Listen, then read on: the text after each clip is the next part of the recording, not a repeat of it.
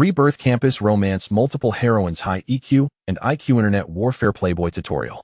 Jiang Xiao, a top-tier relationship news anchor, is unexpectedly reborn on the day he filled out his college application. In his previous life, to stay with his beloved, he scored 600 points and applied to an ordinary second-tier university. The result? Given a second chance, what choices will he make? Faced with girls of diverse personalities, what unconventional moves will he, as a top relationship news anchor in his new life, make? Born into an ordinary family, how will he thrive in the fiercely competitive internet world and ultimately climb to the top of the rich list? Chapter 1. Just a girlfriend, I'm not marrying her. Reborn Province, Dachang City, Number 2 Middle School. Xiao, have you filled out your college application? We promised to go together. See you at Chang'an. A pretty girl stood in front of Jiang Xiao, about 17 or 18 years old. The girl was clearly dressed up carefully today, exceptionally eye-catching. She wore a uniquely designed pink silk top and a playful black miniskirt, revealing her fair and straight legs. Her nose was high and straight, her red lips slightly moist, and beneath her curled eyelashes, her bright eyes sparkled. Most eye-catching were the two cherry blossom pink highlights in her loose, slightly curled ponytail. She exuded a youthful, playful, and radiant charm, making her highly recognizable. The girl's name was Yi Xing, and she was Jiang Xiao's girlfriend. Looking at the playful and radiant girl before him, Jiang Xiao's lips curled into a cold smile, and he replied meaningfully, "Okay, I know." He scored 607 on the college entrance exam, a score that would easily get him into a 985 university this year. Chang'an University, on the other hand, was just an ordinary second-tier university, not even a 211. At this moment, a heavily made-up girl walked over. She was Yi Xing's best friend, Zhang Meiwan. Zhang Meiwan looked at Yi Xing's smug "He listens to me so much" expression, her eyes filled with undisguised envy and jealousy. "Jiang Xiao," Yi Xing said with a hint of condescension, "it's Meijuan's birthday. She's going to a bar tonight, so she might not be able to have dinner with you. Okay, go ahead, have fun." Jiang Xiao didn't even look up, focused on flipping through the college application guide, his tone as flat as if he were saying, "The weather's nice today." Yi Xing froze, her prepared pleading and explanation stuck in her throat. The girl frowned, sensing something was wrong. The same thing had caused a huge argument between them on the day after the college entrance exam. She tentatively asked, "So, I'm really going?" "Of course." Jiang Xiao finally looked up, his gaze calm and unwavering. "You're right, couples need space." Zhang Meiwan impatiently pulled away the still-dazed Yi Xing. "What are you dawdling for?"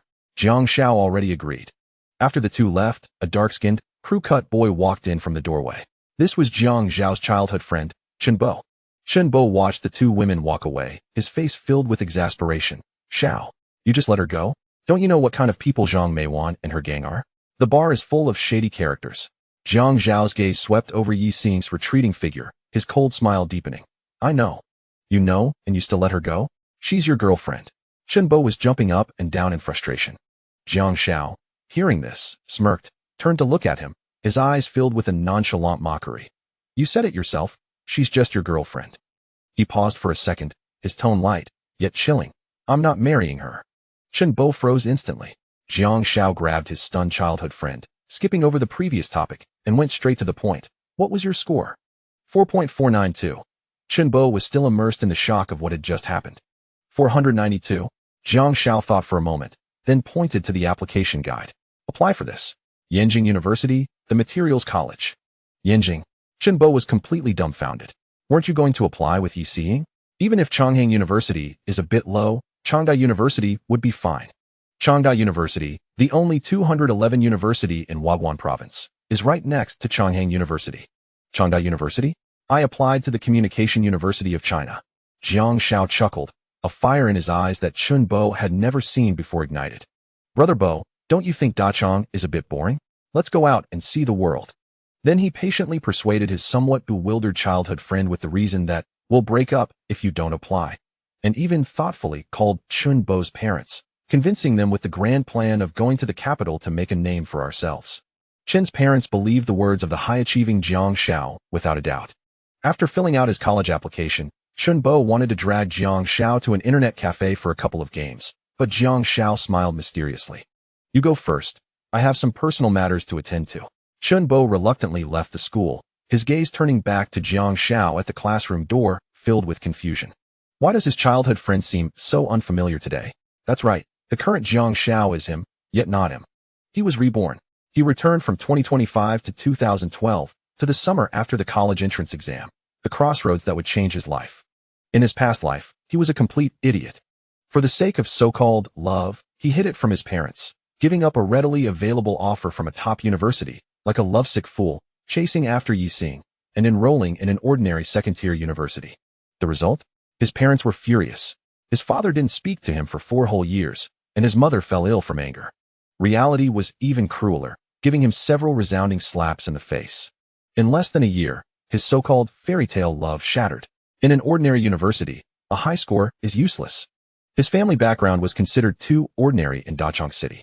Watching his girlfriend repeatedly ride in different men's luxury cars, go to bars, and go clubbing, Jiang Xiao's heart was shattered. Finally, he broke up with her. The twist came. Yixing turned the tables, tearfully claiming that she was the one who had shouldered everything. He gave up a prestigious university for me? That was his own choice. What does it have to do with me? He doesn't trust me at all. I need my personal space. She became the pitiful, abandoned one, while he became the laughingstock of the entire school. Have you heard?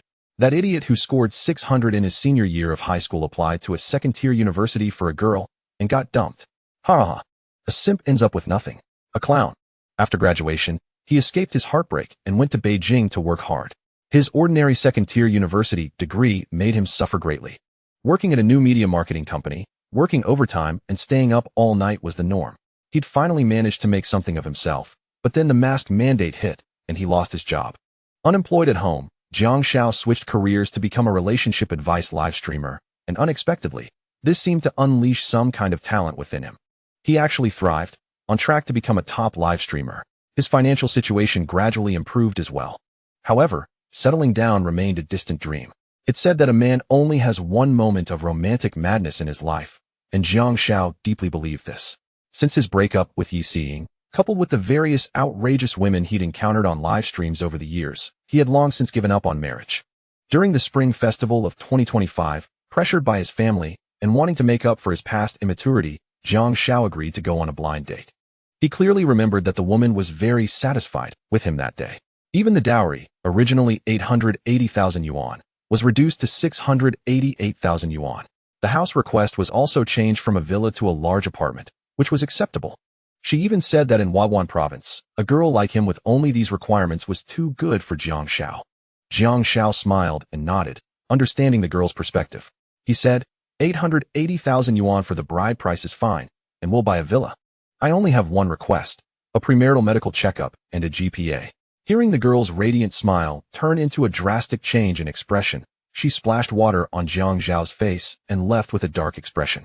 As she left, she muttered, "You bastard, do your damn premarital checkup. You have no respect for people." Back home, seeing the disappointed looks in his parents' eyes made it hard for him to sleep. He didn't care about anyone else, only this elderly couple.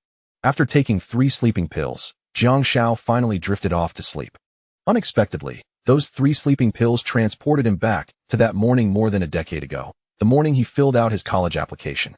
Gathering his chaotic thoughts, Jiang Xiao, hiding in a corner of the playground, spat out his cigarette, and got up to walk towards his target. A girl who could potentially earn him his first fortune. Chapter 2. A lack of enthusiasm for wealth. A troubled mind. The girl named Zhang Yin was universally recognized as a prodigy at No. 2 high school. She was an individual with an almost obsessive self-discipline, never missing a single assignment throughout 3 years, including during winter and summer vacations, diligently completing every problem. Her notes were so beautifully organized that even the teachers admired them, often showcasing them for her classmates to study and even exhibiting them in other classes. Jiang Xiao's interest was not in the girl herself, but rather in her meticulously kept notebooks. Having been reborn, his foremost goal was to rectify the debts he owed to his parents in his previous life, and thus, the primary task at hand was, of course, to generate wealth. As the saying goes, a lack of zeal for wealth signifies a troubled mind. Selling the prodigy's notes was Jiang Xiao's plan for his first pot of gold. As for Zhang Yin, Jiang Xiao currently had little interest in her. She possessed an appealing figure, yet for reasons unknown, her attire was remarkably unfashionable. Consistently donning the standard school uniform, and wearing a large pair of old-fashioned glasses. Regarding her features, Jiang Xiao's heart and soul were entirely occupied by Yixing, leaving little room for attention towards other girls. One could consider that in the second-tier city of Dachang, which barely scraped by under the name of a provincial capital. How many flawless girls could there possibly be? The real treasure trove lay in the renowned Huaxia media. Jiang, which school are you applying to? Regardless of what he thought internally, as a social media influencer, his emotional intelligence was naturally intact. The campus belle? Are you referring to me? I applied to Yin University. How about you? Despite her somewhat plain appearance, the aura of being perpetually at the top lent her an undeniable charm. Indeed, who else could possibly deserve such a title? Hee, I applied to Huaxia Media. Zhang Yin appeared somewhat surprised. Huaxia Media? That is quite good. It's far better than what I'm aiming for. By the way, may I borrow your notebooks from the past few years? You haven't lost them, have you? I haven't lost them. What do you need them for? Jiang Xiao controlled his expression, donning a bright smile, and did not hesitate to reveal his intentions, to earn a little pocket money. Zhang Yin was momentarily taken aback. Make money? You intend to sell them? Yes, we could split the profits. How about a 50-50 deal? Zhang Yin regarded this sunny boy with curiosity. Previously, Jiang Xiao seldom spoke to her. Among her slightly more favorable classmates, he stood out as someone with good grades who didn't fit the stereotype of a bookworm. He was sunny, handsome, and could sing beautifully. However, ever since he began dating Yi Xiying, he had changed somewhat. Shaking her head, Zhang Yin dismissed the notion of needing the money. Forget about the money. You can borrow the notes. I'll go apply first. You can come with me to get them later. All right, I'll wait for you. Thanks, I owe you one. While waiting, Jiang Xiao did not remain idle. He approached their homeroom teacher, Mr. Wang, and obtained the WeChat contacts of several homeroom teachers from the first and second years. By noon, Jiang Xiao had retrieved the notebooks from Zhang Yan's home and hurried to the printing factory. After paying a deposit of 200 yuan, he had confirmed the price and quantity with the factory. In the afternoon, he dragged his sweaty friend Chun Bo, who was engrossed in a game at the internet cafe, to help him visit other high schools in Dachang City. With his audacity and the communication skills he had honed in his previous life, Jiang Xiao managed to acquire many WeChat contacts of teachers from the first and second years. During dinner, as Jiang Xiao ate while checking his WeChat, across from him sat Chen Bo, who looked as if he hadn't eaten in 3 days. Hey, at least leave me some. The famished Chen Bo replied, Dude, running around all afternoon has exhausted me.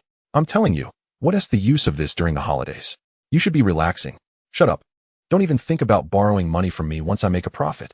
Jiang Xiao swiftly resumed his meal, realizing he needed to eat quickly before the food was all gone.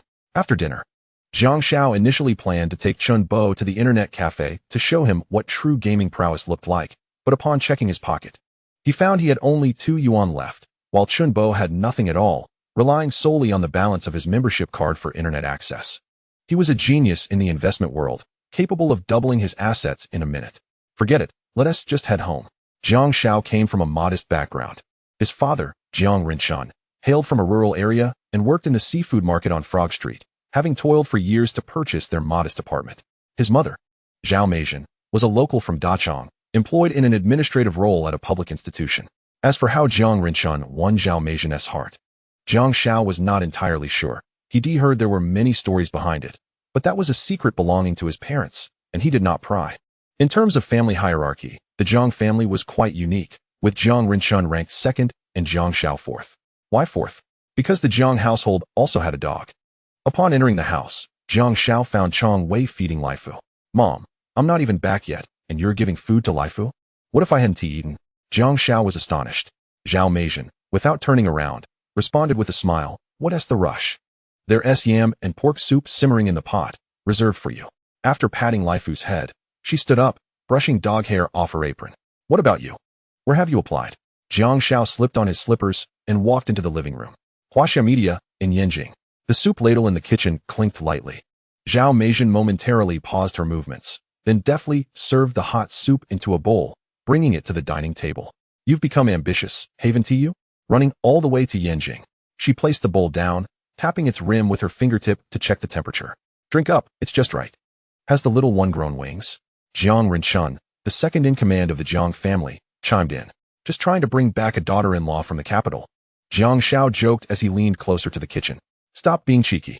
Zhao Meijian pretended to tap his forehead, but her hand instead adjusted his collar. Make sure to take care of yourself. Yanjing is far away, and you've never been on your own before.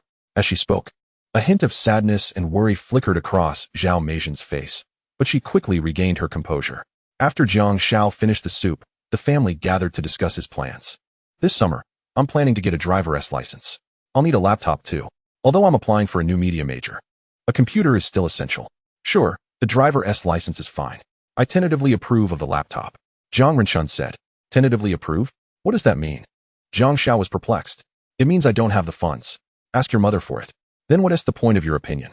Mother. What do you think? Jiang Xiao turned to his mother with a charming smile. The driver's license is fine. The laptop depends on your performance this summer. I'll give you 3,000 yuan now. Is that enough? 3,000. What is that, a price from years ago? Now it's 4,500. Jiang Xiao interjected. Jiang Xiao couldn't quite recall the price. Who remembers how much a driver's license cost a decade ago? It's that expensive? All right, I'll give you 5,000, and you can buy a few new outfits. Don't dress so sloppily. Zhao Meijin got up to retrieve the money from the bedroom. I want half of what's left. Jiang Xiao whispered, his eyes fixed on the bedroom door. Seriously? Are you for real? Jiang Xiao was taken aback. Dad, are you joking? In the end, Jiang Xiao did not allocate a single cent to Jiang Xiao, leaving him so infuriated that he kicked Lai Fu, who yelped in protest. Call your mother to take revenge, Chang Wei remarked. You still say you can't fight?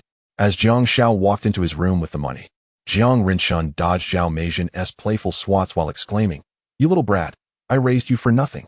On the television, the Guerjia clan was accusing consort Shi of having an affair with Wen Shichu. Once inside his room, Jiang Xiao opened his computer and began researching the social development of 2012. At this moment, the number of mobile internet users in China had surpassed that of PC users for the first time, heralding the arrival of the mobile internet era. The fierce competition among numerous startups had entered its latter stages, with the outcome of this capital struggle soon to be revealed. However, Jiang Xiao understood that domestic group buying was merely a distorted creation of capital. On the e-commerce front, Alibaba Mama announced its rebranding to Tmall, officially entering the B2C market and engaging in fierce competition with Jingxi and Suning. In mobile social media, WeChat reigned supreme.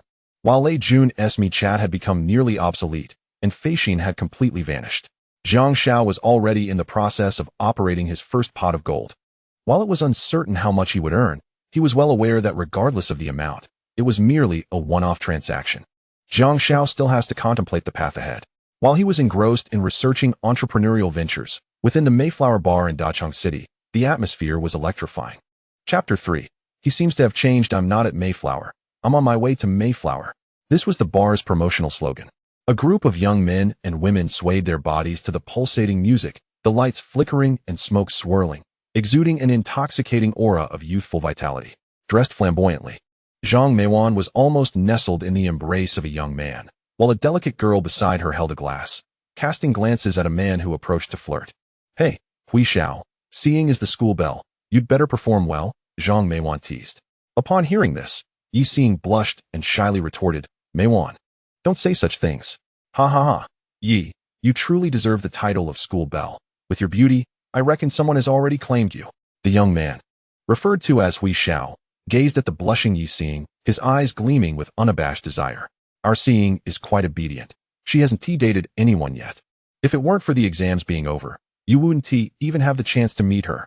Uncertain whether her inebriation or intention led to her oversight, she disregarded Jiang Xiao's presence. Yi Xing hesitated, her mind wrestling with conflicting thoughts, ultimately choosing not to respond. After sharing a drink with the young man, she set her glass down, sensing that something felt amiss that evening. Checking her phone, she realized Jiang Xiao had not contacted her all day. Not a call, nor a single message on WeChat. Anger bubbled within her, as her boyfriend. How could he neglect even a caring text? In her frustration, she dismissed the fact that she had previously tacitly accepted the idea of being single, forgetting her earlier impatience when Jiang Xiao had inundated her with messages. However, the bar's vibrant atmosphere soon helped her cast aside her displeasure, joining the revelry, twisting her slender waist and relishing the envious glances around her. Meanwhile, Jiang Xiao, after over an hour of information gathering, had garnered a fundamental understanding of the current landscape, resolving to use the forthcoming WeChat launch as his starting point. In a month, specifically mid-August, WeChat would unveil its platform, ushering in an era of individual branding. This would pave the way for a wave of financially liberated self-media influencers, such as Miming, whose advertisement rates soared to 600,000, and Dr. Xiang, among others. Jiang Xiao had no intention of delving deep into this. He had witnessed the decline of such ventures in his past life. However, earning some money appealed to him, especially considering the minimal investment required. In terms of selecting a niche, he noted that most men were inclined towards technology, military affairs, and politics. But the latter two were too sensitive and hard to navigate. Thus, he decided to focus on technology, an area in which he excelled. With his background as a programmer and the advantage of having lived through a decade of rebirth, his insights would be a formidable force. As for women, the beauty industry was an obvious choice. Although Jiang Xiao was not well versed in makeup techniques, he understood the most effective promotional methods and marketing strategies. In this burgeoning era of mobile internet, creating viral products would be second nature to him. However, both beauty and technology were not instant monetization avenues. They required time to accumulate significant value. The fastest path to monetization lay in the realm of paid knowledge. In the past, Luo Peng's insights had generated immense value within a year.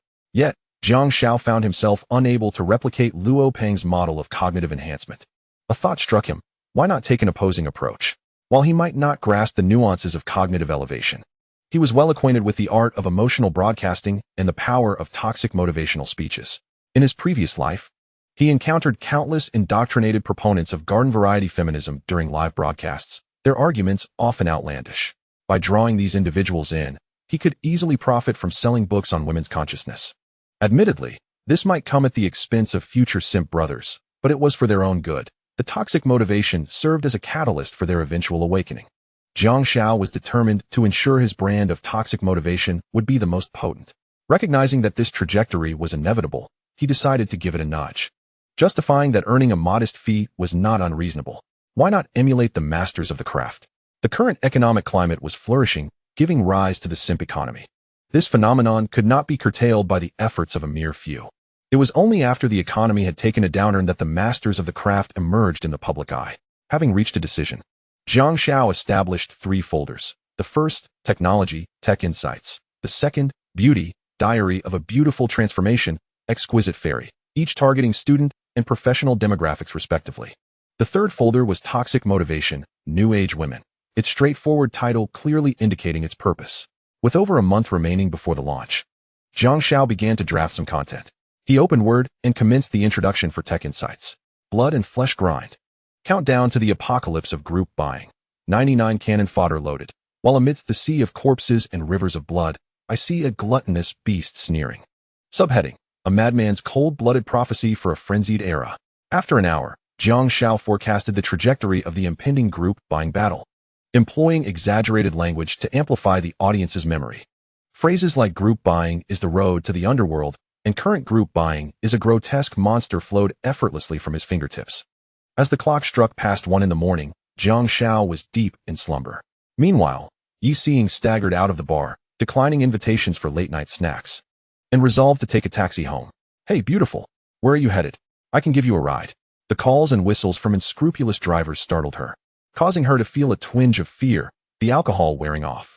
She opted for a legitimate taxi, but on the way home, her thoughts returned to Jiang Xiao, and she decided to teach him a lesson. 3 days without contact. Let us see how anxious you become. From June 29th to July 2nd, students were filling out their college applications, with teachers providing guidance at the school during these days. Dachang City notified high schools that summer vacation would start on July 9th, so students in their first and second years were busy preparing for final exams. During this time, Jiang Xiao was tirelessly shuttling between several schools, and even Chun Bo had lost some weight due to the hectic schedule. However, the results were promising.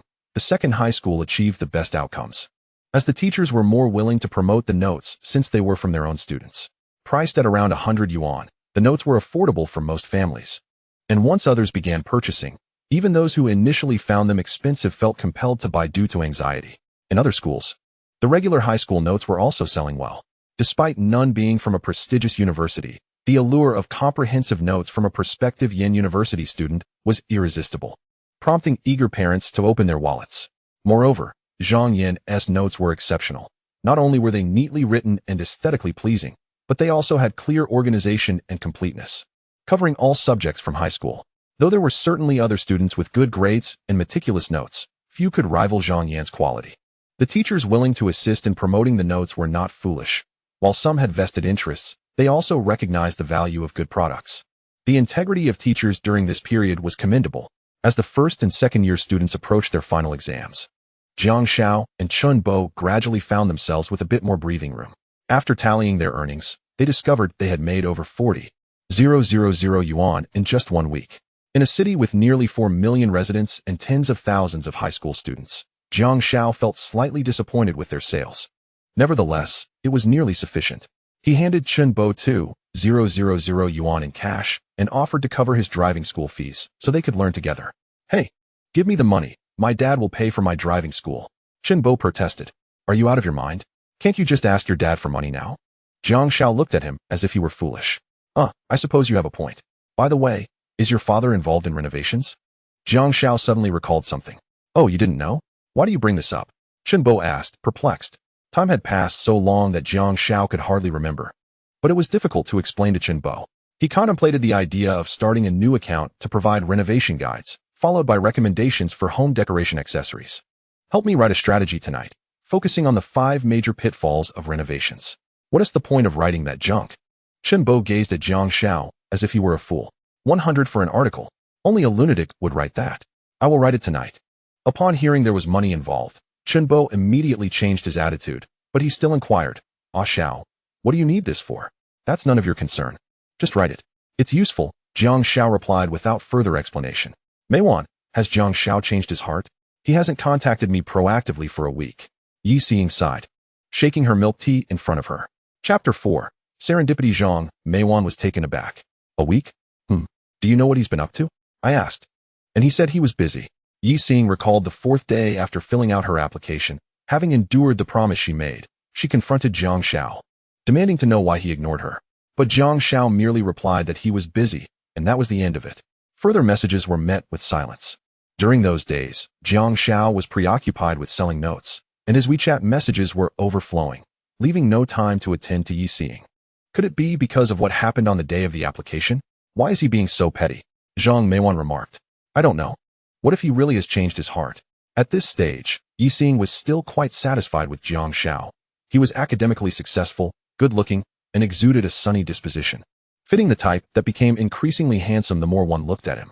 At 175 centimeters, he was already above average in Danchong City. In his previous life, Jiang Xiao reached a final height of 178 centimeters, which was considered tall in the south at that time, but in the north, where taller individuals congregated, he seemed rather ordinary. What are you worried about? You're so beautiful. You're more than a match for him. Stop overthinking. Tonight, Hui Xiao is hosting another gathering. Should I invite you along? I think I'll skip it. I'm not feeling well. My period just started. Then just drink a little less. Consider it a way to unwind. Hui Xiao organized this gathering specifically for you. You must at least give him that courtesy. Is that so? All right then. But I want to go home early. Eventually, Yi Xing agreed, and upon learning that the gathering was arranged especially for her, her troubled heart felt slightly soothed. On July 9th, Jiang Xiao and Chen Bo enrolled together at the talent driving school. After slipping a cigarette and a few hundred yuan to the instructor, they arranged to jump the queue for the first driving test a week later, also requesting a vehicle with fewer students. This latter request was purely for Chen Bo's benefit. Jiang Xiao already knew how to drive and merely needed to brush up on manual transmission operations and exam protocols. 1 day would suffice. This week, focus on answering questions and completing the tasks I've assigned you, Jiang Xiao reminded the stubborn fellow, who insisted on going to an internet cafe. Got it. Why do you sound like my mom, nagging me so much? Unfilial son. Is it easy being your stepfather? Shut up. By the way, have you contacted Yi Xing recently? Chen Bo suddenly asked. No, damn it. I almost forgot I have a girlfriend. Jiang Xiao had yet to adjust to the reality of his rebirth. His feelings for Yi Xing were rather simple. He neither initiated nor rejected, and certainly bore no responsibilities. There was no need for a formal breakup ceremony. Adults should part quietly. Are you really planning to break up with Yi Xing? Chen Bo questioned again, sensing something inexplicable in his childhood friend. Don't talk nonsense. I wouldn't propose a breakup. I intend to bear all. Chen Bo found Jiang Xiao's absurdity hard to tolerate, but seeing no sign of distress on his face, he felt reassured, initially believing he had been affected by some shock to behave so strangely. After bidding farewell to Chen Bo, Jiang Xiao slipped into Baixing Plaza, a large upscale shopping center in downtown Danchong City. In 2012, brands like Zhongda had yet to make their way into Danchong City. Jiang Xiao was there to find a writer for the beauty segment. Strolling through the cosmetics section, he scrutinized the makeup of the sales staff. Though he knew little about cosmetics, nonetheless, he could discern that the employees with excessively pale faces, who left a trail of powder with every step, were certainly not up to par. Finally, he spotted a young female employee at a L'Oreal counter. Her makeup, quite commendable, though she was just in her 20s. Her features were not striking, yet her makeup was exquisite, well-balanced, and free from any powder caking. She was currently engaged in explaining products to another young girl. Jiang Xiao did not interrupt their conversation, but rather continued to examine the various bottles and jars nearby. In his previous life, he never grasped the distinction between primer and foundation. Moreover, he was certain that concealer and contouring cream were entirely different products, while the concept of loose powder and pressed powder was even more bewildering. Despite his lack of knowledge, he felt compelled to explore the vast beauty market, unwilling to give up and determined to dive in head first. Once the conversation between the employee and the girl concluded, the employee approached Jiang Xiao. "Sir, what are you looking to purchase?" Jiang Xiao opened his mouth to respond, but the girl beside him suddenly turned her head sharply. "Jiang Xiao? Zhang Yan." Jiang Xiao was astonished, never expecting to encounter this somewhat unrefined classmate in the cosmetics section. "What are you doing here?" Jiang Xiao inquired. Zhang Yan raised an eyebrow. "Shouldn't I be asking you? I'm here to buy cosmetics, of course." Jiang Xiao was momentarily at a loss for words, unsure how to respond. After a moment of thought, he said, "Just picking up a few things for my mom." "Cut the crap. Who would believe that? Be honest, didn't I hear you made quite a bit from the notes? You're buying cosmetics for Yi Xing, aren't you?" Given that Zhang Yan was aware of Jiang Xiao's notes, he wasn't surprised she had heard about it. That was one reason he hadn't concealed his purpose for borrowing the notes. Jiang Xiao shook his head. "Not at all. But seriously, why are you here? Are you learning to do makeup?" "Learn? Huh. I'm already an expert. Do I need to learn?" Jiang Xiao gave her a look that suggested she was boasting. Having never seen her wear makeup before, Zhang Yan seemed slightly offended. "Who wears makeup in class? I often do my makeup at home. It's a hobby, you know? You can ask her. I'm a VIP customer at their store." Jiang Xiao regarded the employee with some skepticism, and the employee smirked and nodded. Turning back to Zhang Yan, he began to scrutinize her closely. He was taken aback. Her transformation was remarkable. The hideous old-fashioned glasses were gone. Her pupils were a shade of brown, likely due to colored contacts, and her acne had vanished. He realized her features were not any less attractive than Yi Xing's. They simply exuded different charms. Yi Xing had a delicate, youthful beauty, while Zhang Yan embodied a more refined elegance. The familiar school uniform had been replaced with a dress, the V-neck revealing a hint of fair skin that subtly swayed, alluring and inviting. Jiang Xiao snapped back to reality, feeling a sense of admiration. She was the perfect candidate, skilled in makeup and capable of writing well. "All right, I believe you. What are you looking at? You wouldn't understand. Why do you ask?" "I want to express my gratitude for the notes. Whatever you fancy, I'll get it for you."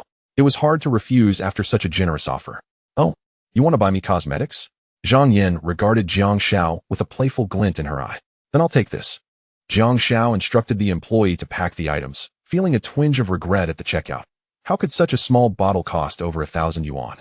No wonder the beauty industry was so lucrative. "Shall we grab a coffee together?" After completing the payment, Jiang Xiao was not willing to let Zhang Yan slip away so easily. She readily agreed.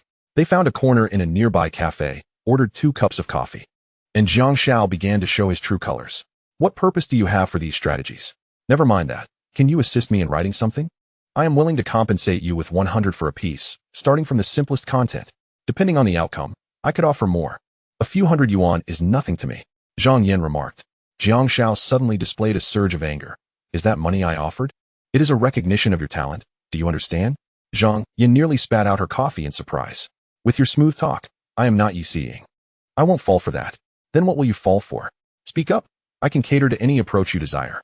Get lost." Jiang Xiao continued to grin. "All right. Step aside.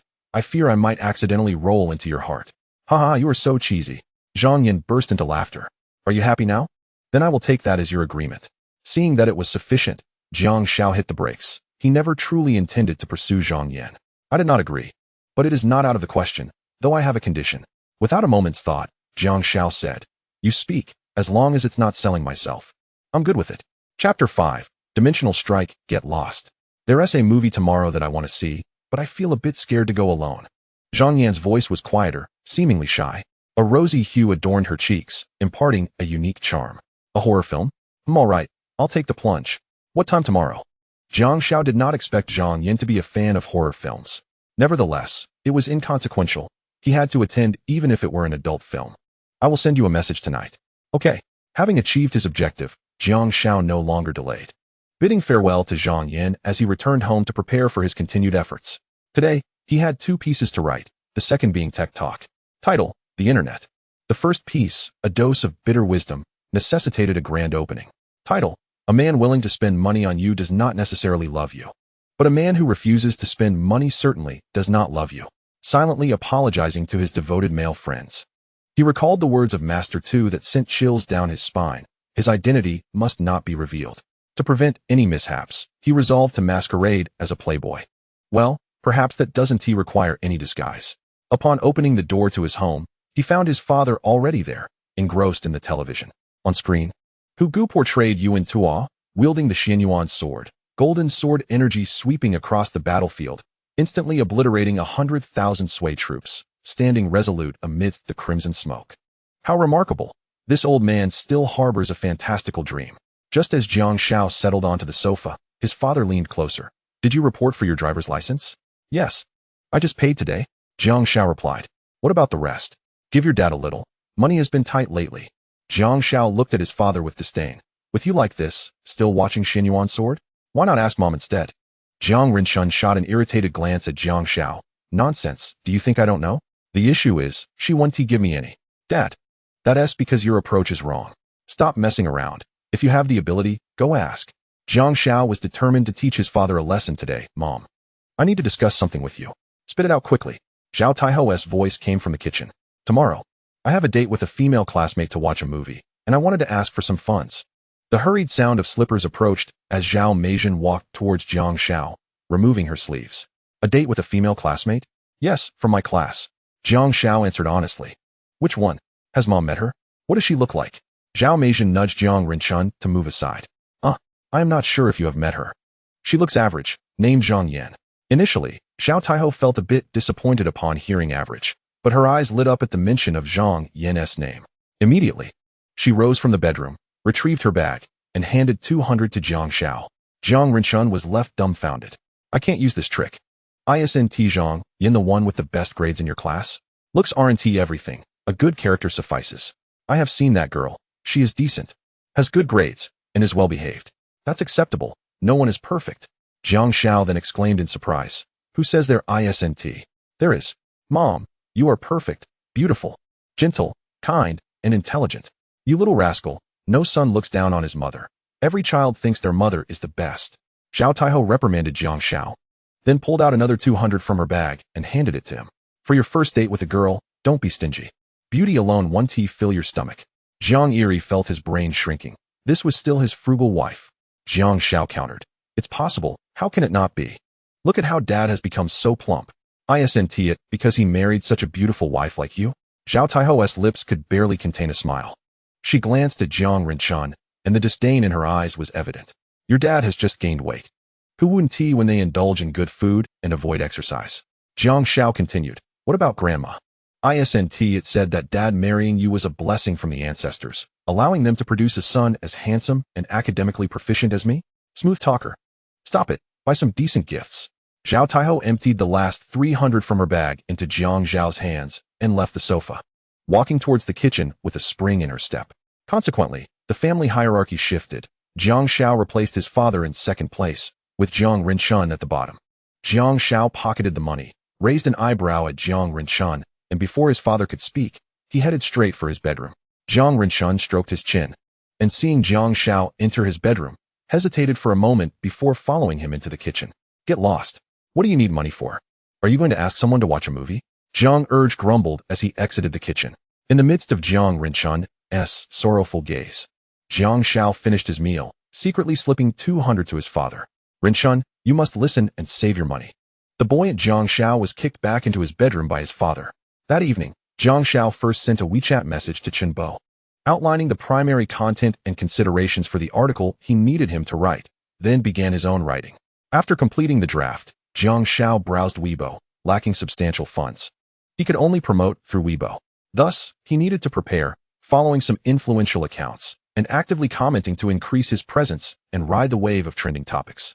The next morning, Jiang Xiao got a haircut, describing in detail to Tony the desired style resembling Morgan's spikes, then awaited the result with bated breath. As the saying goes, no one can leave a barbershop smiling, despite his earnest efforts in directing the process. However, the final outcome was somewhat unsatisfactory. Jiang Xiao applied some hair wax, managing to make it somewhat presentable, and settled for that. He then purchased a white t-shirt and loose black straight-leg pants. In terms of clothing, Jiang Xiao had always been meticulous during his previous life as a streamer. Now, as a student, simplicity was key. Black and white was an eternal classic, clean and refreshing. Combined with Jiang Xiao's fair complexion and chiseled features, he indeed exuded a hint of a pretty boy charm. Add a pair of Air Force Ones. Alright. These are replicas from Putian, but they are quite decent. As Jiang Xiao stood at the cinema entrance, wearing a black mask and awaiting Zhang Yan, a slight commotion ensued. After declining the advances of 3 girls seeking his WeChat, he finally spotted Zhang Yan. She scanned the area, not noticing Jiang Xiao, and was about to call when a handsome boy in a mask approached her. May I invite you to watch a movie together? Jiang Xiao intentionally lowered his voice. Zhang Yan felt a bit embarrassed under his gaze. Sorry, I have an appointment. Yes, I know, Jiang Xiao replied. My twin brother was supposed to come, but he couldn't make it, so I'm here instead. The most charming person here is undoubtedly you. I believe I am not mistaken. Jiang Xiao slowly removed his mask, grinning at Zhang Yan. Zhang Yan quickly realized, her eyes lighting up before she feigned annoyance at Jiang Xiao's teasing. Oh, Jiang Xiao. Are you making fun of me? Ha ha ha. Alright, let us hurry. The show is about to start. The two playfully entered the cinema. Jiang Xiao felt a sense of confusion as Zhang Yan, since entering the screening room, had exhibited a certain nervousness, her body pressed closely against him. Sister, is this horror film you've chosen your way of taking advantage of me? Jiang Xiao momentarily entertained this suspicion, only to dismiss it upon realizing that Zhang Yan was genuinely frightened. When the lights suddenly dimmed and a wave of terrifying music filled the air, Zhang Yan flinched, instinctively gripping Jiang Xiao's arm. Such a reaction could not possibly be feigned. Jiang Xiao grimaced in discomfort. Her nails were rather long, and he silently cursed, enduring the pain for the sake of their shared experience. By the end of the film, Jiang Xiao had witnessed the embodiment of someone who was both inexperienced and yet eager for thrills. After emerging from the theater, while Zhang Yan stepped away to the restroom, he took a moment to assess the marks left on his arm by her nails. To his dismay, he found himself unable to count them. A student who had scored 137 in mathematics during the college entrance examination couldn't even tally nail impressions. With such a timid disposition, she still insisted on watching horror films. Chapter 6. Graduation Gathering. Upon exiting the restroom, Zhang Yan noticed Jiang Xiao still examining the impressions on his arm and felt a bit sheepish. She had put considerable effort into her appearance today, skillfully highlighting her features. Her makeup was perfectly balanced, neither gaudy nor understated, showcasing her delicate facial structure, with an elegant demeanor accompanied by a hint of shyness. She presented a delightful contrast that was hard to resist. After the movie, they did not indulge in shopping. After all, they were not a couple and saw no reason to engage in unnecessary activities. Jiang Xiao briefly outlined the direction for a beauty article he intended to write, starting from the most fundamental aspects. Time slipped away swiftly, and soon it was August, the day Jiang Xiao was to obtain his driving license. Poor Chun Bo was still struggling with parallel parking, having failed the second practical exam. He couldn't fathom how Jiang Xiao, who rarely practiced driving, managed to pass on his first try after just 1 day of preparation, while he and the other 4 students toiled daily under the sun. The August heat in Dachang was unbearable, living up to its reputation as one of the 4 furnaces. Chun Bo, already dark-skinned, now resembled a preserved egg, too afraid to cross the street at night, lest a careless driver whisk him away.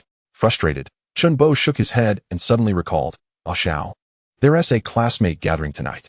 It was early August, and most students who had been accepted into universities had already received their admission notices. Jiang Xiao had received his from the Communication University over a week ago. Upon seeing the acceptance letter, he could hardly wait to immerse himself in the enchanting world of numerous fairies. Chun Bo had also received his notice, making the graduation gathering quite timely. Regardless of the outcome, it would at least alleviate the lingering anxiety, allowing for a more enjoyable experience. Who organized it? Jiang Xiao inquired casually. The class monitor. I hear most of our classmates will be attending. After pondering for a moment, Jiang Xiao decided to attend. Eager to reconnect with many friends he had not encountered since his rebirth. Alright, I'll head over there to rest. You better practice hard. What else with your head? Failing the second exam? Jiang Xiao made his way to the lounge, where the air conditioning was blissfully strong, perfect for a refreshing nap, and best of all, it was free. Yi Xing had also received an invitation to the graduation gathering, though she felt somewhat dispirited, having been neglected by Jiang Xiao for nearly a month. During this time, Zhang Meijuan's friend, who was pursuing her relentlessly, frequently organized outings, movie dates and dinners that provided her with some satisfaction. Yet, aside from occasionally accompanying Jiang Xiao, she hadn't ventured out alone with him. She found herself enjoying the feeling of being pursued, but she had no genuine interest in this suitor, who was average in appearance, lacked education, and had questionable character, not to mention being several years her senior.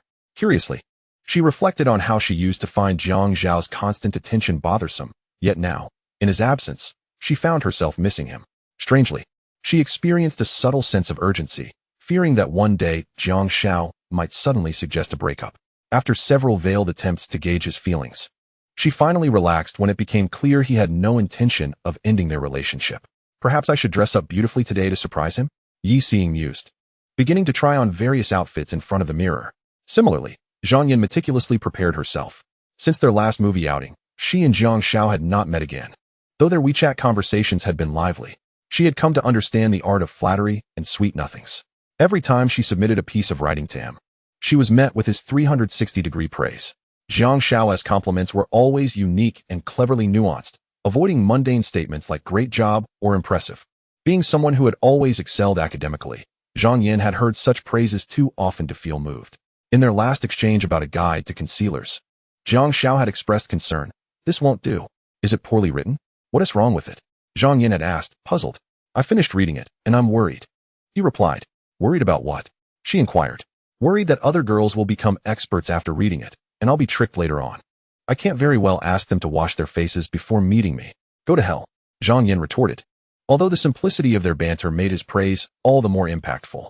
Unbeknownst to her, Jiang Xiao had a knack for engaging her in conversation that left her wanting more, reluctant to end the dialogue, even when some topics bordered on flirtation. The knowledge that Jiang Xiao was someone else's boyfriend did not evoke disappointment in her. Rather, it provided an unexpected thrill. As evening fell, Jiang Xiao returned home, took a shower after sweating profusely from his exam, and felt the need to freshen up before heading to the gathering. After a quick grooming session, he made his way to the dining venue, a restaurant named Chai Mi Yu Yan, which was quite popular in Dachang, known for its moderate prices and pleasant ambience. The class monitor, Yu Hui, a tall individual with average grades but a friendly disposition, greeted Jiang Xiao warmly. Come, come. I've reserved a seat for you and Yi Xing. Yu Hui ushered Jiang Xiao to a spot nearby, as the group was larger than usual, necessitating the use of a private room with several tables. Jiang Xiao made himself comfortable without hesitation. Chen Bo, who had also arrived, greeted everyone before sitting down next to Jiang Xiao. I'm parched. Why did you run so fast? Chen Bo exclaimed, popping open a bottle of beer and downing it in one go. Well, I was drenched in sweat and had to shower, Jiang Xiao replied, casting a puzzled glance at his childhood friend. You didn't come straight here, did you? Yes, I did. Get lost, stay away from me. I can smell your sweat from here. Jiang Xiao laughed, and Chen Bo, feigning irritation, shifted his position further away. Classmates began to trickle into the private room, and Jiang Xiao struggled to recall some of their names as familiar faces emerged from his memory. Finally, Yi Xing arrived, instantly capturing everyone's attention as she stepped through the door. Clad in a cartoon-patterned fitted t-shirt paired with a light yellow skirt, knee-high white lace socks, and a glimpse of her fair thighs, she exuded an enchanting charm. Her hair styled in a princess braid, her delicate face slightly flushed, beads of perspiration glistening on her nose, and her cherry lips subtly curved, she looked utterly captivating. In stark contrast to the other students, whose gazes were shy and evasive, Jiang Xiao's eyes roamed freely, devoid of any embarrassment. His confidence was unshakable, especially since she was technically still his girlfriend. Class monitor, we're not late, are we? Zhang Meiwan chimed in, emerging from behind Yi Xing. Jiang Xiao had barely noticed her arrival, overshadowed as she was by Yi Xing's striking presence. No, not at all. You arrived just in time. The main characters always make their entrance last. Come, come, have a seat. Jiang Xiao is over there. Yu Hui, the monitor, spoke with a certain flair and charisma. Yi Xing caught sight of Jiang Xiao, her gaze momentarily pausing. After a month apart, Jiang Xiao had become slightly darker. Yet the perfectly tanned skin added a touch of mature allure, diminishing his previous scholarly demeanor and sharpening his features. Under the gentle push of Zhang Meiwan, Yi Xing found herself seated to Jiang Xiao's left, her eyes lingering on him. With a hint of amusement in his eyes, Jiang Xiao remarked, You look good today. Regaining her composure, Yi Xing's lips curled into a smile, which quickly shifted to playful reproach. What have you been up to this past month? Have you forgotten about me? Not at all. Didn't you say you needed your space? Jiang Xiao replied with a nonchalant smirk. Yi Xing frowned slightly. In the past, such remarks would have made Jiang Xiao anxious and prompt him to apologize. Jiang Xiao, have you changed? Really? Just got a bit tanned. It's been hot.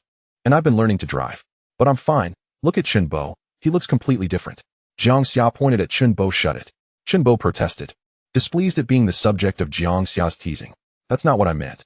I actually think you look better with a bit of color. Oh, then what are you referring to? Yi Xing hesitated before continuing. I meant you. Her words were abruptly interrupted by the sudden opening of the private room door. Zhang Yan had arrived. Once again, the classmates collectively turned their attention to the entrance, their expressions momentarily vacant. Was this Zhang Yan? In school? Yi Xing had always been perceived as beautiful. Although she appeared even more charming today, it still fell within the realm of acceptability. However, Zhang Yan was different. In everyone's memory, she was simply an academically gifted student, her looks overshadowed by her exceptional grades. Yet today, Zhang Yan shattered their preconceived notions. She was stunning. Dressed in a sleek black dress with a crimson belt cinching her waist, accentuating her hourglass figure, her hair hung straight over her shoulders. A floral necklace adorned her neck, nestled within the beginnings of her burgeoning cleavage. While others may not recognize it, Jiang Xia did. It was the four-leaf clover from the brand Jacques Fath. Her already striking features, enhanced by makeup, elicited a flutter in Jiang Xia's heart, not to mention the reactions of others. Impressive, Jiang Xia silently marveled, thinking to himself that her makeup game was strong. Zhang Yan's presence subtly overshadowed Yi Xing, creating an awkward silence in the room. Class monitor Yu Hui quickly rose to break the tension. Zhang Yan has arrived. Everyone welcome her. She is the only one from our class who got into Yin University. As one of the prestigious dual academies in Huaxia, Yin University added yet another layer of prestige to Zhang Yan, making her shine even brighter. Not stopping there, Yu Hui continued, I always thought Zhang Yan was just a good student, but I had no idea she could look this beautiful when dressed up. It seems the title of school beauty might be changing hands. This comment ignited Yi Xing's competitive spirit, and Zhang Yan's subsequent actions only fueled her frustration. Zhang Yan smiled and nodded at everyone, scanning the room until her gaze settled between Jiang Xia and Chunbo. After a brief moment of hesitation, she made her way over. Yi Xing momentarily forgot what she had intended to say to Jiang Xia, puzzled as to why Zhang Yan would choose to sit between two boys, especially when there were plenty of other vacant seats. Zhang Yan was the last to arrive, perfectly embodying the phrase, the protagonist always makes a grand entrance. As dishes began to arrive at the table, the class monitor stood to initiate the gathering, prompting everyone to raise their glasses for a toast. Some sipped on soft drinks while others indulged in alcohol. Jiang Xia naturally opted for the latter, while Yi Xing, having developed a taste for beer after a few outings, chose the same. It wasn't the flavor of the beverage she relished, but rather the delightful buzz that accompanied it. What surprised Jiang Xia was Zhang Yan. She had chosen to drink baijiu like Yu Hui and a few other boys. Watching her expressionless face as she downed a shot of baijiu, Jiang Xia couldn't help but feel a twinge of admiration. He couldn't handle baijiu, not because he couldn't drink, but because he couldn't tolerate the fiery sensation it left in his throat. At the dining table, Jiang Xia focused on his meal, oblivious to the simmering tension rising between Yi Xing and Zhang Yan. Zhang Yan, whether intentionally or not, kept pushing Jiang Xia's favorite dishes toward him. Jiang Xia found this puzzling. What was her game? But he didn't mind. He welcomed all offerings. As the meal progressed, Yi Xing's irritation grew. She pinched Jiang Xia under the table multiple times, feeling an unaddressed sense of competition. Halfway through the meal, the atmosphere became more jovial as everyone inquired about each other's college applications. You applied to the normal university too? Haha, I thought it was just me and Zhou Liqing. Ah, my score fell a bit short. I applied to Chonghang. Chonghang. Doesn't that mean you'll be at the same school as Yi Xing? Zhang Meiwan interjected. Yes. Xing is at Chonghang too, and Jiang Xia applied there for her sake. The room fell silent, and several classmates quickly turned to Jiang Xia, asking, Jiang Xia? You scored over 600, right? You applied to Chonghang? Zhang Yan appeared astonished. Hadn't Jiang Xia mentioned he was applying for media studies? Yi Xing felt a surge of pride and shot a glance at Zhang Yan, only to see Jiang Xia engrossed in his meal, completely ignoring the conversation. Not focusing on the meal. Is something wrong with your brain? She thought. Eating well was the priority. They could discuss everything after the meal. Who knew what might happen if the conversation went awry? Once Jiang Xia had finished his meal, he wiped his mouth and took a sip of wine before slowly addressing Yi Xing. Xing, there's something I need to mention. Yi Xing cast him a quizzical look, awaiting his next words. Didn't you say we needed space? What was that phrase again? Yi Xing recalled that it had been after evening study when Zhang Meiwan suggested going karaoke, and Jiang Xiao had expressed reluctance, which prompted her to say those words. Distance makes the heart grow fonder? Yes, that's it. I thought about it a lot, and I realized you were right. I misunderstood you, Xing. Jiang Xiao spoke earnestly. Well, it's fine, as long as you understand. Yi Xing felt a sense of comfort. Understanding? I understand too well. So I thought. Wouldn't a little distance make things even better? Jiang Xiao continued. Huh, what do you mean? Yi Xing felt an ominous premonition. So, I applied to Huaxia Media University. Now we'll be 1,200 kilometers apart. How beautiful is that? Jiang Xiao said with dreamy enthusiasm. Yi Xing nearly choked on her drink. Sorry, I just got a bit choked. Zhang Yan apologized, casting a mock glare at Jiang Xiao, feeling that he was being rather malicious. It was one thing to change his mind, but another to leave others speechless. At that moment, Yi Xing was left in a daze, sitting silently in her seat. Zhang Meiwan noticed something was off with Yi Xing and asked, Xing, what's wrong? Yi Xing snapped back to reality, her face slightly pale, shaking her head. I'm fine. She lowered her head, her eyes glistening with unshed tears, unnoticed by others, while Jiang Xiao remained indifferent. His callousness was evident, establishing his reputation as a heartbreaker. The meal concluded swiftly, and the class monitor suggested transitioning to a karaoke venue. Some agreed, while others declined. After finishing their last round of drinks, the group split into two. One headed to the karaoke bar, while the other concluded their high school circle entirely. Jiang Xiao initially intended to leave, but was pulled along by Chun Bo, who had developed a crush on one of the girls in the class. Jiang Xiao scolded him. You fool. You're headed to Yanjing. Isn't it a bit late to be having feelings now? Ultimately, he accompanied his friend to the karaoke bar, opting to leave no regrets behind. Chapter 8. The troubled girl Zhang Yan in the private room of Fangtang TV, the light flickered. A dozen young men and women, slightly tipsy, exchanged drinks as if bidding farewell to their youth. No one ordered soft drinks anymore. The table overflowed with empty beer cans. Chen Bo found himself next to Zhou Liqing, stammering as he tried to engage her in conversation. The girl lowered her head, her expression obscured by the dim light. Jiang Xiao leaned against the sofa, observing this youthful confession with a sense of satisfaction. Earlier on the road, he had guided the inexperienced Chun Bo on how to approach the matter, suggesting he expressed that he had harbored feelings for her for 3 years. Jiang Xiao advised him to be straightforward, emphasizing that since it was already dusk, there was no need for unnecessary emotional turmoil. He encouraged Chun Bo to confess his feelings without leaving room for regret, regardless of her response, and to feign a hint of sorrow and nonchalance about the outcome. As Jiang Xiao sipped his beer, Yi Xing approached, having chosen to come to the TV area because she had something to discuss with him. Jiang Xiao, do you not like me anymore? She asked. It's all right, he replied, avoiding her gaze. Are you angry because I often go out to have fun? Yi Xing's voice trembled slightly. No, your enjoyment is your own choice, isn't it? Jiang Xiao responded calmly, turning to face her. Then why? You said you wanted to attend university with me. Jiang Xiao found it amusing. The idea of going to university together, only to watch her ride off with someone else, was laughable. I suppose I've come to realize that perhaps we truly need some distance, don't you think? He tossed the question back to her. Yi Xing was at a loss for words, regretting her previous actions. It dawned on her that Jiang Xiao's devotion was not something to be taken for granted or expected endlessly. Observing her expression, Jiang Xiao felt a sense of tedium. This back and forth was devoid of meaning. Seizing the opportunity presented by the evening, he decided to clarify his stance. That day, Chen Bo asked me why I didn't stop you from socializing with others. Would you like to know how I responded? Yi Xing recalled Jiang Xiao's reaction that day and was curious. What did you say? I said, you are merely my girlfriend. I have no intention of marrying you. Yi Xing's face, flushed from drinking, gradually paled. Although she had never considered marriage, she understood the weight of his words. Jiang Xiao stood up to change his position and continued drinking. The commotion around them went unnoticed, while Chun Bo received his own outcome. Zhou Liqing had neither accepted nor outright rejected his advances. Damn, another tease, Chun Bo thought, though he remained somewhat pleased, believing that a lack of refusal equated to implicit acceptance. He began drinking with other boys, casually mentioning his and Jiang Xiao's ventures in selling notes. Is it true? Did you really earn over 5,000 in just a few days? One girl exclaimed, astonished. In 2012, earning that much in a few days was remarkable, especially when university tuition was only around 3,000 to 4,000.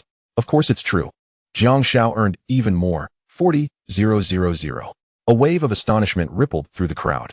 Jiang Xiao, Did you really make 40,000? Class leader Yu Hui called out. Roughly that. Thanks to the support of Jiang Xiao. Cheers to you, Jiang Yan. Jiang Xiao raised his glass toward Jiang Yan, who was engaged in a discussion about makeup techniques with some girls. Jiang Yan smiled slightly, lifted her glass in response, and downed it in one go. Wow. Jiang Yan's drink is pure liquor. The chatter and amazement in the room grew louder. While no one noticed, Yi Xing's body shuddered slightly. Did he start earning while she was out partying? And so impressively too. Listening to the admiration surrounding Jiang Xiao, Yi Xing felt that if she simply gave up now, regret would surely follow. She looked around for Jiang Xiao, only to find he had disappeared. After finishing his drink, Jiang Xiao stepped out of the private room, seeking a smoke, as there were more girls inside. Jiang Yan also left, intending to visit the restroom, and spotted Jiang Xiao exhaling smoke at the corridor's corner, which made her pause. Today, her perception of him shifted. She had previously seen him as charming and humorous, but now, he bore an air of maturity. Unlike most boys who would revel in the flattery, he stood there quietly smoking. As she watched him effortlessly smoke, Jiang Yan felt her heart skip a beat, and a mischievous thought crept into her mind. Jiang Xiao, where are you? Yi Xing's anxious voice echoed from down the corridor. Jiang Xiao turned and locked eyes with Jiang Yan, feeling a jolt. As Yi Xing's voice grew nearer, Jiang Yan's resolve snapped. She suddenly pushed Jiang Xiao into an adjacent empty room and shut the door behind them. The room was shrouded in darkness, filled only with their heavy breaths. Jiang Xiao was bewildered, wondering what was happening. Just as he was about to ask, Jiang Yan pressed her soft lips against his, wrapping her arms around his neck and pinning him against the door, obscuring most of the glass panel. She then guided his hand to her waist, signaling him to embrace her, her lips never leaving his. Standing at 170 centimeters tall with her heels, Jiang Yan gently rose on her toes to kiss Jiang Xiao. Outside the room, Yi Xing's voice drew closer. Jiang Yan's heart raced to 160 beats per minute, and a flush of exhilaration spread across her face. The unprecedented thrill sent shivers through her body, especially when she caught sight of Yi Xing passing by through the door's glass, making her heart feel as if it might leap from her chest.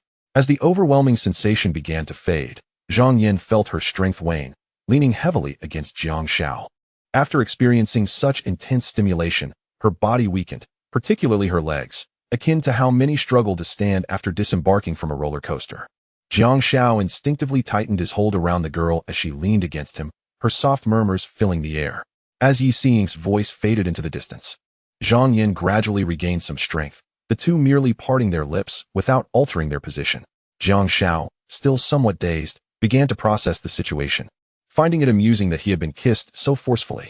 Through the illuminated glass, he noticed Jiang Yan's expression, which contrasted sharply with her usual proud, scholarly demeanor.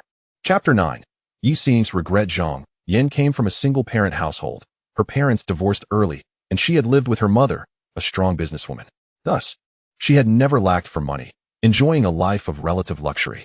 However, her mother's strict parenting imposed rigid rules, insisting that she complete everything in an orderly fashion. To avoid distractions from her studies, she was prohibited from wearing makeup and required to don a standard school uniform along with outdated glasses. It was only after the college entrance examination, having surpassed the historical cutoff for Yen University, that she was allowed to pursue her interests. This prolonged adherence to rules made her yearn for excitement. Watching horror films thrilled her, and today's events were exhilarating, feeding her desire for heart-pounding experiences and immense pleasure. Neither of them uttered a word. There was no need. A shared glance spoke volumes. Jiang Yan resumed her journey to the restroom, having initially stepped out due to urgency. Jiang Xiao intended to return to the private room, but as he turned a corner, he encountered the frantic Yi Xing, who rushed toward him and enveloped him in a tight embrace. Jiang Xiao, I was wrong. I won't go out anymore. Please don't leave me. Yi Xing's voice trembled with emotion. Forget it. If you enjoy it, go ahead and play. Why must you suppress yourself for my sake? No, I don't enjoy it. I'm merely curious. I promise I won't go again. Will you forgive me? Jiang Xiao furrowed his brow, never having imagined that things would unfold this way. In his estimation, by deliberately distancing himself from this relationship and his own words, Yi Xing would surely be furious and break up with him. After all, she was quite enamored with the extravagant nightlife.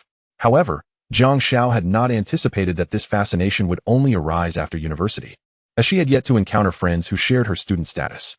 It was upon meeting fellow university students who were equally enamored with bars and nightclubs that Yi Xing fully let herself go. Moreover, in his previous life, Jiang Xiao would bombard Yi Xing with incessant WeChat messages, which only served to annoy her further. Jiang Xiao shook his head, urging her, let it go. We should part amicably. Upon hearing the phrase part amicably, Yi Xing clung tighter, her voice quivering with suppressed sobs. I won't let go. Please, don't treat me this way. For a moment, Jiang Xiao was at a loss for words. Just then, Zhang Yin returned from the restroom, noticing Yi Xing tightly embracing Jiang Xiao. To his surprise, she exhibited no signs of anger or jealousy, but rather seemed somewhat exhilarated. As she passed by Jiang Xiao, Zhang Yin shot him a meaningful glance before returning to the private room. You need to let go. I'm having trouble breathing, Jiang Xiao gasped, feeling constrained by Yi Xing's embrace. She did not release him, merely easing her grip. If you don't agree, I want to let go. I'm going to Yinjing. You're in Dachang. This relationship holds no significance. Jiang Xiao spoke the harsh truth to Yi Xing. Long-distance relationships are merely self-inflicted suffering. I can wait for you. You'll come back during breaks, and I can find time to visit you in Yinjing.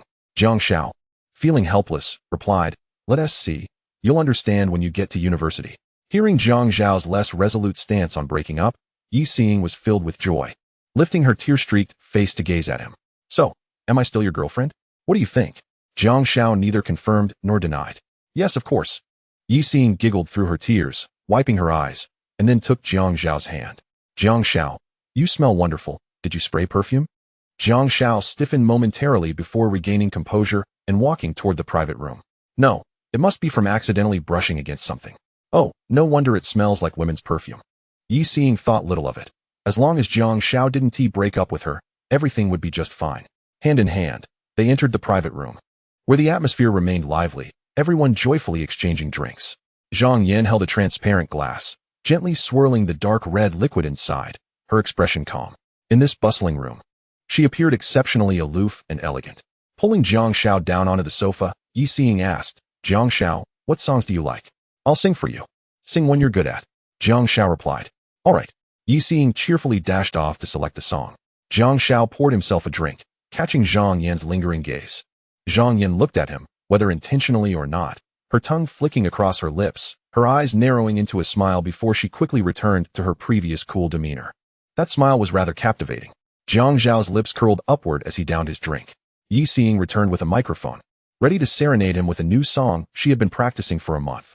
Without a hint of preparation, and without a trace of concern, you appeared in my world, bringing me surprises, rendering me helpless.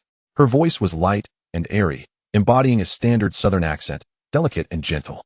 Such a timbre could easily enchant many a homebody. You exist deep within my mind, within my dreams, within my heart, within my song. Yi Xing concluded the song while gazing into Jiang Xiao's eyes. The room erupted in applause. Jiang Xiao joined in, and even Zhang Yin set down her glass to applaud the girl. Yi Xing, feeling a bit bashful, put down the microphone and dashed into Jiang Xiao's embrace. As time passed, the atmosphere of the gathering gradually turned somber. Ultimately, it spiraled out of control during the class monitor's farewell song, wishing you a safe journey, prompting some girls to quietly weep, while the boys remained silent, drowning their sorrows in drink. Jiang Xiao felt little sadness. He had experienced such scenes several times before. The youthful days would inevitably pass, and the boys would eventually step into the dying vat of society, uncertain how many would return unchanged. The girl in his arms also felt despondent, tears streaming down her cheeks at the thought of his impending departure. Come on, everyone, let us raise a glass. Wishing everyone a bright future, safety, and happiness. The class monitor, Yu Hui, with red-rimmed eyes, lifted his glass and downed it in one go. The boys followed suit, each raising their glasses in unison. At this moment, no one would dare to play tricks. The girls also picked up their glasses, sipping their drinks slowly. High school was so pure. What a pity it has ended, Jiang Xiao mused, pondering what it would be like if he could relive his first year of high school. Recollections of late-night cramming and early mornings spent reviewing sent a shiver down his spine. Forget it, forget it. Chapter 10. Earning money is not easy. Time flies. The years pass swiftly. No matter how much you may cling to the past, time will only proceed at its own pace. The end of the gathering essentially signaled the dissolution of a close-knit family. Some would meet again in the future, while others might never cross paths again. On August 17th, WeChat updated its features, and Jiang Xiao promptly applied for an account. Each individual could only register 2 accounts using one ID card. Jiang Xiao utilized his mother's ID to create 2 accounts in the beauty sector, Diary of Becoming Beautiful in the Study Room, and Delicate Little Fairy. His younger brother's ID card, oh no, Jiang Xiao's 4th brother's ID, was used for the Toxic Chicken Soup account, New Age Women, and Home Decoration Guide. His own ID was used for Tech Talk. Additionally, he created another account named 100,000 Jokes. This idea came to him after thoroughly reading the updated guidelines. The new rules were quite simple, with minimal restrictions. Behaviors that were previously prohibited were now allowed. For instance, inducing follows and shares. If executed well, this account could potentially gain followers at an alarming rate. The exact number would depend on how quickly WeChat responded. It would be quite lucrative to flip it later. The operational method was straightforward. Follow for subsequent content. If you don't share, you're not XX people, or if you don't share, you'll be out of luck for years. Follow for rewards, and so on. Jiang Xiao planned to test the method of following for subsequent content first. He would look for some interesting riddles or short text to use. After preparing everything, Jiang Xiao began to publish articles one by one. Tech Talk, the flesh grinder. Countdown to the end of the group by 99 cannon fodder is loaded, and amidst the sea of corpses and rivers of blood, I see a glutton grinning coldly. Subtitle, a madman's cold-blooded prophecy for a mad age. He clicked publish. Jiang Xiao did not expect this article to go viral at this stage. But as the group buying war unfolded, the article's value would gradually become apparent. In the piece, he meticulously analyzed the 5 leading group buying websites in terms of market share, with the largest focus being on Meituan. Thoroughly dissecting Meituan's tactics, shifting to lower-tier markets, avoiding subsidy wars, and maintaining cash flow. Ultimately, he concluded that Meituan would win the final group buying battle, but would ultimately discover that group buying was a dead end. One must decisively sever ties to forge new battlegrounds. Whenever the group buying war reaches a pivotal moment, this article tends to ignite once more, ultimately being revered as a classic. It is akin to someone who, from the onset of the World Cup, accurately forecasts the outcome of each match, culminating in a final prediction that not only identifies the winner, but also the exact score. Such brilliance is bound to draw attention. The beauty diary transforms. Each day begins with the act of washing one's face. Are you truly adept at this? During this period, Zhang Yin penned nearly 20 articles for Jiang Xiao, who meticulously refined each piece, bestowing upon them the wings of internet dissemination. Jiang Xiao instructed Zhang Yin to commence with the fundamentals, unexpectedly discovering that she began her narrative with the art of facial cleansing. Jiang Xiao was enlightened to the intricate nuances involved in such a simple task. This endeavor is intended to adopt a guide-like approach, ensuring each article possesses its own viral potential while also coherently contributing to a comprehensive system. The account of the delicate fairy currently lacks content. Home Renovation Guide. What major pitfalls have you encountered during your renovation? In this new era, a woman willing to spend on you may not necessarily love you, but a man who is reluctant to spend certainly does not love you. This controversial assertion has garnered disdain from many, primarily due to its sharpness. In 2012, it would undoubtedly be venerated as scripture by those seeking effortless gains. Such individuals will also become the most devoted fans and promoters of this account. 100,000 cold jokes. Only 0.1 individuals worldwide know the answer. There is little to elaborate on. It is a purely enticing topic, straightforward and effective. Once all articles were successfully published, Jiang Xiao reviewed them and, finding no issues, commenced his promotional efforts. In 2012, Weibo was the largest public platform for traffic, already hosting a number of prominent influencers.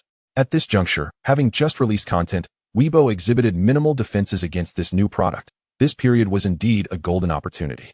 Jiang Xiao's strategy, though overused in later times, was innovative and effective at present. Seizing the moment, he behaved like a fervent online advertiser, attaching himself to any trending topic. Beauty, students, celebrity gossip, every hot discussion bore his comments. 99 of people wash their faces incorrectly.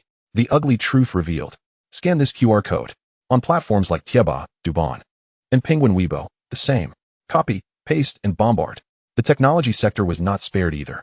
He infiltrated comments from tech moguls. The ultimate analysis of the group buying war. Dare to debate? Scan to view the QR code.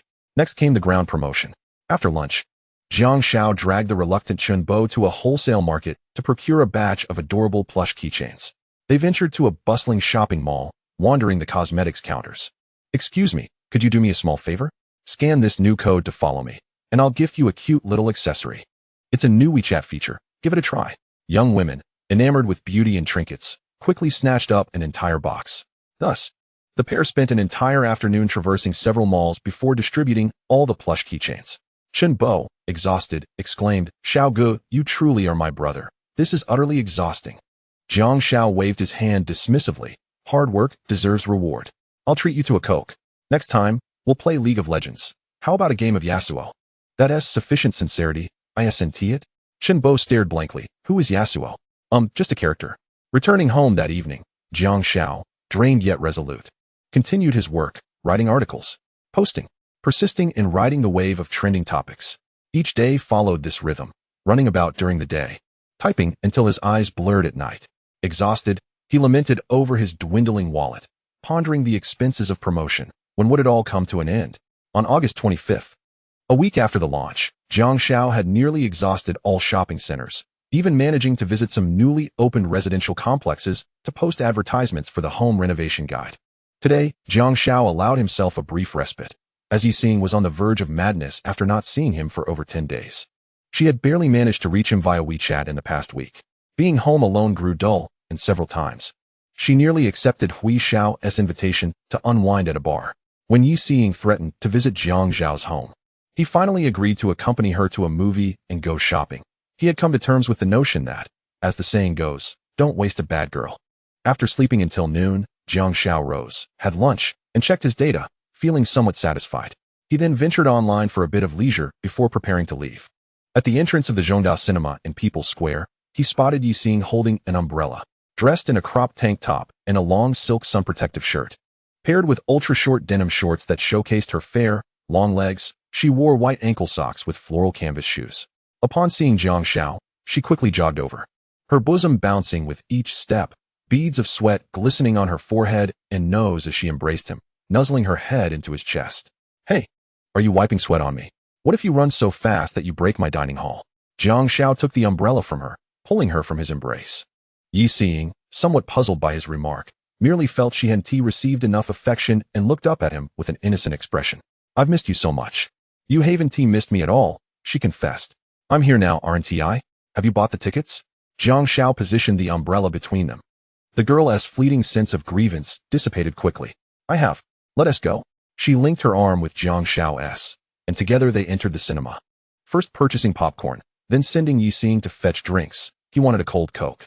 Before long, Yixing returned, holding a cup of cold Coke and a cup of honey tea. Room temperature? Chapter 11. The Mechanic. The film they watched was The Mechanic, starring Guodai originally. Yixing had hoped to see a romantic movie, but with no new releases in theaters, the only notable domestic films were The Wind Rises and The Disappearing Bullet, neither of which suited a couple's night out. Ultimately, they settled on this action flick. As the advertisement for the group buying platform concluded, a golden dragon formed from film strip soared onto the green screen, and a din of chatter quickly fell silent in the cinema. Leaning her head against Jiang Xiao's shoulder, Yixing held his right hand close to her chest. They sat in the couples section, which merely allowed the armrest between them to be lifted.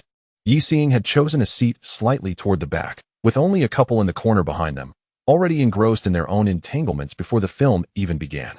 Wow, someone's quite eager, Jiang Xiao chuckled. As the screen illuminated, a plane slowly entered a warehouse. Jiang Xiao's arm rested naturally on Yixing's waist, his fingers gently grazing her fair thigh. Perhaps feeling a tickle, Yixing shifted slightly, causing Jiang Xiao's palm to rest fully upon her thigh. On the screen, a drug dealer descended from the plane and was suddenly seized by Guodai lurking in a private pool. Yixing gasped, her cheeks flushing slightly, hidden in the cinema's dim light. As the movie unfolded, the couples section exhibited its distinct characteristics. In 2012, many believed they could act with abandon in the obscurity of the theater. Little did they know that their every move was captured by the cinema's specialized cameras. Jiang Xiao felt a twitch at the corner of his mouth, pondering whether Zhang Yan would appreciate this setting. Sensing Jiang Xiao's gaze drifting toward the back, Yixing curiously turned to look, but was met with Jiang Xiao covering her eyes. No peeking at others. Retracting his gaze, Jiang Xiao pulled his hand away, wrapping it around Yixing's delicate waist. Ticklish. Yixing twisted her slender waist, her voice faint as a whisper. A mischievous smile appeared on Jiang Xiao's face as he slowly withdrew his hand, causing the girl's body to tense once more. Not here. Yixing grasped his large hand, her voice tinged with nervousness, which once again resonated in Jiang Xiao's ears. Okay, Jiang Xiao replied softly. After a moment of intense internal struggle, Yixing glanced at Jiang Xiao and shifted her body into his embrace, her eyes darting around to assess their surroundings. She then released Jiang Xiao's hand, and he made no further movement, gradually retracting his own hand. Yi Xiying, puzzled, looked at Jiang Xiao, who was focused on the screen. His expression calm as he murmured, "If you don't like it, then forget it." Instantly flustered, Yi Xiying clutched Jiang Xiao's withdrawing hand, pressing it against her abdomen as she whispered, "Don't be angry. I like it." "Really? Don't force yourself." No, I'm not forcing it. Ah Xiao, I really like you." Yi Xiying's cheeks flushed, becoming faintly visible under the glow of the screen. As the film progressed, the two became increasingly engrossed in the plot. Near the film's conclusion, Yi Xiying's attention drifted from the screen. She straightened slightly, and then, taking advantage of Jiang Xiao's distraction, she embraced him and kissed him. This was not their first kiss. Jiang Xiao had kissed her during their first week of dating. Unlike that passive encounter, she boldly explored this time, as if wishing to leave a mark. Just as the movie reached its climax, their kiss ended amidst the explosion of sound, and all Jiang Xiao could see was the glimmering light in Yi Xiying's eyes. As they exited the cinema, Jiang Xiao, with Yi Xiying, who was blushing profusely, walked along Zhongshan Road. The night had deepened, the shop lights casting a glow on Yi Xiying's anxious face.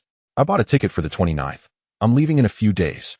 Yi Xiying tightened her grip on Jiang Xiao's hand, and, lowering her head, murmured, "Oh, I see." Along the way, Jiang Xiao gifted Yi Xiying a dress, and after dinner, he intended to escort her home. However, her enthusiasm noticeably waned in the latter half of the journey, and she finally grasped Jiang Xiao's arm, asking, "Can we not go back tonight?" Jiang Xiao frowned, looking at her. "Not going back? Staying out all night? I haven't done that in a long time." "Who said anything about going online?" "I'm just saying," the girl replied with a hint of reproach. Jiang Xiao smiled without responding, simply leading her in the direction of home. The girl stood in front of him, looking at him with slightly pouted, rosy lips, appearing somewhat upset. "We're still young. There's plenty of time ahead. And who knows what will happen in the future?" "What do you mean, who knows? I won't have regrets," she interrupted him. Jiang Xiao pressed on, "Let me finish. There will be many opportunities in the future. As long as we think of each other, some things are not urgent." Satisfied with his words, Yi Xiying nodded. Finally, Jiang Xiao accompanied her home, and in the fleeting moment of turning away, the warmth on his face vanished, replaced by a cold demeanor. "Good acting," he muttered to himself. "What a pity." In the following 3 days, Jiang Xiao returned to his previous hectic life, dedicating all his time online. In addition to the previous channels, he opened new fronts, creating a new account on QQ groups, and zealously joining various university groups. Initially, he pretended to act coy upon joining, but later, he simply joined groups to post advertisements, straightforward and blunt, with no way to gauge the precise effectiveness or differentiate the sources. By the 28th, his followers across several accounts had reached a considerable number: Self-Study Room Beauty Diary, 4,700, Exquisite Little Fairy, 0, New Era Women, 3,200, Technology Xiao Says, 2,000. Home Decoration Guide, 1,600, 100,000 Cold Jokes, 70,000. In just 10 days, 100,000 cold jokes experienced a terrifying growth momentum thanks to induced sharing and attention, while Jiang Xiao had refrained from being overly aggressive in recent days. Despite Technology Xiao Says having only over 2,000 followers, each article achieved an astonishing readership of 6,000. Unbeknownst to Jiang Xiao, one of his articles on Technology Xiao Says had gone viral within a certain circle. This was his third article. The first to fall in bat will definitely be B. Baidu lacks the gene for mobile internet. The article pointed out the drawbacks of Baidu, particularly its inaction in crucial matters while solely focusing on profit. Analyzing its positioning in the mobile internet landscape, the most shocking revelation to the circle was the mention that someone would challenge Baidu's monopoly. On the 21st, 360 replaced the default engine with its self-developed one, and founder Zhou Hongyi announced via Weibo, officially igniting the 3B war. Thanks to this article, more and more people began to take notice of Jiang Xiao's first piece, though at that moment, they were not particularly astonished, merely perceiving it as a standard analytical article. On the 29th, Jiang Xiao packed his belongings, which were not many, just a few sets of clothes, some documents, and a newly purchased laptop. At Dachang railway station, he met Chen Bo and an unexpected person, Zhang Yan. "Why are you taking the train with those conditions?" Jiang Xiao asked, glancing at Zhang Yan, who was dragging a purple suitcase. "I've never taken a train before. I wanted to try it. Perhaps it will be a different experience." Zhang Yan had decided to take the train during a conversation with Jiang Xiao a few days prior. Thus, the three of them bought train tickets, choosing a soft sleeper. With a mix of trepidation and anticipation for the unfamiliar city, the trio entered the station, heading towards the bustling yet harsh metropolis. "What's university life like?" Chen Bo, on his first trip away from home, asked Jiang Xiao while gazing out at the receding Dachang. Jiang Xiao raised an eyebrow and replied, college students? It's quite good. Chapter 12. The second time the train from Dachang to Yanjing was most comfortable when direct, particularly the Z-series trains. Departing at 8 p.m., it took 12 hours to arrive by 8 a.m. In their soft sleeper compartment, there were 4 beds, with the remaining beds unoccupied in Dachang. Zhang Yan, experiencing her first train ride, appeared quite excited, fixating on the window. Jiang Xiao was unsure of what captivated her. Outside, it was pitch black, with only scattered lights occasionally flashing past the window. Chen Bo pulled out some snacks and beer he had bought before boarding, and Jiang Xiao took a can, opened it, and handed it to Zhang Yan. Have a drink. It's still warm now, but the air conditioning will be intense tonight. Zhang Yan accepted the beer, asking, do you often ride trains? I saw it online. Jiang Xiao recalled his first journey to Yanjing, marked by family disagreements over his college applications. At that time, he had traveled alone, purchasing the cheapest seat ticket for a 17-hour Z-series train, enduring the cramped conditions of a crowded carriage. The sweltering heat filled the compartment with an unforgettable mix of sweat and foot odor. An hour later, the train stopped at Lushan City, and the empty beds attracted a new passenger, a petite girl burdened with an enormous suitcase. It was puzzling why such a small girl would carry so much. Chen Bo, ever the gentleman, offered to help lift her suitcase onto the overhead rack. Thanks. Hi, I'm Huang Tingting, a sophomore. Are you also university students? She greeted them with a bright smile, her appearance modestly attractive. Chen Bo scratched his head and replied, no need to thank us, we're freshmen. Jiang Xiao nodded in acknowledgement, while Zhang Yan continued to gaze out the window, indifferent to the girl's inquiry. Oh, so you're juniors. Where did you take the exam? I'm at the Communication University, Foreign Languages College, majoring in Japanese. Really? You're a senior. How coincidental. Jiang Xiao was somewhat surprised by this fortunate encounter. And Zhang Yan turned her head, now intrigued. Ah Xiao, she's your senior. Haha, what a coincidence. Senior, this one is also from Communication University. What major did you apply for? Jiang Xiao smiled and spoke. Hello, senior. I am Jiang Xiao, majoring in Internet and New Media. Having initiated the conversation, Jiang Xiao proceeded to introduce a few others. This is Chen Bo from the School of Materials, and Zhang Yan from Yen University. Zhang Yan nodded slightly at the girl. Wow, Yen University. You are truly impressive, junior. Huang Tingting's exaggerated expression made Zhang Yan feel a bit shy. The senior is also remarkable. Communication University is excellent. Zhang Yan spoke for the first time. Jiang Xiao, let us add each other on WeChat. If you have any questions at school, feel free to ask me. All right. Thank you, senior. Jiang Xiao took out his phone and added Huang Tingting. Jiang Xiao, you made the right choice coming to our school. Not to mention anything else. You certainly won't be disappointed in the beauty department. Huang Tingting said with a smile, putting away her phone. Really? If there's someone as beautiful as the senior, I certainly won't be disappointed. Ha ha. Junior, you are quite the charmer. I can't possibly be considered beautiful. There are countless girls in school who are far more stunning than I. Jiang Xiao feigned exaggerated shock. No way, senior, I don't believe it. You don't need to be so modest. No, really. There aren't many handsome guys like you in school. Would you like me to introduce someone? That would be fantastic. Could you help me introduce a friend? He has a peculiar taste and prefers seniors who are over 170 centimeters tall, Jiang Xiao said. Putting his arm around Chen Bo, stop talking nonsense. I'm only 172 centimeters, and 170 is quite tall, Chen Bo replied. What nonsense am I spouting? Didn't you say you only weighed 120 pounds last time? When did you grow to 172? Chen Bo was momentarily stunned, and Zhang Yan was the first to react with laughter. Soon, Huang Tingting joined in, giggling. You rascal, Jiang Xiao. Always trying to make fun of me. Chen Bo retaliated by tackling Jiang Xiao. The group continued chatting until after 10 o'clock, when the train attendant announced that there were 5 minutes left before lights out. One by one, they lay down, with Huang Tingting and Chen Bo on the lower bunk. Jiang Xiao settled onto the upper bunk, scrolling through his phone. Zhang Yan took a quick trip to the restroom, but when she returned, the lights were already out. She had to feel her way back up to the upper bunk, finding it a bit challenging to step on the middle footrest. Jiang Xiao sat up, wanting to help her. He grasped Zhang Yan's hand, feeling her soft, delicate skin, which stirred a sudden impulse within him, reminiscent of a scene from a TV show. With a swift motion, he pulled Zhang Yan into his bunk. Huang Tingting and Chen Bo were engrossed in their phones and did not notice the exchange. Zhang Yan nearly gasped but was silenced by Jiang Xiao's hand covering her mouth. He made a shushing gesture with his other hand and gradually released his grip on her mouth. Their eyes locked, and the air between them sparked with tension, their breaths quickening. Before Zhang Yan could react, Jiang Xiao pressed his lips against hers. Unlike their first encounter, this time he was assertive, and Zhang Yan, already captivated by the thrill, responded with fervor, like gasoline igniting, releasing an astonishing passion. Without reservation, she reciprocated Jiang Xiao's advances. Aware of the dynamics at play, Jiang Xiao slowly pulled away from Zhang Yan's rosy lips. Her body trembled suddenly, a wave of tingling sensation radiating from her earlobe, swiftly coursing throughout her being. Just then, Chen Bo's voice rang out. "Ah Xiao, are you asleep?" Zhang Yan's heart raced again. She pressed her hand tightly over her mouth, fearing even the slightest sound. "I'm asleep," Jiang Xiao replied. "Damn it, can't you be quiet?" "Hey, I can't sleep. Keep me company for a bit." Chen Bo insisted. "If you're not sleeping, then let others rest. Don't disturb the senior," Jiang Xiao retorted. The warmth of his fingertips grazed Zhang Yan's waist, teasingly close yet distant, like a gentle summer breeze brushing against her skin. That sensation crept along her spine, sending shivers through her, stirring an indescribable flurry of emotions. "It's fine, I'm not asleep either.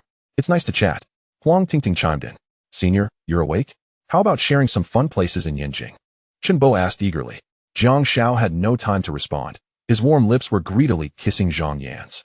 Zhang Yan kept her eyes tightly shut, stifling any sound, terrified that the two below would discover their secret.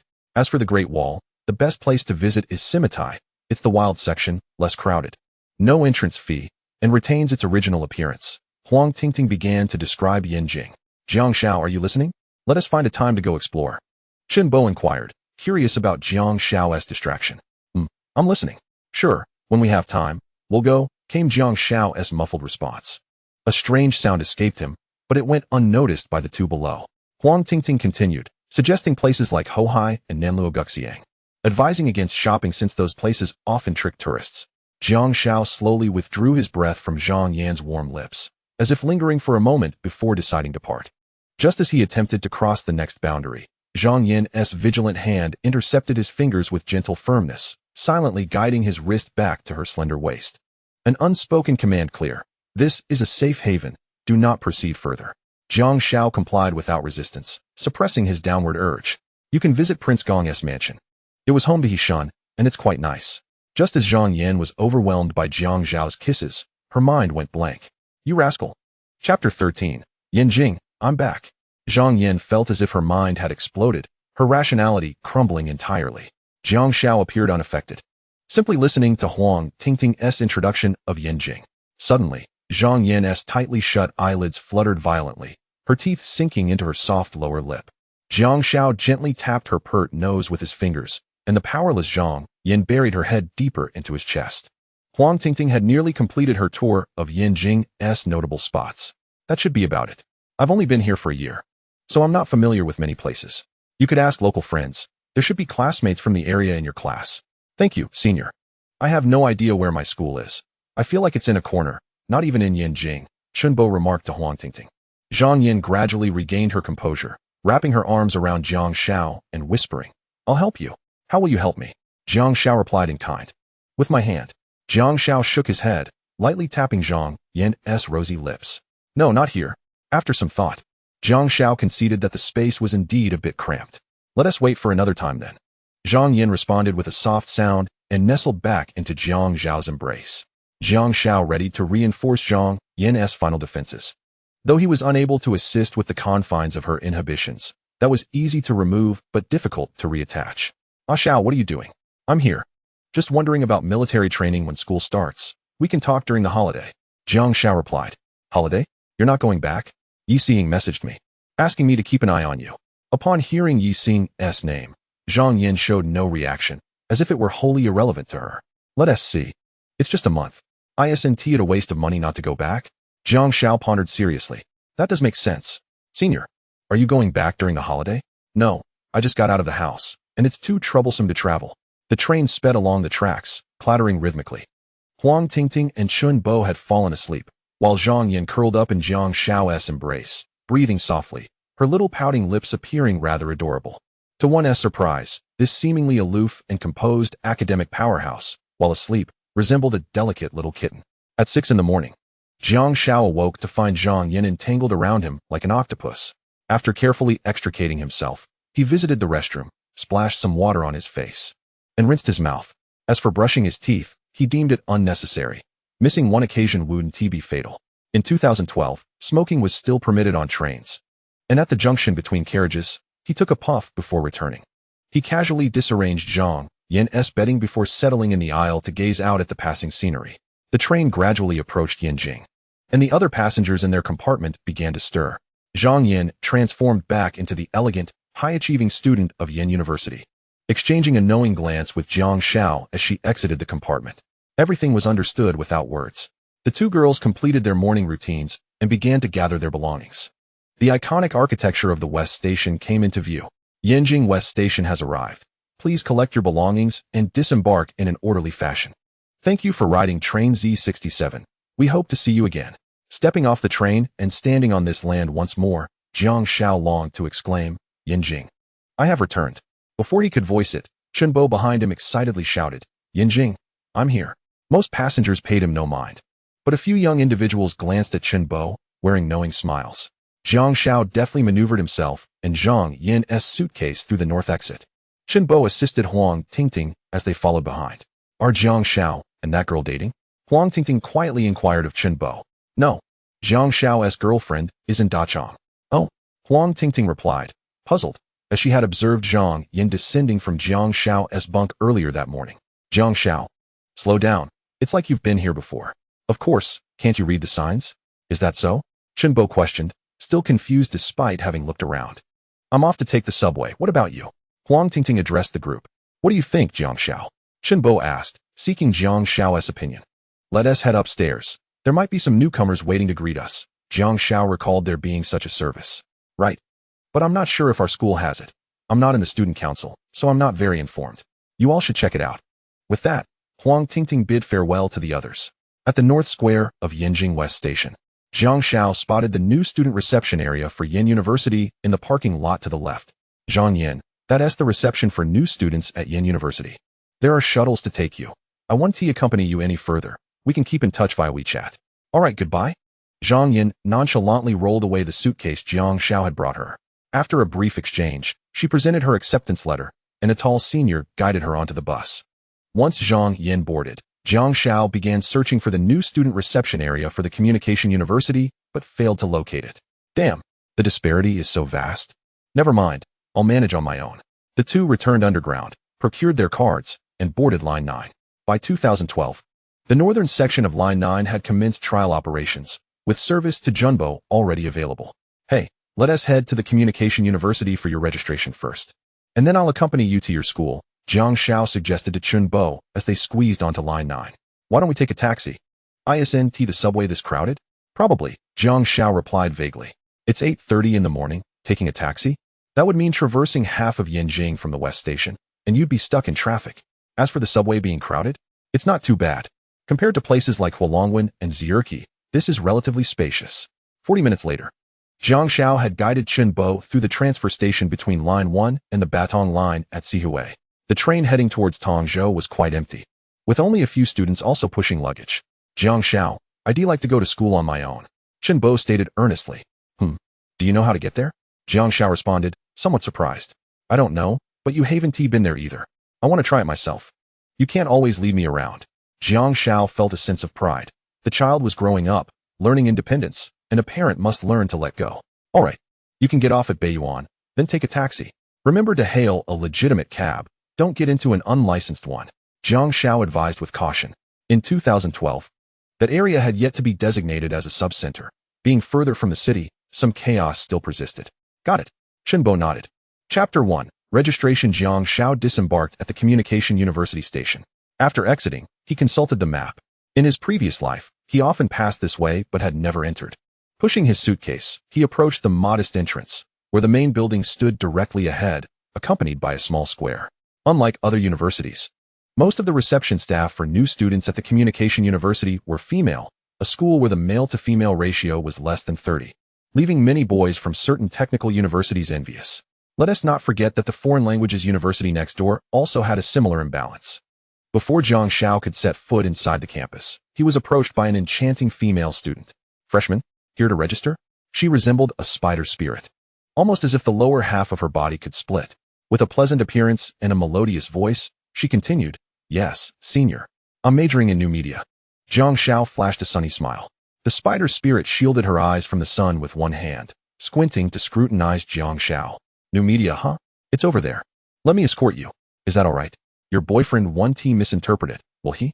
Haha, don't worry, senior has no boyfriend. You needn't be afraid." The spider spirit chuckled. Jiang Xiao mused. Wow, she is at that level and still single? Has she just not found someone good? Or is she simply uninterested? "Thank you. Senior. I'm Jiang Xiao. The school is quite considerate to have such a lovely senior to welcome new students. Haha, I hardly qualify as a campus beauty. You're just flattering me, and I'm worried you'll end up with nothing." "Li Wei, third year," she said with a bright smile. Her lively eyes constantly appraising Jiang Xiao. "If all seniors were like her, I wouldn't mind meeting my demise beneath the peony." Jiang Xiao refrained from voicing the latter half of that thought. Along the way, he kept Li Wei entertained with his wit. And by the time they reached the registration desk, if not for the presence of familiar faces, she would have already linked her arm with his. The newly registered students, still clinging to their high school shyness, were taken aback by the array of charming and exuberant senior girls, leaving them somewhat flustered. After Li Wei helped Jiang Xiao complete his enrollment procedures amidst the watchful eyes of a throng of admirers, she eagerly offered to escort him to his dormitory, which Jiang Xiao politely declined. Jiang Xiao was adept at maintaining boundaries, glancing at the number tag in his hand. He inquired about the location of Building 36 before bidding farewell to the many senior girls at the registration desk. "Li Wei, have you fallen for him?" A girl nudged Li Wei, who was still watching Jiang Xiao's departing figure. Li Wei retracted her gaze and retorted, "You silly girl, what are you saying? I just found an exceptionally interesting junior." "Exceptional? He is alright, quite handsome. But our school isn't lacking in that regard." Li Wei shot her a look. "Don't you think he is a bit too composed? Look at those guys over there." She pointed to a few boys also registering nearby. The girl glanced over. Although the boys stood tall and straight with their heads held high, their faces betrayed their nervousness and confusion, confronted by the teasing gazes and light laughter of the girls. They stammered, their faces flushed, struggling to string together even a coherent sentence.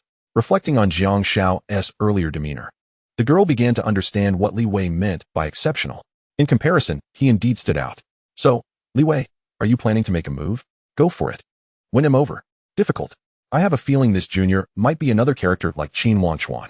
"Surely not. That is Qin Wanchuan we're talking about. My male idol. I would willingly invest my affection. I wonder if he eventually won over senior Lu Xuejia, whose eyes have turned into those of a love-struck girl." Qin Wanchuan was universally acknowledged as the heartthrob of the Media University. Even a year after graduation, he remains a topic of conversation among some younger students. With his handsome visage, affluent background, and exceptional talent, he has incited envy among two prominent beauties from his year, each vying for his affection. One has declared that she would marry no one but him, while the other even donned a wedding dress to publicly propose. As for those who secretly harbor feelings for him, their numbers are countless. Yet, Qin Wanchuan is infatuated with a senior, Lu Yi, who is 2 years his senior. Even after Lu Yi's graduation, she remains indifferent to the fervent pursuits of the two beauties. Jiang Xiao is unaware of these matters, and even if he were, he would merely shake his head in admiration, calling it foolishness. However, he harbors no interest in those senior students who have just enrolled. True stunners are constantly pursued by many, so it is improbable that they would set their sights on younger students. Upon reaching the dormitory door, Jiang Xiao pushed it open to meet his 3 roommates, with whom he would share the next 4 years. One of them exclaimed upon seeing Jiang Xiao, "Wow, it's you. The Great One. What is going on? Has my reputation spread this far?" Noticing Jiang Xiao's bewilderment, the man quickly added, "I just saw you chatting animatedly with the senior. The way she looked at you was as if she wanted to devour you." "Xiang, is that the senior you were talking about?" Another student inquired. Yes. You should have seen her legs. I could play with them for a lifetime," exclaimed the boy named Xiang. "Wait, what are you guys talking about? Shouldn't we introduce ourselves first?" Jiang Xiao interjected. "Oh right. Let us introduce ourselves before we start the class," said a boy about 185 centimeters tall. "I am Xin Weiqiao, from Songhua Province." "Li Zheng, a local," said another, thin and of similar height to Jiang Xiao. "I am Cheng Xiang from Maidu. How should I address you?" asked a shorter, stout boy, though clad in designer attire, with a nice watch adorning his wrist. "Jiang Xiao from Dachang." He introduced himself in turn. Xiang promptly pushed Jiang Xiao's luggage to the remaining empty spot. The layout of the Media University dormitories is standard, with upper and lower bunks, so there was no dilemma about which to choose. "Jiang Gu, come on. Teach us a few tricks," Jiang Xiao sat down and replied, "There are no secrets. It's merely about practice." While unpacking, he engaged in casual conversation with the others. Throughout this, Xiang persistently inquired how Jiang Xiao managed to remain so composed in front of beautiful women. Jiang Xiao, exasperated, offered a piece of advice to the chubby boy. "Old 4, as long as your heart is devoid of women, you can face beauty without flinching. Come on. Doesn't tea that make me a monk?" Xiang retorted, "I mean, keep women out of your heart, not out of your vicinity." Jiang Xiao lamented, wishing Xiang would understand. The group tidied up the dormitory, making it somewhat cleaner. How long such an environment could be maintained was uncertain. By 2012, computers had become quite ubiquitous. All of them brought laptops, while Li Zheng, being a local, had set up a desktop. At this time, League of Legends was immensely popular, and the others were preparing to play, but Jiang Xiao opted out, as he had other matters to attend to. Additionally, he purchased a network card and needed to head out soon. With school starting tomorrow, he wondered if his class would have any extraordinary talents. Chapter 2. Class meeting. Grabbing his wallet, Jiang Xiao ventured out, and after some searching, finally located the office for activating the campus network account in the new comprehensive building of the South Campus. In his previous life at Chongqing University, obtaining internet access merely required purchasing a network card. Aside from the average internet speed, there was no concept of data limits. However, when the responsible teacher inquired about the package Jiang Xiao wished to purchase, he found himself bewildered. Ultimately, he selected the largest option, 50 yuan for 15 gigabytes per month. Unsure if it would suffice. Not feeling rushed to return, Jiang Xiao wandered around the school, even taking a stroll around the nearby second foreign language university. Eventually, he found himself outside the Media University's West Gate, sharing a smoke with the security guard. Coincidentally, the head of the security team turned out to be from the same hometown as Jiang Xiao, from Yichuan in Huaguang province. Having not returned in years, with his children running businesses in Beijing, he sought a way to occupy his time and took up the position of a security guard, a role he had held for 7 years, making him a veteran at the Media University.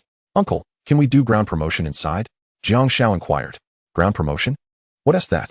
The guard was unfamiliar with the term.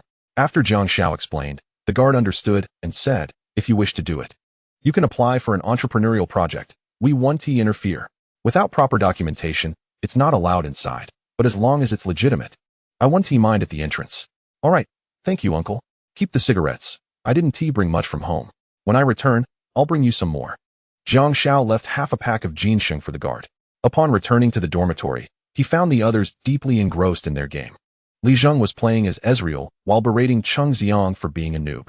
Meanwhile, Xiang was still respawning, with a dreadful score of 0-11, playing Lee Sin as if he were truly blind. Only Xin Weichao had a decent score of 1-1.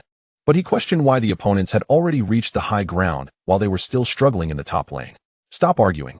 We can do without a home. But we cannot lose the first tower in the top lane." The outcome was clear. The three of them combined had fewer kills than the opposing team's support.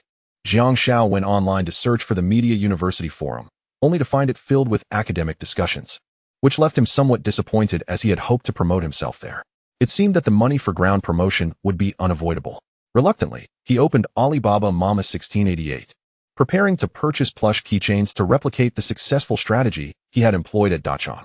During his time at Dachang, he had considered ground promotion during college, but the summer heat kept everyone indoors. Finding a cute bear plush keychain, Jiang Xiao ordered 2,000 units.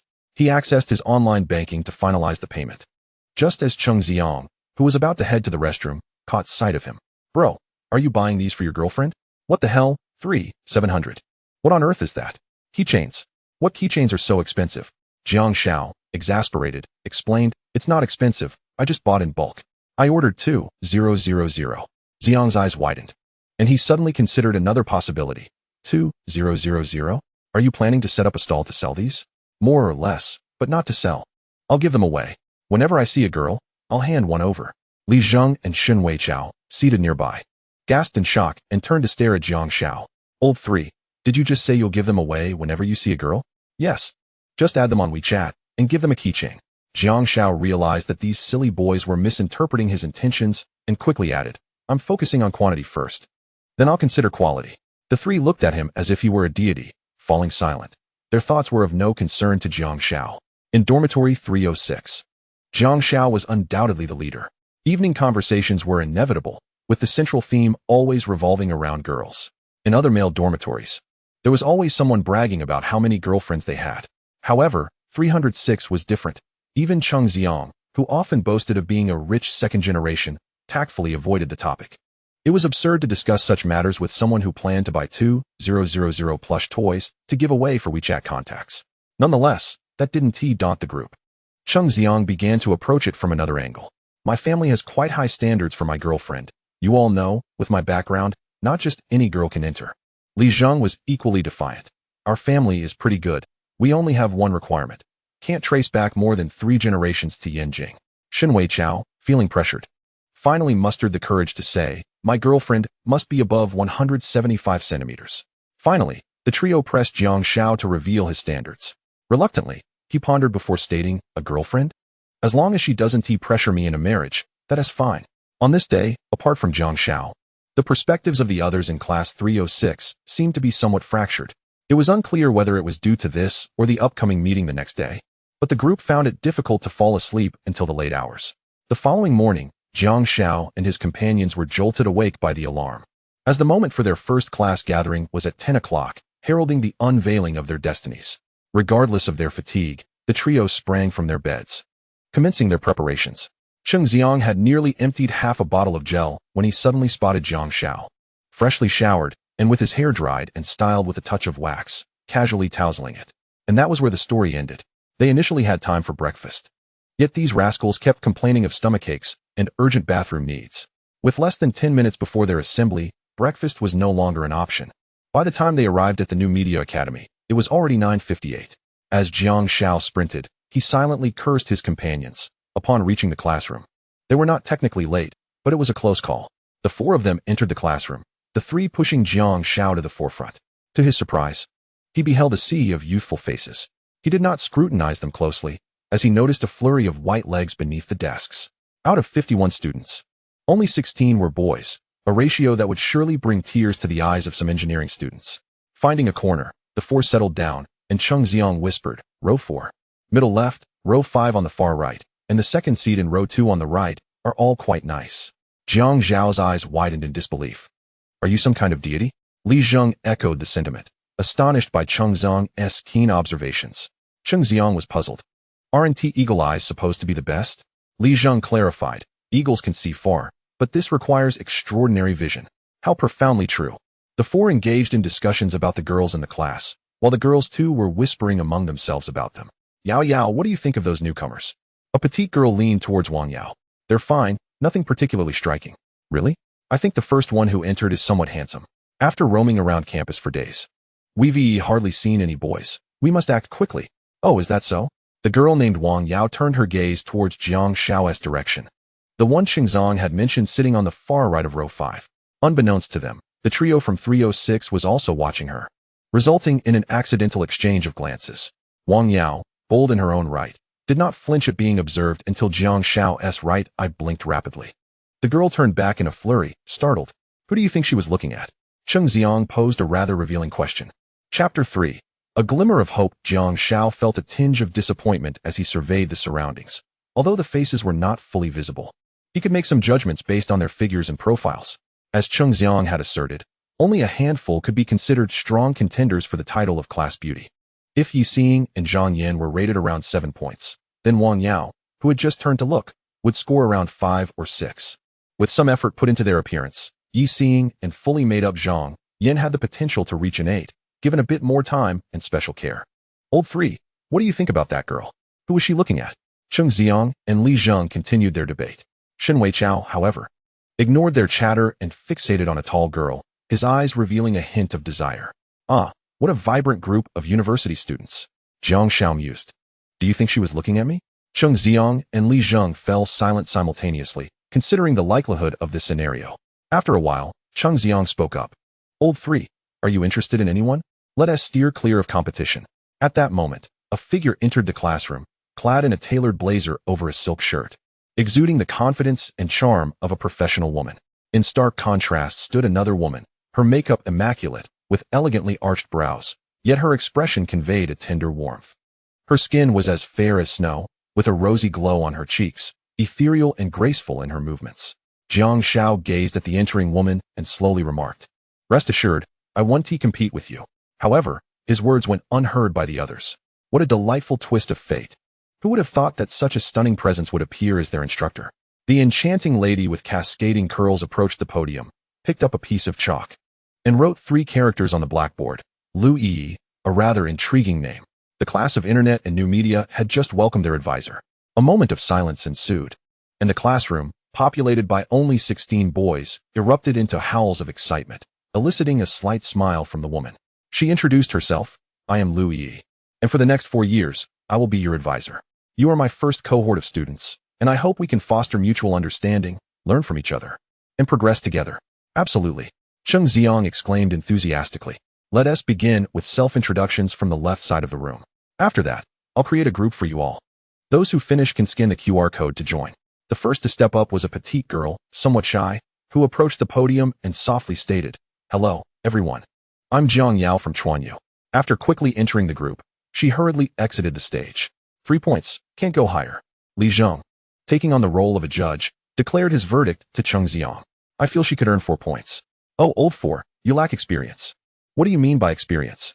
As the classmates took turns introducing themselves, the 3 girls Jiang Xiao had first noticed came up. Wang Yao from Dongshan Province, Chen Lighting from Qiantang Province, and Lu Yuqi, a fellow townsman of Jiang Xiao from Dachang. This revelation surprised Jiang Xiao. He hadn't anticipated meeting a fellow local. Old 3, your fellow townsman? I want to compete with you for this one. Jiang Xiao nudged Jiang Xiao with his elbow. Jiang Xiao chuckled in annoyance. Do you think you're negotiating for a girl? You want to compete with me? Then why don't you step up? Jiang Xiao and his group were among the last to introduce themselves. First, the eldest introduced himself in a proper manner and stepped down. His previously hunched back now stood tall and straight, and with his deliberate posture, he appeared to approach a height of 190 centimeters. Li Zheng took the stage, speaking with a Beijing accent, claiming to have lived in the heart of the city since childhood and encouraging anyone needing information in Yanjing to seek him out. When Jiang Xiao took the podium, his left hand never left his watch. In under a minute of introduction, he had fidgeted with it 6 times. It was finally Jiang Xiao's turn. All eyes were on him, yet he deliberately took his time, rising calmly under the silent scrutiny of the class. Scanning the room, he picked up the chalk and confidently inscribed 2 bold characters after Lu Yi's name on the blackboard, Jiang Xiao. Dachang native, he stated with a steady voice. A hint of a smile playing on his lips. I look forward to your guidance. Just when everyone thought he had concluded, his tone shifted, locking his gaze onto the poised instructor at the front. Teacher, I would like to apply for the position of Youth League Secretary. With a slight smile, he added, to alleviate your burdens and serve our classmates. Class monitor? He had no interest in that. In a class with so many girls, it would be more convenient for a girl to take on such trivial duties. The position of Youth League Secretary was different, less work, and it offered direct access to the Youth League Committee, which generally handled entrepreneurial matters. Lu Yi was momentarily taken aback by Jiang Xiao's introduction, but offered no further reaction. We can decide on the class monitor and Youth League Secretary after military training. Starting tomorrow, we will commence military training. Wang Yao, you will be responsible for notifying the girls, while Jiang Xiao will handle the boys. Any questions? Though Lu Yi appeared gentle and composed, her inner rationality was evident. She would not hastily make decisions based on Jiang Xiao's words, yet she handled the situation gracefully, ensuring Jiang Xiao did not feel awkward.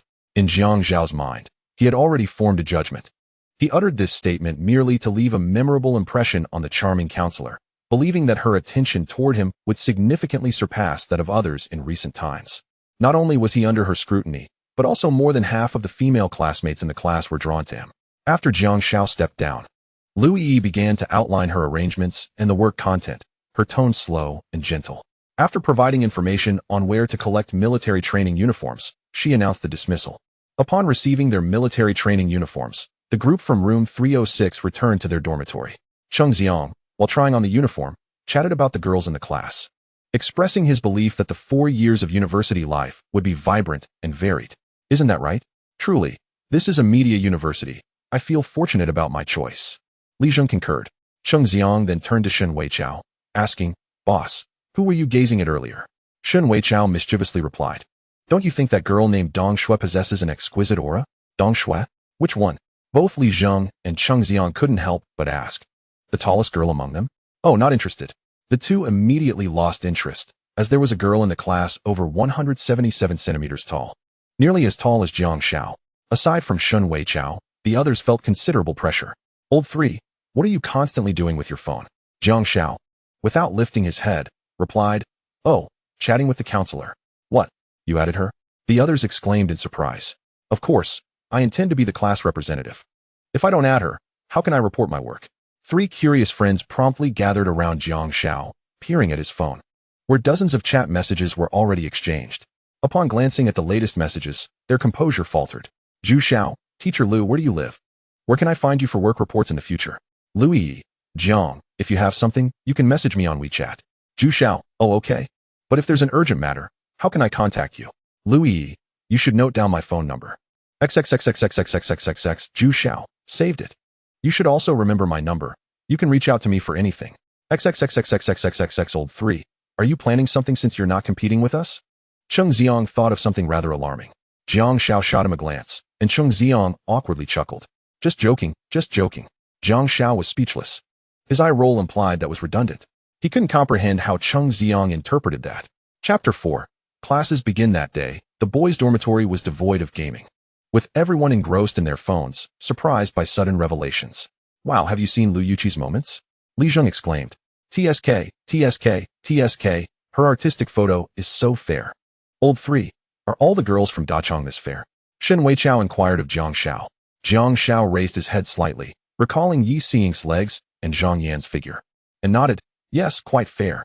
He silently added, but the mother-in-law's heart is rather dark. He then resumed tapping away on his phone. Old 3, how can you chat so effortlessly? Cheng Xiang expressed curiosity. I added Wang Yao, but after a few messages, I was at a loss for words. Me too. Shen Weichao lamented as he looked at his awkward conversation with Dong Shui. Jiang Xiao finished typing a message and set his phone down. A dinner. Well said, well said. Third brother, teach me. Cheng Xiang unconsciously swapped old 3 for third brother. Jiang Xiao took a sip of water. Remember one thing. Ask plenty of questions. The 3 exchanged puzzled glances. A bunch of fools. It means to use as many interrogative sentences as possible. For example, Cheng Xiang, hand me your phone. Cheng Xiang quickly opened his phone to his chat with Wang Yao. Standing tall, he said, hello, I am Cheng Xiang. Yao Yao, Wang Yao, hello there. Cheng Xiang, hello? Hello? Yao Yao, what's up? Have you eaten? Cheng Xiang, not yet. Jiang Xiao felt exasperated, rubbing his temples. He added 2 words in the input box, you? Then he opened Wang Yao's moments, browsing through and spotting a keyword, dislikes coriander. Exiting her moments, he noticed a new message had arrived. Yao Yao, I haven't eaten either. Cheng Xiang, want to join? Yao Yao, I made plans with my roommate for dinner. Cheng Xiang, can we go together next time? Also, remember to tell the cafeteria staff you don't want coriander, otherwise, they will default to adding it. Yao Yao, how did you know I dislike coriander? Are you serious? Thank goodness you reminded me. Next time we eat together, remember to mention it. Hehe. Cheng Xiang watched the chat history grow, urging, Father, teach me. Jiang Xiao replied. Haven't you figured it out yet? Li Zheng nodded as if enlightened, stating, Old 3, your point is to use more interrogative sentences? That's just the first step. The second step is to accurately cater to their interests. This requires understanding your counterpart first. The third, establish a connection and throw out a hook. The 3's expressions transformed to that of awe. Cheng Xiang finally asked, how did you know the cafeteria defaults to adding coriander? Jiang Xiao nearly faltered. I have no idea. I just made that up. The 3 experienced a sudden epiphany and began their next wave of texting fervently. Jiang Xiao also contemplated how to deepen his connection with the counselor. After a day of probing, Lu Yi had amassed numerous labels in Jiang Xiao's mind.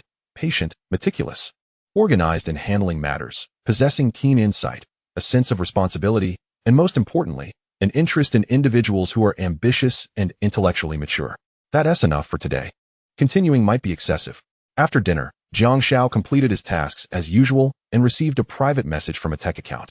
Hello, I am the manager of Garage Coffee. Do you have some time? We would like to invite you to a startup gathering. Garage. In 2012, the entrepreneurial atmosphere in the country was unprecedentedly intense, especially in Haidian, where individuals carrying computer bags and donning the most inexpensive shirts gathered daily, all eager to change the world. They congregated in various cafes, seeking others to share their projects, ideas, and future plans. Among them, Garage and 3W were the most renowned cafes, having hosted numerous projects that secured investments, with the owners themselves being venture capitalists.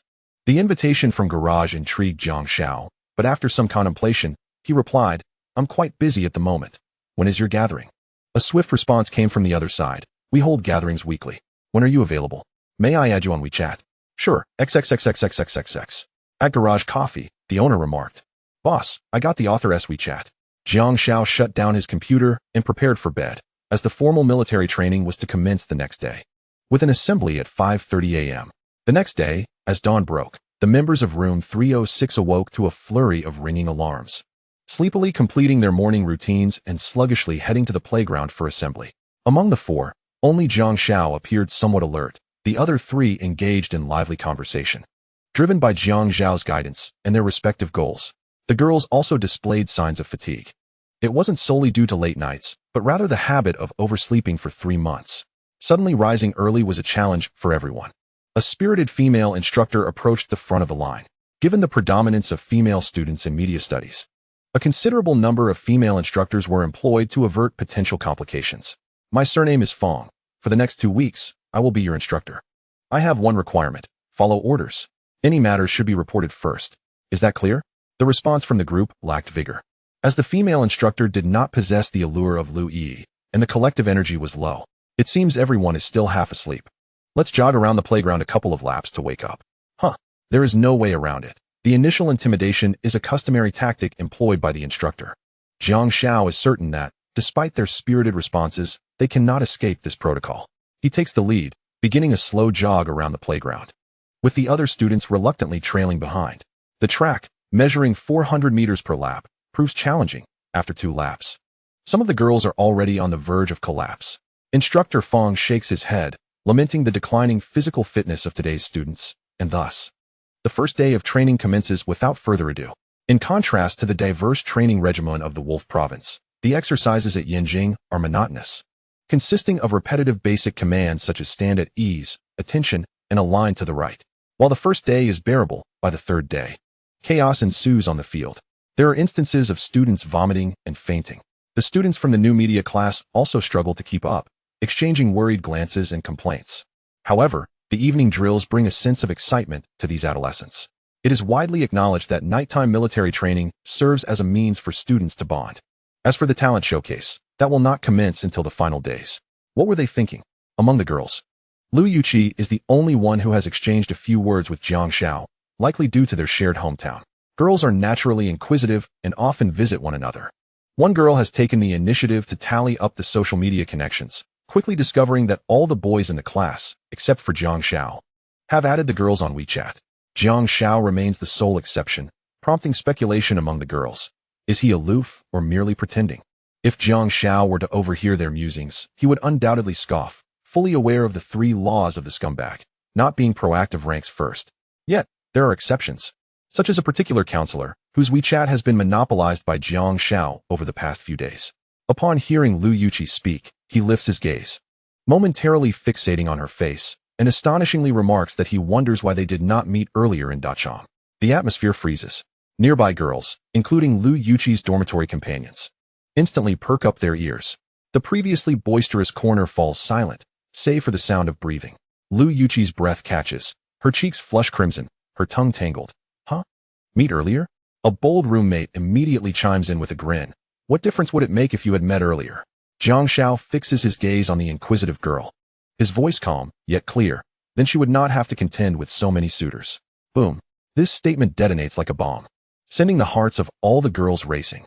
The trio of brothers from class 306 nearly jumps from the ground. Li Zheng pulls Cheng Xiang and Shen Weichao, squeezing the words through clenched teeth. No way. That was a direct hit. It's over. Cheng Xiang clutches his chest, exclaiming, Brother Jiang is going all out. Shen Weichao murmurs. Is this called overwhelming firepower? Laughter erupts. The audacious roommate's eyes sparkle as she teasingly exclaims, Wow. Jiang Xiao, are you trying to pursue our Yuqi? Lu Yuqi's face feels as if it might ignite. Her heart races with excitement and confusion, causing her to forget entirely what she intended to ask. No. Jiang Xiao firmly denies, his expression serene and unfazed, as if the earlier thunderous remark had not originated from him. Chapter 5. The Tug-of-War Silence. All smiles freeze on their faces. The flush on Lu Yuqi's cheeks fades instantly, replaced by bewilderment and a hint of embarrassment. The girl beside her frowns. Pressing further, then what do you mean by rival? Jiang Xiao raises his head, looking at the somewhat disheartened Lu Yuqi, A pursuit that lacks understanding is merely a superficial attraction. Thus, I prefer to resonate with the depths of one's soul. What do you think, Liu Yuqi? Huh. Liu Yuqi's heart leaps, as if scorched by the very term resonate.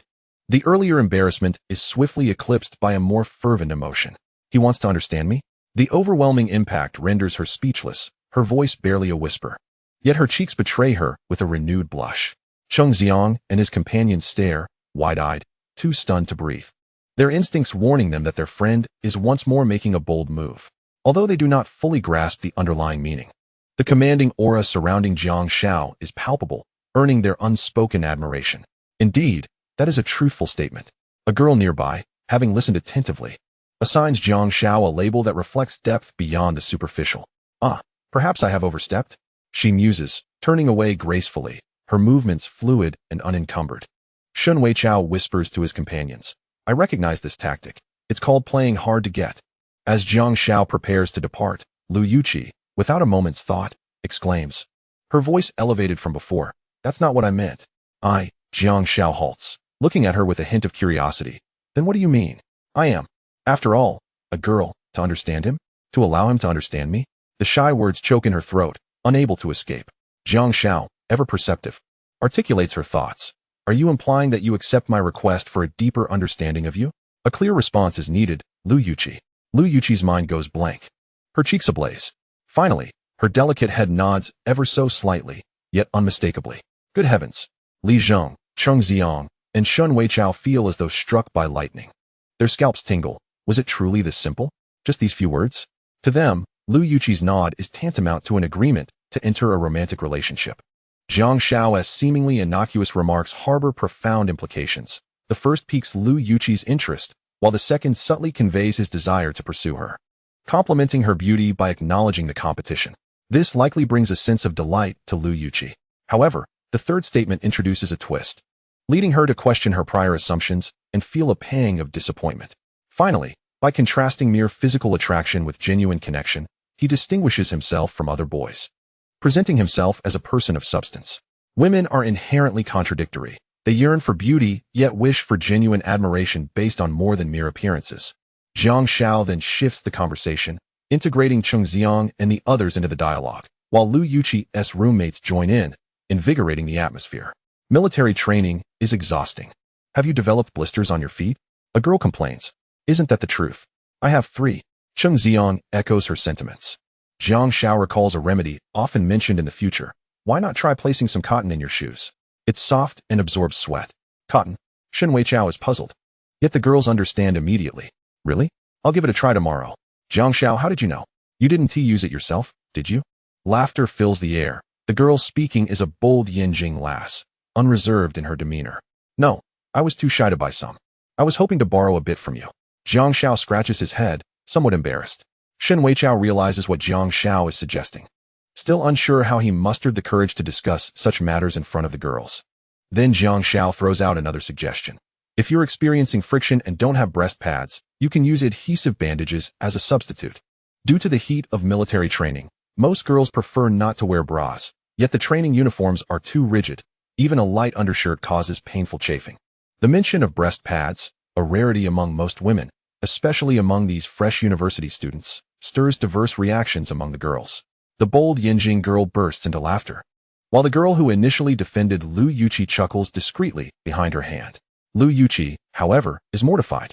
Her larger size has already led to complaints about discomfort in the dormitory. Jiang Zhao's comment feels all too personal for her, especially when the Yanjing girl adds with a teasing tone, Jiang Xiao, did you come up with that suggestion just for Liu Yuqi? Ha ha ha, you're killing me. As the day's military training concludes, the group returns to their dormitory, while others review Jiang Zhao's lessons from the day.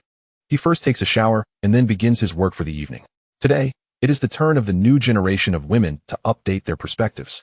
Jiang Xiao selected a piece from his drafts titled, What I Seek is Not the Bride Price, but Your Attitude. Recently, some peculiar occurrences have transpired on this account. A user has been relentlessly leaving disparaging comments in the backend, condemning him for allegedly having misguided values, for intentionally leading women astray, and labeling him as scum, threatening to expose him online. While he had faced criticism before, it has never persisted for consecutive days like this. Jiang Xiao remains unfazed, whether black or red. Attention is attention. Expose me? I would welcome it. Perhaps it could even elevate the popularity of this account. He clicked send. In a freshman dormitory at a media university, a girl saw a notification pop up on her phone and, upon reading the title, nearly dropped her device. How shameless. A disgrace. Ah, this infuriates me, she shouted, clutching a stuffed toy on her bed. What's wrong? What has happened? Another girl, noticing her sudden outburst, quickly inquired. That so-called new generation of women has published another article. It makes me furious. Look at the nonsense they VE posted. How can so many people agree with such misguided thoughts? Oh, is it about the bride price? The neighboring girl also opened the article to take a look. I find some merit in it. Look, it says that the bride price is a fine tradition passed down from ancient times. Moreover, I believe that a higher bride price can indicate whether a man truly loves you. The girl not only liked the article, but also shared it on her friend circle. Xiao Linghan, do you also concur with her? You shared it? That's it. You're going to be influenced by her. This makes me furious. I will expose her. The girl had always perceived the author as a woman, a selfish individual with a severely distorted worldview. After Jiang Xiao sent the article, he climbed into bed to rest. Today, he refrained from messaging Lu Yi. It was time to take a breather. Lu Yi was unlike any girl Jiang Xiao had encountered before. Her age of 26 was sufficient proof that she could not be swayed by mere flirtations. This called for an alternative strategy from Jiang Xiao. Tonight, he decided to send a message to Zhang Yan. Under the extreme tension of their interaction, Jiang Xiao fell asleep, while Zhang Yan found it difficult to do the same. Seeing that Jiang Xiao had not replied for quite some time, she muttered a curse. Pig. A girl, freshly out of the shower, emerged from the restroom and asked, Zhang Yan, when is the best time to apply body lotion? After a shower, ideally within 35 minutes. Make sure to shower with hot water so your pores open up, keeping your skin in a hydrated state. Applying body lotion at this moment can lock in moisture for enhanced hydration. Don't dry your skin too much. Just pat it with a towel. Got it. By the way, shall we go shopping this weekend? I want to buy a bottle of perfume at SP. Zhang Yan pondered for a moment. Is SP in Chaoyang District? Yes, indeed. I've heard it's a paradise for women. All right. Chapter 6. Application for entrepreneurial support. The sun rose punctually, showing no sympathy for the freshman. March in step. Instructor Fong commanded with arms crossed. Today, several girls from Lu Yuqi's dormitory appeared to be in better spirits, their steps noticeably lighter. While having lunch, they passed by Jiang Xiao, giving him a look of subtle approval. One girl from Yanjing, seizing a moment of privacy, whispered, Yuqi has posted an X, provoking Lu Yuqi to chase after her in mock anger. After lunch, most of the newly trained students returned to their dormitories for a nap, while Jiang Xiao made his way to the administrative building. After inquiring with a few classmates, he found the entrepreneurial application office. To his surprise, there was a line forming. Is the entrepreneurial atmosphere in the media field so vibrant? Or is this the case across all schools in Yanjing? After asking an upperclassman, Jiang Xiao learned that the 2012 policy encouraging entrepreneurship had begun pilot programs in universities. In response to this initiative, various institutions had offered attractive rewards. Take the media university. For instance, not only were there credit rewards, but projects recognized as outstanding could also receive substantial resource support, such as free office spaces, essential infrastructure, and even startup funds. Setting aside the allure of free office space and startup capital, the mere prospect of credit rewards had captivated many. These rewards would count towards their transcripts, substituting for certain practical course credits, alleviating academic pressure, and enhancing competitiveness for awards and postgraduate recommendations. Most crucially, compared to other fields, the media industry places significant value on practical credits when hiring fresh graduates. Thus, while achieving good grades might earn a mere nod of approval, making a name in entrepreneurship could garner resounding applause and admiration. This explains the queue that had formed at the end of the line. An upperclassman was reviewing the application forms submitted by students. He was there to conduct preliminary checks, as many students were inexperienced in entrepreneurship and often filled out forms improperly. Jiang Xiao approached the upperclassman to request a form. The upperclassman glanced at Jiang Xiao, clad in military training attire, and frowned slightly. What are you doing here, freshman? Jiang Xiao paused for a moment and asked in confusion, can freshmen not apply? Perhaps due to the ambiguity in Jiang Xiao's tone. The upperclassman mistook it for provocation and became displeased. Coldly, he retorted, you can, but entrepreneurship is not a trivial matter. It requires experience and insight. I advise you to think carefully and not waste your time or money. Come back in your sophomore or junior year. Jiang Xiao sighed with relief. As long as there were no school restrictions, he was willing to give it a shot. Thank you for your advice, senior. I will certainly give it a try. Jiang Xiao offered what he believed to be a humble smile. However, the upperclassman interpreted this smile as mocking, as if to say, the school doesn't care. So why should you? Without further words, the upperclassman pulled a form from the side and pointed, go fill it out over there. Taking the application form, Jiang Xiao moved to a corner and began to fill it out diligently. Name, Jiang Xiao, Department, Internet and New Media. Project name, Online Self-Media, WeChat. In the section for the advisor, Jiang Xiao found himself at a loss. Thankfully, a line of red text stated that it was only mandatory for projects selected as outstanding. The subsequent sections contained basic project information, all of which were optional, such as project progress, funding sources, and so forth. After diligently completing each section, he picked up the form and returned to the line. Your project name is not acceptable. What is an interest group? It needs to be specific. This is not child's play. Go back and redo it. The upperclassman rejected a boy's form with a stern tone. Just as Jiang Xiao thought the upperclassman's demeanor was consistent, he spoke to a female student behind him with a gentler voice. Classmate, you need to make some modifications here. If your project has not yet started, mark it as in preparation. Also, this section needs to be revised. You may want to correct it and return. Jiang Xiao realized with annoyance that he was dealing with a double standard, with 7 or 8 people ahead of him. After waiting for over 20 minutes, it was finally his turn. Just as he was about to submit his form, a girl dashed out from the side and handed her form to the upperclassman behind the desk. Jiang Xiao was momentarily taken aback and asked, Senior, aren't you supposed to wait in line? Mind your own business. I was here this morning. The girl glanced at Jiang Xiao, dismissing him as just a freshman. Jiang Xiao, who was more inclined to be soft-spoken than confrontational, particularly despised queue jumping, and immediately retorted, even if you came last year, you still need to wait in line. Don't you understand? What are you shouting about? Who do you think you are, a freshman to shout here? The girl, who was quite attractive but now bore a repugnant expression, made Jiang Xiao feel nauseated. So what if I'm a freshman? Does that make me inferior? I'm not your father. Why should I let you go ahead? Wait in line. Jiang Xiao set the girl's application form aside. As she attempted to persist in her demands, the senior interjected, Ching, calm down. This junior here is merely correcting some issues on the form he filled out this morning. Internally, Jiang Xiao cursed, thinking the so-called warm-hearted guy was even less admirable than a dog, refusing to concede. He pointed at the boy who had just been sent back to refill his form and remarked, wasn't he just redoing his application too? How does this senior know he is in line? The senior was momentarily taken aback, pondering how he had encountered such an oblivious individual. As a vice minister of the student council in his 3rd year, he had some interest in the 2nd-year girl who was merely an ordinary member of the council. Having met last semester, he had hoped to show her some leniency, thinking that his intervention would earn him some goodwill. However, he had not anticipated Jiang Xiao's obstinacy. Now, the senior found himself in a precarious position, noticing the displeased expressions of the students in line behind them. He turned to the girl and suggested, Ching, why don't you go ahead and queue?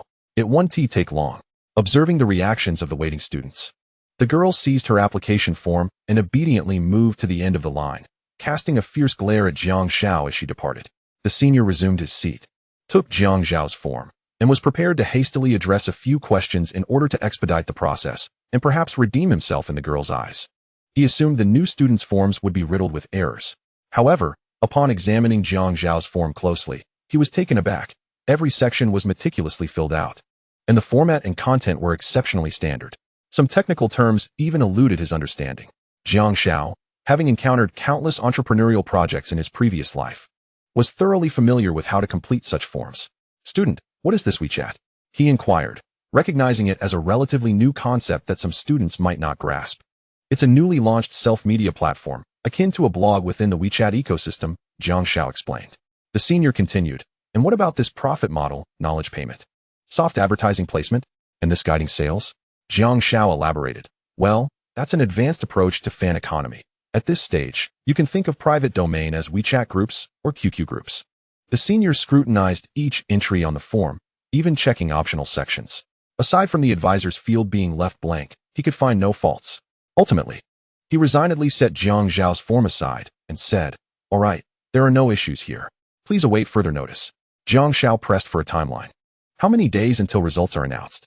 The senior replied, it's hard to say. The review process is overseen by Director Chow from the Youth League, but generally, results are out within 3 to 5 days.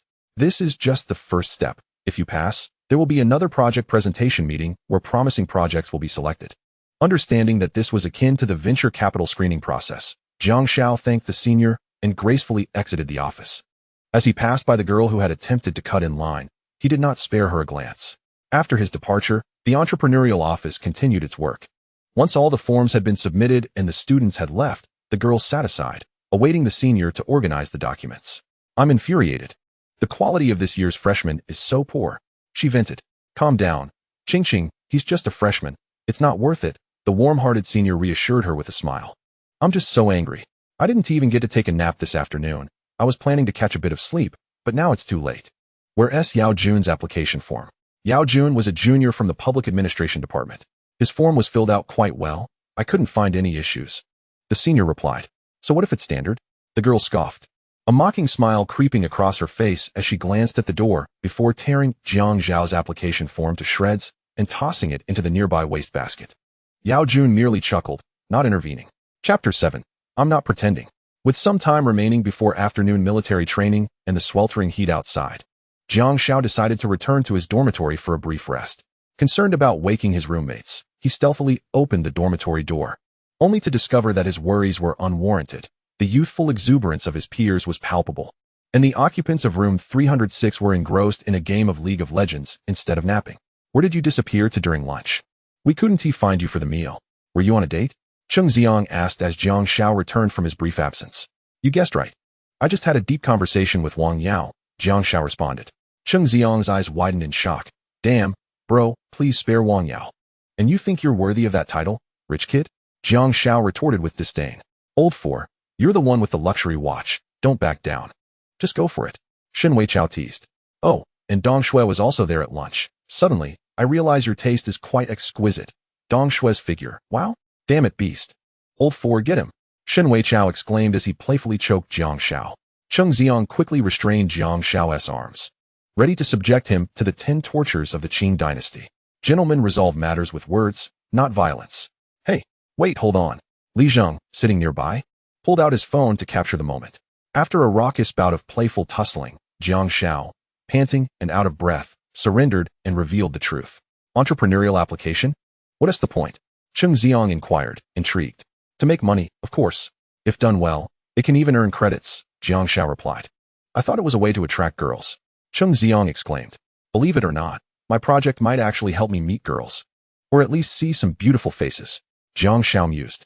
His friend's eyes lit up with interest. What is your project about? Self-media, in the beauty industry. Damn, they exclaimed in unison. The trio urged Jiang Xiao to reveal the details of his project. We chat. But how does that attract girls? There are no photos. They protested as they peered at Jiang Xiao's backend. This is just the beginning. Once I finish promoting it at school, I plan to pull my followers into a WeChat group where they can share their makeup results. Isn't that simple? Jiang Xiao outlined his future plans, eliciting gasps of excitement from his friends. When that happens, let us join in too. Cheng Xiang said with a flattering grin. Just follow me, followers can join. Jiang Xiao replied nonchalantly. In this day and age, it was uncommon for boys to wear makeup, but it wasn't unheard of. Having a few boys in the group wouldn't be strange at all.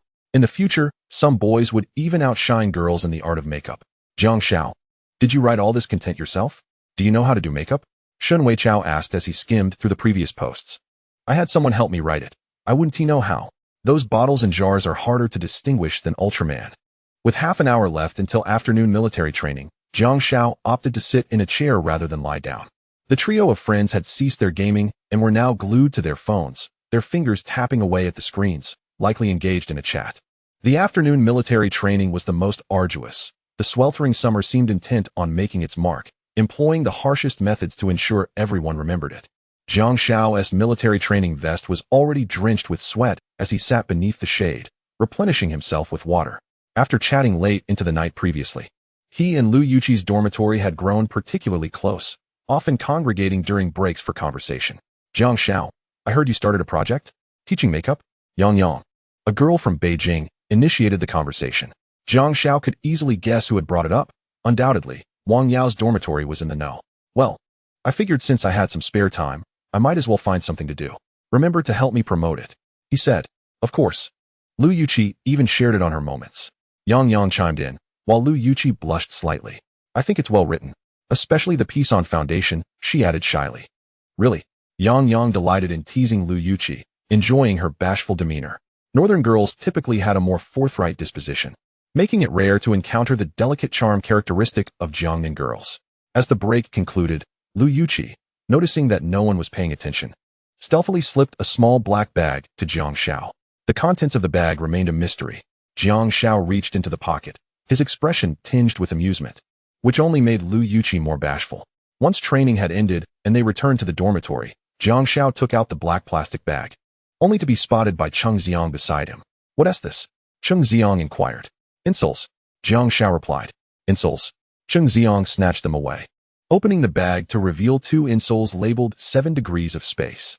"Where did these come from?" "Lu Yuqi gave them to me. Don't break them. I need them for tomorrow." "Lu Yuqi? Dude, you're quite the player. It's only been a few days, and you've already made your move?" Li Zheng was equally surprised. "Made a move? Not at all. I'm not planning on dating anyone at this stage." Jiang Xiao clarified. He was not considering a romantic involvement with his classmates, not with Lu Yuqi, at least. He pondered silently, feeling that he harbored no special feelings for her. His previous teasing was merely habitual. After all, in his past life as a relationship blogger, he had mastered some basic conversational techniques. Since his rebirth, he hadn't made a conscious effort to conceal these skills. However, he believed in maintaining a fundamental moral standard. While a man may be flirtatious, he must not be lewd. Since he had no intention of developing feelings for Lu Yuqi, he resolved not to hurt her. From what he had observed over the past few days, Lu Yuqi seemed to be a decent girl. As for what might change in the future, he chose not to dwell on it. The relationship blogger within him felt a pang of distress. In his previous life, he had only studied how to attract women, engage in romantic entanglements, and discern their intentions. Yet, he lacked experience in how to gracefully reject a girl. Consequently, he turned to the 3 Casanovas of Dorm 306 for guidance. "What do you think is the best way to tactfully decline?"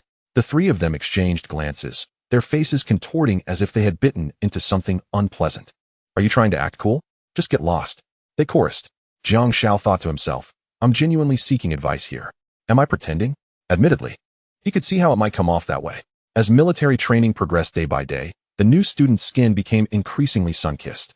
Finally, they endured until Sunday morning, when the training concluded, and the school generously granted the freshmen a half-day holiday. Upon hearing the daunting instructor announce that they could rest that afternoon and evening, Class 1 of New Media erupted into jubilant cheers. "What are we waiting for?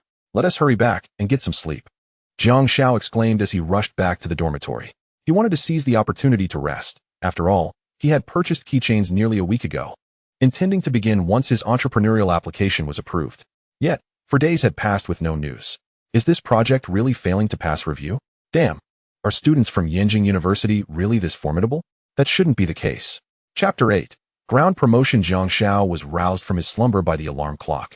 Having slept until 3:30 p.m., after washing his face and tidying himself up, he reminded himself to maintain a respectable appearance while promoting his products. Heading out again. "Are you? What is the plan? You're not meeting Lu Yuqi, are you?" Cheng Xiang asked, curious as Jiang Xiao prepared to leave. "Not at all." Jiang Xiao was about to speak when Li Zheng interjected. "How do you know?" Shen Wei Chao, lounging on his bunk, asked inquisitively. "Hee. Yang invited us out for dinner tonight." "Really, second brother?" Cheng Xiang perked up instantly. "Of course, we'll be dining at Shanqing Hot Pot behind the school." "Awesome." Jiang Xiao shook his head, ready to head out. "Wait, you still haven't told us where you're going." "You have to join us tonight," Li Zheng insisted. "Let us discuss it later. I'm heading out to do some promotion. If I join, it will be later, so you all can eat first," Jiang Xiao said before leaving. Time waits for no one, and in this age of information overload, every minute is invaluable. The afternoon was not the best time. The sun still hung high in the sky. Upon arriving at the storage room of the security office, Jiang Xiao greeted a fellow villager and handed him a cigarette. "Ready to start?" the villager asked. "Yes, it's a rare day off. Let's test the waters," Jiang Xiao responded, assembling his customized pop-up display. "Is this your entrepreneurial project?" "I applied for it. I expect to hear back by Monday since the teacher is likely busy this weekend." "All right, go for it. If no one reports you, I'll make sure no one bothers you." "Thanks, uncle." Jiang Xiao took 2 boxes of keychains and a pop-up display and left. Before long, he found himself on the small path at the west gate of the school. This was a thoroughfare for female students traveling between their dormitories and classrooms, shaded by trees. Once he set up his display and showcased the adorable plush keychains, he began advertising. "There's nothing to be embarrassed about. I'll do whatever it takes to earn money." Having lived a second life, Jiang Xiao understood well the difficulty of earning money. Free keychains, exclusive benefits for beautiful ladies. Come take a look. Though not many girls were passing by, the hustle and bustle of the campus ensured that Jiang Xiao's eye-catching display garnered attention. A woman approached, her face half withered and wrinkled, while the other side was fair and radiant. Transform yourself starting today. You can also receive a limited edition plush keychain for free. Students could easily discern the newcomers clad in military training uniforms, their expressions a mix of bewilderment and curiosity. Those dressed in alluring or elegant attire were clearly the upperclassmen. The two girls before him, wearing expressions of innocent curiosity, were undoubtedly freshmen. How about it? Would you like a keychain? Jiang Xiao asked, extending one toward one of the girls. The girl took it, her interest piqued. Is it really free? Yes. All you need to do is follow this and share an article on your social media, he explained. This is a makeup tutorial. You can check it out before making a decision. Though the girl appeared skeptical, she nonetheless took out her phone to take a look. I'm also a student here. Majoring in new media, this is part of our extracurricular assignment. Oh, so it's an assignment? Are you a senior? The other girl asked as she picked up a keychain to examine it. Yes, that's right. Otherwise, I wouldn't be able to do this on campus, would I? Jiang Xiao replied. The two girls fully set aside their doubts and began perusing the content on their phones. Minutes passed, and the girl looked up, a hint of surprise in her eyes. Senior, did you write this? You know how to do makeup? I know a little, but I didn't write this. It's the experience shared by a campus beauty from Yenjing University. I'm just responsible for the promotion. Ah, a campus beauty from Yenjing University? No wonder. So, I just need to share one article? Jiang Xiao nodded, affirming her understanding. Before long, the keychains were disappearing, and the followers of the beauty blog were steadily increasing. 2 hours later, as the clock approached 6 p.m., the flow of female students intensified, and Jiang Xiao's promotion booth began to attract a larger crowd. Thus, the herd mentality emerged. I followed and shared. You can take a look. Me too, over here. One by one, the girls showed Jiang Xiao their social media posts. The keychains were claimed, and the follower count continued to rise steadily. Just as Jiang Xiao opened the second box of keychains, an irksome voice interrupted him. Oh, I thought the junior had a significant project. Turns out it's just a street stall. Can this even be called an entrepreneurial project? Jiang Xiao frowned, recognizing the woman who had cut in line during the entrepreneurial support application process. Her name seemed to be Qingqing. What? Are you following me too? I noticed some foundation on your face. Perhaps this tutorial could help. What did you say? Who is foundation on? The girl named Qingqing did indeed have some visible makeup flaws, and Jiang Xiao had not been lying. This issue troubled her, yet she would never admit it. Furthermore, setting up stalls is prohibited on campus. Your entrepreneurial application hasn't been approved, has it? The girl recalled tearing up her application form that day, a subtle smirk playing at the corners of her mouth. Whether or not my application was approved is none of your concern. I received a notice. If you're uninterested, step aside and don't block others, Jiang Xiao replied, his tone somewhat brusque. Received a notice? Huh, you're lying. There's no way you could have passed the application. Huh, what do you mean? Jiang Xiao looked at her quizzically. How could this ground promotion project possibly pass the review? Qingqing provided a rather tenuous explanation. She didn't care whether Jiang Xiao believed it or not. It was simply too coincidental to encounter him today, so how could she refrain from seeking revenge? The elder brother from the security department. I am reporting that this individual is operating a stall at the school without permission. Jiang Xiao's stall is not far from the west gate. Hence it is quite close to the security kiosk. A few senior brothers, upon receiving the team leader's instructions, turned a blind eye to Jiang Xiao's actions. However, now that someone had reported him, they could no longer feign ignorance. After a lengthy mediation, the woman stubbornly clung to the school regulations, leaving the security personnel with no choice but to allow Jiang Xiao to wait until the proper procedures were finalized. Not wanting to make things difficult for the brothers, Jiang Xiao began to pack up his belongings, preparing to leave. Seeing the grim expression on Jiang Xiao's face, the woman felt a surge of satisfaction. Jiang Xiao, however, was not one to easily concede. If the school prohibited him from setting up a stall, he would simply do so outside the school gate. Thus, he reappeared on the street between the school and the girls' dormitory. Naturally, the results were not as favorable as within the campus.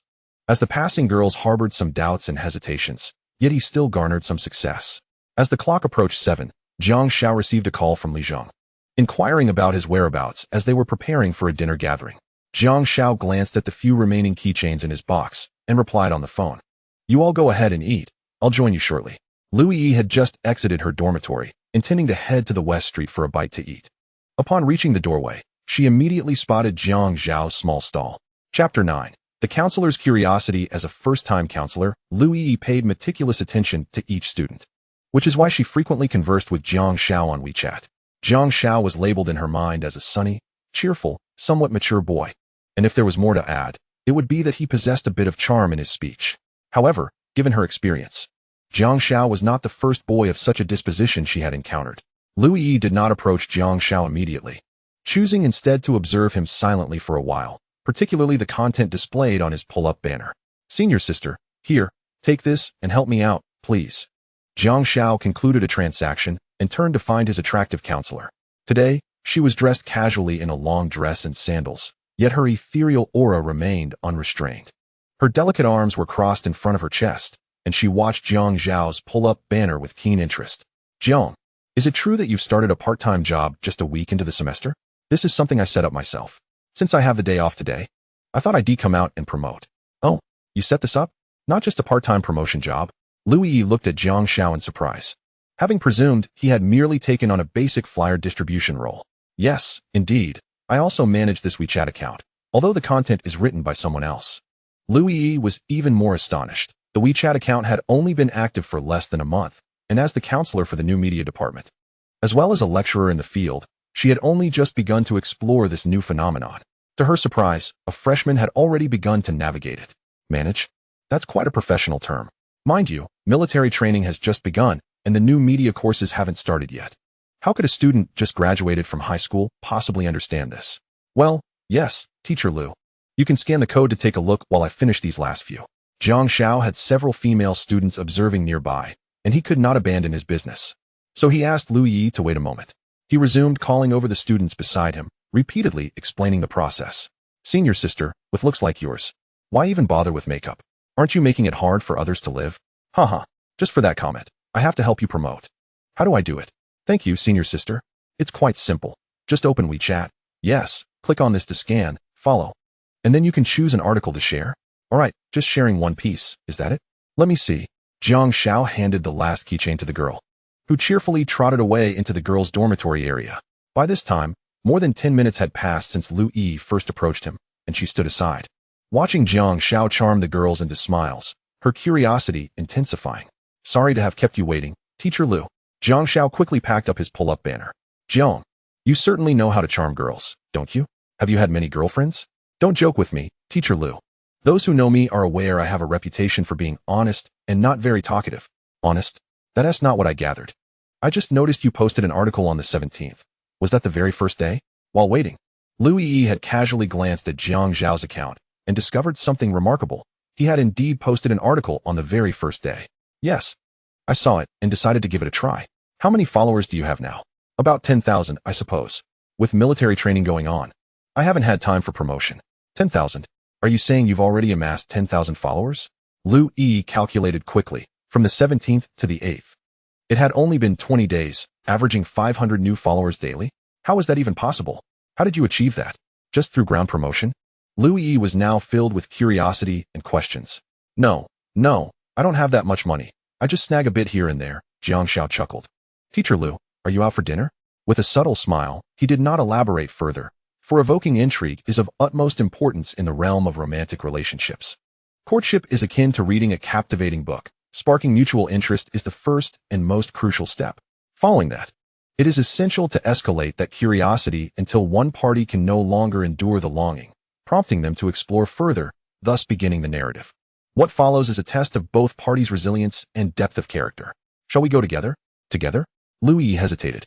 Although Jiang Xiao was her student, he was still a boy, and others were unaware of their student-teacher relationship.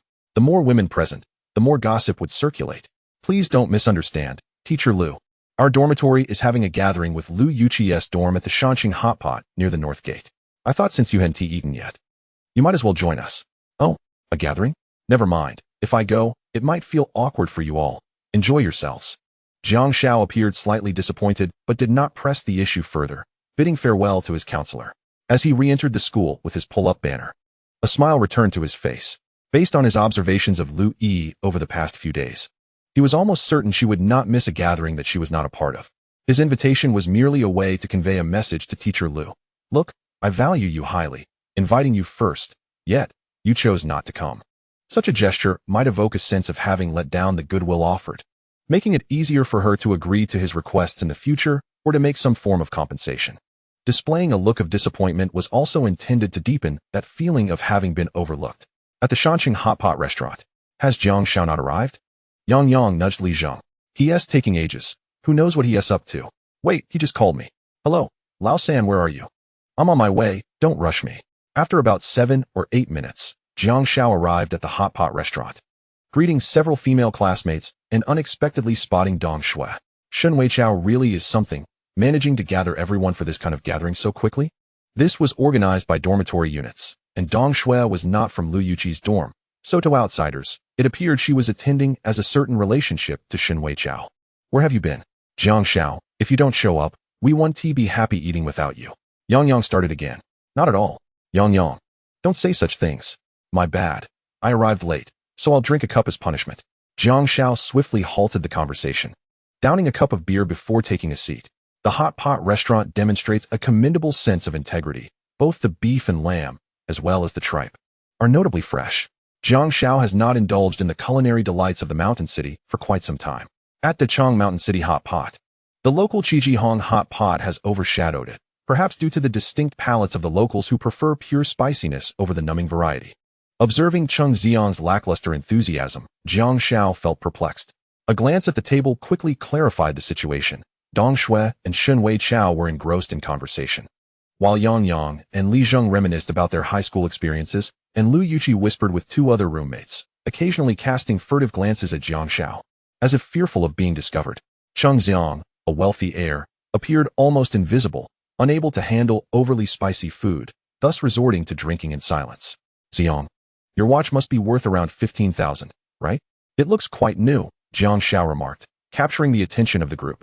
Cheng Xiang paused momentarily, then shrugged nonchalantly. Yes, I just bought it over the summer. It's a Longines Conquest Dive series. Goodness, that watch could cover my living expenses for 4 years. You truly are extravagantly affluent. Jiang Zhao's flattery resonated deeply with Cheng Xiang. It's not that impressive. I initially wanted a masterpiece, but it seemed unsuitable for a student. Old for. If you can't find a job after graduation, will you just inherit your family's billions? Who has to say otherwise? Cheng Xiang responded. Third brother, where have you been just now?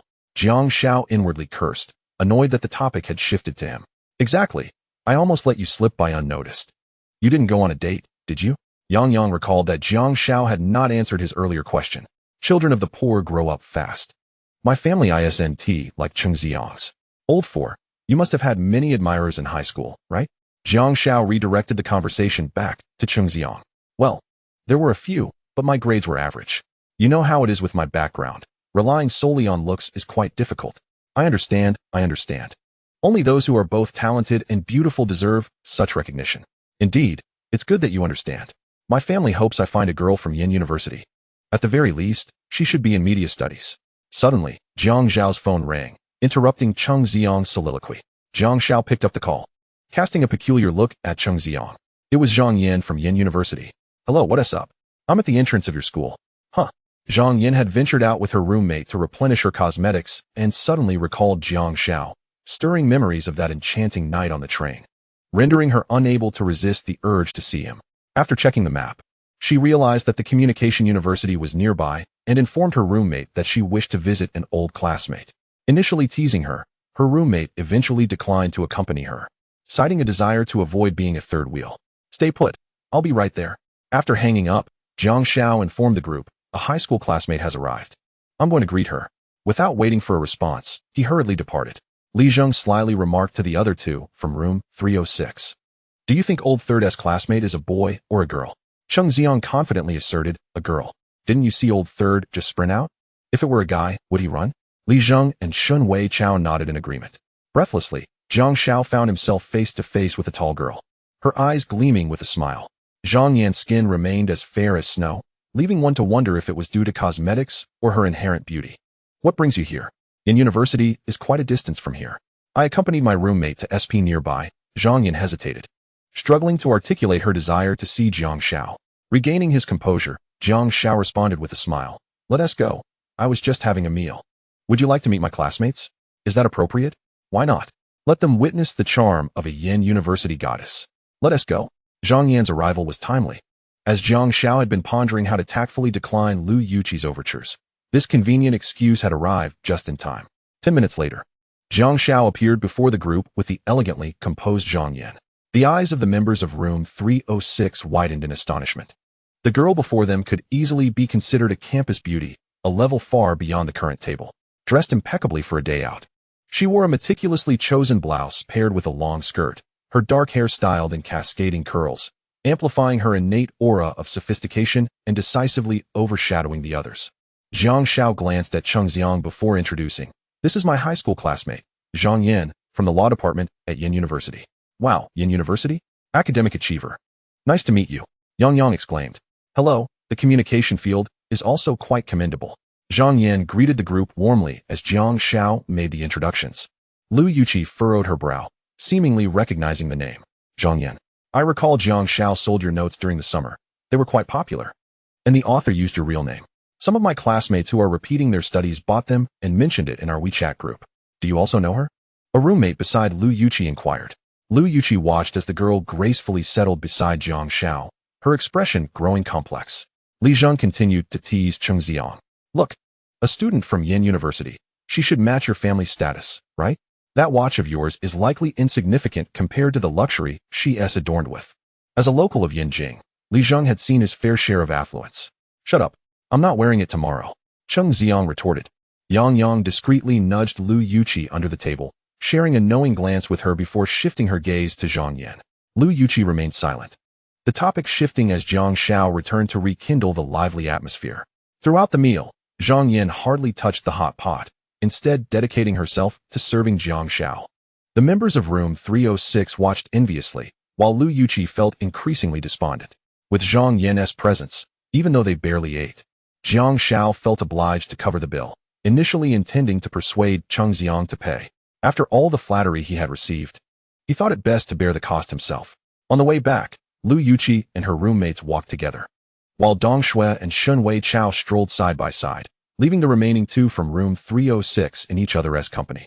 Meanwhile, Zhang Yan and Jiang Xiao engaged in conversation. The girls in the dorm whispered among themselves, "Yuqing, the pressure is mounting, but I believe there is hope. Yin University is too far for us. We need to seize the opportunity while we can." Yang raised his fist to encourage Lu Yuqi. "Don't say such nonsense. If Jiang Xiao hears, what will become of me?"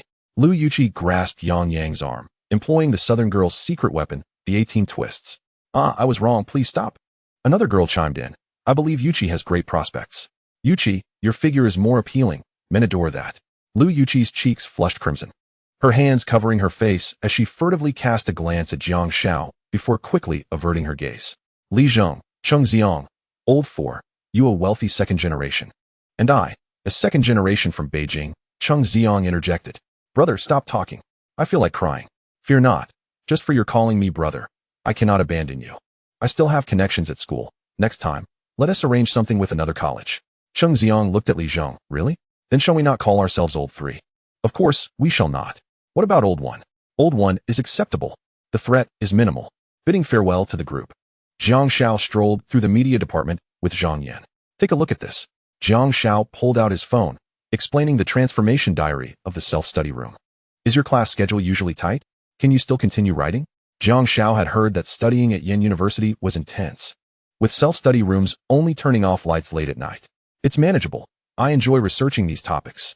Can I call you a Xiao?" Zhang Yan asked, gazing at Jiang Xiao. Jiang Xiao waved his hand in front of Zhang Yan's eyes. "Of course, given our intimate interactions." Zhang Yan's face turned rosy as she swatted Jiang Xiao's hand, continuing, "Makeup is my passion, and it helps so many people.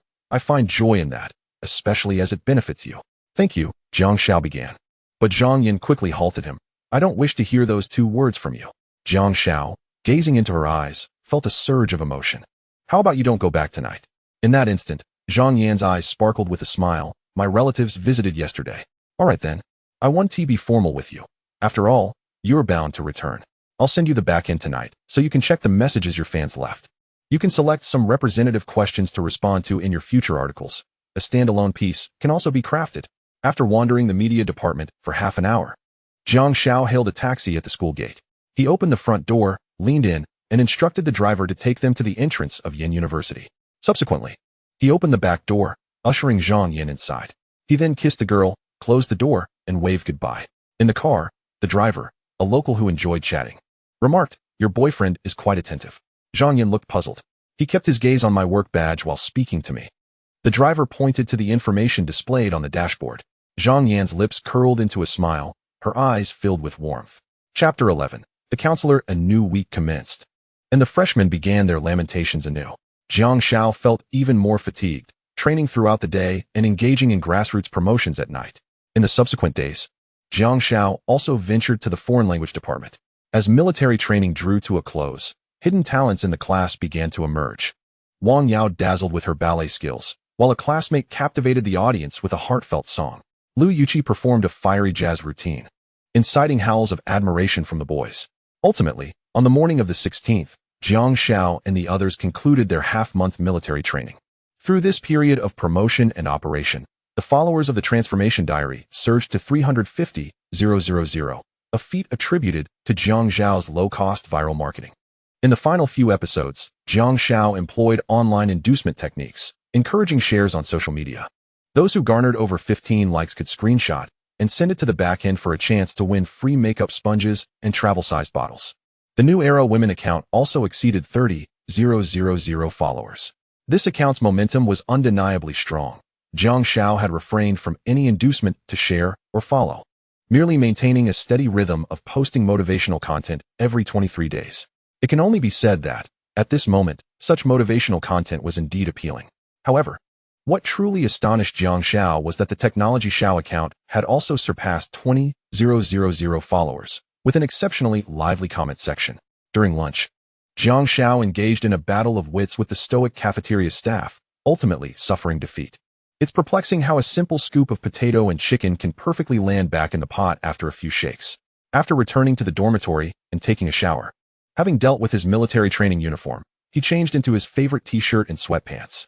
He had just received a message from his counselor, inquiring if he was free in the afternoon to discuss the role of class committee secretary. Jiang Xiao smiled slightly. It had been a week, and this counselor had shown remarkable patience, likely eager to learn the results of the recent viral activities. Half an hour later, Jiang Xiao arrived at the dormitory designated for faculty. He knocked gently, and the door creaked open, releasing a fragrant scent of gardenias into the air. Teacher Lu was dressed elegantly, sporting a comfortable yet stylish cream-colored knit top, her long hair loosely tied back, paired with gray-white, loose-fitting cotton trousers. "Jiang Xiao, you're here. Come in. The place is a bit messy. Please have a seat. Would you like something to drink?" "Anything is fine." Jiang Xiao slipped off his shoes and stepped inside, relieved he had just changed into clean socks. Otherwise, arriving in his military training socks would have been quite awkward. After placing his shoes neatly, Jiang Xiao walked barefoot into the room. Observing the space, he noted the slightly chaotic desk, a pink laptop with its screen aglow, displaying the Sina blog editor, alongside a stack of books such as Introduction to Communication Studies and Practical Internet Marketing. The coffee table lacked an ashtray, raising the likelihood of her being single to over 70. On the wall hung a small whiteboard filled with indecipherable notes. Lu Yi poured Jiang Xiao a cup of freshly brewed herbal tea, served in a cartoon-themed ceramic mug. The probability of her being single increased by 5. Seating herself in a nearby chair, Lu Yi initiated the conversation. "What do you think of the atmosphere in class?" Jiang Xiao relaxed his posture but remained composed. "It's quite pleasant. Everyone is friendly, at least from the boys' side." "Who do you think is most suitable for the class leader position?" "I'm not particularly familiar with the girls, but I believe it would be best to select someone from Yanjing, as it would facilitate matters." Seeing Lu Yi nod in agreement, he continued, "Secondly, a cheerful disposition would be advantageous, someone a bit more easygoing." Why should they be easygoing? Isn't it better to be meticulous?" Jiang Xiao chuckled. "You misunderstood, Teacher Lu. I don't mean careless in tasks, but rather in personality. Someone who isn't overly meticulous. As our class has a majority of girls." Lu Yi realized this, acknowledging that most girls tend to be sensitive, unless one's attention to detail caters to everyone. It would be challenging to gain universal approval. Conversely, a more genial disposition would likely be more beloved. "That makes sense. How about you? Do you still wish to be the class committee secretary?"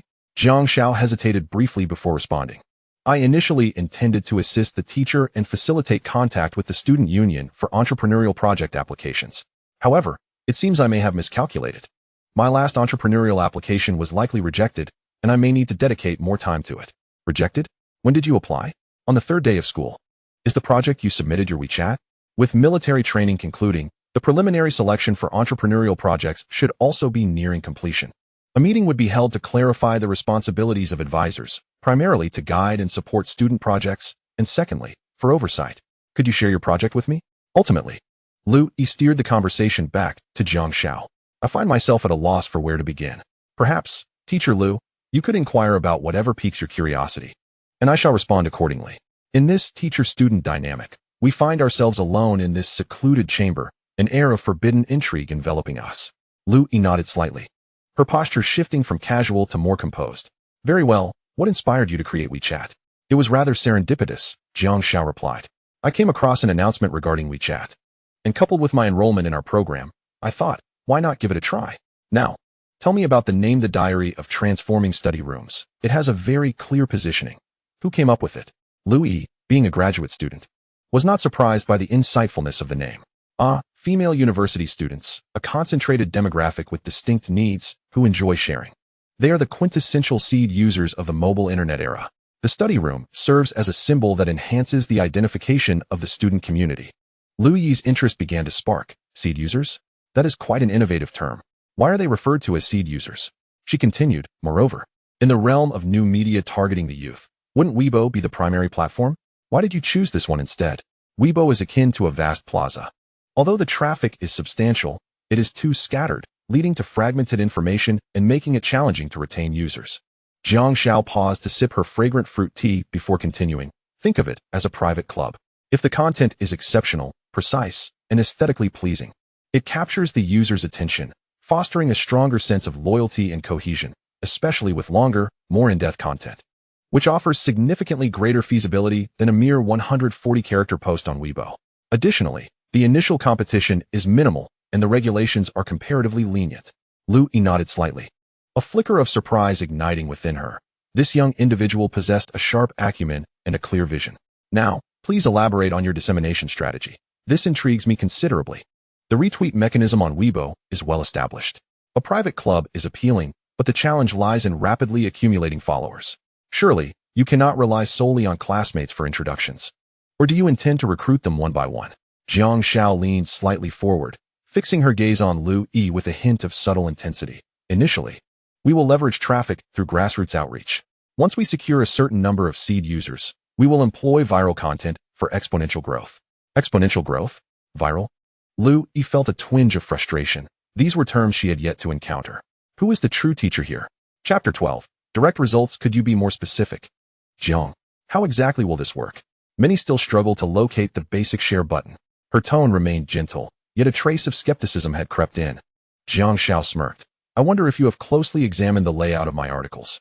And can you guess why I am targeting the university student demographic? Lu Yi swiftly opened one of the articles, noticing a GIF in the upper right corner directing attention to the fact that university students are among the quickest to embrace new concepts. The educational costs are negligible. The crux lies in igniting their desire to share. I have distilled it into 2 points. First, the content must be substantive, genuinely valuable to them. Second, it should be something they can flaunt. To put it plainly, it should enable them to show off. Jiang Xiao's gaze fell upon Lu Yi, and the use of such a colloquial term in the presence of such an elegant and beautiful woman was somewhat provocative. Lu Yi's breath momentarily hitched, and upon meeting Jiang Xiao's gaze, she instinctively curled her fingers. Lu Yi was no ordinary figure. She deftly sidestepped the term and continued. Now, what do you mean by viral content and exponential growth? A glimmer of urgency flickered in her eyes, which Jiang Xiao perceptively detected. After a moment of suspense, just as Lu Yi was about to speak again, Jiang Xiao slowly said, Teacher Lu, some experiences cannot be conveyed through words alone. Experience it for yourself? Lu Yi's expression was one of confusion.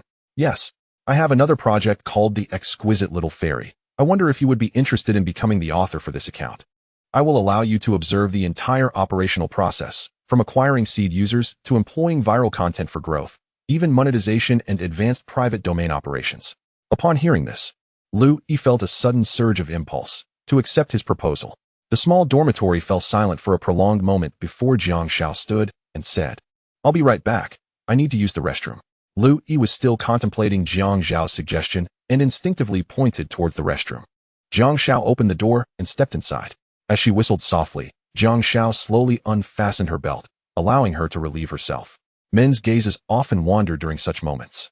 As her eyes drifted to the upper left, they landed upon an unexpected sight. Lu Yi's undergarments hung there. Jiang Xiao was taken aback, not by the presence of the garments, but rather by their diverse styles. Oh, the seamless cartoon ones are adorable, and this lace piece is quite lovely. Wait, what are these two straps for? Regaining her composure, Jiang Xiao hastily pulled up her pants, pressed the flush button, and exited. Lu Yi maintained her serene demeanor, seemingly lost in thought, while internally she wished to vanish into the floor. Before Jiang Xiao's arrival, she had deliberately moved her undergarments from the balcony to the restroom.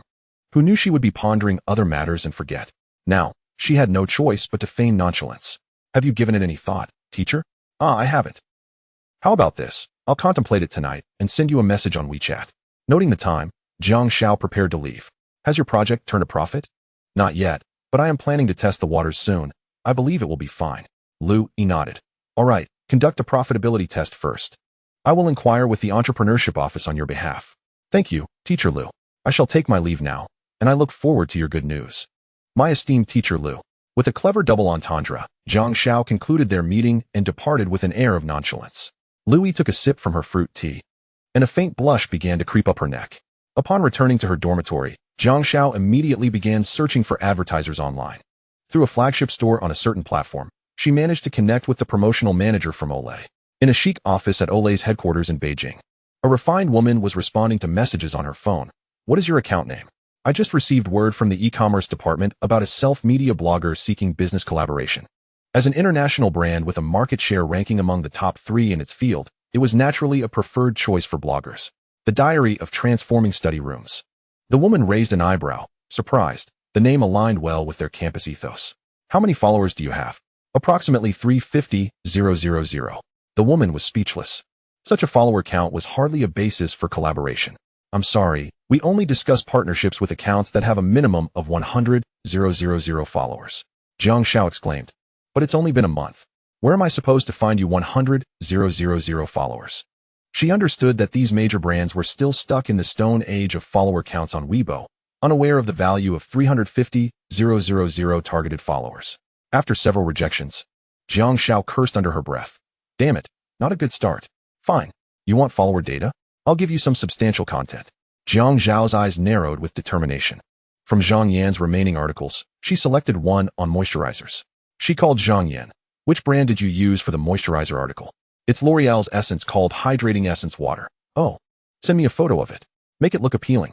5 minutes later, she received a high-definition product image showcasing a captivating hand. Half an hour later, Jiang Xiao made some adjustments to the article, inserting the image and adding a catchy line. Ladies, I can personally attest, this essence is incredible. Oh my god, buy it. Then she prepared to send it out. Glancing at the time, she noted it was 6 p.m. No, students are all eating right now. Back in 2012, they hadn't yet developed the habit of checking their phones while dining. I'll wait until 8 p.m., uncertain about the emergence of a scheduled publishing feature. I truly wish to call long ago. After dining, Jiang Xiao sat before the computer, and at 8 o'clock, he dispatched the article. Feeling disheartened by the day's criticisms, Jiang Xiao resolved to regain some confidence in the canyon. He rallied the other 3 and charged into the canyon. Li Zheng, did you sell me out? Boss, how did you get eliminated? Cheng Xiang, where did you place your skills? Record 0-2-10, dominating the battlefield. Cheng Xiang was so amused he could hardly contain himself. Is this it? You constantly berate us for being inept? Jiang Xiao retorted with conviction. What does my skill level have to do with my comments on your ineptitude? I never claimed I wasn't inept. The others chimed in. Never have we encountered such unabashed shamelessness. Amidst the clashing of inexperienced players, merriment abounded. Meanwhile, at the L'Oreal Tianyao flagship store that evening, the customer service team found themselves bewildered by the influx of queries. Is that essence the one promoted in the self-study room? Where's the link to this essence? Screenshot. The team leader, sensing something amiss, hurried to consult the manager about whether they had run an advertisement. The manager was equally perplexed. By noon the following day, the manager could no longer remain seated, pounding the table and declaring, investigate the source of this traffic. Conduct user follow-ups. A product that typically sold only 50 units daily had skyrocketed to over 200 sales, a staggering increase of 400%. Manager Lee, we found it. There's a WeChat group called Self-Study Room Beauty Diary that mentioned our product. Manager Lee picked up his phone and navigated to the article. Soon, the self-study room's backend received a message. Hello, teacher. This is Lee Lei from L'Oreal's e-commerce department. Thank you immensely for your support of our refreshing essence. May I add you on WeChat? Jiang Xiao chuckled, choosing not to add him immediately. He waited until the lights were about to turn off before adding the manager. Apologies for the delay. I was swamped during the day. Hello. The response was instantaneous. No worries. Thank you once again for your support. Oh, if fans appreciate quality products. I merely mentioned it casually. Your taste is exceptional. We have many other fabulous products. Could we explore a deeper collaboration? It's rather late. Let's discuss this tomorrow. Absolutely. Rest well. I look forward to our conversation. Jiang Xiao smiled as he concluded. Whoever is anxious shall lose half. The following morning, as the lullaby of English class came to an end, the manager's messages flooded in. Good morning, Teacher Jiang. What do you think of the collaboration proposal? Jiang Xiao maintained an aloof demeanor throughout, but eventually swayed by the sincerity, reluctantly agreed. Send the samples to Yen University. I will write a review. Fee, 3,000 for 30 samples. Ultimately, Jiang Xiao forwarded the collaboration intention screenshot to Lu Yi. Chapter 13. The meeting erupts on Tuesday morning. Jiang Xiao attended 2 classes on communication studies. In his past life, he was well acquainted with many new concepts, particularly the specific operations. However, he lacked familiarity with traditional theoretical knowledge, which remains invaluable for learning. The essence of change lies in the methods of operation and their implementation in various contextual backgrounds. Simultaneously, within a large office, a meeting was in progress. With new students just enrolled, numerous matters required attention to ensure optimal teaching quality and student affairs, resulting in an uptick in meetings. The vice president, responsible for management, was listening to reports from various departments. The speaker was Director Chao Xingda from the Entrepreneurship Office. After careful selection, we have identified this batch of entrepreneurial projects, and the summary has been distributed to everyone. I will not elaborate further. Director Chao cleared his throat and continued. This batch boasts numerous innovative ideas, along with some larger investment projects that merit our attention and guidance. For instance, the Itty Cafe at the West Gate, which is a project initiated by a freshman. After introducing several key projects, Director Chao prepared to conclude his report. Generally, at this juncture, there would be little dissent, as everyone was somewhat aware of these entrepreneurial projects, given that the supervising teachers needed to report on them within their departments. Director Chao, I have some questions. A cool voice interjected. Teacher Liu, please proceed. Upon reviewing these entrepreneurial projects, I wish to inquire about the criteria for our selection process. Director Chao furrowed his brow. Primarily, we consider creativity, project prospects, feasibility, and various other factors. I see, but as you know, our new media department is small with few members. We cannot treat it like a stepchild, can we? Lu Yi's voice grew increasingly frigid. Director Chao, what do you mean by that? Director Chao appeared anxious, as Lu Yi's implication was a clear accusation of favoritism. We have a student who began his entrepreneurial journey during the summer break, and his project aligns perfectly with our new media specialization. He has amassed nearly 40,000 followers and ranks among the top in his field. Lu Yi paused briefly, allowing the attendees a moment to grasp the situation before continuing. Just yesterday, I received a collaboration intention, and the application even promised to provide part-time positions for disadvantaged students. Lu Yi's voice crescendoed. I simply wish to ask Director Chao, what issues exist with this project? You speak nonsense. I have not seen anyone from your department apply for entrepreneurship. Director Chao was visibly agitated. If such a project existed, he would undoubtedly prioritize it. Not to mention its profitability, the alignment with the relevant specialty surpassed most of the projects listed on the form. Moreover, the promise of part-time positions was precisely the kind of project he yearned for. In recent years, the entrepreneurial wave in the country has intensified, and as one of the first pilot programs in higher education, the pressure on media studies has been considerable, with no distinct advantages in entrepreneurship. Hearing Director Chao's words, Lu Yi was taken aback. Not seen. If you doubt it, check the records. I believe my student has no reason to deceive me regarding such matters. Furthermore, I have seen his project, and frankly, I could not achieve similar results in such a short span. The vice president was astonished. He had recruited Lu Yi, and her admission to a 985 university as a fresh master's graduate spoke volumes of her capabilities. What impressed him most was her remarkable confidence that even left him in awe. A freshman capable of making her feel inferior? Director Chao, please investigate this matter thoroughly. We must give due consideration to each student. Teacher Liu, please do not take offense. New media is our focus for development in recent years, and there will be no preferential treatment. It is possible there has been a misunderstanding. Liu Yi nodded in agreement. The meeting continued. But Liu Yi no longer paid attention to the subsequent content. At that moment, she was confirming the application with Jiang Xiao via WeChat. When did you submit the application? Around noon on the 4th, Jiang Xiao replied. Who received the application at that time? A senior, I believe, but I don't know his name. Understood. After the meeting concluded, Liu Yi approached Director Qiao. Director, I apologize for my earlier outburst. Qiao Xingde, still somewhat irked, found it challenging to maintain his composure after Liu Yi's apology. It's quite all right. It's all for the sake of work, and I understand. I will verify the situation. All right, I just inquired with my student. He submitted the application at noon on the 4th, and a male classmate collected the form. Very well, Teacher Liu, let us go together to verify the situation. To clear his name, Director Qiao extended the invitation, which Liu Yi readily accepted. The two arrived at the office, and the verification process was straightforward, knowing the specific time. Director Qiao directly accessed the surveillance footage from that day. Director, this is the student I mentioned. Liu Yi pointed to Jiang Xiao, who had just entered the office that day. As the video fast-forwarded, the two individuals witnessed the unfolding conflict. However, the silent footage left them unaware of the specifics of the incident, until Yao Jun set aside Jiang Xiao's application form without any apparent issues. The question remained, what about the form? The video continued to accelerate, and finally, Qiao Xingde's expression darkened significantly. In the footage, the female student who had just clashed with Jiang Xiao tore the application form to shreds and discarded it into the trash bin, revealing the truth. I shall not disturb Teacher Qiao any further. Rest assured, Teacher Liu, I will provide you with an explanation. I apologize for the trouble, Teacher Qiao. This project holds substantial significance for the new media program, and I hope Director Qiao can understand my impulsiveness. Liu Yi took her leave.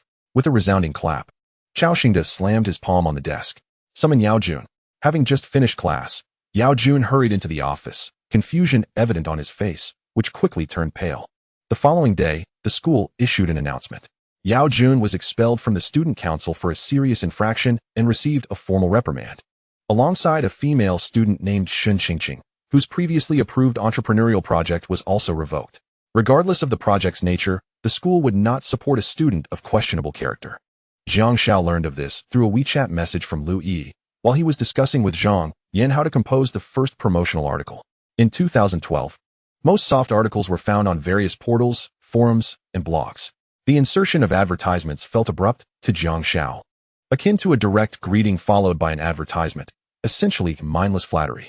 He advised Zhang Yan to highlight one or two insignificant flaws in the product, such as its unsuitability for women over 30. This shortcoming was negligible for the target demographic of college students. Alternatively, he suggested mentioning that the product was slightly pricey, thereby emphasizing the brand's positioning. At the article's conclusion, Jiang Xiao initiated a campaign, offering free samples to the first 30 individuals who liked and commented the most. Jiang Xiao, your project application has been successful. So, where should I begin with the first article? Chapter 14. Outstanding Project Review. Jiang Xiao felt a surge of joy, not merely because his entrepreneurial project was approved, but due to the latter half of the statement. The exquisite dish has been served. Observing Teacher Liu's performance, he believed that with proper positioning, the refined young lady persona would resonate with the urban white-collar demographic. He trusted that the teacher would grasp the essence of promotion. Though he felt helpless regarding the intricacies of makeup, he also needed to update his other two projects. The New Era Women account had amassed 30,000 followers and required a more assertive approach. Those with ambition require no instruction. Those without cannot be taught. This phrase, which he encountered in a bitterly ironic self-help book, remained a timeless truth, even as 2025 approached. Jiang Xiao dared not contemplate the consequences of inadvertently revealing his identity. The Tech Talk series also needed some substantive content. He planned to delve deeper into internet phenomena in his second article. His initial discussion on the topic had been rather superficial, and upon reviewing the readership statistics, he noted a lack of engagement and minimal feedback. As the concept remained largely unaddressed, Jiang Xiao resolved to reiterate it, linking it more closely with his Tech Talk to enhance visibility when a notable figure eventually brought it up. The account 10,000 Cold Jokes had already reached 300,000 followers, and Jiang Xiao pondered how many accounts had surpassed that threshold, likely not many. He worried that his account had caught the attention of the WeChat team, prompting him to seek a suitable new owner for it. While Jiang Xiao busied himself with business planning, in dormitory 306, Li Zheng exclaimed, "You've really put me in a bind again." as Cheng Xiang berated him. Yet, Li Zheng refrained from retorting, acknowledging his own miscalculation that led to yet another loss. Currently, it was just him and Cheng Xiang navigating the gaming realm. As Xin Weichao had begun to show signs of infatuation, frequently messaging Dong Shui and persistently seeking her company for meals. Fine, it's on me. Damn it. You owe me for my win rate in this promotion match. You better compensate me. Just a silver promotion match. Why get so worked up? Tomorrow, I'll arrange a gathering with some fellow villagers from the dorm, okay? Exactly, it's just silver. Who cares? Even if it's a master promotion match, it doesn't matter. Hey, when will it be? Let me check. Li Zheng opened his phone to make arrangements. Anyone who has attended university knows how relaxed the first year can be, especially during the first semester. This often leaves many students, freshly emerged from the rigors of high school, feeling somewhat lost, and Yi Xing was no exception. Chongqing University, unlike others, did not commence with military training but scheduled it during the National Day holiday, condensing it to a mere 7 days. After the novelty of starting school wore off, Yi Xing found herself growing increasingly bored.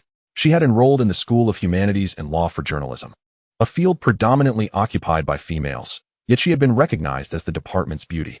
Whether she was the campus belle was uncertain, as many girls had yet to reveal their charms, especially considering Changhong's notable aviation program.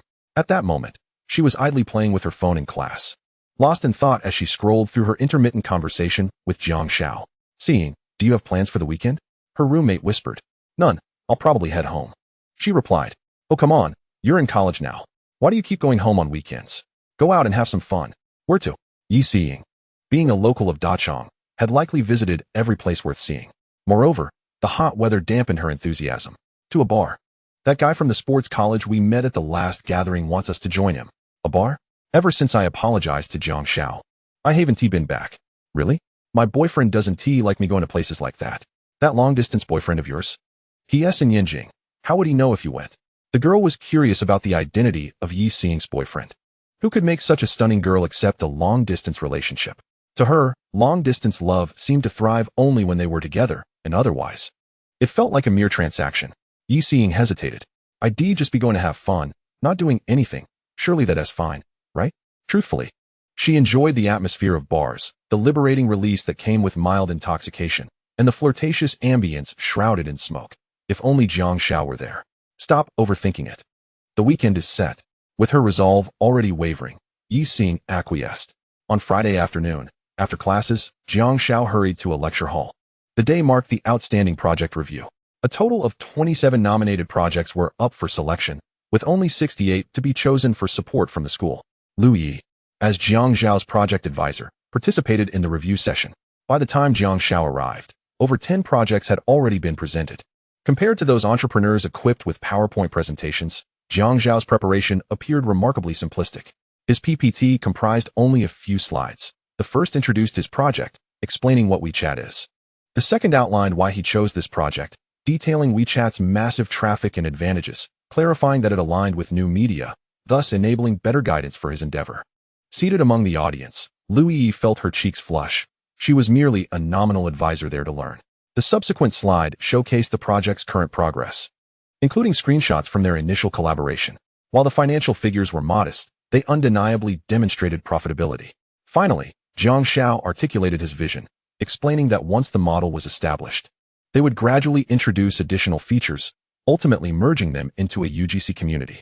Throughout the entire presentation, Jiang Xiao did not cast a glance at his notes, nor had he prepared in advance.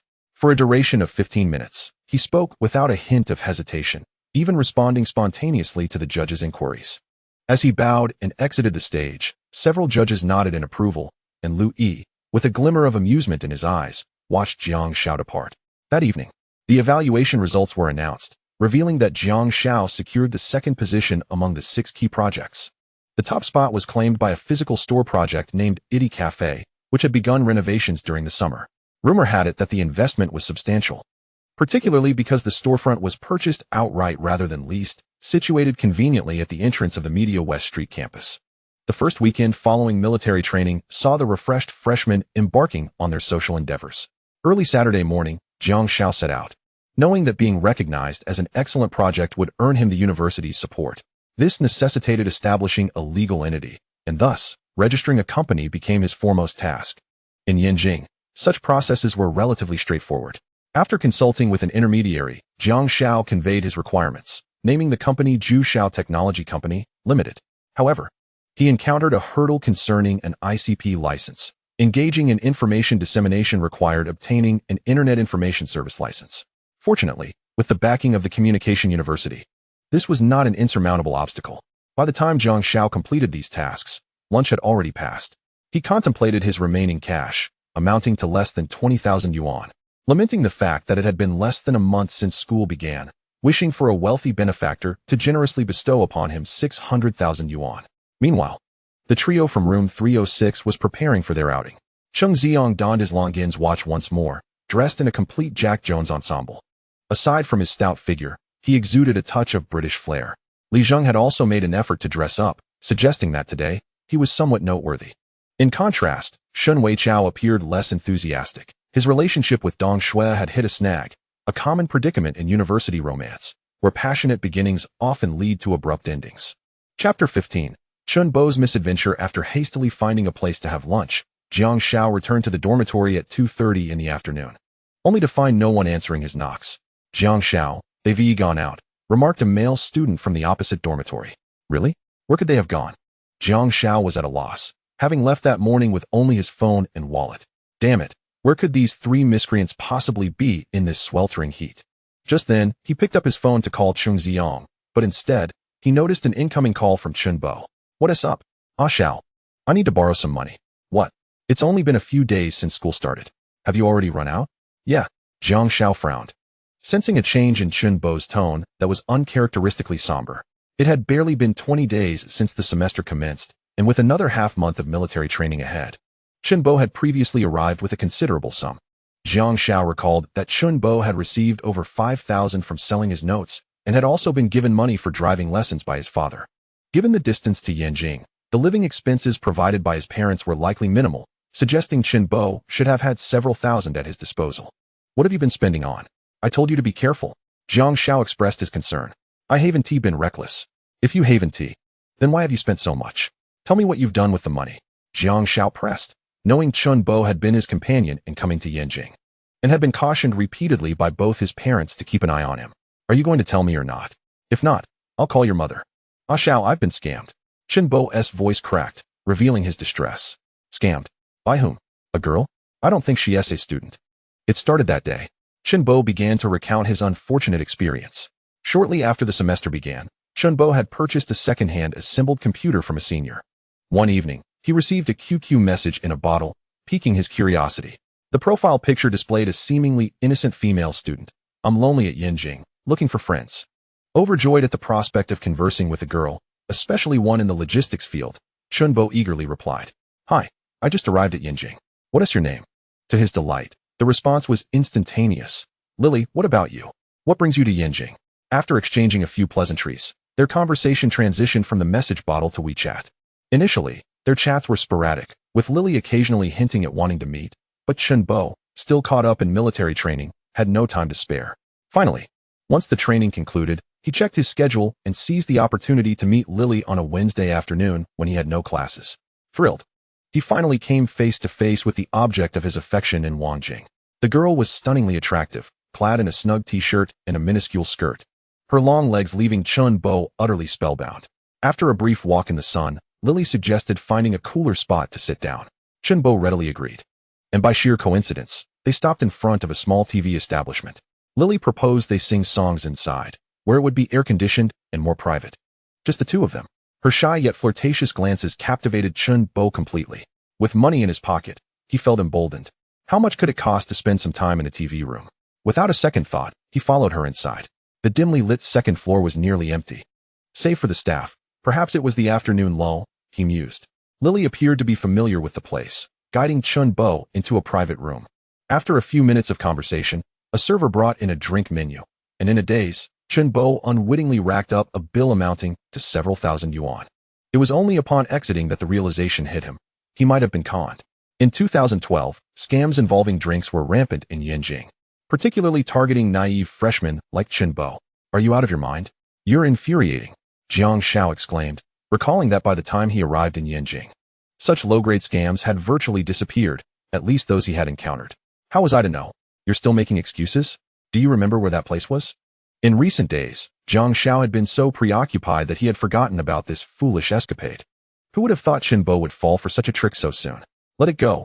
We're in Yanjing, unfamiliar territory. We shouldn't provoke those people. Did they hit you? No, they just threatened me a bit. Didn't he actually lay a finger on me? Jiang Xiao breathed a sigh of relief. Yet his anger simmered beneath the surface. All right, we will settle this score eventually. Send me your bank details, and you'd better stay out of trouble at school. If you're bored, come to my university and check out the girls, understood? As Jiang Xiao continued to express his frustration, he cursed for a good 5 minutes before hanging up. Unable to enter the dormitory, and without the means for an online transfer, he had no choice but to visit a bank. Fortunately, he had his wallet with him. The campus bank was relatively empty on weekends, and Jiang Xiao sent Chunbo 1,000 yuan, advising him to spend it wisely. After completing the transaction, he received another call from Li Zheng. Old 3, what are you up to? Come grab a coffee. Rewinding an hour. The trio from room 306 had taken advantage of Jiang Xiao's absence to venture out and meet up with 4 unfamiliar girls. Li Zheng, you made it. Oh, there's another person from your dorm? The girl introduced herself as Tian Chao Chao, a high school classmate of Li Zheng's, though not from the same class. She was charming, articulate, and her family could be considered middle class in Yanjing, having purchased a flat in Tong County specifically for her education. Oh, he had something to attend to, so he won't be joining us. Let me introduce you. This is Shun Wei Chao, and this is Cheng Ziong. Hello. The group greeted Tian Chao Chao, who then introduced her friends. This is Xian Shi, this is Xiao Linghan, and this is Nian Nanshi, who is also from Yanjing. Tian Chao Chao pointed to a girl wearing a mask. Nanshi has a bit of a cold today, so she's wearing a mask. Please don't mind. It's all right. No worries. The trio, upon meeting the girl without a mask, found the other 2 quite stunning as well, internally exclaiming that this journey was indeed worthwhile. The 2 girls greeted them, their voices sweet enough to resonate deeply. When it was Nian Nanshi's turn, she gracefully lifted her delicate hand to remove her mask from beside her ear. In that moment, the 3 young men felt as though time had come to a standstill. Even the bright sun seemed to dim. The girl had long, deep brown curls cascading softly, the ends naturally curling. Beneath her elegantly arched brows, her clear, bright eyes sparkled, their outer corners tinged with a barely perceptible blush, radiating a focused yet gentle gaze. Her straight nose and naturally rosy lips accentuated the exquisite simplicity of her light makeup.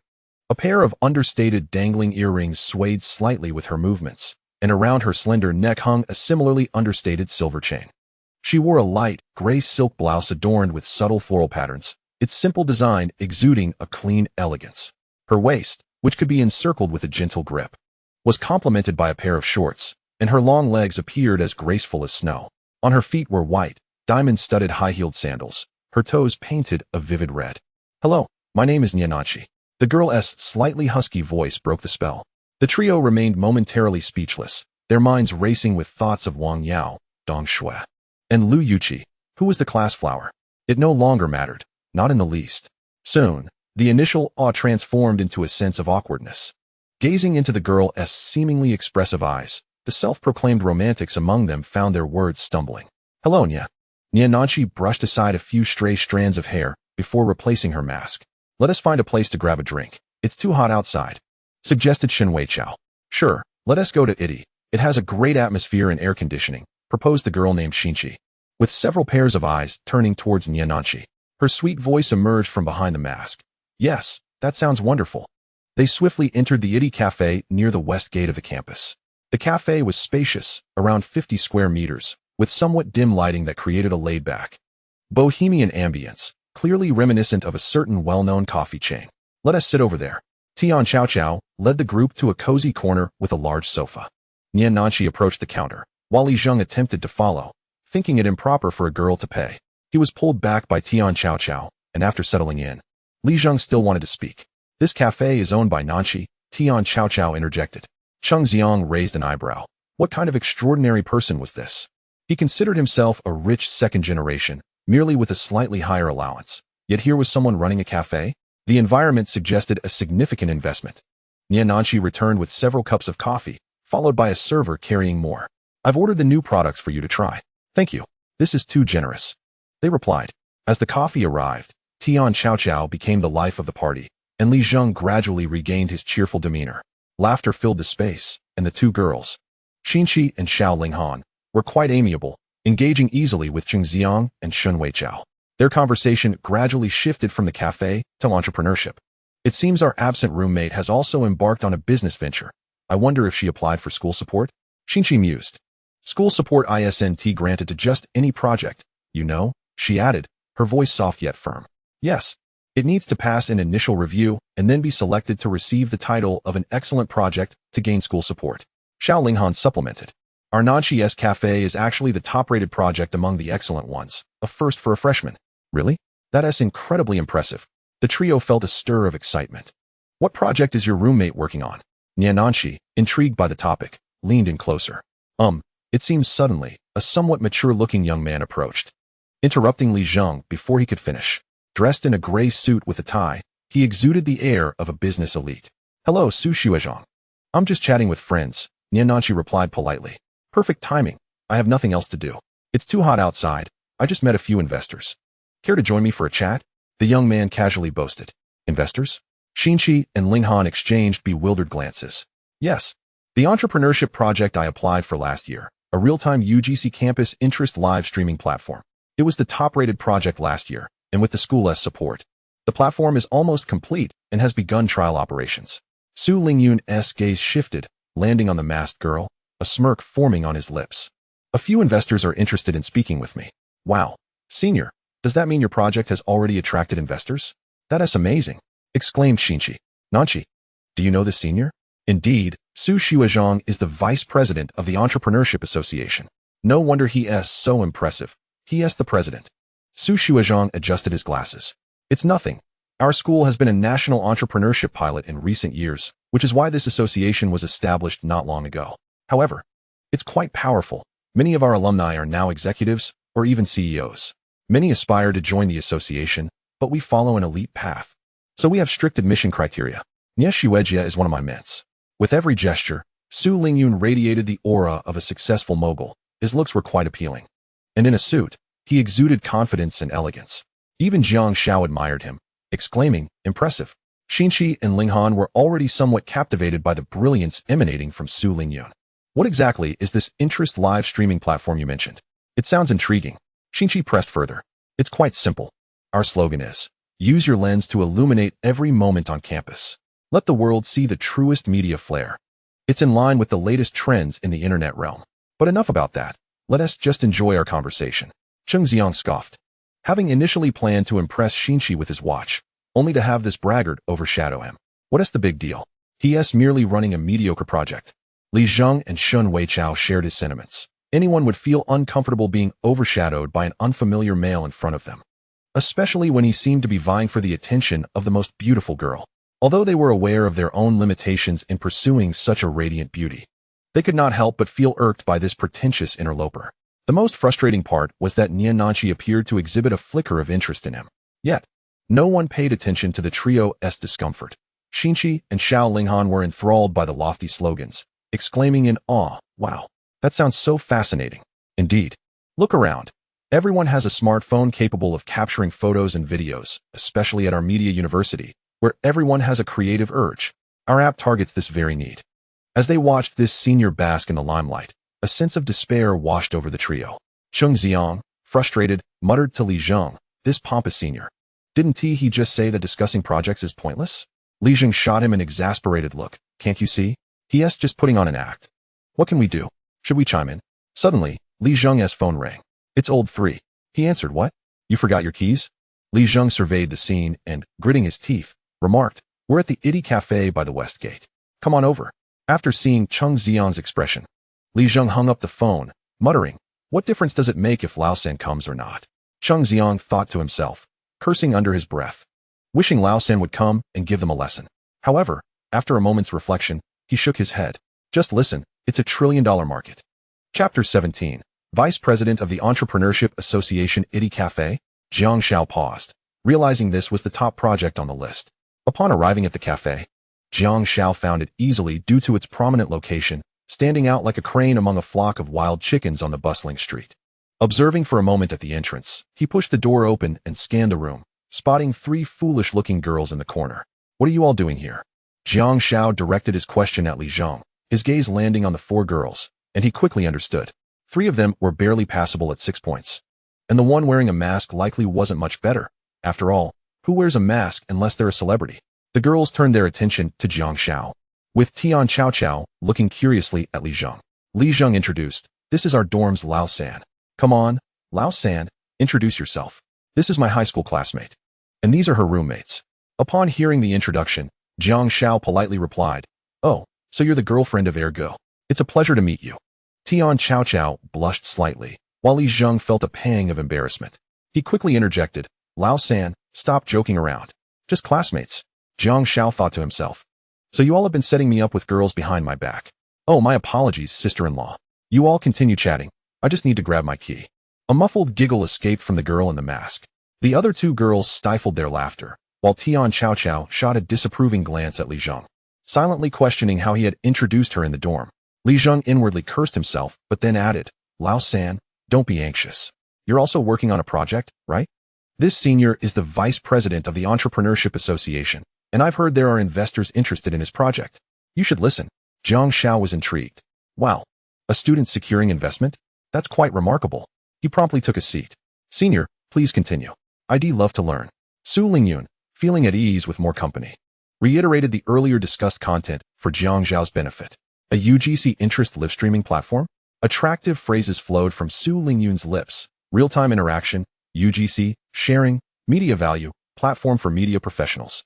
The trend of new media, leaving the girls in a haze, especially the 2 infatuated ones who chimed in. Wow, that sounds fascinating. It's so cool. Initially, Jiang Xiao listened intently. Indeed, envisioning a live streaming project back in 2012 required foresight. The industry truly exploded around 2015, when the internet environment and hardware could finally meet the demand. However, when the senior mentioned meeting investors that day and valuing his project at over 5 million, with a potential investment of 100,000, Jiang Xiao nearly spat out his drink. Don't be deceived by the 100,000. It won't last long. Advertising costs are exorbitant. Su Lingyun was already planning how to allocate the 100,000. And we need to expand the team. We might require some interns. If any of you are interested later, feel free to give it a shot. Jiang Xiao could no longer contain himself and burst out laughing, despite not having consumed anything. My apologies. Listening to the senior's project has truly opened my eyes. I'm impressed. However, I must dash now. He clasped his hands together and requested the key from Li Zhang, feeling as though he had wasted 10 minutes. Why the rush, Lao San? Aren't you also working on a project? Let the senior offer you some advice. Li Zhang sought revenge for the earlier embarrassment. Forget it. Compared to such a grand project, I feel ashamed to even mention mine. But Su Lingyun, in a generous spirit, insisted, "It's all right, Junior. You can share your project. Perhaps I can offer some suggestions. I often guide newcomers in the association. Please, spare me." "You're quite the pretender." Jiang Xiao found it unbearable. Su Lingyun was momentarily taken aback, failing to grasp the situation, while the 2 girls beside him were displeased. "How can you speak to Senior Su that way? He's trying to help you." Regaining his composure, Su Lingyun's lips twitched as he attempted to exude nonchalance. "Never mind. The new students these days are all like this, pretending to understand while seeking attention." Jiang Xiao, disinterested in arguing with such a fool, where was the benefit? Pressed Li Zhang for the key instead. Cheng Xiang, however, began to catch on. Though he didn't grasp the project details, he understood Jiang Xiao's demeanor, sensing something amiss. "Lao San, why not listen a bit? You have nothing else to do when you return. I'll treat you to coffee." "Enough. It's a waste of time listening to this fool boasting.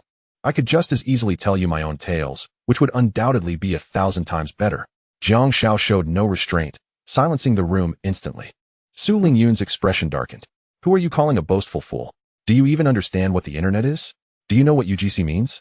You're utterly clueless." Jiang Xiao truly felt exasperated. What did you have for lunch to be this intoxicated? Cheng Xiang couldn't hold back his laughter, spewing coffee all over Li Zhang. Li Zhang, too, felt uncomfortable as Shun Wei Chao, towering at 180 centimeters, trembled like a leaf. Su Lingyun cast a dismissive glance at Jiang Xiao. "I can't be bothered to argue with you. If you want to leave, then do so. Niazuizister, your cafe project has great potential, but I believe it could benefit from incorporating some internet thinking." Jiang Xiao, who had been rummaging through Li Zhang's pocket, looked up. You're the one behind the top-rated project? Are you related to someone in the school administration?" Niananchi was taken aback by Jiang Xiao's question. "What do you mean?" Why do you ask that? Why do you rank first, then? Projects that are further ahead surely receive more support from the school. Jiang Xiao wasn't envious of the top spot. He was envious of the funding support.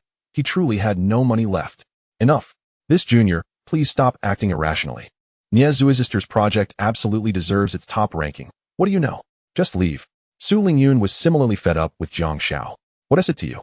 Your so-called UGC live streaming project is worthless. Don't you know that? What did you say? Su Lingyun's temper flared, and the atmosphere grew tense. Li Zheng and Tian Xiao, aware of the brewing conflict, hurried to smooth things over, as they were the ones who had orchestrated this gathering. All right, we must give face to Er Ge and Er Sa. I'll take my leave for now. Hold on. Clarify your statements. On what grounds do you criticize my project? Su Lingyun assumed Jiang Xiao was looking for an escape route. He was confident in his eloquence, having secured last year's top project with just a PowerPoint presentation. Never have I witnessed such shamelessness. If you're serving it up, I might as well slap you twice.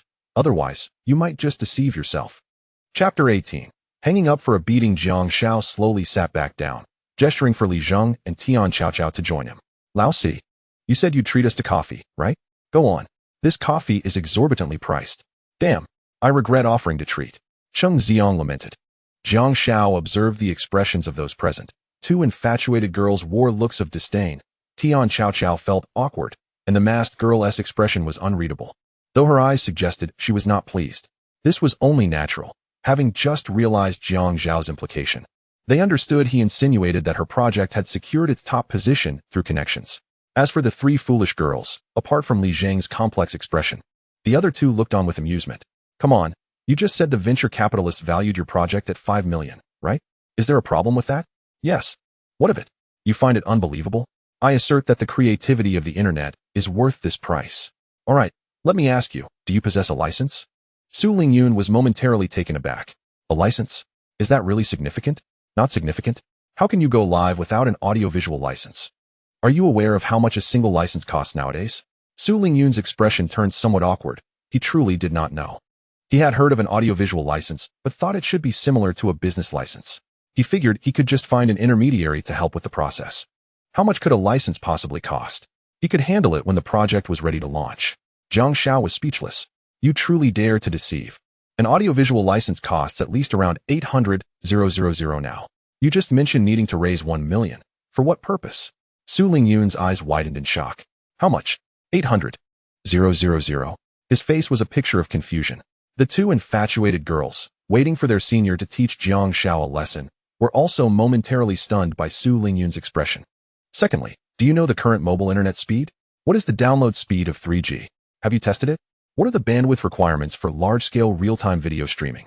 Do you know how much bandwidth costs for supporting 5,000 users across 50 lines? Su Lingyun's face flushed red, from his neck to his ears. In the cool cafe, beads of sweat began to form on his forehead. Struggling to maintain composure, his voice grew unusually high-pitched and hurried. These are all trivial issues once I secure the investment. Trivial issues? A smooth streaming rate of at least 800 kbps is essential, right? Even if there is only one live room with 5,000 users and all other rooms are closed, reserving an additional 30 bandwidth is necessary. Hence, for just that one live room, the monthly traffic cost would exceed 500,000. You just stated how much you needed to raise, right? Jiang Xiao picked up the coffee that Cheng Xiang had just purchased, took a sip, and grimaced at the bitterness. Is this an iced Americano? The two girls, anticipating their senior's rebuttal, were now completely bewildered, their mouths agape. Eyes wide as they glanced back and forth between Jiang Xiao and their senior. Tian Xiao and Yan Nanshi exchanged glances, their eyes conveying a meaning only they understood. Jiang Xiao did not cease his critique due to Su Lingyun's silence. Thirdly, even if you have the license and ample funds, I just heard you describe your organizational structure, which lacks risk management and content review. Do you comprehend the magnitude of this risk? The live streaming features you mentioned sound appealing, but fundamentally, they resemble an uncontrollable public restroom message board. Can you grasp that? Li Zheng kicked Jiang Xiao's leg. There are girls present. Be mindful. The trio from 306, observing the foolish demeanor of the pretentious individual, could roughly guess the situation. This was akin to someone boasting about harvesting the entire scene only to be sent back to the fountain by a single attack. Cheng Zong was nearly bursting with laughter, desperately holding back his mirth, his round face turning crimson. Oh, pardon me. Any emotionally charged student eager for attention or with ulterior motives can go live. When they broadcast some prohibited content, what will you do? Let us not even mention the inhumane and antisocial content. What if someone airs an artistic film by Mist Song on your platform? Disseminating materials that violate laws can lead to a 3-year sentence. With your team of just a few people, monitoring dozens or even hundreds of potential live streams 24/7. Are you aware of the enormous review costs involved? Su Lingyun's complexion shifted from red to pale, resembling someone who had lost blood. Sweat trickled down his cheeks. His lips grew dry as he swallowed repeatedly, realizing deep down that he had encountered an insurmountable obstacle. The two infatuated girls also came to understand, their faces turning an unusual shade of red, expressions becoming exceedingly awkward and uncomfortable as they bit their straws, seemingly embarrassed for their senior. Jiang Xiao, who was not particularly interested in entrepreneurship, was merely being proactive to assist Niananqi. Over the past month and a half, she had developed a close friendship with Niananqi. Now she mirrored the expressions of Li Zheng and others, reveling in the spectacle. As for Niananqi, the anger that had initially been present in her gaze had dissipated. Jiang Xiao delivered the final blow. Moreover, your model is utterly nonsensical. Do you understand? Relying on trivial incentives to enhance the quality of UGC content? My dear fellow, you are living in a dream. Aside from the initial novelty, after that enthusiasm fades, 90 of the live streams will be of poor quality and utterly meaningless. You expect to profit from advertisements? What advertiser would dare place ads on a platform rife with spittle, charging for official live streams? Do you think others are foolish? Wouldn't it be wiser to spend that money on trending topics on Weibo? Jiang Xiao spat. Are you really considering approaching investors? My project is valued at 5 million. Would you care for some ghost money? 500 million, I'll invest. I have something to attend to. I must take my leave. Su Lingyun could no longer remain seated. His only thought was to leave as quickly as possible, nearly fleeing the cafe. Leaving? I haven't finished speaking yet.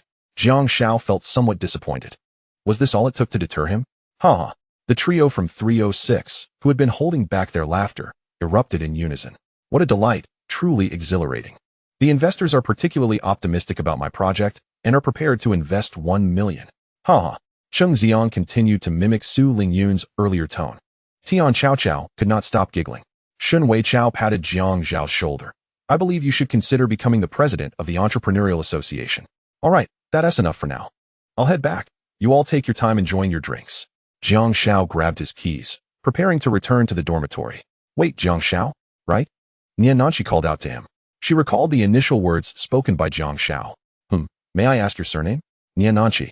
Oh, Niananqi. A pleasure to finally meet you. I take my leave. Hold on. What are you trying to do? Are you running a black market? Jiang Xiao was startled. This masked girl unexpectedly stood up to block his path. Uffed. You're the one in a black market. You still have not clarified your statements. Enough. Don't you have a sense of whether this cafe has been profitable these days? My review consists of 4 words. What 4 words? Jiang Xiao fixed his gaze on the bright-eyed girl, uttering 4 words. Foolish people, abundant wealth. Chapter 19. The foolish wealthy proprietor. Upon hearing these 4 words, Niananqi's previously narrowed eyes widened in disbelief. Ahem, what did you just say? Jiang Xiao held his coffee at an angle, remaining silent as he stared at Niananqi. Behind them, Li Zheng and Cheng Xiang were whispering. What do you think the third will react if he sees her appearance? Cheng Xiang chuckled. Haha. I bet the third would kneel. Shen Weichao, we must give the third a lesson. Li Zheng nodded. Third, no need to rush. Come sit. We are all classmates. Enlighten us. I'm not her father. Why should I teach her? Niananqi, feeling a bit of discomfort, coupled with the mask, found it somewhat hard to breathe. You're talking nonsense. I designed this place inspired by Starbucks, incorporating many campus elements. Ha. Then why do you think Starbucks never opened stores in schools? Niananqi was taken aback. She had pondered this question but could not arrive at a conclusion, ultimately attributing it to Starbucks not having discovered the student market. Enough.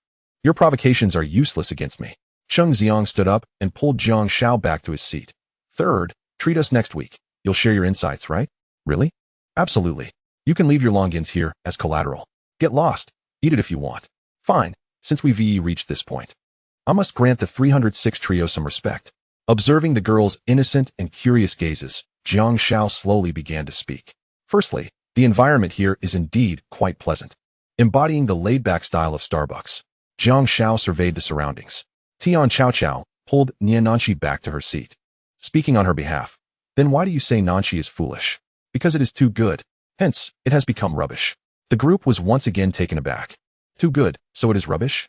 Seeing their puzzled expressions, he had no choice but to continue. I ask you, how much is your monthly living allowance? Upon arriving at Jiang Xiao's territory, he confidently declared, 3,000 to 4,000 should suffice. Out of here. You are a wealthy second generation. Your words carry no weight. Jiang Xiao spat disdainfully, referring to him as a privileged brat.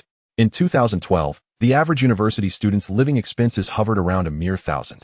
Even at Yinjing, the maximum could barely reach 1,500. Xian, a girl from an ordinary family outside the city, offered a fair estimate, 1,200. Look, with 1,200 a month. And a cup of coffee costing 30, or even 35, who can afford that? Jiang Xiao remarked as he picked up the list. Do not be deceived by the influx of new students at the start of term. They are merely sampling the novelty. How many will return as regulars? 15 can fill up at the cafeteria, and with 2 meals and a cup of coffee, Jiang Xiao set the list down. Thus, from the outset, this establishment's direction was flawed. Your space is roughly 50 square meters, without even considering the initial investment, rent, staff, raw materials, utilities. You would need a daily revenue of at least 5,000 just to break even. How much do you sell per day now? Secondly, the layout is entirely misguided. The ambience of a certain coffee chain is tailored for business meetings and quick pick-me UPS for white-collar workers, as well as pretentious young professionals. They demand high standards of quality, privacy, and atmosphere. But students? For me, a coffee is merely a means to stay awake while burning the midnight oil for papers or preparing for exams. What I require is a cheap, comfortable place where I can linger for hours. The decor is overly extravagant yet dim, blinding even. It reeks of foolishness and excess. Jiang Xiao paused, feeling he had made his point. There were still numerous issues, such as marketing and events, that he had yet to address. He took a sip of the bitter iced Americano, and most importantly, the Chinese do not particularly favor bitter coffee. Most drink it merely to combat fatigue from late nights. The crowd in room 306 nodded in agreement. The coffee had been treated to them by Niananqi at first, so it had gone unnoticed. However, when Jiang Xiao personally bought Jiang Xiao a coffee, he felt a twinge of regret. Tian Chao and the others felt somewhat awkward, as they had little understanding of the market, let alone user preferences and cost calculations. Niananqi had a basic grasp, but not much more. This prime location attracts a footfall of no less than 8,000 each day, calculating at 30 per cup. At least 3 customers must be drawn in to yield a profit. There are many more issues, but I shall not enumerate them all. These 2 alone are fatal flaws. Jiang Xiao slurped his iced coffee, rose once more, and prepared to take his leave. These girls were not worth his time. Goodness. Niananqi, growing more frustrated, removed her mask to take a breath.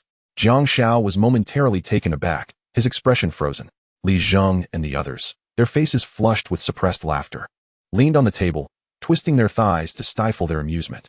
Observing their reactions, Jiang Xiao quickly realized that these individuals had known all along, merely waiting for him to embarrass himself. He cursed inwardly. What is wrong with you? Why wear a woolen mask with a face like that? It's no injustice to call you foolish and wealthy, but you also need to be beautiful. Wait, a sweet but naive rich girl. Why does that character seem vaguely familiar? Goodness, things are spiraling out of control. He could not leave. It was too worthwhile to waste time on them. Yet, he had already stood. What to do? Jiang Zhao's gaze fell upon the girl's phone resting on the table, likely an iPhone 4 or 4s. He turned his eyes back. Is that a 4 or 4s? Niananqi glanced at this somewhat mischievous rogue and muttered, 4s. Jiang Xiao had a 4, but what did it matter? He replied, just like mine. I'm not very tech-savvy. My phone seems to have some issues lately. Would you mind helping me take a look? Jiang Xiao pulled out his phone and handed it to Niananqi. Niananqi, somewhat bewildered by his oddness, accepted it out of politeness. Having used Apple products since the 3GS, she was quite adept. She unlocked the screen, and Jiang Xiao timely remarked, 0401, that's my birthday. Niananqi rolled her eyes. As if I care if that is your birthday. She entered the unlock code and began troubleshooting. Sound, camera, page flipping, sliding, everything seemed fine. There's nothing wrong, classmate. Jiang Xiao feigned confusion. Impossible. If there's nothing wrong, why can't I find your contact information? Ha. Tian Chao burst out laughing first, and the other 3 in room 306 reached their limit, simultaneously erupting in laughter. Niananqi was rendered speechless, both exasperated and amused. She had encountered requests for WeChat and phone numbers countless times, yet this approach was a first. Cheng Xiang looked astonished. Only you could pull off such audacity, third brother. I could never master such flair. Holding the phone, Niananqi, somewhat defiantly, said to Jiang Xiao, what is it? You want the WeChat of a fool? Ha ha. Jiang Xiao finally burst into laughter, and the two other girls nearby seemed to forget their earlier embarrassment, giggling behind their hands. Niananqi nudged Jiang Xiao and turned her gaze back to Jiang Xiao, waiting for his reply. Jiang Xiao's mind raced, various schemes flashing through his thoughts before he dismissed them, ultimately deciding on a bold gamble. Chapter 20. A bet without a hint of blush or hesitation, Jiang Xiao declared. I merely wish to see when you will close down, so I may take over and teach you how to run a coffee shop. Having already offended her, he decided to play along. A girl like Niananqi would never lack for admirers. Employing reverse psychology might not have much market value in the future, but in 2012, it would at least set him apart from the majority of men. His second statement hinted at his capability to revitalize the coffee shop, boasting, and you are mistaken. My daily revenue is only about 3,000, and I can still turn a profit. Impossible. This establishment is mine, so I do not need to pay rent. Goodness. How extravagant. What then? If you do not need to pay rent, does that mean there are no costs? Why not just rent out the shop and let it serve as a decorative piece? This remark struck a nerve with Niananqi. Throughout her life, she had been cherished and pampered. Her parents indulged her, her teachers cared for her, and the boys all aided her. Due to her affluent background and generous nature, most girls maintained amicable relations with her. Yet, not everyone is universally adored. In high school, there was a girl who constantly clashed with her. Although that girl lacked Niananqi's family wealth and beauty, she excelled academically and possessed stronger capabilities. She was even more adept at arguing. During their disputes, the most common insult hurled at Niananqi was, "You are merely a pretty face. All you have is what your parents provided. What do you have on your own?" In 2025, a girl would likely accept such a comment with grace. Being labeled a mere ornament would not faze her, and even being called a seductress might elicit a hidden delight. However, in the present, Niananqi felt a profound sense of humiliation, which was also the reason she had ventured to establish a coffee shop before even starting university. You are the real ornament. Jiang Xiao was momentarily taken aback. Me? An ornament? How could anyone say that about me? Am I really that handsome? He then turned seriously to Niananqi. Classmate, your taste is impeccable. The nearby Jiang Xiao nearly choked with laughter.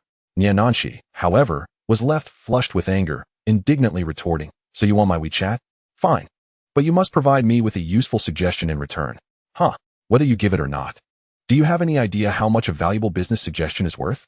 Jiang Xiao retrieved his phone from Niananqi. The audacious girl had even taken the liberty to touch her delicate hand. So smooth. Then you are just talking nonsense. Jiang Xiao stroked his chin, concocting a rather peculiar idea. How about this? My roommate just offered to treat me to breakfast for a week, so I'll leave that to you. Help me arrange a month's worth of breakfast delivered to my doorstep. Cheng Xiang felt a chill run down his spine upon hearing Jiang Xiao's words. The mere thought of Niananqi agreeing to deliver breakfast every day to the dormitory entrance from her ethereal presence was enough to send shivers through him. Li Zheng and Shen Weichao shared a similar sensation, while Tian Qiao cast a teasing glance at Jiang Xiao, questioning how Niananqi could possibly agree to such a proposition. However, when he turned to observe her, he noticed her expression had grown somewhat serious, indicating that she was genuinely contemplating the offer. What if it proves unfruitful?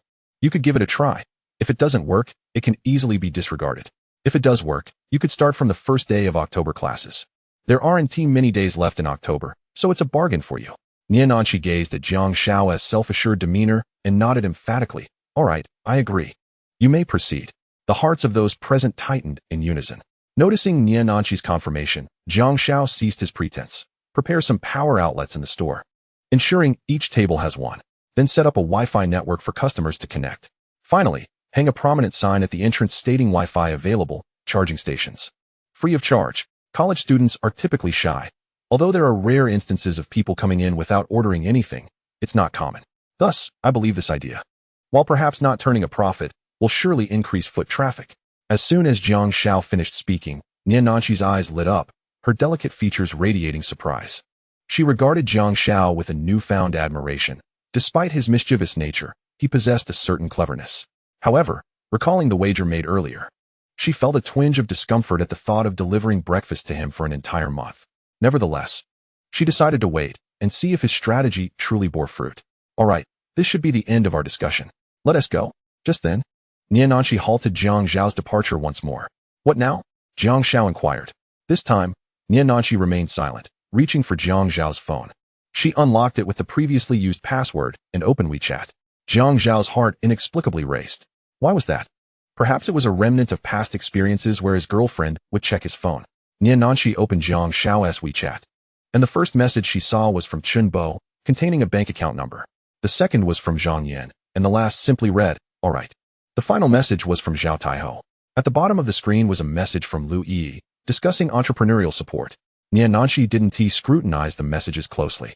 Instead, she navigated to the Add Friends page, entered her WeChat ID, and clicked Add. Then, she picked up her own phone to confirm the request. Jiang Xiao accepted his phone back, relieved that there was nothing scandalous to uncover. He often chatted flirtatiously with Zhang Yan, and upon glancing at the WeChat ID, it seemed familiar. Angle? Yet, that name was quite common, so it was no surprise he recognized it. Satisfied, he put away his phone. The two groups exited the cafe, parting ways due to their differing dormitory directions. Hey, next time, could you tone it down a bit? Your antics make me, a rich second generation, feel utterly invisible. Jiang Xiao jested with a laugh. If I'm not there, will you feel more visible? Besides, didn't you all encourage me to speak more? Li Zheng patted Lao Si on the shoulder, urging him to refrain from further comments. In a female dormitory of the Advertising Academy, Department of Art Design, Tian Chao lay on her bed, messaging Li Zheng while speaking to Nian Nanshi, who was washing her face. Nanshi, are you really going to deliver breakfast to Jiang Xiao for a month? He hasn't even proven that his idea works yet. Nian Nanshi retorted fiercely. This is the first time I've heard someone say you're naive but wealthy. Tian Chao chuckled at the thought. You're still laughing? Just wait until I tickle you. Nian Nanshi exclaimed, aiming to pounce on Tian Chao's bed. All right, my bad. But he does seem quite impressive. He knows you're the top of the excellent project list. What do you think? I suspect he does. I've forgotten what his project was. Nian Nanshi paused her playful banter with Tian Chao. Tian Chao squinted her eyes and shook her phone, clearly indicating, beg me, and I might help you inquire. TCH. I can ask myself, can I? Are you really going to ask? Fine, since you want to chat with Li Zheng so badly, you can ask. Nian Nanshi saw through Tian Chao's intentions. You little rascal, I'll tear your mouth off. 10 minutes later, Tian Chao lay on her bed, exclaiming in astonishment, so that is how it is. No wonder I keep losing my makeup. What are you doing? Xian, also lying on her bed and scrolling through her phone, inquired upon hearing the commotion. Oh, I found out about Jiang Xiao's entrepreneurial project, and I'm looking it up. Really? What is it? Show me. Xian and Xiao Linghan crowded around. Nian Nanshi sat at her desk, appearing indifferent, yet her ears perked up at the conversation. The three girls gathered on Tian Chao's bed, eagerly scanning her phone. Look at this. Look at this. I have oily skin too. Hey, don't you all have phones? Go look it up yourself. Tian Chao replied, exasperated. Oh right. What is the name? As critical information, Nian Nanshi focused solely on her hearing. To her surprise, Tian Chao simply stated, I'll send you the name. You can search for it yourselves. Nian Nanshi pouted, feeling that Tian Chao was being mischievous. What? Did I wash my face incorrectly? No, I must wash it again. Xiao Linghan hurriedly jumped off her bed after reading the first article. Observing her dorm mate's exaggerated reactions, Nian Nanshi felt a surge of curiosity. I sent the wrong link. I accidentally shared it with Nanshi. Tian Chao suddenly exclaimed. Chapter 21.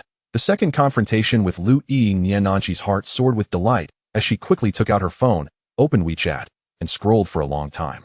But besides a few messages from male classmates, there was no sign of Tian Chao's message. Upon raising her head, Nian Nanshi noticed Tian Chao's gaze fixed on her, and she realized what was happening, feeling a mix of embarrassment and irritation. You're so annoying. Xian looked at her curiously. Do people from Yanjing say annoying too? I thought only we southern girls would say that. Tian Chao managed to regain her composure. Normally, we don't say it. But it's different when it comes to relationships. Tian Chao, I'm going to kill you. They laughed heartily. After a few minutes of playful banter, under Nian Nanshi's playful threat, Tian Chao finally shared Jiang Xiao's study room beautification diary with her. Returning to her desk, Nian Nanshi began her examination. Her focus wasn't on the content, but rather on the recent patterns Jiang Xiao had employed. She struggled to understand the purpose behind some of his enticing sharing techniques. On Sunday, Jiang Xiao received another invitation from Lu Yi. In his single dormitory, the scent of gardenias lingered, and the same fruit tea filled the air, though the bathroom lacked the picturesque scenery of before. Feeling slightly disappointed, Jiang Xiao couldn't help but glance at the lightweight, loose-fitting silk trousers Lu Yi wore while she poured him a glass of water. Once she turned back, he adjusted his expression, leaning against the sofa lazily as he spoke. Professor Lu, what support can the school offer us? I'd like to know. First, regarding office space. There's South and Incubation Park in the West area where we can apply for an office location as our commercial registration site, free of rent, for 1 year. Second, there's small funding support, but since your project is already profitable, you may not need it, right? Why not? I need that money to develop the delicate little fairy account. It's far more challenging than the study room. Students are easily fooled, but young women in the workforce are not so simple. What did you just say? Lu Yi's expression darkened. You called me a wasteful woman? It's quite casual. My father often mentions that the funding support must be applied for, and the more, the better. Your initial users will surely need to invest. I can try to assist you in applying, but I can't say how much we might secure. Additionally, there are some tax exemptions, entrepreneurial guidance, and various resources available. However, much of the resources pertain to the film industry, which may not be of use to you. Jiang Xiao is not particularly concerned about the guidance aspect, but it would be best to strive for resources. The more funding support, the better. The entrepreneurial guidance is secondary. As for resources, can we possibly obtain some equipment, like professional cameras, perhaps on a rental basis? What do you need a camera for?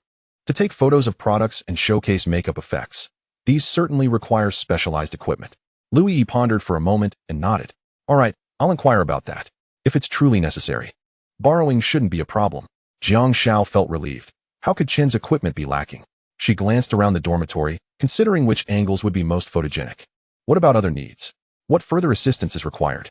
This is Lu Yi's first experience as a counselor, and also her inaugural role as a guiding teacher. Especially with such a promising project and an extraordinary talent involved. Lu Yi's mind was solely focused on making this project successful. Entirely unaware that the prodigy she was optimistic about was contemplating how to film an action movie with depth. We lack personnel. Cough, cough. We need people. Didn't we promise part-time positions? We should prioritize students from low-income backgrounds, preferably girls, and ideally, they should be attractive, at least presentable after makeup and proficient in Photoshop. Attractive? Why is that? Lu Yi inquired, puzzled. Of course, this is a beauty project. If you yourself are unappealing, how can you convince others that you can teach them to become beautiful? Lu Yi felt somewhat embarrassed. She hadn't considered such a straightforward aspect. Have you thought about how to promote it? Well, initially, we should focus on grassroots marketing. Without a sufficient number of seed users, it's challenging to achieve viral growth. Keychains likely won't work. We need to consider something else, maybe a strategic approach. Jiang Xiao contemplated seriously. What about phone cases? They have a high usage frequency and strong presence, which provides ample space for our displays. There will also be significant demand among women for changing phone cases. Lu Yi offered a suggestion based on her expertise. She felt satisfied with her input as a guiding teacher. No way. Jiang Xiao decisively rejected Lu Yi's suggestion without hesitation. Oh, what's the reasoning? Lu Yi felt a twinge of dissatisfaction internally, though she maintained a calm exterior. Compatibility issues. There are too many phone models on the market. If the match rate is below 50%, it could have adverse effects. Secondly, even if the models are compatible, the taste differences among professional women are vast, which could result in losing a portion of users. Thirdly, cost. High-quality options are too expensive, while inferior quality would lower our standing in the eyes of women. All right, enough said. Then what do you propose? Lu Yi responded, exasperated. Are my ideas so flawed? Jiang Xiao stood up and wandered around the dormitory, reaching Lu Yi's makeup table and observing the somewhat messy surface. Lu Yi blushed slightly. She had hurried out for some errands and hadn't tidied up. Let's go with this. Lu Yi turned to see Jiang Xiao holding a folding mirror. This shouldn't be too costly, and it has a high usage frequency. Plus, there's no specific style requirement. Just a bit of design and quality will suffice. For the second prize, let's include some hand cream. Autumn is approaching, and there will be some market for it. A small tube won't cost too much. This should work for a second prize. Second prize? What does that mean? A lottery. Third prize, a delicate makeup mirror. Second prize, a tube of hand cream. First prize, a full set of cosmetics. What do you think? Are you interested? Jiang Xiao turned to Lu Yi, a mischievous glint in his eyes. After Jiang Xiao left, Lu Yi sat on the sofa, unable to calm herself for a long while. The two had just discussed the project's basic situation and developmental strategies. Lu Yi felt a bit flushed. In truth, Jiang Xiao was the one speaking. While she was asking questions and trying to comprehend, what is viral event marketing? What is H5 marketing? What is hot topic event marketing? If these concepts could still be seen on Weibo, the latter discussions about private domains, matrices, and sharing economies left her utterly bewildered. Moreover, this little rascal had the audacity to inquire about her personal life under the guise of lofty reasons. Chapter 22. Going viral time rewinds half an hour. Does teacher Lu have a boyfriend? Jiang Xiao asked playfully, examining Lu Yi. He had his suspicions. Since his first visit to this dormitory, he had not seen any items related to males. Lu Yi turned to Jiang Xiao, her beautiful eyes meeting his gaze. It must be said, there was an imposing sense of authority, certainly for ordinary students. Jiang Xiao, however, was unperturbed, responding with a teasing look. That's not something a student should inquire about. Lu Yi replied slowly. Indeed, it's not a question a student should ask. But, teacher Lu, have you forgotten that I have another identity? What identity? Your collaborator. Naturally. I must understand my partner's basic circumstances, considering your working hours, and whether your personal life might impact the project, Jiang Xiao replied with a straight face. Collaborator? Yes. As far as I know, guiding teachers receive evaluations, right?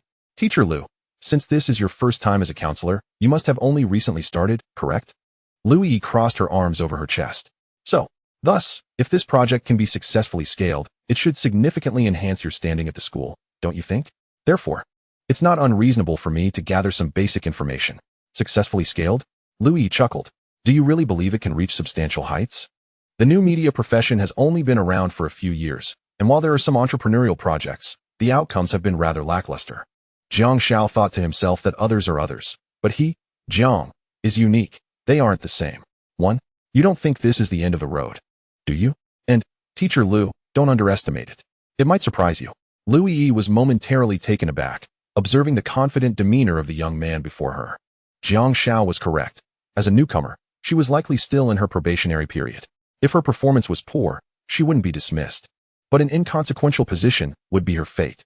However, if she achieved remarkable results, her influence within the academy, or even the entire school, would significantly increase. Despite her gentle and modest appearance, her competitive spirit rivaled that of anyone else. Otherwise, she wouldn't have taken on the role of counselor during her onboarding. No.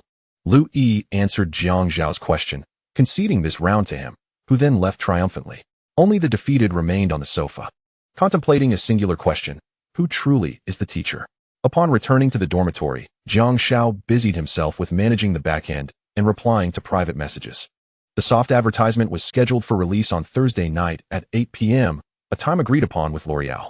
That evening, the article's publication resulted in a slight surge in traffic to the L'Oreal store, which persisted for 3 days until it gradually returned to normal levels by Sunday. The initial soft advertisement for the beauty diary was quite effective. The L'Oreal e-commerce manager was thoroughly pleased and readily paid the promotional fee of $3,000. Expressing interest in future collaborations, Jiang Xiao also seized this promotional opportunity to establish his own private domain by creating a new account and starting group chats.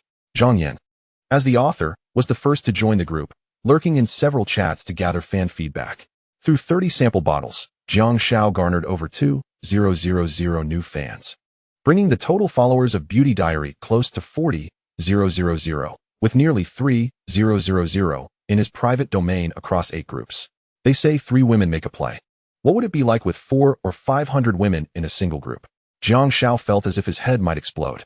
Sisters, may I inquire why my makeup always seems to smudge?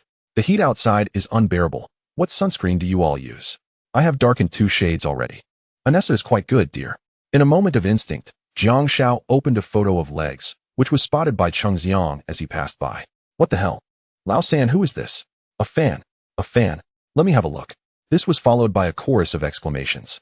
Li Zheng and Shun Wei couldn't resist the temptation either, joining in with their own astonished remarks.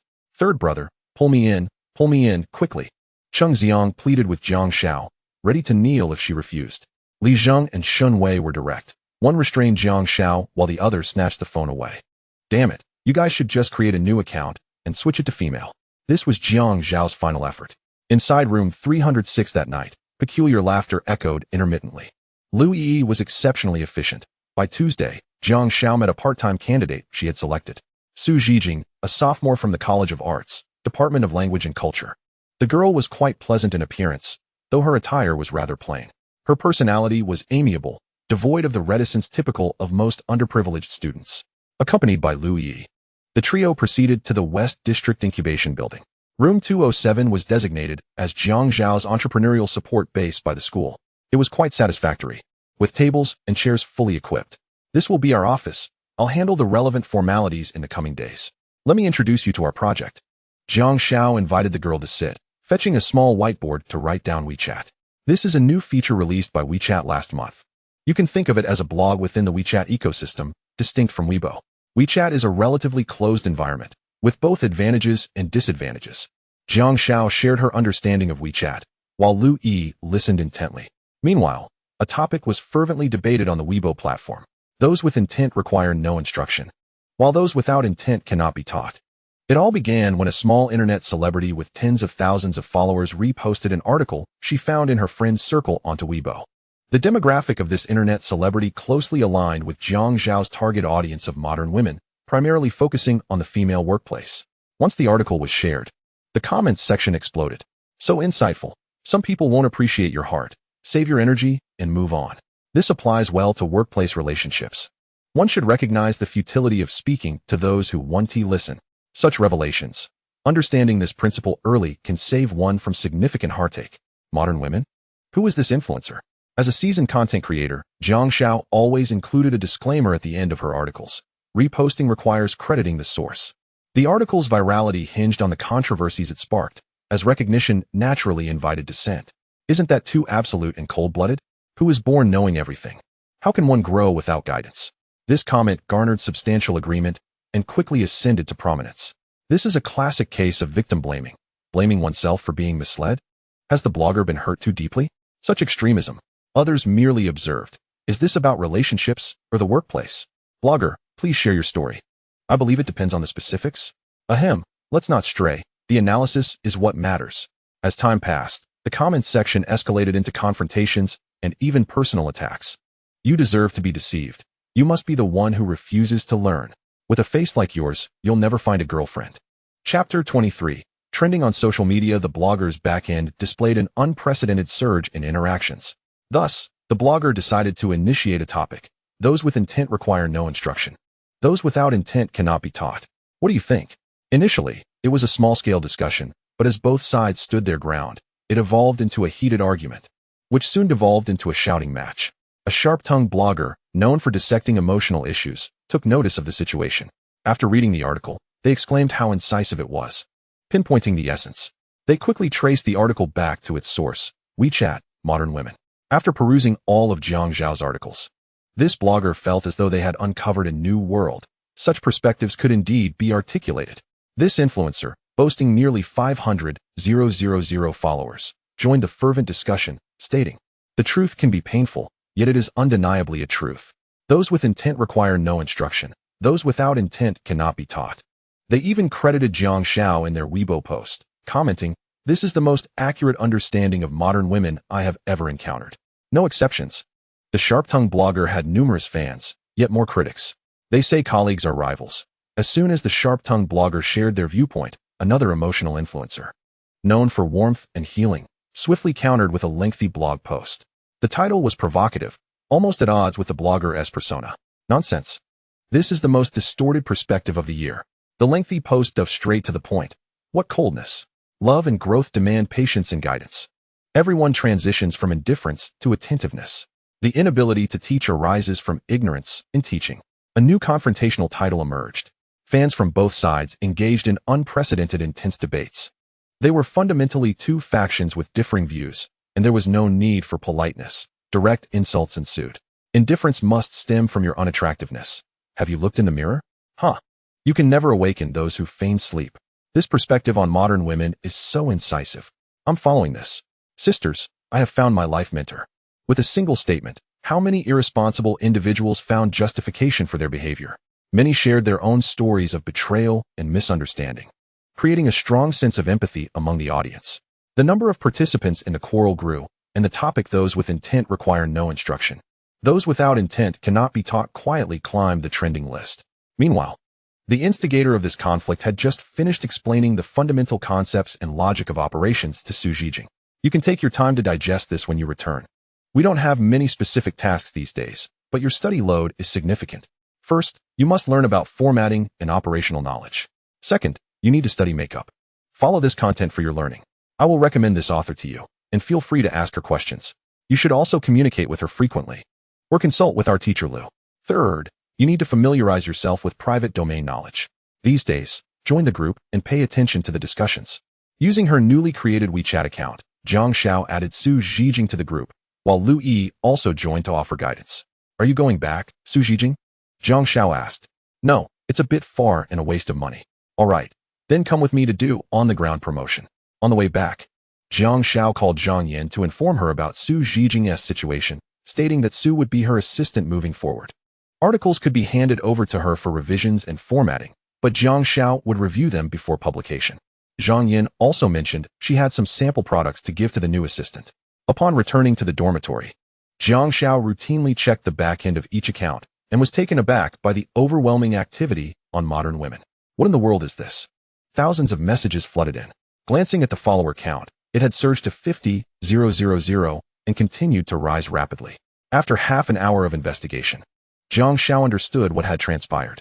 Opening Weibo, she was astonished to find the topic ranked 29th on the trending list. An unexpected delight. It was time to capitalize on this momentum. Jiang Xiao first released all the comments. This account was unbothered by criticism. The more it was criticized, the more attention it garnered. However, some comments threatening to dox the blogger made her slightly uneasy. Jiang Xiao began drafting the next piece of content. A man who truly loves you will embrace all of you. This phrase was the most exasperating one Jiang Xiao had encountered, apart from those with intent require no instruction, as it left no room for rebuttal. When you exemplify a counterargument, and the other party retorts, it merely indicates that the man does not genuinely love you. This is Jiang Xiao's method of rebuttal. After composing her thoughts, Jiang Xiao refrained from hastily clicking the publish button, choosing instead to wait until the topic faded from the trending list. The debate on Weibo also permeated Nian Nanqi's dormitory, with Xin and Xiao Linghan in favor, while Nian Nanqi opposed, and Tian Chaochao merely spectated. Chaochao. Just end me. Lamented Nian Nanqi, sprawled on her bed, disillusioned. Those with intent need no instruction, while those without it cannot be taught. This sentiment resonated profoundly with her. Articulating her thoughts perfectly, Xiao Linghan, filled with admiration, had been following this topic since their last discussion. After what Nian Nanqi had said previously, she began to worry whether her values were truly askew, considering Nian Nanqi's beauty and her affluent background, having grown up in a major city, undoubtedly more worldly than herself. Although she wholeheartedly agreed with this new perspective, she had refrained from discussing it openly. However, now that this topic had surged to the forefront, seeing so many who shared her views instilled a newfound confidence in her. Linghan, are you actually supportive of this? It's blatantly one-sided and rather callous, don't you think? Just glancing at it is infuriating. What do you mean by those with intent need no instruction? That's a sweeping generalization. Callous? I don't see it that way. I consider it clarity. I concur with Linghan. Xin chose her side. How can that be clarity? What do you think, Cao Cao? Nian Nanqi sought allies. I find it rather entertaining, haha. I'm just here for the spectacle. How many followers do you think this will gain? Seeing Tian Chaochao not supporting her, Nian Nanqi felt a surge of despair. I feel like I'm going to crack. Where do you feel the crack? Let me check. Tian Chaochao resumed her playful banter. Unable to contain her frustration, Nian Nanqi grabbed her phone and began bombarding the New Era backend with messages. Scumbag. May you meet a terrible fate. The topic's popularity persisted for 2 days before finally disappearing from the trending list, with New Era Women's fanbase surpassing 80,000. Jiang Xiao promptly released his prepared content. The fervor experienced another minor climax, though it did not match the previous intensity on Weibo, and once again, Jiang Xiao's backend was inundated with activity. In the final weekend before the 11th holiday, the leaves of Yanjing's phoenix trees were just beginning to yellow, and the air still retained the lingering warmth of late summer. After lunch, Jiang Xiao did not return to the dormitory with the others from 306. He had an engagement at the Garage Café, which had extended several invitations, and further delay would seem pretentious. Bidding farewell to the group, he made his way to the West Gate, only to unexpectedly encounter the haughty owner of Itty Café. She was engaged in conversation with a male staff member at the entrance, gesturing toward a poster affixed to the glass door. Glancing briefly, he noted the cafe offered Wi-Fi coverage, charging facilities, and was free of charge. Realizing time was of the essence, Jiang Xiao did not linger.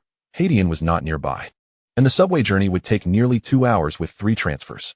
Fortunately, in 2012, Yanjing subway fare was merely 2 yuan for unlimited travel. Jiang Xiao, stop.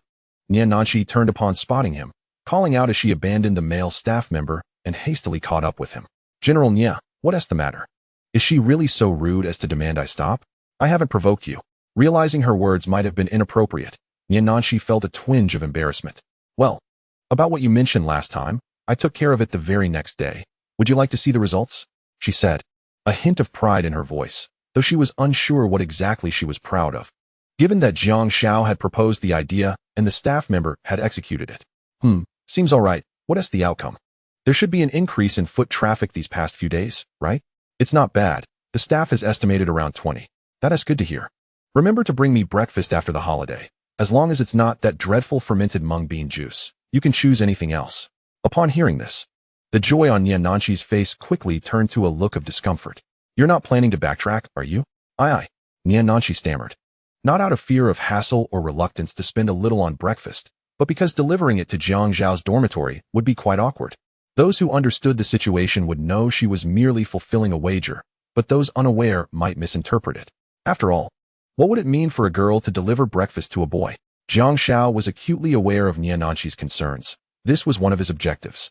He recognized that he could not yet win her over, especially since they were in different departments, making it difficult to meet without arranging a date. In a university with over 20,000 students, chance encounters could result in not seeing each other for an entire year. Thus, he sought to undermine those who might pursue Nanshi. Jiang Xiao feigned surprise, laced with a hint of mockery. I had anticipated this. Do you have anything else to attend to? If not, I shall take my leave. The mockery in Jiang Xiao's eyes left Nanshi's cheeks flushed, a flicker of shame crossing her features. I didn't intend to backtrack. It's just, you know how it is. What do you mean? Are you worried about what others might think? Do you have a boyfriend? No, I don't. Then what are you afraid of? Entrepreneurs should have more backbone. If you can't handle this, you might as well close up shop and rent out the space. Jiang Xiao's tone was unyielding, suggesting that this girl had been coddled her entire life. Flattery and appeasement were commonplace for her, and thus, employing a counter-strategy was an effective approach, provided one possessed qualities that piqued a girl's interest. Otherwise, any method would be futile.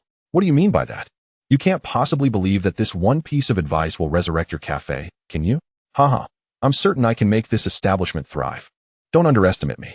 Jiang Xiao wore a skeptical expression, though he remarked, Of course. How could I underestimate you? You are, after all, the top of the class. This was a cruel cut to her pride. You can deliver breakfast if you want. What is the big deal? Just wait.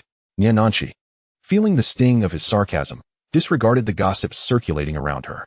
As Jiang Xiao had pointed out, she didn't have a boyfriend, so why should she care?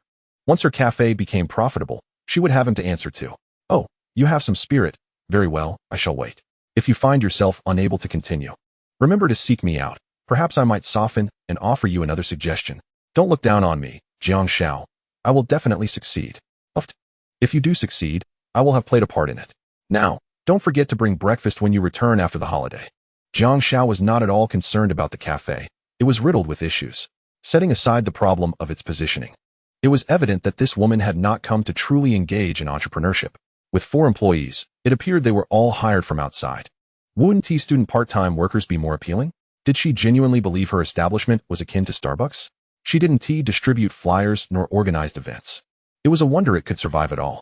Ignoring the disgruntled expression on the girl's face, Jiang Xiao turned to leave without a trace of regret. Scoundrel! Go to hell! Nanshi ground her teeth and stomped her foot in anger.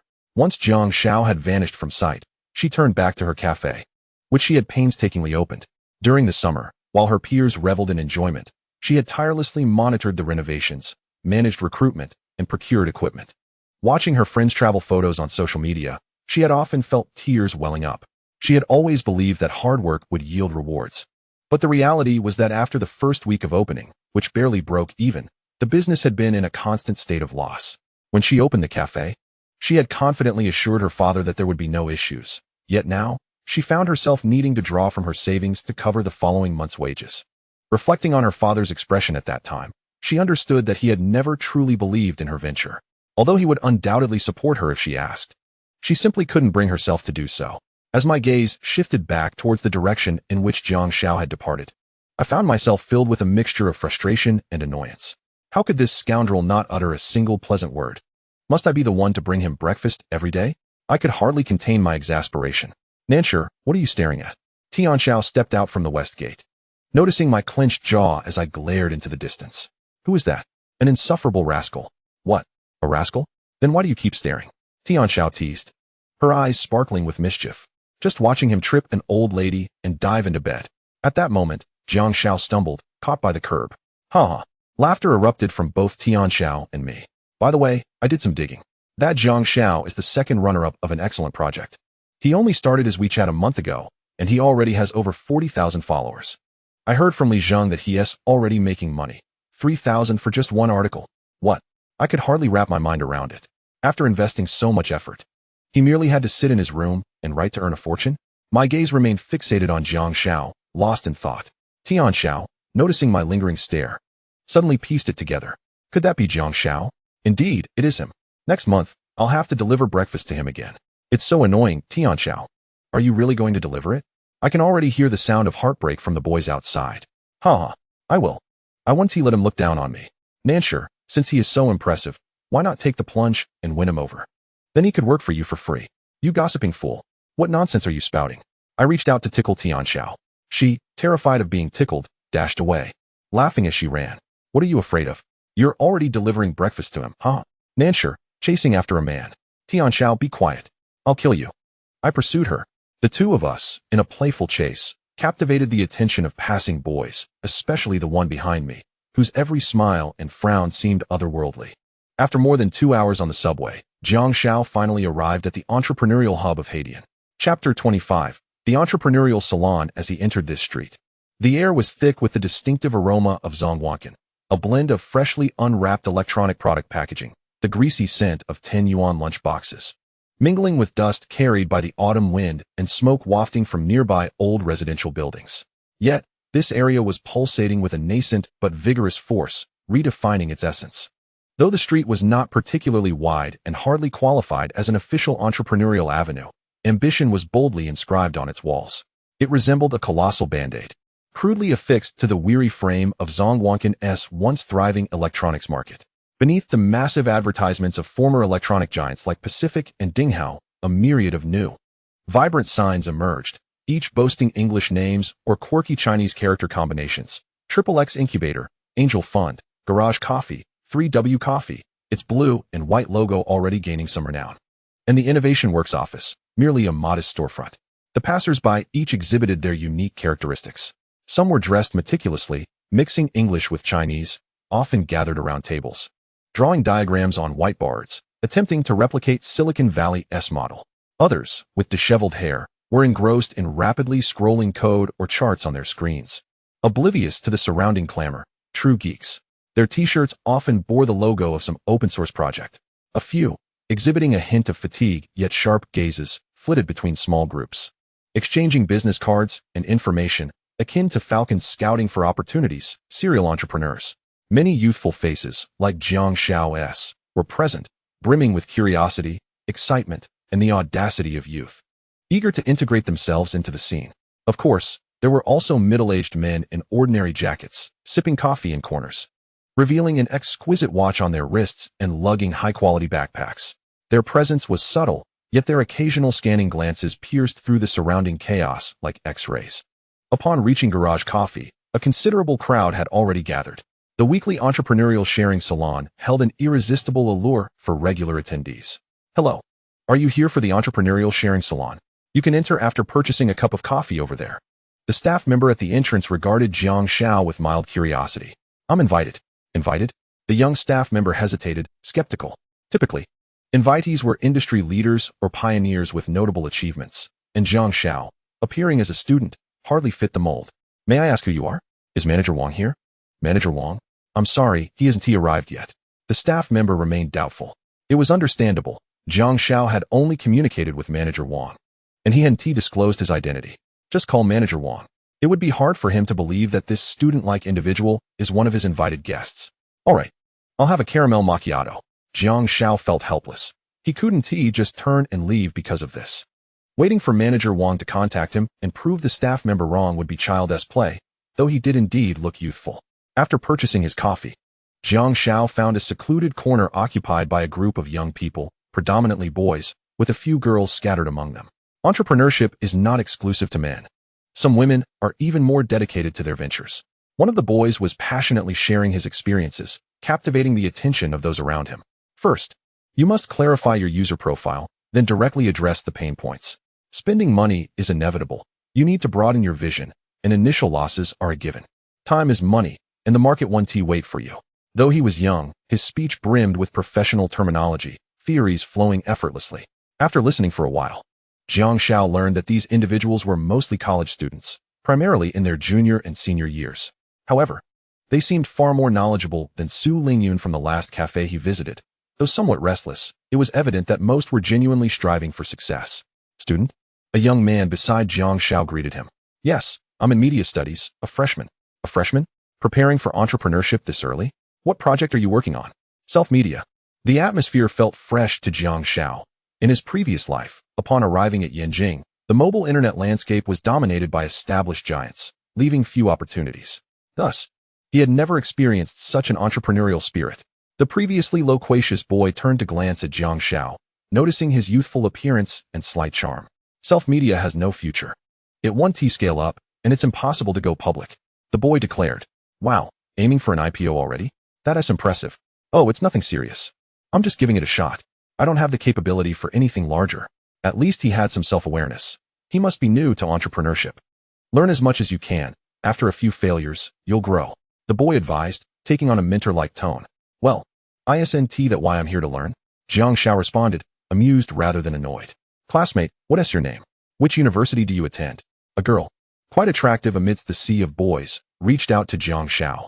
Jiang Xiao, from the University of Media. Ah, media. No wonder you chose self-media. I'm Chi from the Institute of Technology. The girl extended her hand graciously. Jiang Xiaoqian shyly shook hands with the girl. Are you feeling bashful, junior? She teased, laughing. For a senior like her, teasing juniors was one of the few joys in life, especially when it came to boys like Jiang Xiao, who was youthful and somewhat handsome. Bashful? If you looked like Nia Nanshi, I could easily brighten your day, Jiang Xiao mused, a hint of youthful innocence gracing his face. The senior who had been educating Jiang Xiao felt somewhat displeased but chose to dismiss it, as boys who opted for entrepreneurship were often less preoccupied with such matters. Jealousy and rivalry were rare among them, yet their competitive spirit was undeniably strong. Before long, the salon began, and the cafe was bustling with nearly 200 attendees. The air thick with the scent of secondhand smoke and caffeine. In a corner sat a few individuals with keen eyes, calmly savoring their coffee. The sharing session commenced swiftly. After the host's standard introduction, the first speaker, a senior executive from a group buying company, took the stage. Jiang Xiao had never heard of the company, which indicated it was not one of the survivors in their industry. At this point, aside from the top 10 group buying companies, most others were struggling, many barely clinging to existence. In August, Groupon, the originator of the group buying model, had seen its market value plummet from 10 billion to just 2 billion. After more than a year of fierce competition, over half of the 5,000 group buying websites had vanished. Capital, once frantically invested, had begun to cool down, adopting a more cautious stance. A man in his 30s, his eyes reflecting a hint of fatigue, yet brimming with excitement, began his passionate presentation. He spoke of initial ideas, challenges, and breakthroughs, fervently proclaiming that group buying was neither dead nor dying, attempting to rationalize the current downturn as a natural market correction. Waving a data report in one hand, he addressed the audience. Our daily orders have surpassed 10,000. The digitization of offline merchants is a $1 trillion opportunity. The figures did not lie.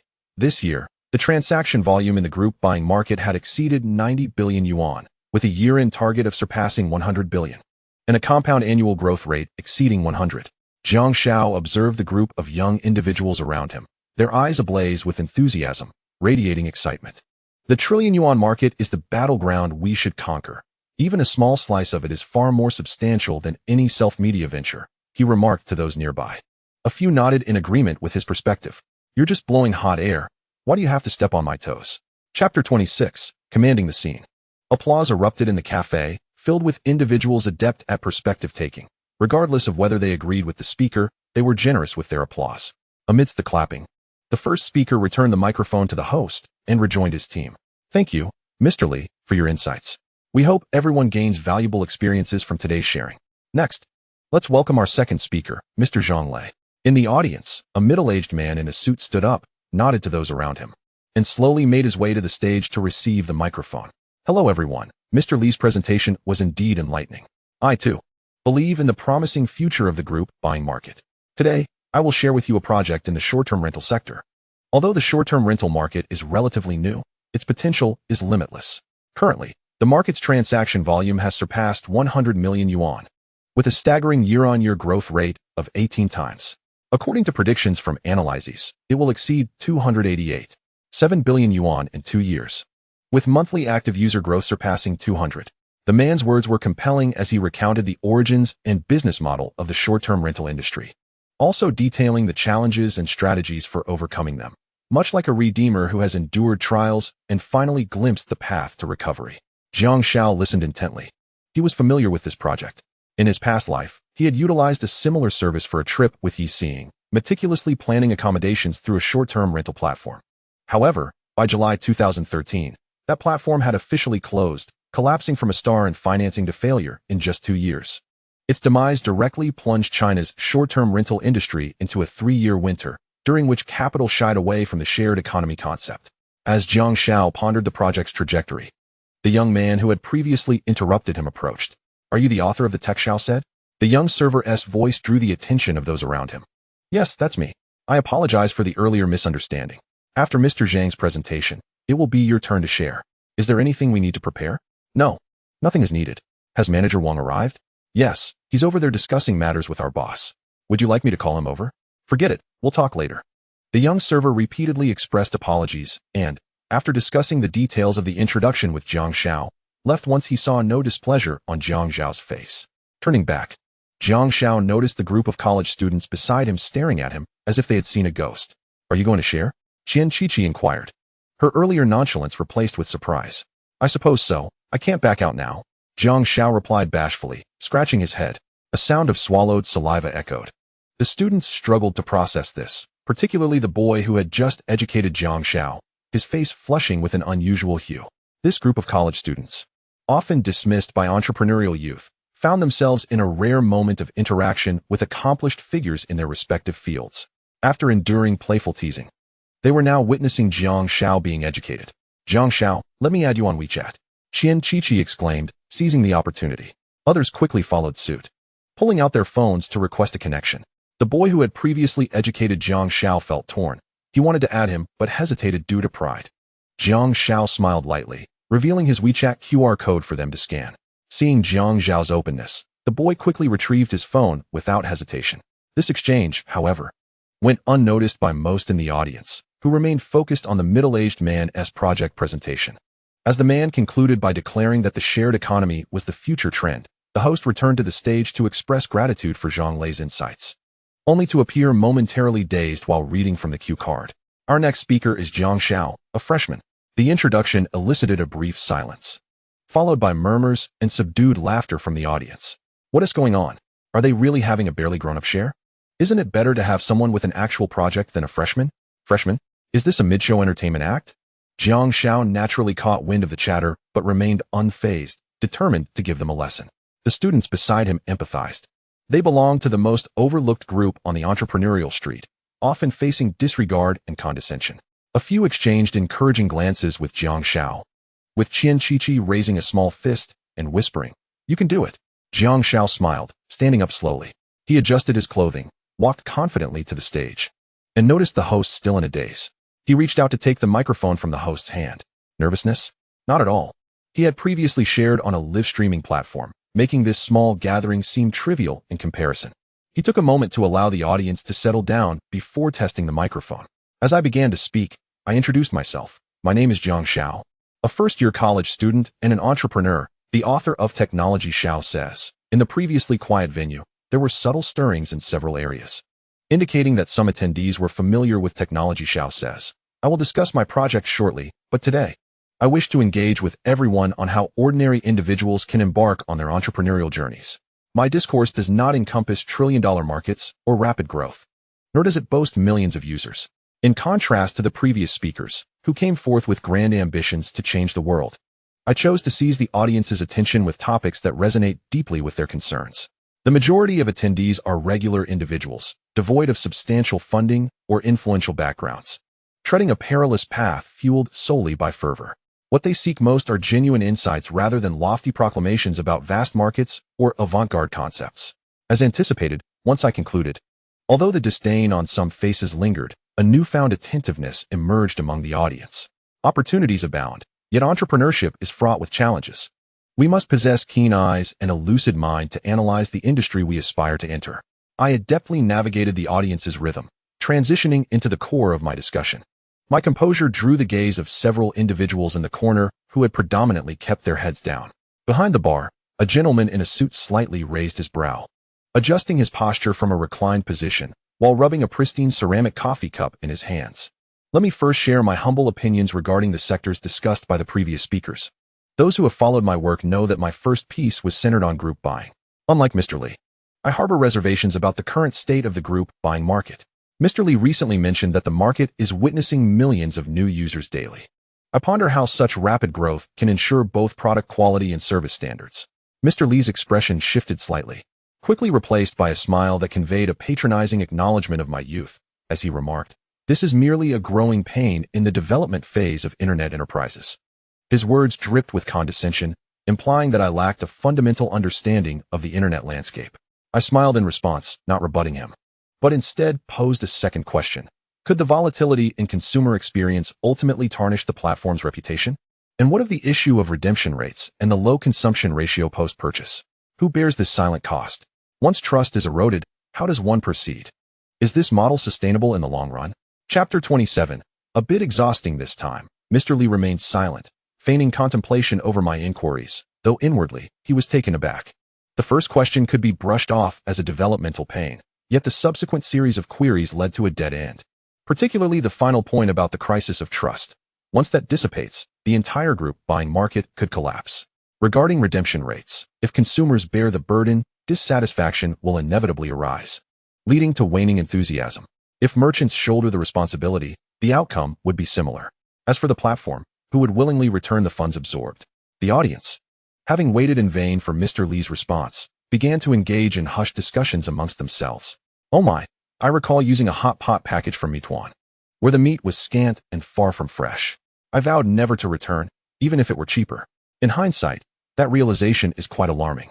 Additionally, the issue of redemption rates he mentioned is indeed crucial. What you all are discussing is secondary. The essence lies in the trust crisis he alluded to.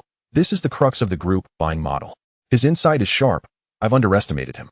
The gentleman behind the bar, who had been rubbing his coffee cup, raised an eyebrow subtly, as if recalling something significant. Turning to Mr. Zhang's short-term rental sector, let us consider industry leader AirRent, whose model emulates the C2C short-term rental framework of Airbnb in the United States. Below, Zhang Lei's eyes fluttered slightly. He had noted Mr. Lee's prior expression, which indicated that I had struck a nerve. However, he remained confident, acknowledging that the plummeting stock prices of group buying origins signified inherent issues yet to be resolved. Nonetheless, Airbnb is currently thriving, boldly asserting its intent to disrupt traditional hospitality. But have we considered the core of Airbnb's success? The previous speakers' presentations resembled grand speeches, while mine felt more akin to an educational lecture. As a streamer, it's essential to engage the audience, to captivate them with compelling narratives and insights. The C2C model? To spark consumer curiosity? Responses from the audience varied, yet I did not hear the answer I sought. There is no definitive response, but I believe the essence of this model can be encapsulated in 2 words. I paused once more. At this moment, the entrepreneurs in attendance were wholly focused on me, with even the suited man at the bar and the enigmatic figures in the corner putting down their belongings, eager for my revelation. Trust. Trust? The younger members of the audience appeared momentarily bewildered, while the seasoned entrepreneurs seemed to grasp the concept, albeit with some uncertainty. The figures in the corner furrowed their brows, contemplating the significance of those 2 words. Only the gentleman at the bar's eyes glimmered with recognition. His languid demeanor vanished, and he narrowed his gaze upon my youthful figure.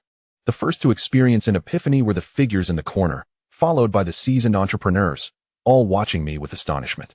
Only a few younger entrepreneurs remained perplexed, whispering queries to those who had connected the dots. Observing that some had already comprehended my point, I continued. I believe Airbnb's success hinges on the established credit systems in mature Western economies, such as LinkedIn's social networks and credit card ratings. However, our nation lacks a personal credit framework. What implications does this hold? It engenders profound safety concerns for landlords regarding unfamiliar tenants, while renters harbor doubts about the authenticity of listings, potential misrepresentation of images, hygiene concerns, and safety issues. Therefore, I suspect that the dispute rate for air rent is likely quite high. Oh, I see now. Mr. Zhang, what is your project's dispute rate? An interested audience member inquired of Zhang Lei, who had just shared. The entrepreneurs of this era have yet to reach the point of making baseless assertions. Zhang Lei merely replied, "We haven't compiled that data yet, but everything appears normal for now," though his tone suggested a lack of conviction. Of course, in my view, air rent faces challenges beyond this, such as consumer habits.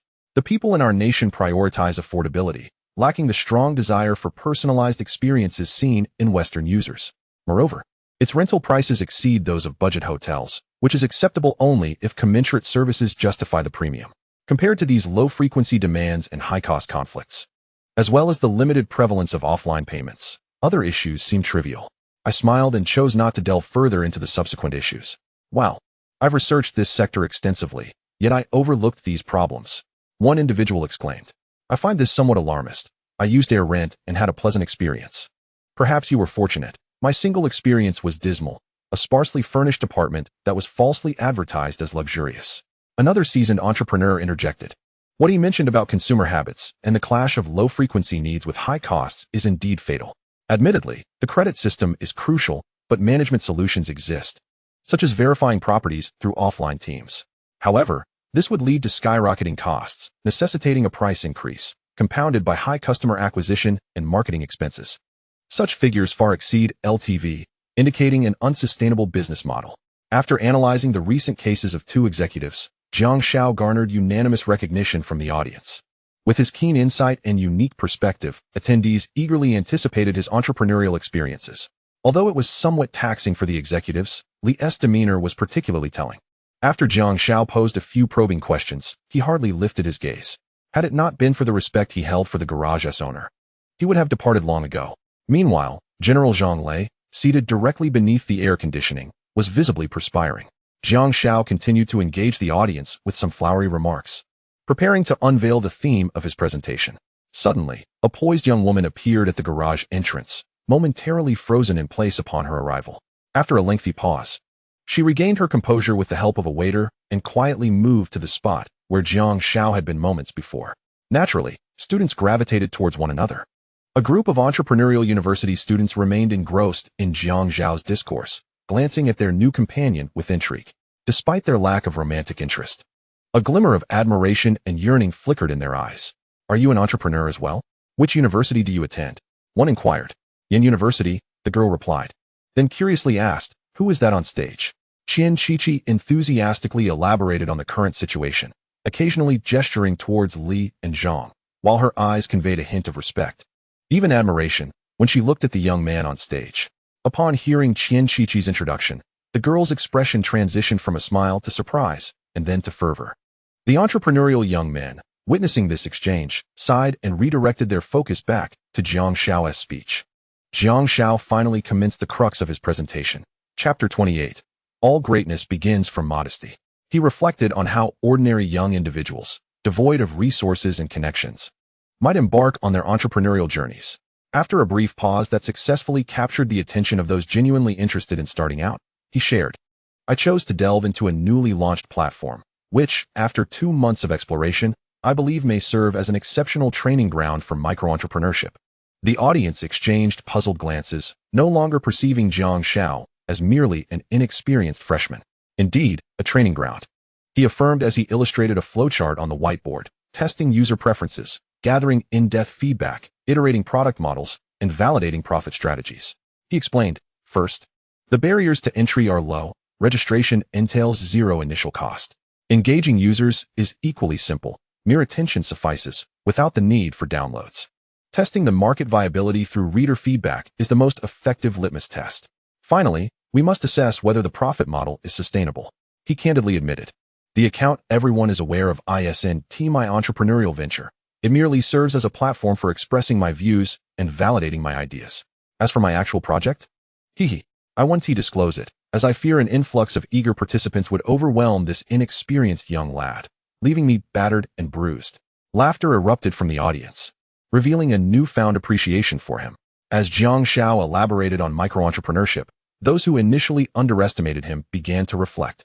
Whispers of agreement floated through the crowd. There is merit in his words. Perhaps we should try establishing an account ourselves.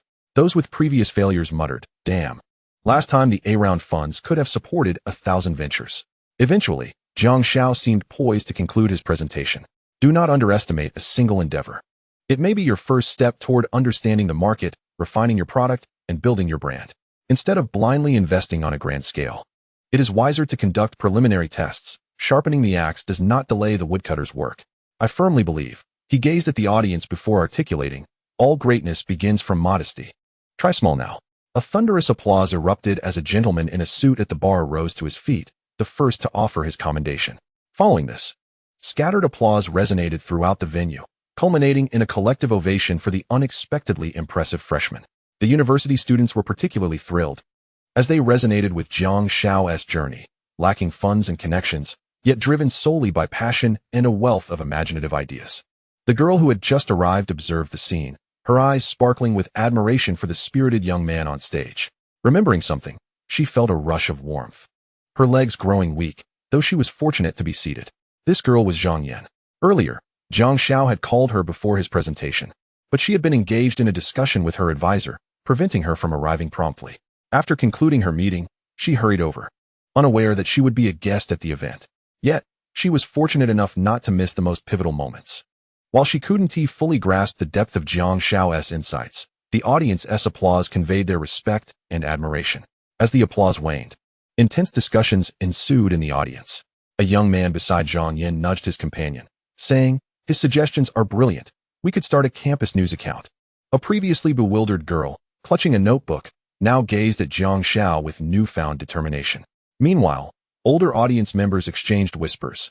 This young man possesses a calm demeanor, clear thinking, and practicality, a refreshing addition to the field.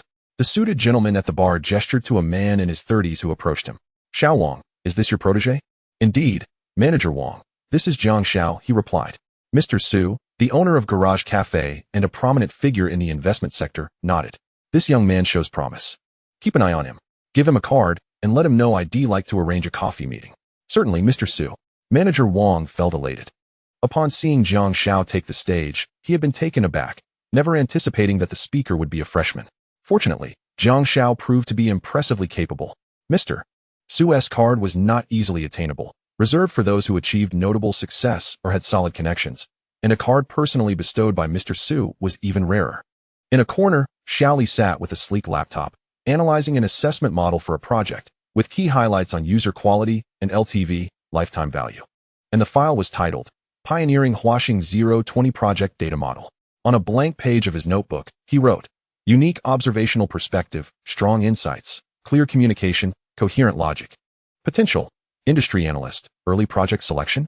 Marking it with an asterisk, resolved to review the article thoroughly upon returning and mentioned the intriguing freshman in the weekly report.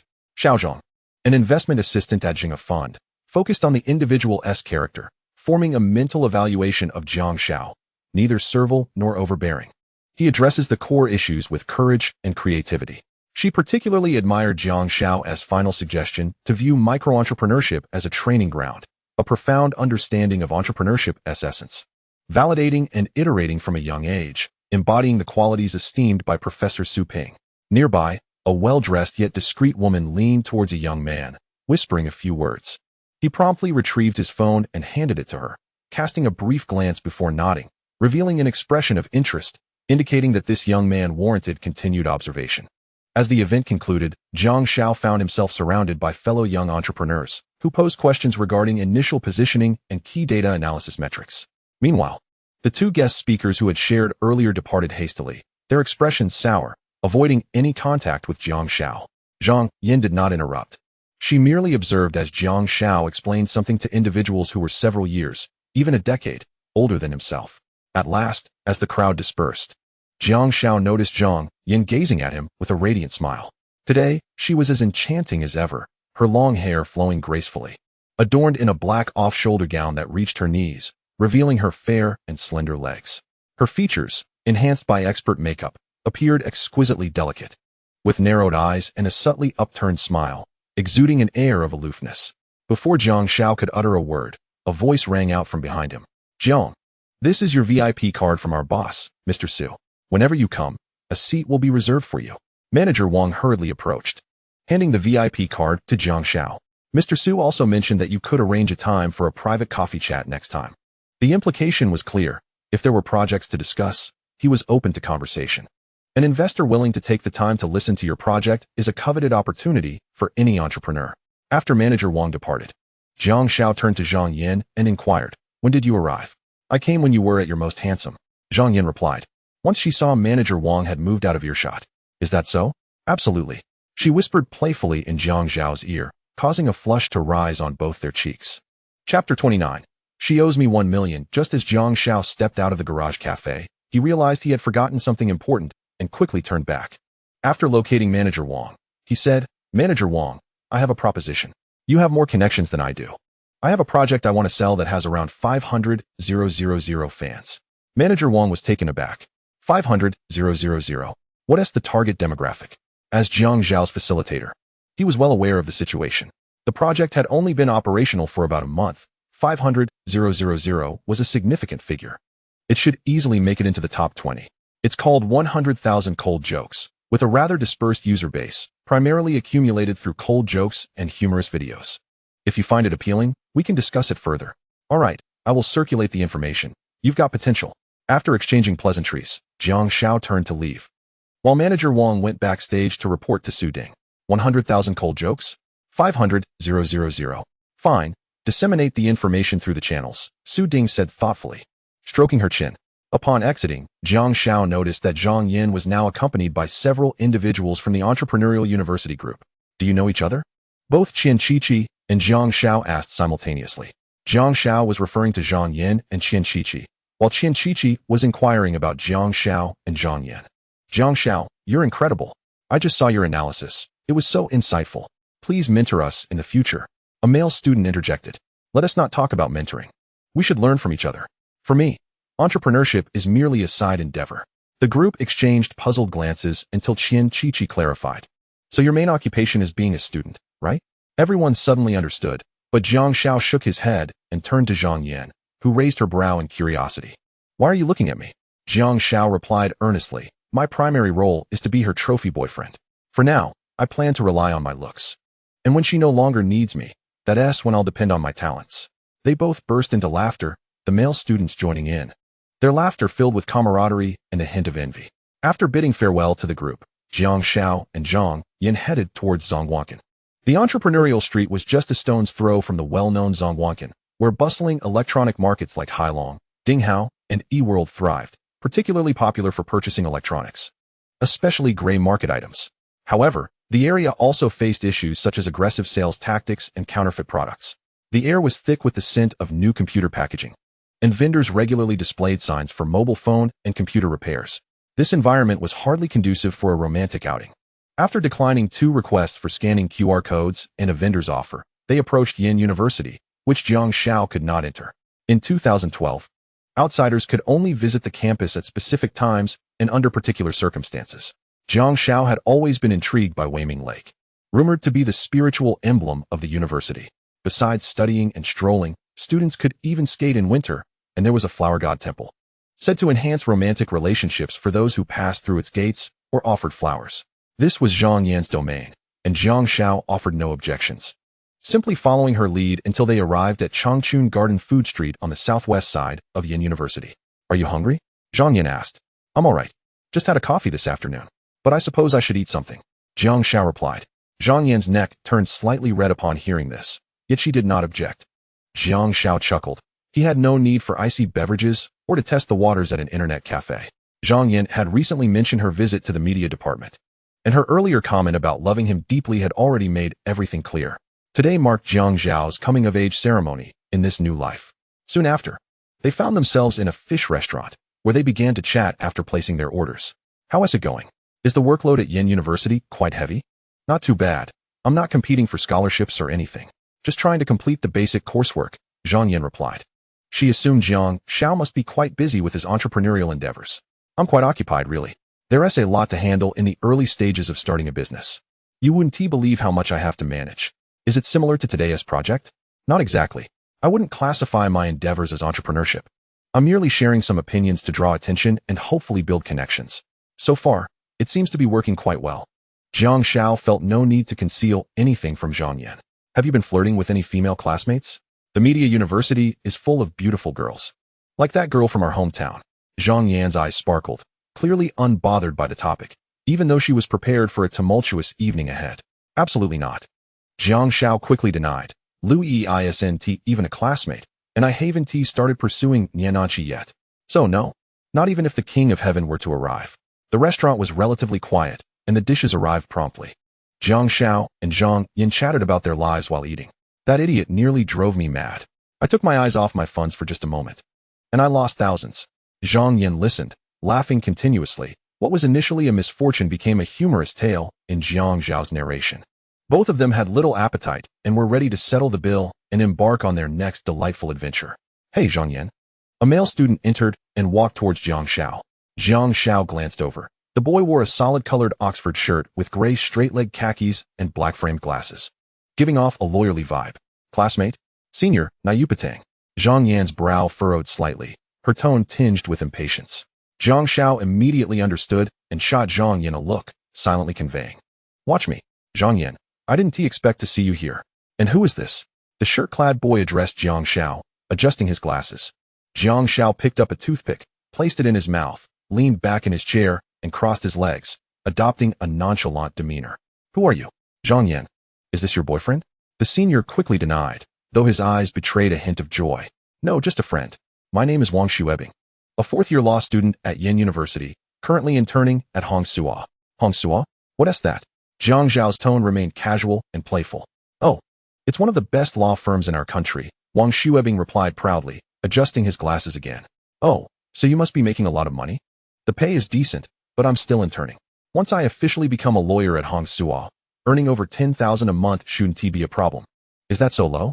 Jiang Xiao was taken aback, suddenly remembering it was 2012. Wang Xuebing's lips twitched slightly. A monthly income exceeding 10,000 and still deemed insufficient? How much can you earn? Well, it's decent, I suppose. I'm not sure about this fellow. Me? I never attended school. I came to Yanjing to collect a debt from a girl. I perceive you harbor some feelings for her. Are you intending to pay off her debt? Wang Xuebing's expression shifted subtly as he glanced at Zhang Yan, noticing her lack of rebuttal as she merely lowered her gaze to sip her water. How much does Zhang Shui owe you? He was already earning an internship salary, which afforded him some financial comfort. In his view, the freshman Zhang Yan certainly couldn't owe much, yet her usual attire didn't suggest someone in debt. Her mother accepted a dowry of 1 million from my family, claiming she would return with me after graduating high school, yet this girl actually ran away. Her mother has squandered the money, and now I have no choice but to seek repayment from her. Chapter 30. A wonderful story. Upon hearing Jiang Xiao's words, Zhang Yan struggled to suppress the impulse to retort. Wang Xuebing's face betrayed disbelief. 1 million? What? You don't believe me? I've saved it all up. If you're not planning to settle her debt, then you might as well leave. You want to repay this money, and if not, you'll come with me today. Jiang Xiao glared fiercely, embodying the role of a rogue to perfection, then turned to Wang Xuebing. Perfect, you're studying law. Enlighten us on what should be done about a debt that remains unpaid. The question jolted Wang Xuebing back to reality, and he stammered, asking Zhang Yan, Junior, is what he says true? Zhang Yan lowered her head, presenting a pitiful expression. Yes. The soft affirmation left Wang Xuebing momentarily bewildered. He had always perceived Zhang Yan as affluent. How could she be entangled in such a predicament? No, I have a bright future ahead. I cannot be dragged down by such a woman. Wang Xuebing pondered deeply, and had Jiang Xiao known the extent of his thoughts, he would have undoubtedly spat in his face. Well, there are legal provisions regarding this, but my friend, you cannot take any extreme actions. I have something to attend to, so I'll take my leave. Wang Xuebing hastily uttered vague words before turning to exit. After watching his hurried figure disappear, Zhang Yan could no longer contain herself and burst into laughter, clutching her stomach. Jiang Xiao, picking at his teeth, awaited the cessation of Zhang Yan's mirth. Once she regained composure, he remarked, Have you finished laughing? Your reputation at school is now in tatters. Let us see how you find a boyfriend after this. It doesn't matter. I never intended to find one anyway. All right, let us go. If you can't repay the debt, then use your body to settle it. Jiang Xiao maintained his rogue demeanor. Zhang Yan, rarely playful, shot him a mockingly reproachful look. Well then, you can certainly collect your debts properly. Naturally, with someone like you. I could take on 10.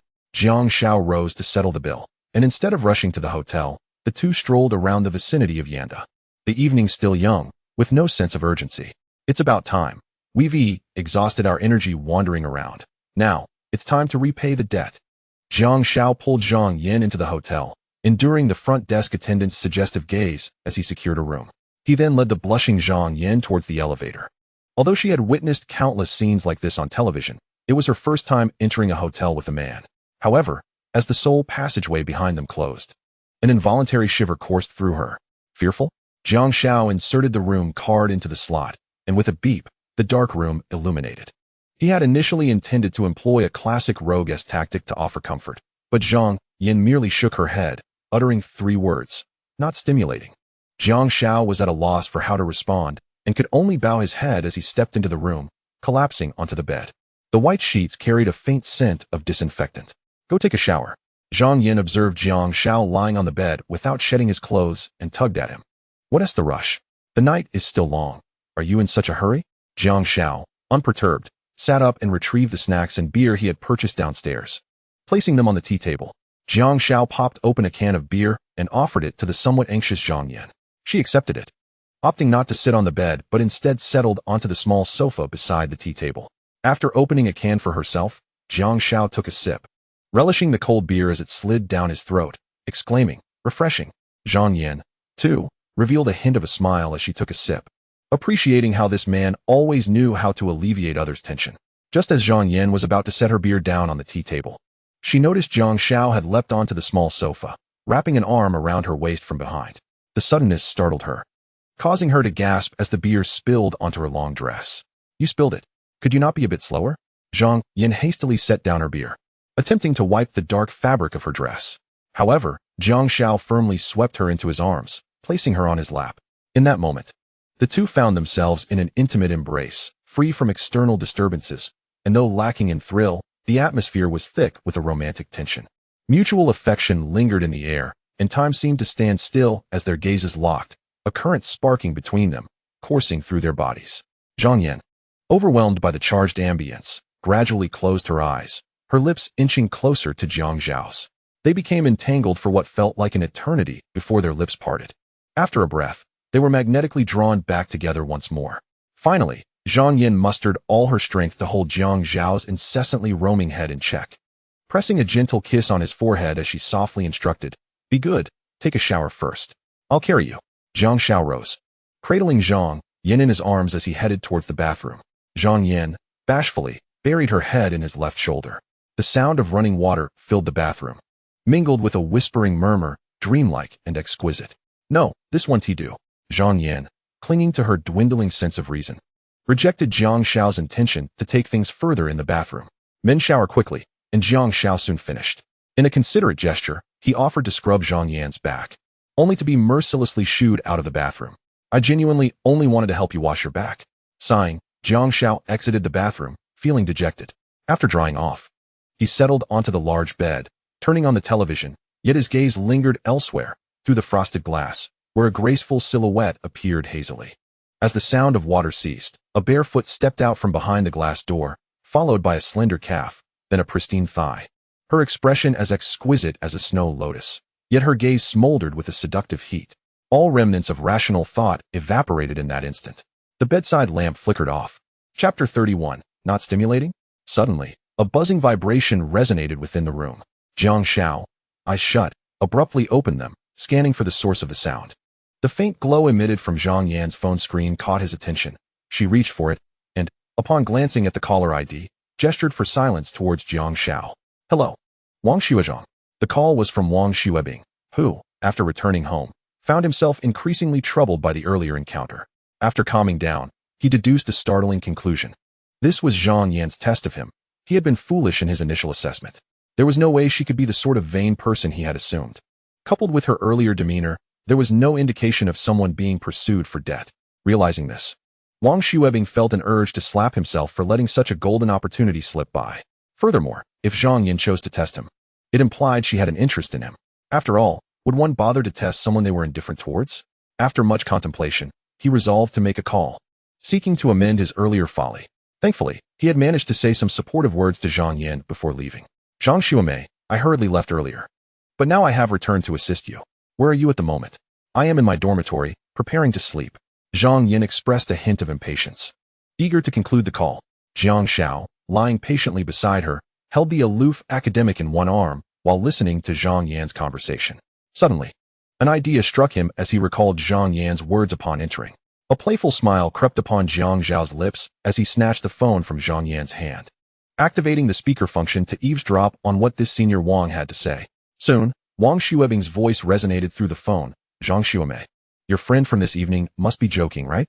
I returned intending to help you raise funds, but then I thought, how could you be that kind of person? Zhang Yan, are you testing me? Wang Xuebing commenced his soliloquy, leaving Jiang Xiao somewhat speechless, chuckling softly. Zhang Yan, however, was even more bewildered. What was going on? Zhang Yan, are you listening? Yes, I'm listening. Zhang Yan's tone remained flat. Wang Xuebing, oblivious, pondered Zhang Yan's current predicament. As a lawyer, his deductive reasoning was astute. Zhang Yan's mere acknowledgement of his words without rebuttal, particularly regarding the notion of testing him, hinted at something deeper. Indeed, he had surmised correctly. Zhang Yan harbored an interest in him. This realization sent a tremor of excitement coursing through Wang Xuebing. He prepared to articulate his feelings to Zhang Yan. He was about to confess, believing she must be at her most vulnerable and conflicted moment, thus enhancing his chances of success. Zhang Yan, I actually want to say that I've always, suddenly, a sharp cry erupted from the phone, followed by the dead tone of disconnection. Wang Xuebing was perplexed. After multiple attempts, there was no answer, and ultimately, the line was switched off. At that moment, Zhang Yan was biting down hard on Jiang Xiao's shoulder. Wang Xuebing's confession had been too subtle, while Jiang Xiao's was far more direct. The next morning, Jiang Xiao was awakened by the persistent ringing of his phone. Groggily, he answered, "Who is it? It's early. Have you no sense of decorum? Your mother, do you think I do?" Jiang Xiao instantly snapped to attention, sitting upright. Yes. Mother, what is it so early? Ah Xiao, you're pressing on my hair. Ouch. Zhang Yan lay beside Jiang Xiao, her eyes still closed and dazed. Jiang Xiao's heart raced as he swiftly covered Zhang Yan's mouth, but it was too late. Jiang Xiao, where are you? I hear a woman's voice. Zhao Taiho's tone was stern. Jiang Xiao's mind raced as he glanced at the clock. I'm in the dormitory. Then why is there a woman's voice? Zhao Taiho was not easily deceived. It's my roommate, Cheng Xiang. He's a bit effeminate and is just messing with me. Really? Zhao Taiho remained skeptical. Of course. I've only been at school for a month. It's not as you think. Zhang Yan had now awakened, gazing tenderly at Jiang Xiao. Recalling the events of the previous night, her heart still racing. Watching Jiang Xiao handle the call with caution, she couldn't help but smirk. You are also in Yanjing, right? I've heard that you went to the movies with someone else during the summer. What? Jiang Xiao's eyes widened as he caught Zhang Yan's mischievous gaze. While managing the call with Zhao Taiho, he found himself resisting Zhang Yan's teasing. After Zhao Taiho's lengthy lecture of over 20 minutes, she finally addressed the main issue. On the 3rd, your brother Wei Min is getting married. You should return early. All right. Jiang Xiao replied. Wait, mother, who is getting married? Your brother Wei Min, didn't you already know? Others informed him before the college entrance exams. Jiang Xiao lay back on his bed, recalling that the college entrance exams were ages ago. Who remembered such details? Observing Zhang Yan, who was adorably brushing her teeth in the bathroom, Jiang Xiao felt exasperated. He couldn't just push Wei Min aside. After all, he was the eldest of the Jiang family, raised with great care by their aunt after their grandmother passed away early. Fine, I understand. I will contact my brother. Jiang Xiao hung up the phone and chastised Zhang Yan, though his tone was not harsh. 2 hours later, after finishing breakfast with Zhang Yan, they parted ways at the entrance of Yin University. Zhang Yan mentioned she would not be returning home, as her mother was coming to Beijing to visit her. Watching her somewhat awkward gait as she walked away, Jiang Xiao chuckled and boarded the subway back to campus. Chapter 32. Free labor upon returning to the dormitory. Several of his friends were present, and Cheng Xiang was busy packing his belongings. As soon as Jiang Xiao entered, he was promptly seated on a chair, surrounded by 3 burly figures who gazed at him with mischievous grins. Confess and be lenient. Resist and face the consequences. Jiang Xiao's absence the previous night had stirred their imaginations, leading them to suspect that the female classmates were in the dormitory. Naturally, they began to speculate about the illustrious academic from Yin University. Jiang Xiao regarded them coolly and declared, "From now on, I am the dormitory leader." The trio's eyes widened in disbelief. Although they had their suspicions, hearing Jiang Xiao assert it outright was hard to accept. After all, she was a prestigious figure at Yin University, akin to a campus belle. The dormitory erupted with raucous laughter, with no shortage of exclamations. Damn it! Is this what you call confessing and being lenient? The leader, Shun Weichao, along with Cheng Xiang, prepared to return home. while Jiang Xiao had no choice but to remain. He was being coerced. But don't worry, I estimate my mother will start to find me bothersome by the third day. Li Zhong, being local, simply took the subway home and did not rush to leave. Second brother, you head back first. I'll return tomorrow afternoon as well. All right, call me when you get back. I'll be available anytime. In the afternoon at the West District Incubation Area 207, Jiang Xiao asked Su Zhijing, how do you feel? Are you confident? Originally, Jiang Xiao intended to assist Su Zhijing with ground promotion, but plans had changed, and he had to delegate the task to her. Ground promotion is the fastest growing job. The first requirement is extreme communication skills. Second, battlefield-level execution ability. And lastly, the most crucial, high-precision user insights. These are essential skills in the self-media industry. Jiang Xiao sought to inspire Su Zhijing. Initially planning to guide her, but now having to let her manage independently, it would serve as a test of her capabilities.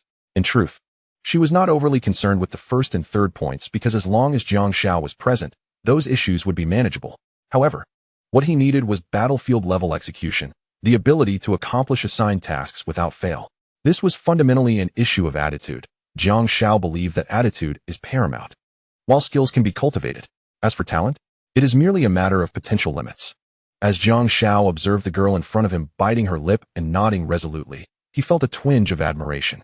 Tomorrow, I'll find you a helper. He is my childhood friend, and you can delegate all the heavy lifting to him. Just consider him a workhorse. Chen Bo, having been scammed, felt too embarrassed to return home and planned to find a part-time job during the break. Jiang Xiao decided to bring him along to avoid further mishaps. Su Zhijing burst into laughter, her previously anxious heart now somewhat calmed. Jiang Xiao reiterated the strategies and essential details for ground promotion. An hour later, Su Zhijing closed her notebook and left room 207. Jiang Xiao then turned his attention to Lu Yi, who had been quietly observing. Today, she appeared in an elegant OL outfit, her long legs encased in skin-toned stockings, exuding gracefulness. Stunning, Jiang Xiao mused. Ms. Lu, I appreciate your hard work over the next few days. We will need an article daily to retain incoming users. Sure, no problem. I've written something. Take a look. Jiang Xiao shook his head and said, I am not well versed in makeup, and as for new media, Teacher Lu is the expert. I shall refrain from offering unsolicited advice. Strategies for courting different women cannot be uniform. Zhang Yan's unique family background and childhood have shaped her thrill-seeking personality. As long as her needs are met, she will love you unconditionally. Yi Xing is a person devoid of independent thought, so as long as one accurately grasps human nature, she can be easily managed. What is human nature? Wealth and money each hold half the significance. Don't understand? How foolish. As for Lu Yi, she is an exceptionally self-assured individual, thus confident in her writing abilities. Her sharing it with Jiang Xiao was merely an attempt to validate herself in his presence. To approach such a woman, one must first shatter her confidence, instilling doubt within her, and then present oneself in the strongest possible manner, conveying that she holds no advantage over you. Such words must not be delivered too directly. They should be expressed with a gentle touch. The reason being, this woman possesses another trait, rationality. Yet Jiang Xiao knows that the more rational a person is, the more fervently they may act. It is a contradiction. He eagerly anticipates what the rational and confident female counselor will look like when she becomes unhinged. As for Niananqi, a pampered heiress, proud and self-assured as well, yet lacking the rationality of Lu Yi. Her pride and confidence stem from her parents' affection and the flattery of sycophants over the years. The greatest challenge in winning over such a girl is not the girl herself, but rather her entourage of admirers. Therefore, one must distinguish oneself from others, evoking a sense of specialness in her. Whether that feeling is positive or negative is inconsequential. Of course, one must not resort to slapping others in the face. That would be foolish. The next day, Chen Bo arrived, and Jiang Xiao introduced him to Su Zhijing. Upon seeing Chen Bo's bashful expression, Jiang Xiao felt an urge to slap him. Why was he not this shy when meeting the barmaid? After some reminders, Jiang Xiao headed to the airport. Sitting on the plane, he hesitated, contemplating whether to call Yi Xing, but ultimately decided against it. Changhang's military training differs from that of other schools. Taking place in November. Since he was back, Jiang Xiao intended to spend more time with his parents. Upon disembarking, he was greeted by his elder brother, who had come to pick him up. The majority of the Jiang family lacks formal education, with Jiang Xiao being the only university student of his generation. Consequently, everyone treats him with great kindness. Reflecting on this, Jiang Xiao wished to slap his past self for having disrupted family harmony for a woman. Our academic prodigy has returned. Let us go have a meal. Rest well today. Come to my house tomorrow, and we'll go out in the evening. His brother, a retired soldier now working as a civil servant at the Quality Supervision Bureau, spoke. Hearing his brother's words, Jiang Xiao smiled. The last night before marriage was indeed a time for wild abandon. It was the final night of his bachelorhood, after all, and a farewell was in order.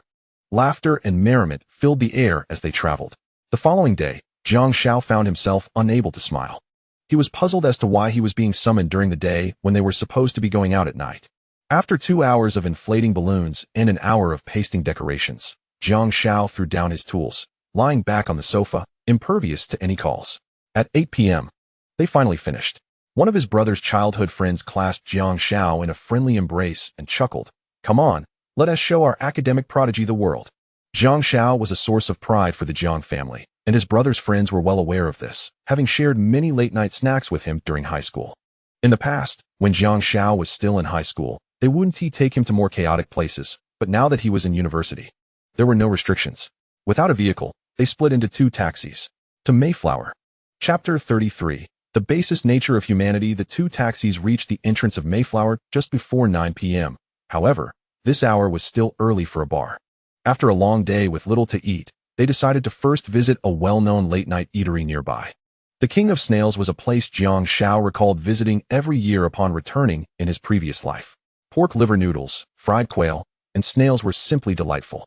Once again savoring the long-missed flavors filled Jiang Xiao with immense satisfaction. With his stomach full, it was time to seek some enjoyment. Jiang Xiao was no stranger to bars. During his initial years in Yanjing, he had visited out of curiosity, eager to discover the allure that kept Yi Xing enthralled. However, after just 3 months, he grew weary of it. Later, after achieving some success in his live streaming career, he returned for a while to hone his practical skills. His brother's friends were obviously regulars, as they encountered several familiar faces even before entering.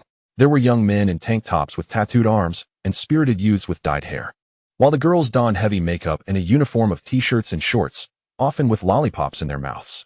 Led by a 20-something girl, they entered the bar. And as the door swung open, deafening electronic music instantly enveloped Jiang Xiao, with dazzling lights swirling wildly, casting distorted shadows through the haze of smoke. In the dance floor, clusters of youthful bodies moved rhythmically, colliding amidst a heady mix of sweat and alcohol. Jian Gu, the man who had initially suggested taking Jiang Xiao out for a night of revelry, slung an arm around Jiang Xiao's shoulder and shouted in his ear. How's it going? Can you adapt? Jian Gu, whose full name was Xiong Jian, was considered a rich second generation in Dachang City, a notable figure in the area. He treated Jiang Xiao with particular warmth, as he had heard from his brother that he envied those who excelled academically, having struggled in his own youth. It was later revealed that he had succumbed to undesirable influences, leaving him a shadow of his former self. Quite well, Jiang Xiao replied, leaning closer to Jian Gu to respond, as this was the most common way to communicate in a bar due to the overwhelming noise. Since it was his brother's bachelor night, they naturally could not opt for a casual table. A private booth had already been reserved. Jiang Xiao sought a relatively quiet corner in the booth and lit a cigarette, perhaps due to emotions carried over from his past life. Jiang Xiao felt a faint sense of detachment in the bar environment. In 2012, the bar still bore traces of the Sham-8 trend and a rustic vibe. Observing the scattered tables, he couldn't help but chuckle. Suddenly, a wave of excited screams and whistles erupted from the center of the dance floor, drawing Jiang Xiao's attention. He saw a group of flamboyantly dressed young men and women surrounding a focal point, a girl clad in a sequin crop top and ultra-short shorts. The girl swayed her waist, her head bobbing rhythmically, with 2 strikingly bright pink streaks in her hair that stood out. Her face wore a wild and indulgent smile, her gaze somewhat dazed, clearly under the influence of intoxication. Beside her, a boy in a studded leather jacket with dyed hair held her slender waist, moving in sync with her dance. Yi Xing? Jiang Xiao felt a fleeting surge of anger, which quickly dissipated. After all, they were all part of the same world, so why should he harbor grudges? Leaving was an option. Moreover, after his rebirth, he had never truly regarded that girl as a girlfriend. His mindset was now entirely different. He had grown capable of accepting anyone's departure and would not hesitate to leave anyone behind if needed. As if guided by an unseen force, Yi Xing executed a dramatic turn, her once lively body suddenly stiffening, her carefree smile freezing as if doused with ice water. Noticing Jiang Xiao, she met his gaze, and he raised his hands, applauding her earlier performance. Nearby, his roommates, seeing Yi Xing's reaction, rushed over to inquire. their eyes following her line of sight to where a somewhat sunny boy was clapping and smiling in their direction. Another girl rushed over. One that Jiang Xiao recognized, Zhang Meiwan. The moment Zhang Meiwan spotted Jiang Xiao, she scurried behind Yi Xing, repeatedly muttering, "It's over, it's over." "Meiwan, who is that? What is going on?" Yi Xing's roommate inquired, noticing the peculiar behavior of the two. "That's Xing's boyfriend." "Ah." Upon glancing at Yi Xing, she seemed oblivious to the surrounding commotion, her eyes wide, her complexion paling under the shifting spotlight, as she bit her lower lip with intensity. "What is wrong, Xing?" A young man with blonde hair shouted, reaching out to grab Yi Xing. "Ah, don't touch me." Yi Xing shrieked in terror, swatting away his hand and nearly stumbling as she fled the dance floor towards the booth where Jiang Xiao sat. Arriving before Jiang Xiao, her eyes were frantic, her speech disjointed, her voice sharp and piercing amidst the cacophony. Jiang Xiao, when did you come back? How could you be here?" The older brother noticed the stir at Jiang Xiao's table. How could he miss such a radiant girl approaching? "A Xiao, who is this?" "Classmate." Jiang Xiao replied with a smile. The older brother, warm and inviting, beckoned. "Oh, then come sit down for a drink." "No need, she has friends over there." Jiang Xiao declined for Yi Xing, his tone devoid of any dissatisfaction or anger. The more he acted this way, the heavier Yi Xing's heart sank. Suddenly, she reached out to grasp Jiang Xiao's arm, defending herself. "I am not. It's Zhang Meiwan. She dragged me here, saying we'd only play for a bit. I just had a little to drink. Why do you need to explain all this to me? You are free, and of course, I am free too. Look, I came too, didn't I? A Xiao, please don't be like this. You can scold me, hit me, whatever." Yi Xing's voice began to quaver with the onset of tears. Her roommate reluctantly brought Zhang Meiwan to Yi Xing's side. The roommate's heart ached. She had heard Yi Xing's words and could hardly fathom that the once resplendent Yi Xing would utter such things in a plea for forgiveness. Nonsense, hitting people is illegal. "Oh, look, Zhang Meiwan is here too. Help your classmate back to rest. She has had too much to drink and is talking nonsense." Jiang Xiao spoke with a calmness akin to stating a fact unrelated to himself, politely gesturing towards the exit. "It's crowded over here. Be careful not to fall. Goodbye." Yi Xing was oblivious to how she returned to her seat. Jiang Xiao's demeanor felt as foreign as that of a stranger.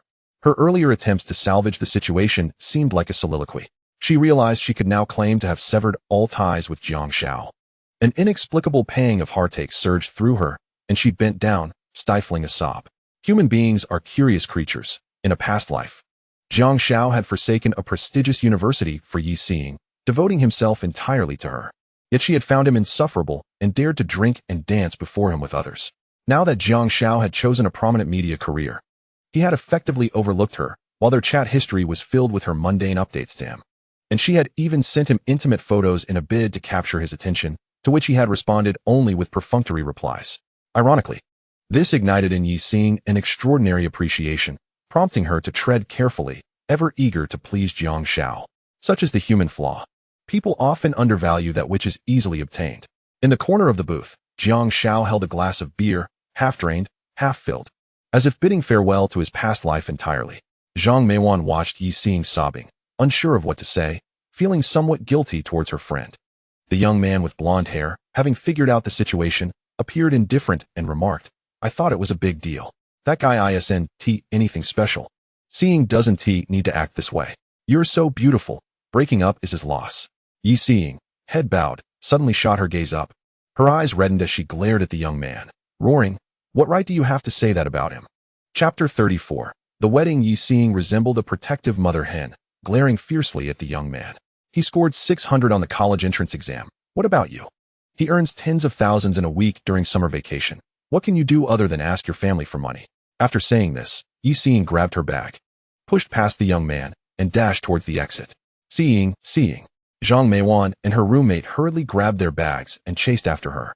The young man stood frozen, his face shifting from red to blue, feeling acutely embarrassed. Having bid farewell to his past, Jiang Xiao reveled in the festivities of the day, astonishing both Jian Gu and the older brother. Especially during the boasting games, Jiang Xiao, adept at understanding people's psychology, dominated the scene, whether in one-on-one duels or in group brawls. The following day, before dawn, still slightly dazed, Jiang Xiao was roused. Today, he was one of the groomsmen. Groomsmen must be unmarried adult men, and in Huawang province, marriages typically occur at a young age, so only two of the older brother's close friends were still unmarried. A sleek black Mercedes S320 led the way, followed by a Land Rover camera vehicle, and behind them trailed 11 black Autos, marching towards the bride's family. Amidst the murmurs of the bride's neighbors, they entered the hallway, where they encountered the first obstacle set by the bride's friends, the bewitching maze. Countless paper cups filled mostly with plain water, but also some vinegar and liquor, awaited them. Jiang Xiao felt a shiver run down his spine. Fortunately, the older brother's friends were no ordinary men. Jian Ge led the charge, swiftly grabbing a cup and gulping it down. Damn, vinegar. He wasn't afraid of liquor. But vinegar was truly unbearable. Jiang Xiao needed to conserve his strength. The final task of breaking through would fall on him.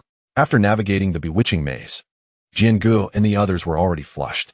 Soon they faced the second challenge, a bed of nails. This one was tailored for the older brother, and they couldn't assist. Jiang Weimin was undeterred. Knowing he couldn't escape, he kicked off his leather shoes and charged forward, howling in agony until he finally passed the second hurdle. Finally, they reached the third challenge, confronting the bridesmaids blocking the door. This would require red envelopes to pave the way. Jiang Xiao had brought plenty of red envelopes and distributed them liberally. Two of the bridesmaids giggled as they accepted the envelopes, quickly clearing the path. However, the third bridesmaid was unyielding. Jiang Xiao was unaware of her relationship with his sister-in-law, but she appeared slightly older than him. No matter how Jiang Xiao tried to offer the red envelope, the girl merely shook her head, refusing to even glance at it. Looks like I'll need to show my skills, Jiang Xiao thought. He handed the red envelope to Jian Ge beside him and adjusted his attire. As a groomsman, Jiang Weimin had specially rented a silver gray suit for him. He was already handsome, and today he had dressed up, coupled with a mischievous smile and an air of confidence, which had drawn the attention of several bridesmaids. Jiang Xiao raised his gaze, locking eyes with the bridesmaid blocking the door.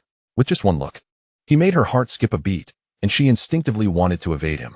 He took slow, deliberate steps toward her, his eyes sparkling with intent. As they drew closer, both could feel each other's breath.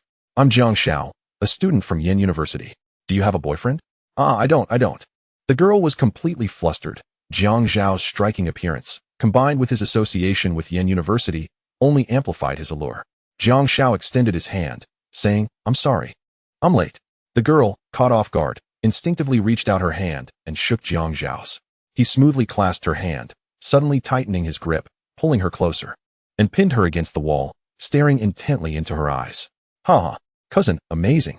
Jian Ge, witnessing Jiang Xiao's antics, signaled for them to charge ahead. By the time the girl regained her composure, it was too late. Laughter erupted, her friends stifling giggles behind their hands. The girl's face flushed crimson as she raised her hand to push Jiang Xiao away, her lips protruding in a pout. Ha! Jiang Xiao remained unbothered, smiling as he followed the crowd into his sister-in-law's room. Jian Ge and a few others have begun rummaging through drawers in search of high-heeled shoes. Jiang Weimin is already drenched in sweat, while his sister-in-law sits in the center of the large red bed, dressed in a pristine white wedding gown with her skirt spread out elegantly. Ultimately, the bride's shoes are discovered in her cousin's bag, a feat credited to Jiang Xiao, who recalled hearing his elder brother mention them during a drinking session in his previous life. Who would have thought that a reborn individual could possess such capabilities? Eventually, the bride's uncle carries her downstairs and helps her into the car. The bride's relatives begin to search for their vehicle, and as Jiang Xiao's car door swings open, a bridesmaid, clearly irritated, squeezes inside and glares at him. Other relatives head straight to the hotel, while the bride and bridesmaids make a quick stop at the new house. Fortunately, there are no bridesmaids demanding a fare for getting out of the car. Inside the new house, after a series of rituals including tea serving and the giving of red envelopes, everyone hastily makes their way to the hotel. However, Jiang Xiao feels uncomfortable as the bridesmaid does nothing but stare at him intently, as if she intends to devour him.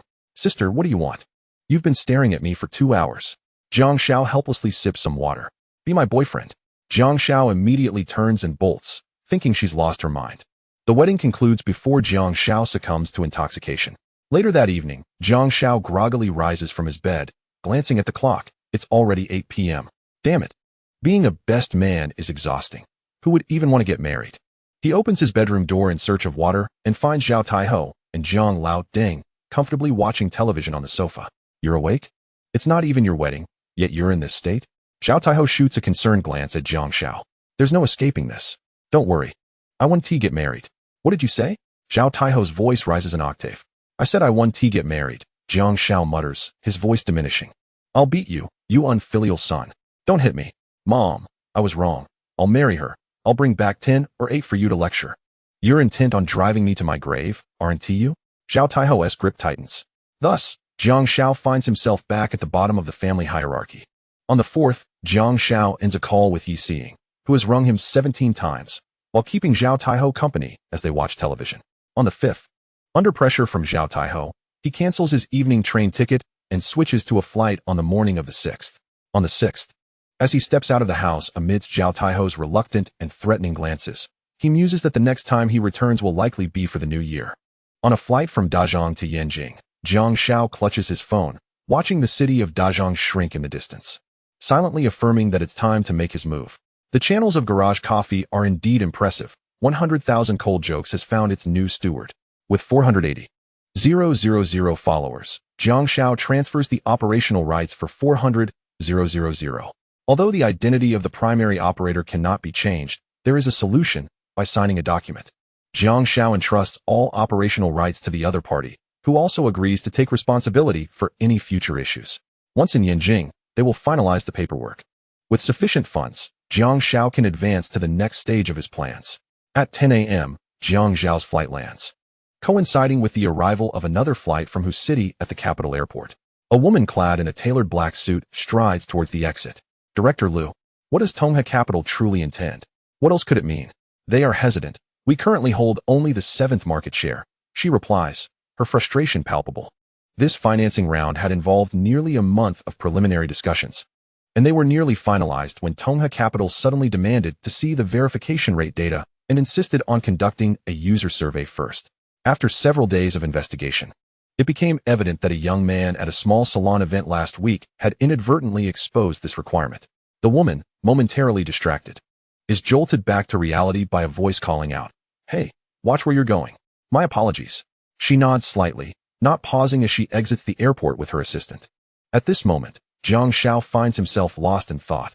The voice that had just called out was his own. His distraction is not due to the woman's demeanor, but rather the striking resemblance she bears to his former counselor, Lu Yi. Chapter 35E. Especially her features. While Lu Yi's eyes radiate warmth, this woman appears as if encased in ice. If Lu Yi is akin to a lady emerging from an ancient painting, this woman resembles a general returning from the battlefield.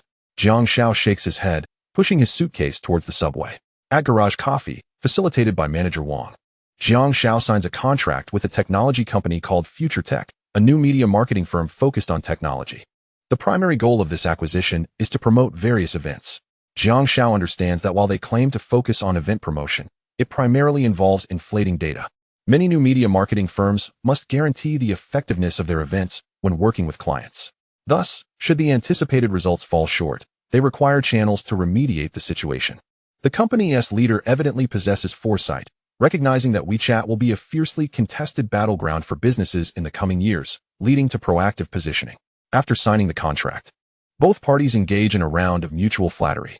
By 4 p.m., Jiang Xiao returns to the media center and finds his dormitory, room 306, empty. He drops off his luggage and grabs his notebook, heading to room 207. He had just messaged Su Zhijing and Chen Bo, asking them to convene for a meeting once they were done. Seated in room 207, Jiang Xiao reviews various back-end data. The self-study room, beautiful diary, 42,000. Exquisite little fairy, 1,500. Tech Xiao says, 31,000. New era women, 108,000. After browsing the content data and feedback of Exquisite Little Fairy, he sees that Lu Yi has updated 4 articles in recent days. As expected, the data is rather mediocre. Jiang Xiao glances through the articles, noting that both the titles and the concluding calls to action lack finesse. The first to arrive is Lu Yi, and upon seeing her, Jiang Xiao is momentarily taken aback, recalling the woman he encountered at the airport. Today, Lu Yi appears somewhat listless, likely disheartened by the lackluster performance of her articles. "Lu teacher, welcome. Please have a seat. I'll finish reviewing the data, and then we can discuss your work." "All right." Lu Yi quietly observes Jiang Xiao as he frowns and ponders over the data, her expression shifting between surprise and delight at seeing him. "How do you feel about the articles, Lu teacher?" Jiang Xiao refrains from directly addressing the issues.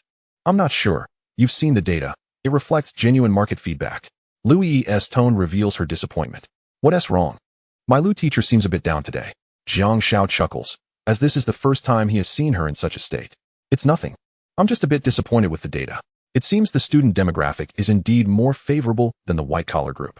Liu Yi offers a convenient excuse for her unsatisfactory results. It's not that serious. Although the student demographic is more active, their user value is lower than that of white-collar workers, who can earn their own income. Jiang Xiao suppresses his smile and adopts a serious demeanor. I've reviewed your articles, and while I want to comment on the content, the main issues lie in the titles and the concluding calls to action. Liu Yi furrows her brow. If the content were lacking, she could console herself by attributing it to her lack of expertise. But the titles and calls to action are her strong suits. I want to delve into reasons. Instead, I'll provide you with a few templates to follow in the future. First, problem solution. Problem. Quick solution. Second, trend utilization. Trend. Related knowledge point. Third, emotional resonance. Demographic. Contrary to common sense behavior. Liu Yi stares at the words Jiang Xiao has written in the document, bewildered. What is this? Upon encountering Liu Yi, Jiang Xiao continued to elaborate, as she still had not grasped the concept. For instance, let us examine this article. Your title reads, Foundation Solution, Bid Farewell to Awkwardness. While this addresses a genuine concern, it lacks specificity. We could provide a concrete scenario, such as is your commuting makeup always cakey? Liu Yi's eyes widened as she compared the two titles. Furthermore, regarding the term solution, we might consider rephrasing it to incorporate quantifiable elements like numbers or time frames, such as 3 steps or 5 minutes. Lastly, we should create memorable touchpoints. Thus, the entire title could be transformed into, Is your commuting makeup always cakey? Master the 3-step foundation technique to eliminate patchy awkwardness. Do you understand, Yi? Jiang Xiao subtly changed her form of address, but Liu Yi remained oblivious, her full attention captured by Jiang Xiao's document. After comparing, Liu Yi felt a mix of admiration and disappointment. Had she encountered such a title herself, she would have been unable to resist clicking on it. Not bad. I will try this in the future. Despite the turmoil within her, Liu Yi maintained an air of tranquility befitting a teacher. Jiang Xiao, not wanting to shatter the moment, continued, in addition to these points, there are several minor techniques, such as the earlier specificity of numbers, the creation of a sense of conflict, and the evocation of emotional responses. I trust that Teacher Liu would not require further explanation on these matters. Jiang Xiao, I believe it would be beneficial for you to document these insights. Should any questions arise, I will gladly offer guidance. Liu Yi encouraged, a hint of crimson blooming on her cheeks, reminiscent of a ripe apple, inviting an irresistible bite. Very well, I shall write it down. And I look forward to your guidance, Teacher Yi. Upon hearing this form of address, Liu Yi frowned slightly, but chose not to correct him. The inclusion of teacher left her with little room for rebuttal. As Jiang Xiao typed, he articulated his thoughts aloud. The primary aim is to reduce the user's decision-making burden. For example, instead of welcome to follow us, we could rephrase it to tap, follow to unlock commuting tips. Jiang Xiao elaborated in detail, while Liu Yi listened attentively. Though occasionally Jiang Xiao's use of he made her feel somewhat uncomfortable. Half an hour later, Jiang Xiao sent the completed document to Liu Yi's email. Liu Yi transitioned from the role of a diligent student back to that of an all-knowing mentor. Jiang Xiao. Does he roll off the tongue nicely? Quite well. But please do not misunderstand, teacher. Jiang Xiao donned a playful grin, explaining, I believe this way of addressing you feels less formal. Truly, I regard you as my teacher. You must address me as Teacher Liu or counselor from now on. Is that understood? Oh, understood, Teacher Yi. Teacher Liu. Jiang Xiao sighed, lowering his head, alas. The revolution has yet to succeed. Comrades must strive harder. Observing Jiang Xiao's disappointment, Liu Yi felt a twinge of guilt, contemplating whether to allow him to call her by her first name. However, she dismissed the idea, recognizing that he would likely take advantage of such leniency. The thought of a male student calling her Yi stirred conflicting emotions within her. At that moment, Su Zhijing and Chun Bo returned from their 5-day outreach campaign. Their demeanor slightly weary, yet their eyes alight with excitement. Zhijing, well done. Jiang Xiao praised as he stood to greet Su Zhijing. Not bad. I owe much to Chun Bo. He worked exceptionally hard. He deserves it. Don't mind him. Jiang Xiao shot a disdainful glance at Chun Bo, akin to a father looking at a disappointing son. Jiang Xiao invited Zhijing to sit before the computer to discuss subsequent work arrangements. Here is 500 yuan. Consider it your overtime pay for the holiday. Jiang Xiao pulled 500 yuan from his pocket and insisted upon giving it to Su Zhijing, who attempted to refuse. He was quite pleased with her, diligent, resilient, and eager to improve. To his surprise, upon receiving the money, Su Zhijing immediately approached the somewhat dejected Chun Bo. Shall we go for hot pot together tomorrow? Her voice was soft yet sincere. Bo looked up, his expression a blend of shock and delight. Sure. Jiang Xiao and Lu Yi exchanged glances, sensing an unspoken connection. That evening, Jiang Xiao treated a few friends to dinner, and Lu Yi escorted Su Zhijing back to the female dormitory. Stop staring, or your eyes might fall out. Bo playfully punched Jiang Xiao. Damn it. Su Zhijing is now my employee. Tomorrow I shall make my move. Chapter 36. Bo's moment of glory. Damn. I'll fight you for this. Jiang Xiao returned to the dormitory with Bo, intending for him to stay the night. Upon entering room 306, he found Xiang and Li Zheng already present. The third one is back. Who's this? This is my childhood friend, Bo, from the Materials Institute. Jiang Xiao introduced him to Li Zheng and Xiang as he led him into the dormitory. Hey, brother, you're the third childhood friend? Xiang grinned, throwing his arm around Bo's shoulders. Hello, nice to meet you, Bo replied, a bit awkward, unaccustomed to Xiang's warmth. Yet youth's greatest asset is adaptability. And soon, Bo and Xiang were deep in conversation. Bo, don't you have many girlfriends at your place? Li Zheng inquired with keen interest. Bo glanced at Jiang Xiao before responding honestly, just one. Oh, is she pretty? Third, why have you never mentioned her? Xiang looked at Jiang Xiao with disdain. We broke up, what is there to discuss? Jiang Xiao brushed off the inquiry. All right, enough chatter. What about the local specialties you brought? Xiao. When did you break up with Yi Xiying? Bo, unaware of the recent developments, was taken aback, although he and T had a high opinion of Yi Xiying. He knew Jiang Xiao had once liked her. Just the other day, I clarified things on the way back. Fourth, did you bring anything? Jiang Xiao quickly changed the subject, avoiding a deeper discussion. Damn it, what specialty could I bring? A piece of coal, perhaps? When I have time. I'll take you all to my place to check out the club. First, let us take a look at the third ex-girlfriend. Haha. Xiang spoke mysteriously. And Jiang Xiao could tell this kid had some intriguing experiences from his trip home. Ultimately, Li Zheng and Xiang leaned in closer to Bo. Peering at his phone, Yi Xiying's social media posts were filled with numerous photos, almost daily, but since that night at the bar, there had been a noticeable silence. Wow. Third, do girls from Dachang City look like that? I think we must visit Dachang sometime. Xiang exclaimed upon seeing the photos. In this era, without beauty filters, the images were quite realistic. Both Xiang and Li Zheng were astonished. They had previously encountered Lu Yuqi and Zhang Yan from Yen University, two girls who had already raised their expectations for Dachang City girls, only to be further impressed by the pure, lively, and vibrant Yi Xiying. Setting aside the coincidence of Lu Yuqi, both Zhang Yan and Yi Xiying were intrinsically linked to Jiang Xiao. And it was Jiang Xiao's discerning taste that shaped their perceptions. Jiang Xiao, uninterested in their banter, focused on his back end, already contemplating monetization strategies for the account titled New Era Women. The first step would be to offer paid knowledge, such as emotional consulting services. But this would consume all his energy, which was evidently impractical. Next, he considered becoming a micro-business agent, ideally associating with an under-recognized cosmetics brand in the country, utilizing a distribution model for sales. This was worth contemplating, but for the moment, Jiang Xiao had no suitable brand in mind and intended to discuss it with Zhang Yan when time permitted. The final and simplest method is through an online marketplace, as WeChat had not yet restricted access to it in 2012. Although the profit margins are modest, the convenience it offers is undeniable.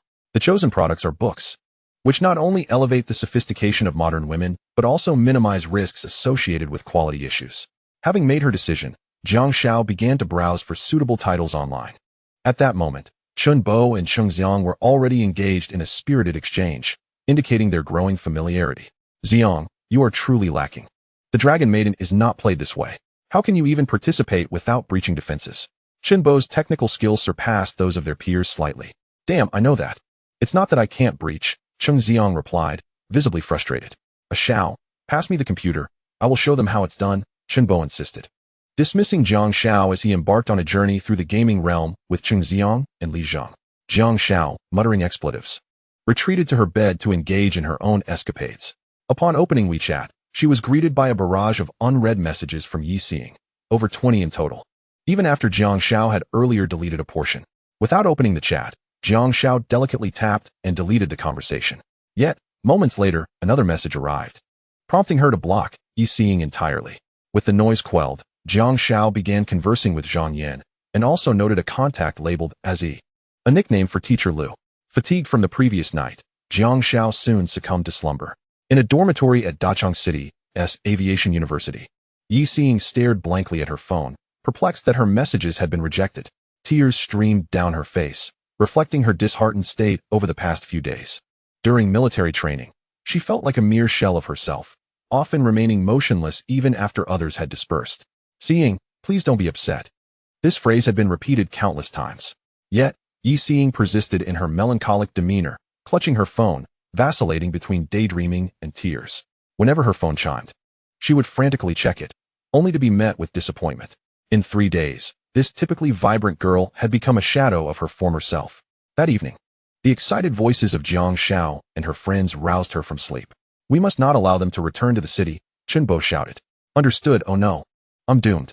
Cheng Xiang and Li Zheng erupted in frantic exclamations as their screens faded to gray. Abandoning their mice, they rushed to Chen Bo's side, who was now controlling his character, the Sword Saint, and targeting the opposing base. One has returned. Cheng Xiang's face was tense, and Chen Bo shared his excitement. Despite Cheng Xiang and Li Zheng's shortcomings, Chen Bo's exceptional performance had kept the game from collapsing. Seizing a rare opportunity to attack, Chen Bo's palms grew sweaty. Ultimately, amidst the cheers from Cheng Xiang and Li Zheng, he successfully obliterated the enemy base. Impressive.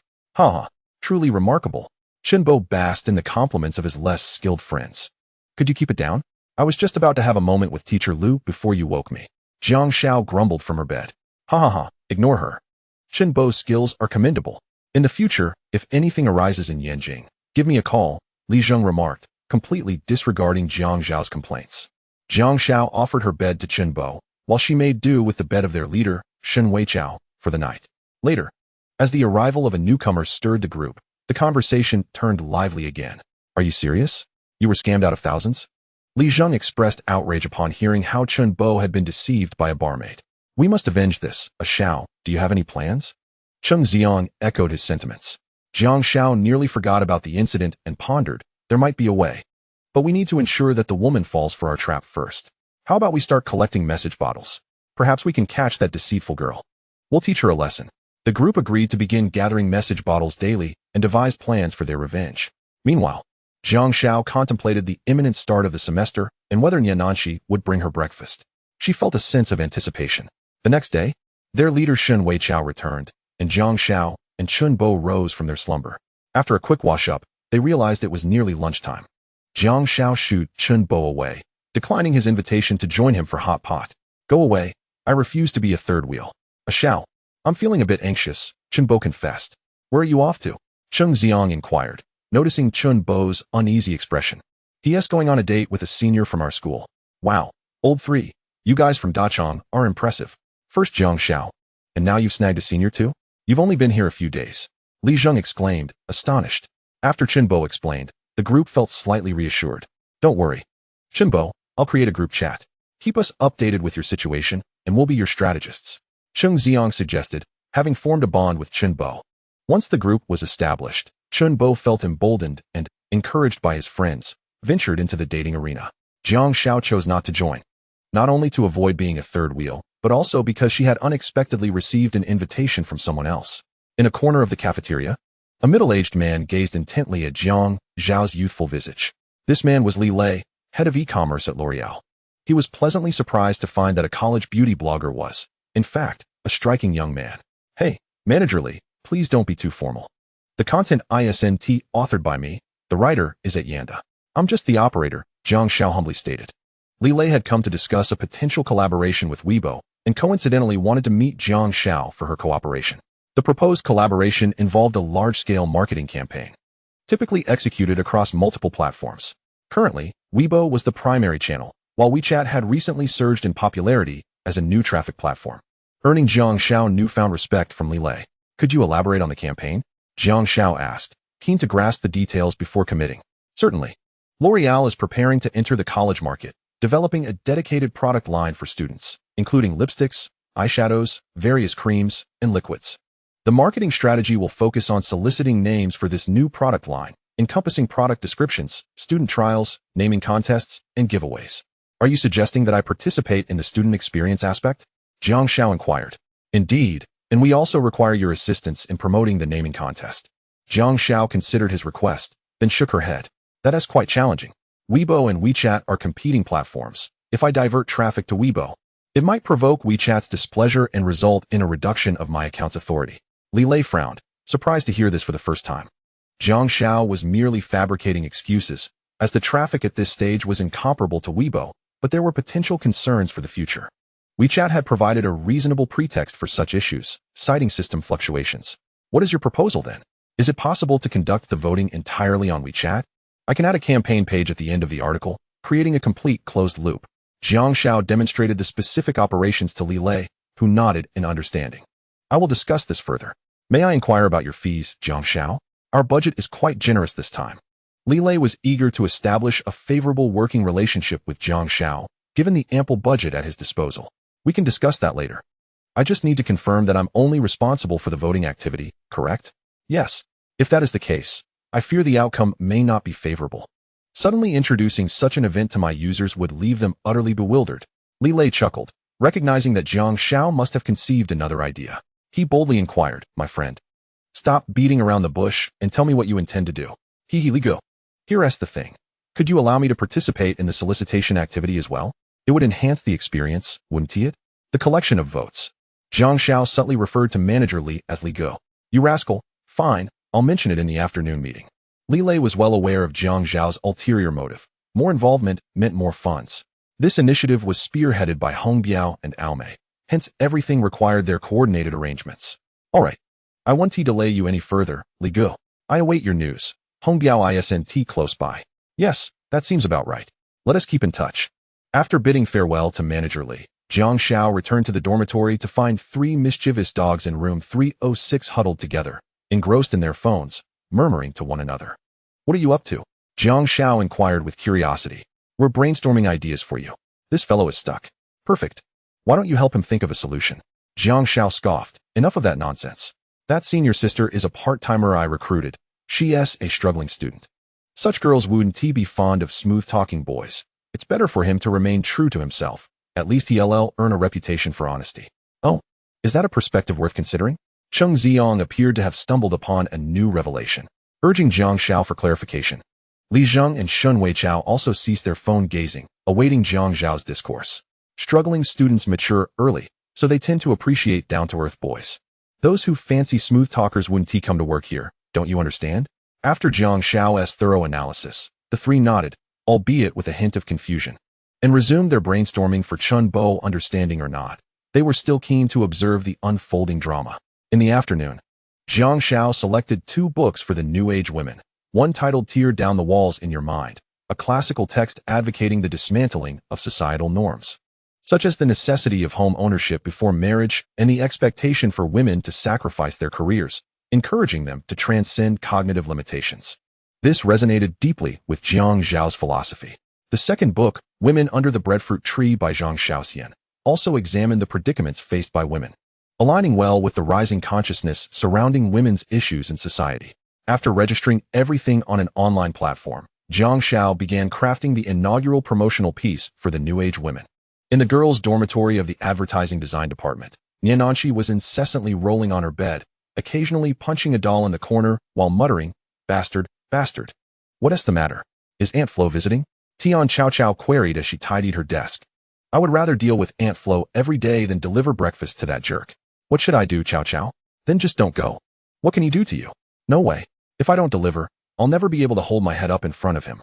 After pondering Tian Chao Chao's suggestion, Niananchi shook her head. Do you really want to be with him for life? Tian Chao Chao burst into laughter, seizing on the flaw in Niananchi's words. Who wants to be with him for life? If you keep laughing, I won't hold back. Niananchi threatened, shaking her small fist.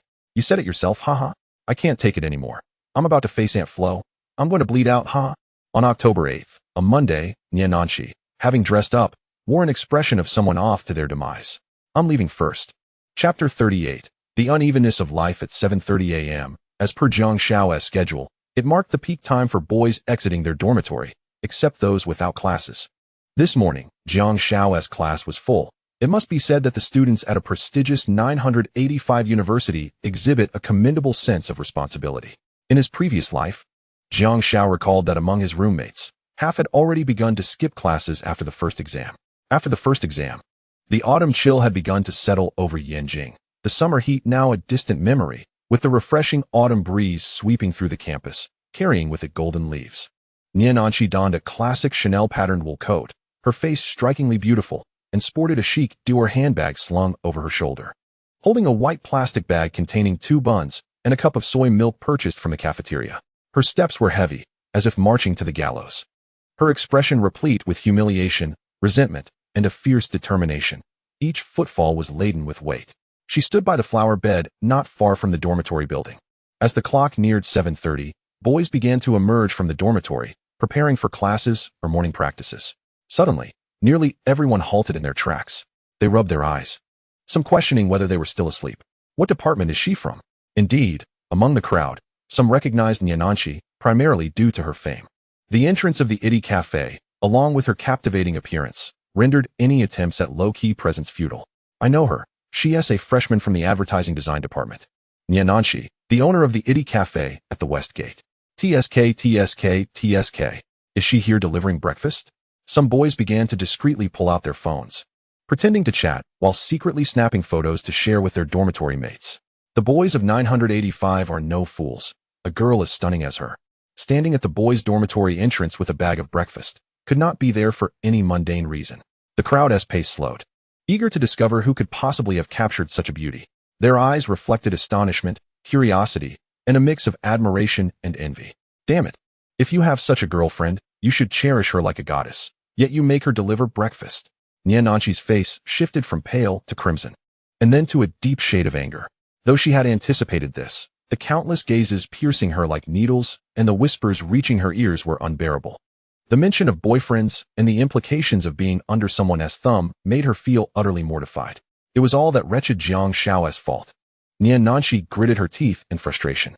Meanwhile, the subject of all this gossip, Jiang Xiao, was washing his face, preparing himself, and, along with a few others from room 306, headed out. They encountered some boys from the neighboring dormitory, discussing their plans for the upcoming holiday as they exited together. Wow. Jiang Xiao, true to his nature, spotted Niananqi by the flower bed. The trio from room 306 felt a chill run down their spines and turned to look at Jiang Xiao, another boy from a different dormitory, who had charmed many girls with love songs during military training, also recognized Niananqi. Naturally, he had been inquiring about the school's beauty since he arrived. That's the universally acknowledged flower of the advertising design department. She is probably the campus beauty as well. The boys' eyes were fixed on Niananqi as one of them remarked, "Did you know? The Itty Cafe at the West Gate is hers." Damn. As if being beautiful wasn't enough, she is rich too. Who do you think she is waiting for? Wait, she is carrying breakfast? Is she here to deliver breakfast? The boys were incredulous, while the trio from room 306, fully aware of the reason for her presence, wished to bury Jiang Xiao. Oh no, she is coming our way. Quick, make way. The boys grew somewhat anxious. Almost all the boys downstairs halted, eager to see who could possibly be so bold. Jiang Xiao stood there holding a book, a slight smile playing on his lips, exuding an air of nonchalance that was both endearing and infuriating. Observing the mischievous grin on Jiang Xiao's face, Niananqi's expression contorted into one of anger, ignoring the classmates around Jiang Xiao, who had turned to statues. She forcefully hurled the cheap plastic bag containing breakfast at Jiang Xiao's chest. Here, hold on to this. Stuff yourself. The onlookers gasped in astonishment. Wow, she really delivered breakfast. Damn, remember that jerk. Niananqi, do you have some dirt on him? If you blink, I'll make this guy disappear. Jiang Xiao, however, paid no heed to the murmurs and heartbreak. This was precisely the effect he desired. Gently catching the plastic bag, she glanced inside. Is this all? You are truly stingy. Is this insufficient? Are you a pig? The young lady wore an expression of disdain, unable to finish even half of it. Fine, I suppose it will have to do. Thank you for your hard work, Mr. Nya. See you tomorrow. Taking out a bun, she nibbled at it while beckoning a few dazed classmates. Walking toward the teaching building amidst the complex gazes of the boys, Niananqi stood rooted to the spot, her chest heaving with indignation. Her cheeks flushed as she gritted her teeth and shouted at Jiang Xiao's retreating figure, "Jiang Xiao, you just wait." Then, under everyone's watchful eyes, she stormed out of the boys' dormitory in her high heels, leaving behind a cacophony of gossip and a multitude of broken hearts. Throughout the morning, the boys from other dormitories regarded Jiang Xiao with strange expressions. Meanwhile, the few in room 306, having developed a certain psychological resilience, were less dramatic. Only Jiang Xiao occasionally trembled uncontrollably, This shameless person had imagined herself in Jiang Xiao's position, and the thought alone made her body quiver. Fourth, what on earth are you doing? Stop shaking like that. The table is going to collapse. News spread quickly about Nian Nanshi delivering breakfast to a freshman.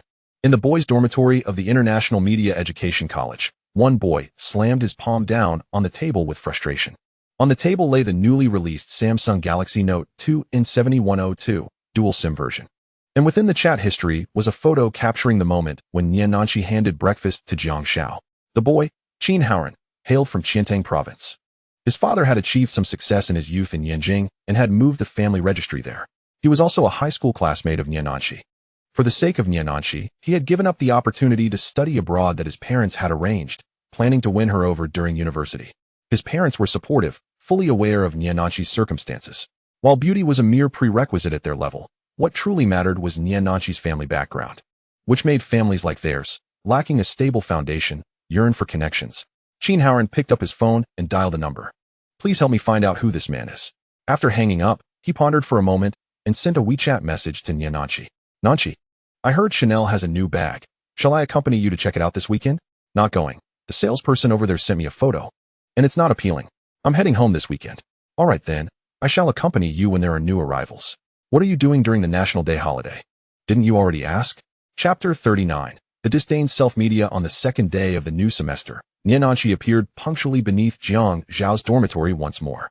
The boys who had not seen her before were left speechless, while those who had experienced it once felt an odd sensation coursing from their scalp to their toes. Even more absurdly, one boy seemed to harbor some anger. You deliver breakfast, yet you wear that expression? If you don't want to deliver, then don't. Jiang Xiao deliberately raised her voice.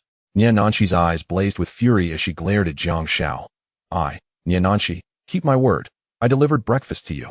So what do you care about my expression? You never specified what expression I should wear. Jiang Xiao smirked disdainfully. Fine, I believe you will come begging me again. And I shall add this condition then. Dream on, Jiang Xiao. Don't get too carried away. I have seen your project, and it's nothing special. What are you so proud of? All right, let us wait and see whether the top-notch project truly deserves its title or if my second place is merely a hollow reputation. With that, Jiang Xiao snatched Nian Nanshi's breakfast and entered the dormitory without looking back, as today's classes were the last two periods. Ignoring the complex gazes, Nian Nanshi turned away, her mind filled with curses for Jiang Xiao. However, she maintained her composure, directing all her grievances solely at Jiang Xiao, leaving her family unscathed. In the afternoon, Jiang Xiao had no classes, but his mood soured after receiving a call from Brother Li at L'Oreal. His beauty diary had been dismissed. The scene shifted back to the morning within a vast conference room at the Red Label company.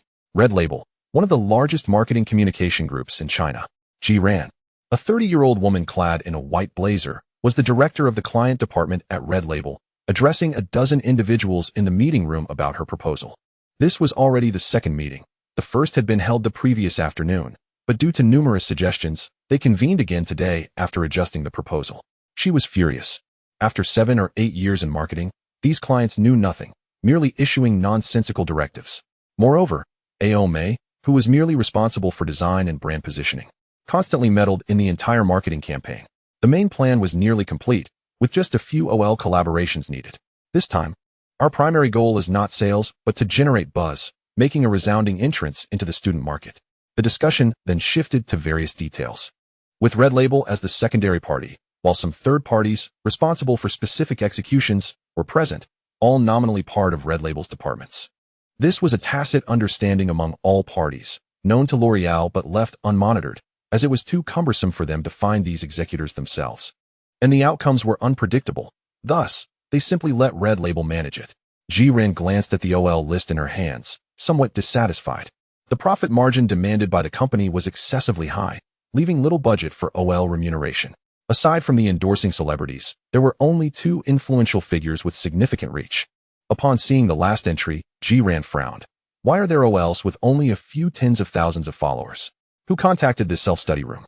Hearing this, Li Lei cleared his throat and said, I suggested this. The users of this account are predominantly students, and I have collaborated with it on e-commerce, yielding good results.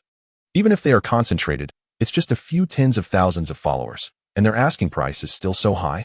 Mr. Li, can this guarantee results? That seems to be asking too much. Which OL can guarantee results these days? Jiang Xiao's quote was higher than that of OLs of the same caliber. But his audience quality was superior, and it was on WeChat, not Weibo. Mr. Li, it's not that I don't trust you, but this self-media platform is not very effective. Much of the data is inflated. Look, some articles have more views than their followers. This is truly unreliable. Li Lei was not the highest representative of the client. Hearing Ji Ran's remarks, he begrudgingly ceased speaking. During a break in the meeting, he called Jiang Xiao to relay the situation and express his apologies. Upon hearing Li Lei refer to his platform as self-media, Jiang Xiao felt a surge of indignation. Holding his laptop, he headed to the West District Incubation Park, room 207, where Su Zhijing was also present. Thanks to Lu Yi's coordination, room 207 had acquired additional equipment, and a computer was also secured for Su Zhijing. At that moment, her screen displayed the document Jiang Xiao had written for Lu Yi regarding titles and guidance. Jiang Xiao. Su Zhijing hesitated, unsure of how to appropriately address him.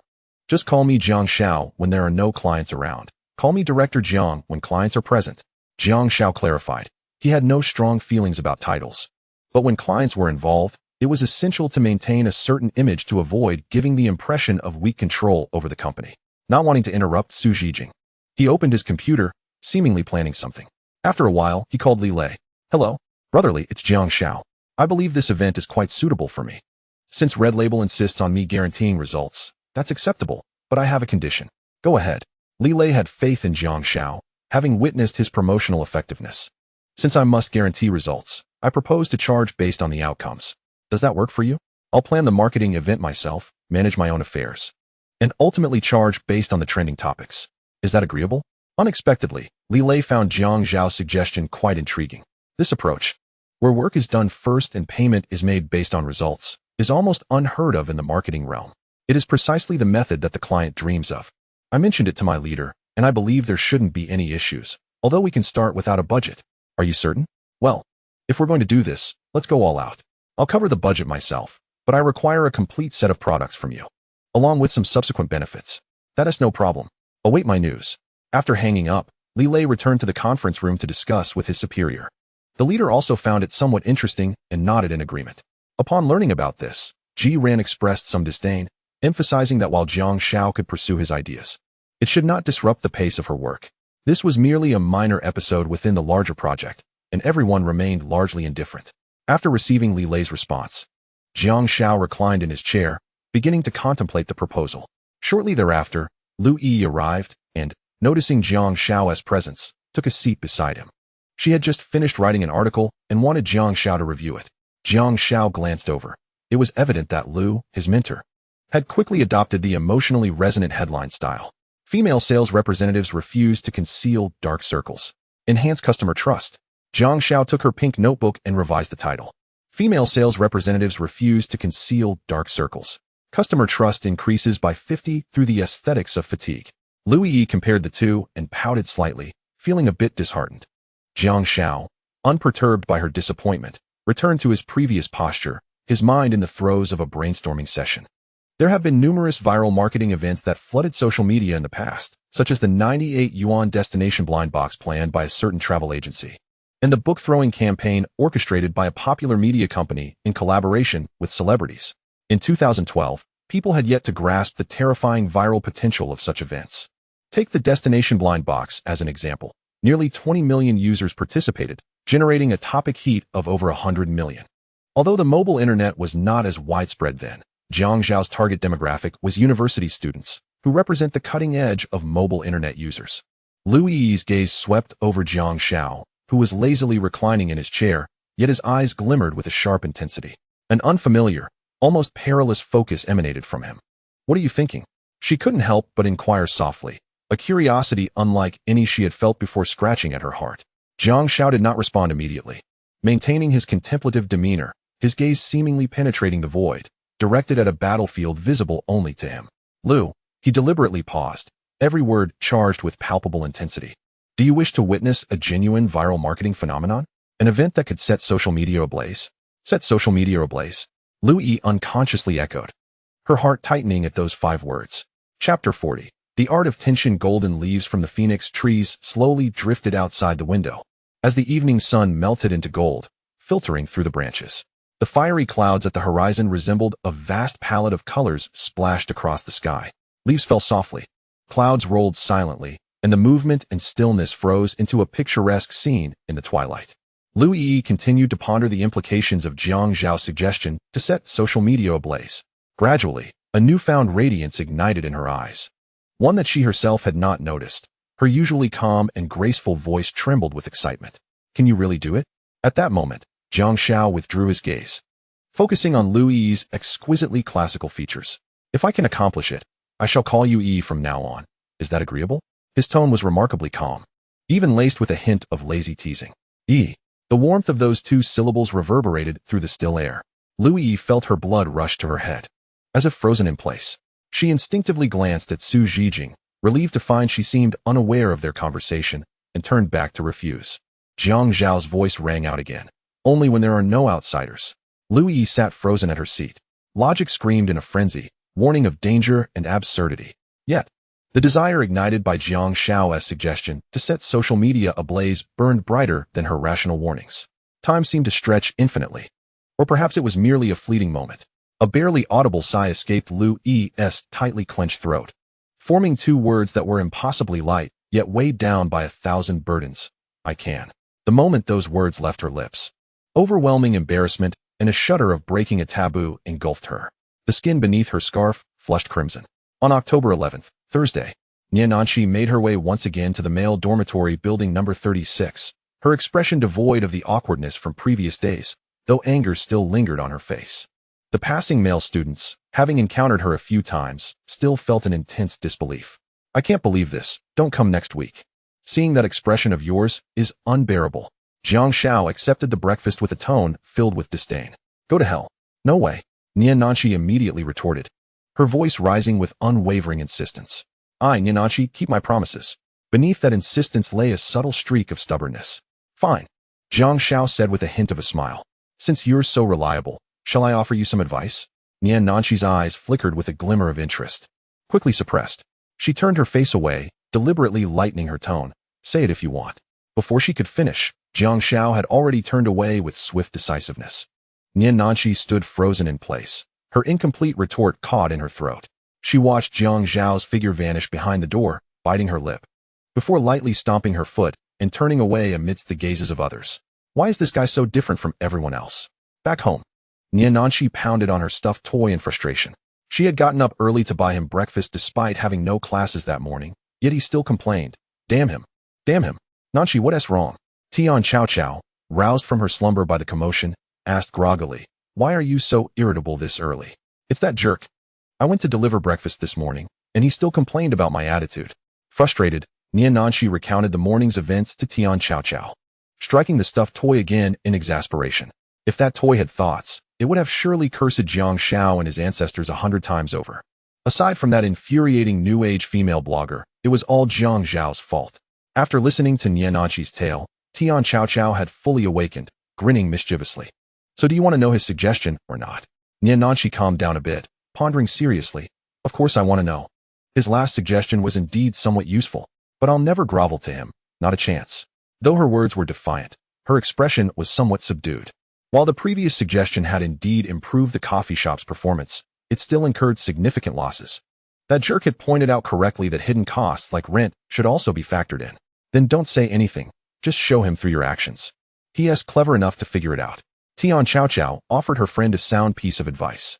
In the morning, Jiang Xiao attended 2 classes related to his major and spent the entire afternoon in room 207 of the West District drafting a marketing plan. He had already boasted about his capabilities, and if he did not generate some buzz, he feared he would leave an impression of flamboyance in the eyes of that classical and proud instructor. No budget was the first challenge. Thus, he had to concoct an engaging story that would encourage students to participate voluntarily. The second limitation was that, unlike Weibo, which allows for unlimited posts in a day, he was fortunate to have 3 opportunities for posting each day on the platform. The plan was to launch, provide ongoing coverage of the event, summarize progress periodically, and eventually initiate a vote. This constituted Jiang Xiao's marketing strategy. Moreover, he possessed 2 distinct advantages. First and foremost, the inherent virality of original thought has fundamentally disrupted traditional marketing paradigms, akin to a dimensional strike. The human craving for novelty is perpetually fervent, particularly among the curious minds of the current generation of university students. Secondly, within the confines of his academic institution, The very DNA of media students is inscribed with an acute sensitivity and yearning for content, communication, and storytelling. On the 12th, at the base of the boys' dormitory, Jiang Xiao regarded Niananqi with a playful smirk. Today's breakfast was notably lavish. Soy milk had been replaced with a box of imported milk. Steamed buns exchanged for exquisite little cakes, accompanied by an array of sugary pastries and delightful confections. Observing Niananqi, the previous expressions of grievance and anger had vanished.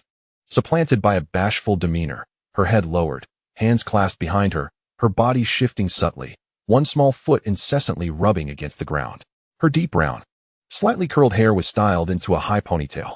After handing the breakfast to Jiang Xiao, Niananqi did not immediately depart, maintaining her previous posture. Jiang Xiao's left lip curled slightly before he quickly returned to his usual demeanor. "All right, you can go back now," he said in a casual tone. Niananqi's eyes widened slightly as she looked up at Jiang Xiao, a hint of embarrassment and irritation flickering in her gaze. "I've gone to such lengths. Can't you grasp the meaning?" This was the silent plea echoing in her thoughts. Moments later, she softly acknowledged with an "oh," gradually turning away. In that instant, her shoulders seemed to sag ever so slightly, and her steps slowed. For the first time in her life, she had endeavored to please a boy only to be met with indifference. She found it unbearable. "Change the tables to the kind that are flexible and modular." Jiang Xiao's voice resonated from behind, clear and resolute. "Acquire some popular board games and place them prominently. Coffee will be complimentary with play." Niananqi abruptly turned around. Chapter 41. Key points. There may be another chapter later. Jiang Xiao, carrying the food box, hastily ascended the steps, leaving her with only a fleeting glimpse of his back. She remained rooted to the spot, gazing in the direction of his disappearance, contemplating that perhaps he wasn't so bad after all. A subtle smile crept across her lips. "Humph, in the end, you still revealed it to me." On her way back, Niananqi felt as buoyant as a little bird. Had there not been so many pedestrians on the street, she would have leapt with joy. She believed she had triumphed, unaware that in merely 2 days, Jiang Xiao had imprinted himself deeply within her heart. The art of push and pull in practical application began with intentionally provoking Niananqi, rekindling the anger that had just begun to fade. This was the essence of the push strategy. Next, he cast a bait of suggestion, drawing her emotions back, igniting surprise and anticipation. Initially, this seemed to conclude the interaction, but Niananqi's proud nature compelled her to mask her emotions while striving to retain the upper hand. Yet, who was Jiang Xiao? Had he not been reborn, becoming a leading figure in the emotional realm would be merely a matter of time. Upon witnessing Niananqi's reaction, he deftly turned the tables, causing her momentary joy to collapse into disappointment. This was yet another push. After a day of brewing emotions, Niananqi subtly expressed her expectations through an upgraded breakfast. This was a gentle concession. At this juncture, a typical heartthrob would surely seize the opportunity to reciprocate. But was it effective? Indeed, but not sufficiently so. Jiang Xiao's distinction among numerous streamers lay in his ability to stretch emotions to their limits. He first dismissed the matter lightly, seemingly forgetting yesterday's events. The hope that had just begun to blossom in Niananqi was once again dashed, plunging her into profound disappointment. It was only when she had completely surrendered, her spirits at their nadir, that Jiang Xiao unveiled his trump card, catapulting her emotions to their pinnacle. For instance, consider the scenario where one desires to smoke, only to discover that the pack on the table is empty. At that moment, one recalls that they might still have some cigarettes in their pocket. The anticipation of finding them is delightful. However, if they are not found, disappointment ensues. Yet, should one unexpectedly discover a pack of cigarettes beneath the table, the joy is exponentially greater than merely finding them in the pocket. Never having experienced such fluctuations, Niananqi felt as though a beam of light had pierced the darkness upon hearing the suggestion, illuminating her heart. Without that final maneuver, she would undoubtedly have missed out on this profound sense of achievement and surprise. "Nanqi, you've been grinning like a fool all morning. Did you find some money?" Tian Chao observed the girl before her, perplexed. After delivering breakfast yesterday, Niananqi had spent half an hour pounding on the plush toy on her bed. How was it that today she appeared so daft? "Huh, Chao, what did you say?" Tian Chao, speechless, replied, "Nothing." "Oh, Chao, I've thought of a brilliant idea. What do you think about the tables in the coffee shop?" Tian Chao teased, "You thought of it?" Niananqi beamed, speechless. After class, she called home. "Dad, I won't be going back this week. There are some matters at the shop." "Okay, let your mom know. Don't overexert yourself." A pampering voice echoed through the phone. "All right, I'm hanging up now." Unable to contain her elation, upon returning to her dormitory, She spent an hour taking selfies, selecting one from over 100 photos to share on her social media. Next week, the Itty Cafe will offer free board games. Is there anything in particular you all want to play? La la la la. After posting, she recalled Jiang Xiao and pondered whether to express her gratitude. Yet, she thought, I've been bringing him breakfast every day. Isn't that enough? No, that was last time's suggestion. I should say that I, Niananshi, am quite polite. Finding justification, she texted Jiang Xiao. Jiang Xiao, thank you. To express my gratitude, what would you like for breakfast tomorrow? I'll get it for you. After sending the message, she felt a flush on her face, attributing it to the heat. I should put on a face mask. As she retrieved the mask, her phone chimed, and in her haste to grab it, the mask slipped from her hands and fell to the floor. Pouting, she opened her phone to find a message from Jiang Xiao. This affluent young man seemed to have an uncanny ability to sense when Niananshi posted on social media. As he promptly responded, Nanshi, your idea is simply splendid. I think games like Three Kingdoms Kill and Werewolf would be delightful. Jiang Xiao, who presented himself as a sensitive soul, was, in fact, a quintessential scoundrel with a lack of depth. Despite being a freshman, he had already indulged in fleeting pleasures with numerous girls. He merely drove a Porsche 718, and girls would willingly occupy the passenger seat, often without him uttering a word, readily concocting excuses for why they couldn't return home that night. However, those girls, in terms of appearance, demeanor, and background, paled in comparison to Niananshi. Upon seeing Jiang Xiao's message, Niananshi instinctively furrowed her brow. Noticing her fallen mask, she suddenly felt a pang of disappointment. Why did he choose this moment to message her? How annoying. Her previously jubilant mood began to dwindle. Well, my cafe does need foot traffic, so I must try various approaches. Jiang Xiao's immediate reaction was, I'll bring some friends to your shop after class to help boost your popularity. Niananshi was truly at a loss for words. Was it support I lacked? She had once thought there was some cleverness about Jiang Xiao, but now he seemed rather foolish. People die when compared. Goods are discarded when compared. Was Jiang Xiao truly inferior to Jiang Xiao? Setting aside intrinsic qualities, Jiang Xiao was a wealthy second-generation scion, with parents who were cultured individuals. Jiang Xiao, the daughter of a rural father and a mother who worked as an ordinary employee in a small city's establishment, possessed an appearance that, unless strikingly remarkable, could only be summarized as not bad by others. The two shared a similar height. However, the question of comparison arose. All of Jiang Xiao's advantages held no allure in the presence of Niananshi. The manner in which Jiang Xiao offered assistance diverged greatly from Jiang Xiao's approach. No need. Niananshi replied succinctly, punctuating her response with an exclamation mark. Jiang Xiao contemplated her reply and discerned a hint of goodwill within it. She must have been trying to save him some money, he mused. Indeed, Niananshi was unlike those other girls. He revisited her recent social media post and savored the exquisite beauty of the girl captured within.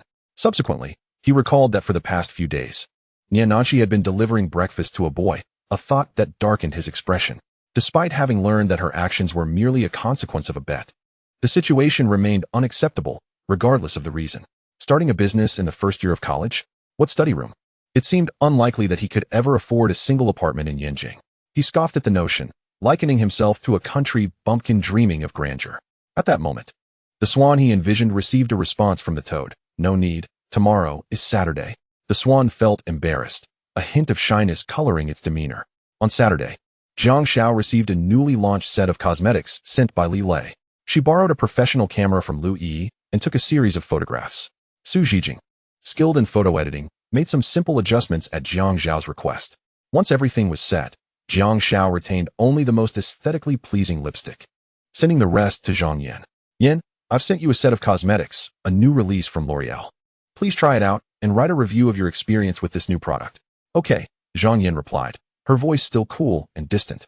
Jiang Xiao did not hang up, her gaze drifting towards Lu Yi, who was still engaged in reviewing plans with Su Zhijing. Darling, have you missed me? Yes. Shall I come find you? Jiang Xiao whispered. Chapter 42. The mysterious lipstick. Upon hearing Jiang Xiao's words, a faint blush crept onto Zhang Yan's face as she responded. Do you remember the date of my first visit to your school? Jiang Xiao paused, recalling that it was around the 8th, just after their military training had commenced. Yes. Zhang Yan did not elaborate further. Jiang Xiao quickly remembered Zhang Yan mentioning that relatives had come to visit that day, a slight awkwardness settling in, though the phone call shielded her from immediate embarrassment. What happened? Is your stomach hurting? Why didn't you tell me about such a significant issue? I'm imposing a 7-day penalty on you. No, 3 days of silence. On the other end, Zhang Yan squinted her eyes, her smile radiant like a blossoming snow lotus. At 8 p.m. on Sunday, the study room's beauty diary published an article with a peculiar title, The Disappearing Lipstick. The subtitle read, "A lipstick named Fearless has gone missing, embarking on its journey to find light." The article was even stranger, containing only a hazy photograph that vaguely resembled a lipstick, accompanied by a personified phrase, "Shill.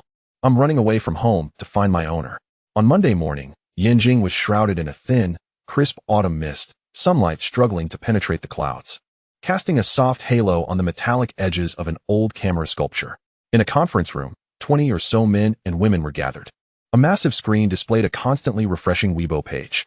L'Oreal Student Series Youth Radiance Program. Ji Ran noted the time and directed a woman beside her. "It's time. Post." On Weibo, L'Oreal's official account shared 3 sets of celebrity photos along with a video. Youth is meant to shine. Yangmi invites you to embark on the L'Oreal Student Series journey. Soon after, Yangmi's account echoed the same message. The official account also initiated a topic, L'Oreal Youth League. The rules were straightforward. Retweet the Weibo post with 3 friends, and 100 participants would receive sample packages. Submit proof of purchase, and 10 would win full-size products. Daily reminders of the lottery were sent. Only 24 hours left. Hurry and retweet. An hour later, the topic surged to the trending list. Ji Ran's lips curled into a smile as she commanded, "Xiao Lu, release the first batch of OL." Understood. The L'Oreal Youth League topic saw a wave of beauty bloggers emerging, all uniformly proclaiming, "Essential for students." L'Oreal's new series Moisture Test, with edited photos. L'Oreal's new series, a savior for students. Retweet with the topic to win a lipstick. The comments section overflowed. Beauty novice, retweet for a chance. Fingers crossed. Fanatic Zhang, retweeted for Yangmi. Haven Tea, tried the product yet. Frugal assistant, link clicked, but the coupon only offers a 10 discount. The brand next door has 30 off. Campus Ambassador 003, task completed, feel free to ask questions. With standard selfie attached. Bystander, too many ads. I see them daily on the homepage. At noon, students poured out of classrooms at the Communication University. One girl, Jiang Xiao, emerged from the art building. Her popularity at the university notable. Last New Year's Eve, she performed a dance, her fitted top and yoga pants accentuating her pear-shaped figure, capturing the attention of many male admirers. "Xian, where are you going for lunch?" "I don't know. I don't want to go to the cafeteria." "Forget it. I want to eat. I've gained some weight." "You call that gaining weight?" "What about me?" retorted a roommate, who weighed at least 150 pounds. 4 girls exited the broadcasting building. "What's that?" One girl noticed something in the corner. As they approached, they found a beautifully crafted clear stand holding a lipstick, accompanied by an A4 sheet of paper with a printed message. The girl named Xian leaned in closer and began to read the text aloud. "I have been forgotten by my owner. I am an adventurous spirit, eager to meet more interesting people. The first to find me and agree to take me on a journey, with photo documentation of the places I visit, will possess me. The first to complete the task and provide proof will receive a mysterious grand prize." Xian, captivated by the message, seized the elegant stand and A4 paper, attempting to weave through the crowd. "Where are you going, Xian? Aren't you eating? You all go ahead. I'm going to hide something, haha." Keep an eye on the study room's beauty diary. I think this will be fun. The surrounding girls reacted with indifference, some pulling out their phones. Xian followed the instructions, marking her wrist with a sign, then pondered for a moment before typing a phrase. "I shall name it. Dawn, tearing through the mundane. You are the light." She then searched for a suitable hiding spot. At 1 p.m., the study room's beauty diary published another article titled, Day 1, The Starting Point at Communication University. The subtitle read, "Dawn tears through the mundane. You are the light." Fearless was left at the east gate of Building 2, rescued by the brave Seeker 1. She named it Dawn, with the motto, "Tear through the mundane. You are the light."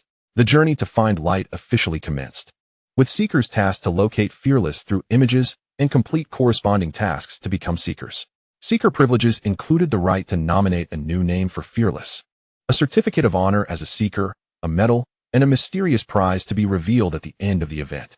All nominations for Seekers would be voted on 7 days later, with the highest voted Seeker receiving an additional mysterious grand prize. The Journey of Light will be updated under the Weibo topic Seeking Light Diary, where subsequent clues will also be released. This event is graciously supported by L'Oreal Youth. This is Jiang Xiao's endeavor, akin to a treasure hunt. With Jiang Xiao's understanding of women, the character of the fallen lipstick princess easily evokes a natural sense of empathy and protectiveness among young women. The tags of forgotten lipsticks, adventurous spirits, and the quest for warriors transformed the product from a mere inanimate object into a narrative with emotion, a character in need of salvation. The design of the Seekers resonates profoundly with the heroic journey archetypes found in their beloved fairy tales and idol dramas. The naming and slogan not only serve L'Oréal's objectives, but also provide a platform for creative expression and self-presentation for media students. Of course, there are many considerations, such as medals and certificates as prizes, among others. Nanshi, Jiang Xiao is up to something. While reading, Nanshi quickly opened her phone. Chapter 43, Let the Bullets Fly for a While. Jiang Shanshan saw it, and quickly shared it on her moments. Ha ha ha, I am the #1 seeker of light. Hurry and find it. She also shared a screenshot of the replies. Her roommates, seeing Shanshan's moments, exclaimed, Shanshan, where did you hide the lipstick? Hurry, tell me. I want to be the second one. Ha ha ha, I won't tell you. Go check Weibo for the clues. 5 minutes later, under the topic Seeking Light Diary, the self-study room beautification diary posted a clue image. At 2 p.m., several girls hurried to a red mailbox. Is this the place? Look at the photo from this angle. That teaching building is Ifu building. Huh, where's the lipstick? It's not here. Could it have been taken? Ah, damn it. Quick, check Weibo for any clue releases. At 6 p.m., the self-study room beautification diary released its second entry. Day 1, Starting Point Communication University. Subtitle, A Spark Igniting a Fire Across the Lands. Congratulations to the Fearless for welcoming its 4th Seeker of Light, who named it, A Spark Igniting a Fire Across the Lands. New task completed. Next stop, partial clue image. They also listed the names and slogans of the previous seekers. In a corner of the school, 3 men huddled together, chatting while occasionally glancing at the same spot. Whenever someone walked by, their conversation would pause. Hey, do you think the third 1S event is actually useful? Who cares if it is useful? Is that what you're concerned about? Li Zheng glanced at Cheng Xiang. Hee, it's still the third one's affair. We should be a bit concerned, right? Keep your eyes peeled. Don't mess this up. I'm counting on the third one to take us to the Yen University social. Shen Weichao interrupted the two. The 3 were the security personnel Jiang Xiao enlisted to safeguard this event.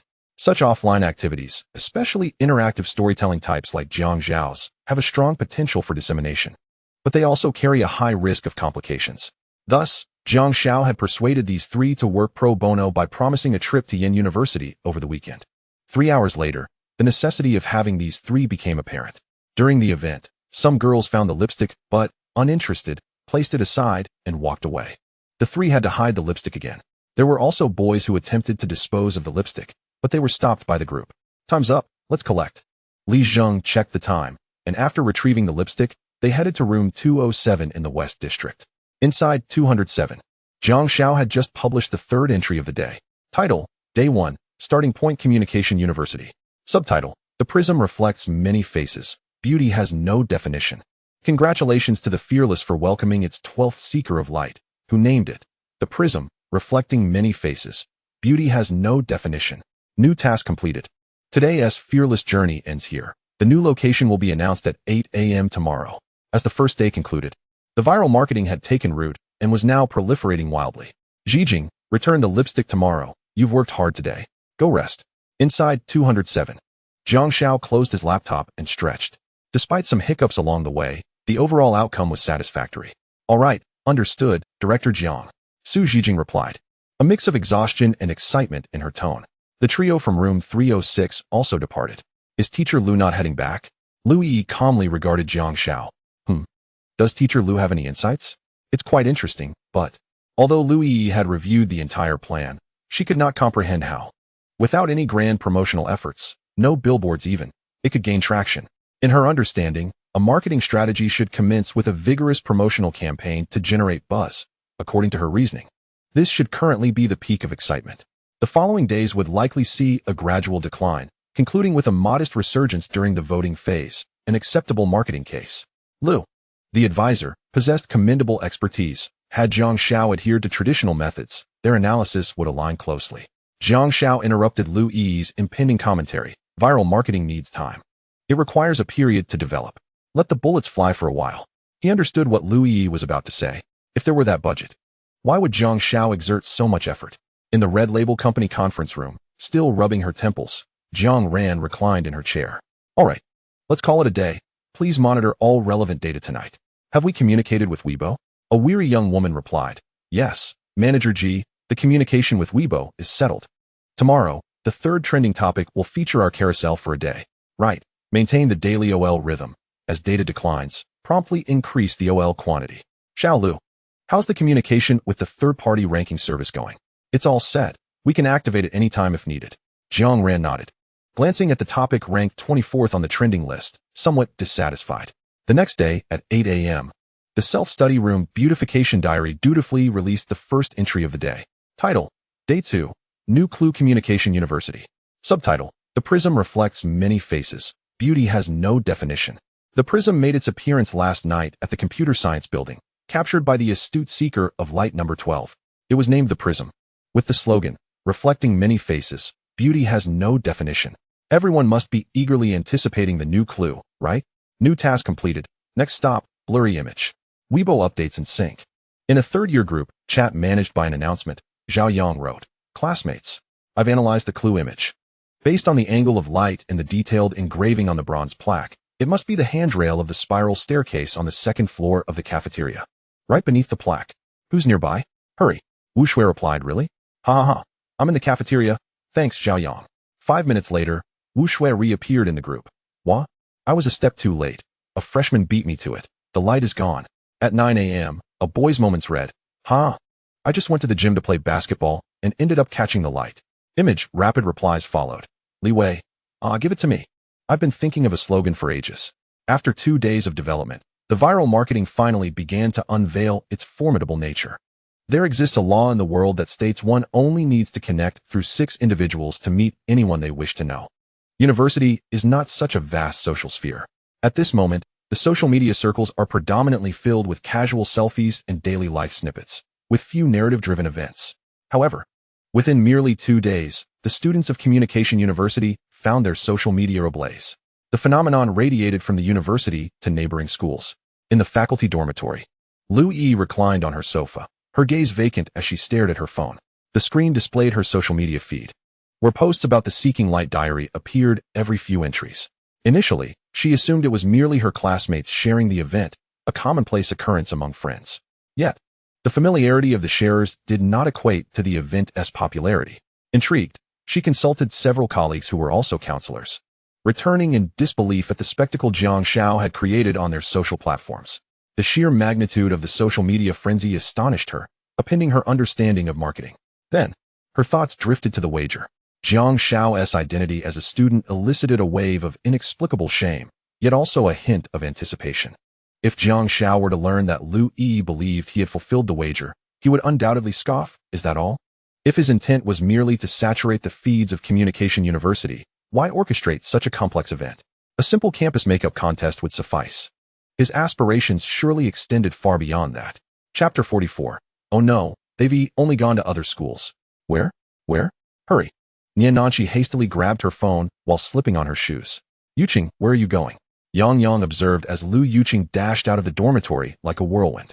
In a female dormitory, midday conversations unfolded. The dorm head must be found today. No one sleep in. I've analyzed the clues. Those faded dance shoes are key. Xiaoyi, I've got news. It seems that Zhao Cici from the campus radio station is today's light seeker. She posted a blurred selfie on social media with the caption, My spirit has been ignited. The location must be near the radio station. Let us scream quietly for the radio station. The storage lockers downstairs. It matches. That prop box is where they keep the performance costumes. Quick. The student council sent an instant alert to all student leaders. Assist in maintaining order to prevent a stampede. Remember to share photos if you find it. The street dance club's maestro, using lipstick as paint, left marks on the rehearsal space floor. Snapping a photo with the caption, Light is in motion. You are the next relayer. The drama club president sent out a mass text. Final stop of the Seeking Light diary.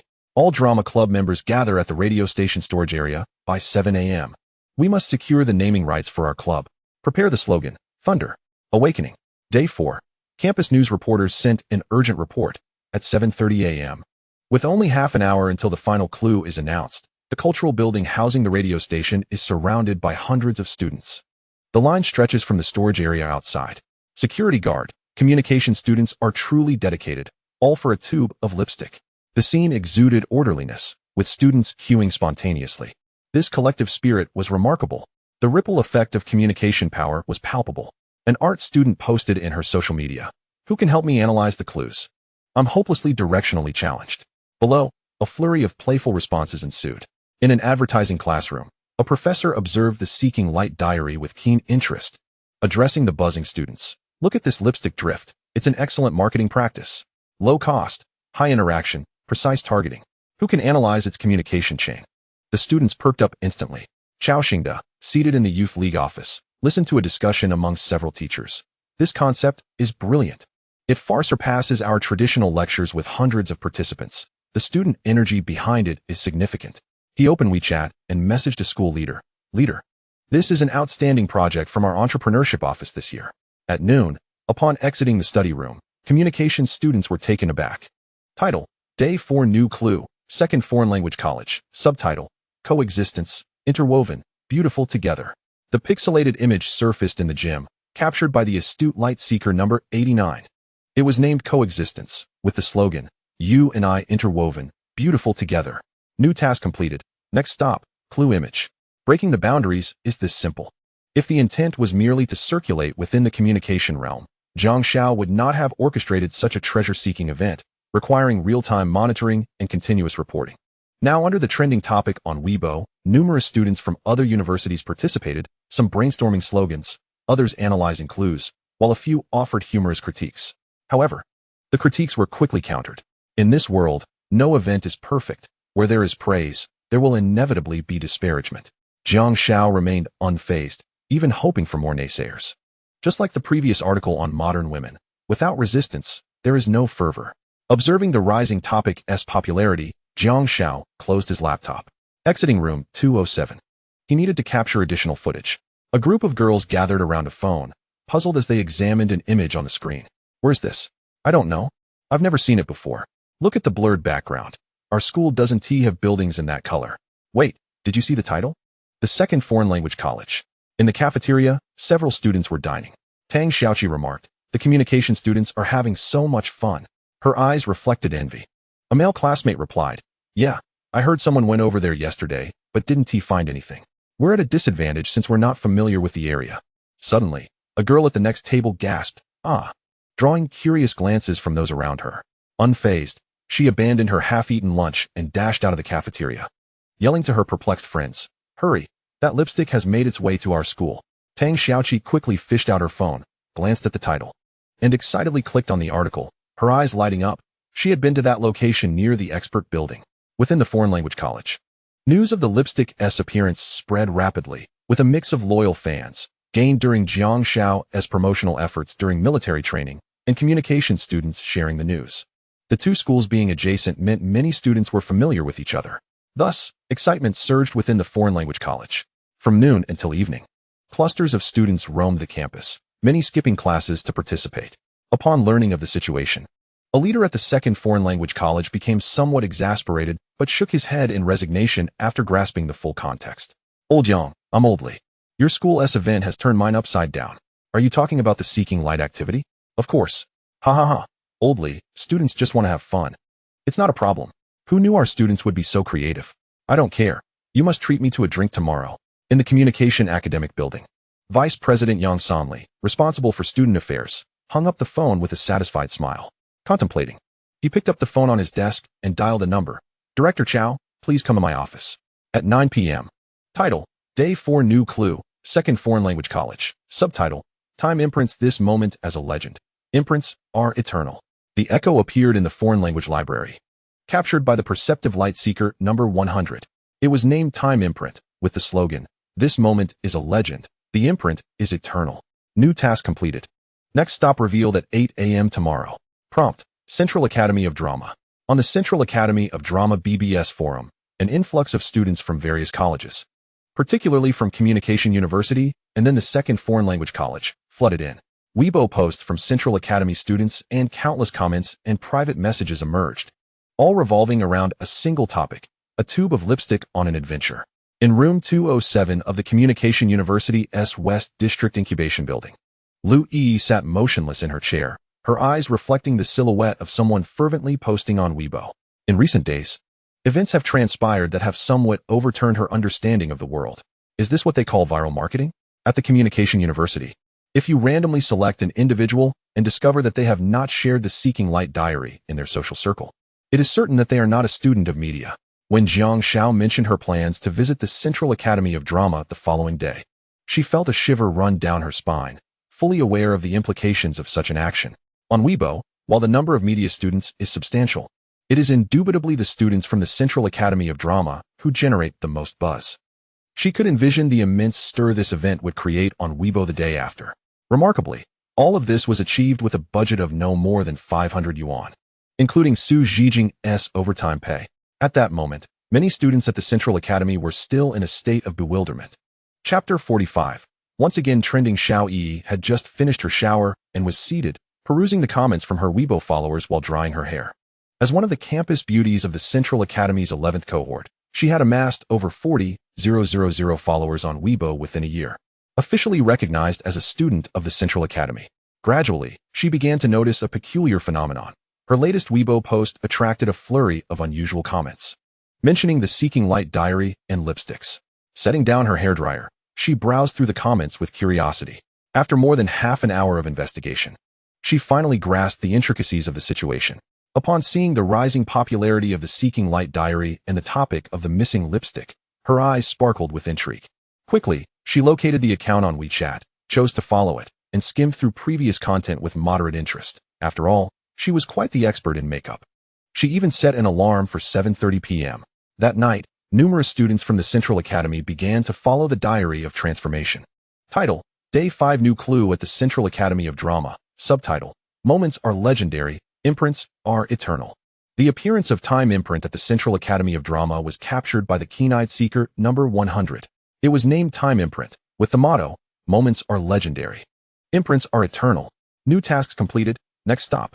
Image of clues. An hour later, Xiao Yi's Weibo post appeared under the Seeking Light diary topic, countering disorder through entropy. Beauty is the law. Below was a selfie of Xiao Yi holding a lipstick, with a vivid red mark on her wrist. The same content also appeared in her social circle. The lipstick had spent a day at the Drama Academy. That evening, the Seeking Light diary surged into the trending topics. On Saturday, the missing lipstick made its way to Huaxiao Minzu University. The Seeking Light diary entered the top 50 trending topics. By Sunday morning, just half an hour after the first article from the Diary of Transformation was published, the Seeking Light diary ascended into the top 10 trending topics, securing the 8th position. Title: Day 7 Destination, Yanjing University. Subtitle: The Journey's End. Photo: a girl with long hair squatting on the ground, cradling a lipstick in her hands. The girl is only seen from behind, resembling a silhouette in the sunset, elegant and mysterious. Photo: a girl dressed in traditional ethnic attire, holding a lipstick toward the night sky. The streetlight illuminates her profile, making her appear like the brightest star in the night. Photo: a selfie of Xiao Yi with a lipstick, showcasing her striking beauty. Photo: Tang Xiaoqi holding the lipstick close to her chest, resembling a sprite praying for love. Photo: a girl leaning against the floor-to-ceiling window of a cafe named Itty, retouching her lipstick. The glass reflects a misty outline, blurring the light, yet failing to conceal her breathtaking beauty. Gratitude to all seekers for bravely embarking on this delightful 7-day journey. At 6 p.m., all rewards for seekers and the voting activity for naming will be announced, so please stay tuned. In the Incubation Building 207 of the West District of the Communication University, an office that initially housed only 3 individuals now welcomed a 4th. Li Lei, who had been busy promoting activities over the past few days, was feeling dizzy. By the time he learned of the situation, Jiang Xiao's event had already surged into the top 50 trending topics, filling him with surprise, admiration, and a sense of vindication. On the day he nominated Jiang Xiao, he had been lectured by a counterpart, leaving him quite displeased. However, the leader responsible for the entire event had remained silent, preventing him from expressing his frustration. Yet, this young man had achieved such remarkable heights. It was known that aside from the purchased advertising slots, the topic had only entered the trending list on the first day due to a few A-list celebrities. Li Lei began to contemplate how ruthless Jiang Xiao truly was. The investment must have been considerable, and he was aware of the third-party services used for trending. However, when the topic broke into the top 10, he could no longer remain seated. Not only him, but Ji Ran, the director of 7 departments at Hongbiao, was also restless, repeatedly confirming with L'Oreal if any other companies had participated in this activity. After verification, it was revealed that it was a plan originally dismissed by him. This revelation left the proud director utterly speechless. The 8th position on the trending list felt like a resounding slap to her face. In the conference room that day, silence reigned as everyone pretended to be engrossed in their work. The head of L'Oréal leaned back in his chair, watching the data on the large screen. Unable to conceal his astonishment, he acknowledged that the marketing activity of Hongbiao was commendable. Everyone operated in this manner, and the intended results had been achieved. Yet, comparisons were inevitable. Jiang Xiao's activity outshone others in creativity, participant engagement, budget, and effectiveness across all dimensions. According to Li Lei's information, the overall budget did not exceed 10,000 yuan, which was 5 times the amount Jiang Xiao had initially proposed. He thought that even if it cost 100,000 yuan, the result would still be worth every penny. Everyone in the office awaited a phone call. Anticipating Li Lei's return from the communication university with Jiang Xiao's follow-up plan to see how both sides could collaborate. Hurry up, Jiang Xiao grumbled as he returned to 207, feeling exasperated. He had made an effort to visit Yenjing University, bringing along his notebook, charger, and ID card. However, before he could speak, the phone rang incessantly, leaving him no choice but to abandon his intentions. It is often said that men who forsake their careers for women are bound for failure. Yet, Zhang Yin was a student at Yenjing University, and her family was well off as well. What did they understand? With a creak of the door, Jiang Xiao stepped into the office, his frustration palpable. Li Lei, who had been pacing in the office, immediately brightened and approached him. You're finally back. Come, let us discuss the follow-up plan. Li Lei dragged Jiang Xiao to sit in front of the computer. Lu Yi still bore a somewhat serious expression, but her eyes sparkled with excitement as she looked at Jiang Xiao. Meanwhile, Su Zhijing's eyes were filled with stars. She was one of the participants throughout the event and still felt as if she were dreaming. Wait, what follow-up plan are we discussing? Jiang Xiao inquired.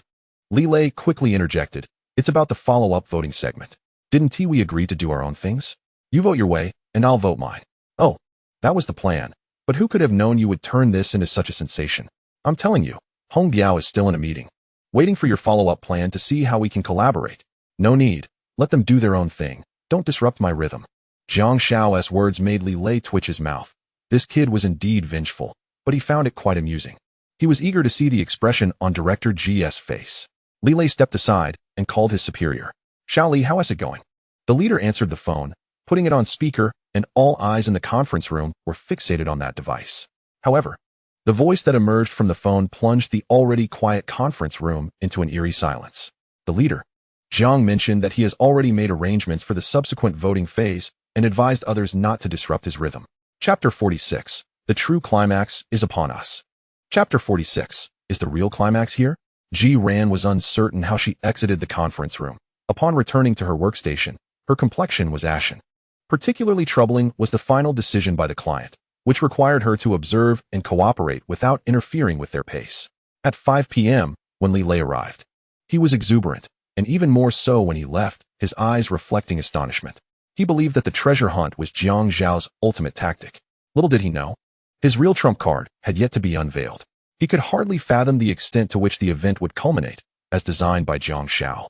He needed to rush to Hongbiao to report on the progress, while ensuring that no one would disturb Jiang Xiao's tempo. Inside room 207, Jiang Xiao instructed Su Zhijing to return home and rest, as the past week had worn the young girl out considerably, and she had missed quite a few classes. He promised to reward her handsomely once she received her compensation. After Su Zhijing departed, only Lu Yi and Jiang Xiao remained in the office. The atmosphere began to grow peculiar, as neither spoke, each lost in their own thoughts. Jiang Xiao contemplated how he had failed to secure Zhang Yin today, and felt compelled to make amends through Lu Yi, lest he suffer significant losses. Lu Yi pondered her predicament. When he called her Yi, should she agree or not? Jiang Xiao tentatively called out Yi. Upon hearing her name, Lu Yi's body trembled slightly, leaving her at a loss for how to respond, her mind in turmoil. At that moment, her shapely legs, encased in black stockings, were crossed and tilted to the right, her knees resting against the desk. Her full lips parted slightly, no longer sealed shut, losing any semblance of the serious, reserved demeanor she usually maintained. Could it be that Teacher Lu was having second thoughts? Noticing her silence, Jiang Xiao spoke again. Lu Yi turned to face Jiang Xiao, took a deep breath, and said, "Remember your words, only when no one is around." Jiang Xiao chuckled. All right, Yi. Her body shuddered once more as Lu Yi felt helpless. Jiang Xiao seemed to have become addicted. Yi, could you bring me a cup of water? Yi, how many fans does the delicate fairy have now? Are you still writing at night, Yi? Shut up, that's enough. Lu Yi finally erupted. Had it not been for her desire to witness the culmination of Jiang Xiao's event, she would have left on the spot. As the clock approached 6 p.m., Jiang Xiao ceased his playful banter and began to prepare earnestly for the final push.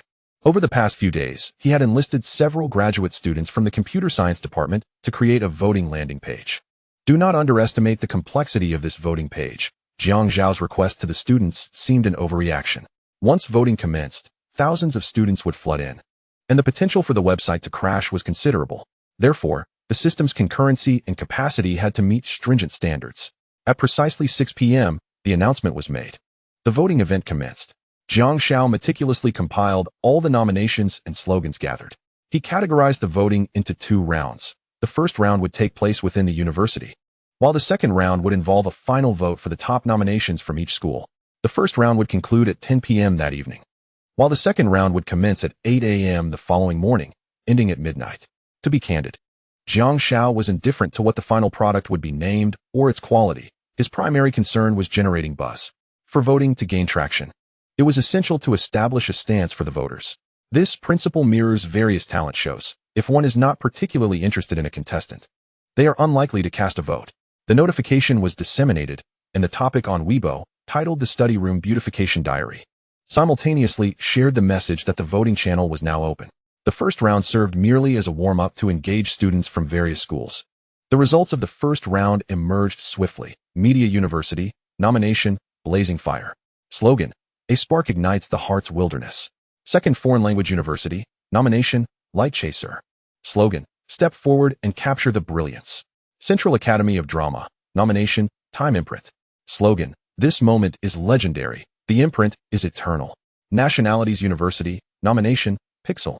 Slogan, Subtle light creates a masterpiece. Let your touch bring it to life. Yen University, nomination, Reverse Entropy. Slogan, Defy chaos. Beauty is the law. That night, Weibo had already initiated the battle. How ridiculous. Pixel? Is that even a name? How did Nationalities University come up with that? Central Academy of Drama has a nomination too? How many students does your school have? Even if everyone shouted, it wouldn't match our year group. The banter escalated, and observant participants would notice certain accounts were particularly active, launching indiscriminate attacks. She broke down. Ha! Sheng Xiang exclaimed, his excitement palpable. These accounts were naturally run by a few individuals from class 306. Observing their exuberance, Jiang Xiao shook his head and began to assess his gains. The overall cost of the event was approximately 2,000, covering the production of medals for the Light Chaser. This expense could have been reimbursed by L'Oreal, but doing so would come off as overly frugal and could jeopardize future collaboration. Additionally, he needed to allocate some overtime pay for Su Zhijing, though this cost was negligible. The followers of the Study Room Beautification Diary had surpassed 140,000, and the main event was yet to come. As for the marketing expenses, the initial agreement stipulated payment based on buzz. L'Oreal would be remiss not to offer at least 300,000 to 500,000 for such popularity. With this funding and his previous sales, securing an exclusive representation for a cosmetics brand in Korea seemed feasible. This would grant the new era of women's sustainable profit potential. And Jiang Xiao was not at all concerned about Lu Yi's account. As long as the follower count surged, profitability was inevitable. The only remaining account, Technology Xiao says, had yet to demonstrate profitability. However, Jiang Xiao had never intended for this account to generate income, as it was primarily a strategic move to penetrate the investment sphere. This marketing campaign provided excellent material. Jiang Xiao contemplated analyzing this viral marketing incident and posting it on the Technology Xiao says account. He was certain that many in the marketing field were currently dissecting this event and drawing lessons. Yet, who could analyze it more expertly than he, the event planner? As Jiang Xiao composed his article, Nian Nanshi gazed at her phone with growing frustration. Nanshi, why are you promoting that guy? Qin Hao's eyes narrowed as he beheld the final images posted by the Study Room Beautification Diary. The last photo featured a girl, while others might not recognize her. Qin Hao, who fell asleep each night gazing at Nian Nanshi's pictures, immediately identified her. Rage, jealousy, and crisis engulfed him upon seeing the photo. I owe him a favor. And besides, that photo was intended to promote my cafe. Nian Nanshi grew increasingly irritated with Qin Hao. They had been quite close in high school. So why had he transformed so drastically upon entering university? Seeing Nian Nanshi's reply, Qin Hao exhaled slightly. This reason was acceptable to him. He understood her well. This girl possessed not only beauty and a commendable background, but also an impeccable character, marked by kindness, enthusiasm, and politeness. As for her occasional aloofness, he did not view it as a flaw, but rather as a facet of her allure. Ah, so that is how it is, I understand. Nanchi, do not toil too hard over the coffee shop. Even if it fails, it is of no consequence. We can simply start anew. Upon reading the message, Nanchi felt an urge to hurl her phone in frustration. Just days before, she had received her salary and had withdrawn a bit from her savings. Despite Jiang Xiao's suggestions, the coffee shop had yet to turn a profit, and her worries only deepened. To think it could collapse. May your entire family face the same fate. It infuriated me. Nanchi promptly replied, I am going to sleep. After deleting Qin Hao's chat, she set her phone down, but found herself restless and sleepless. Finally, she picked up her phone again and sent a WeChat message to Jiang Xiao. Have you slept? The message vanished into silence. On Monday at 7:30 in the morning, many students rose early, even those without classes. Chapter 47. This is what I meant by flooding social media.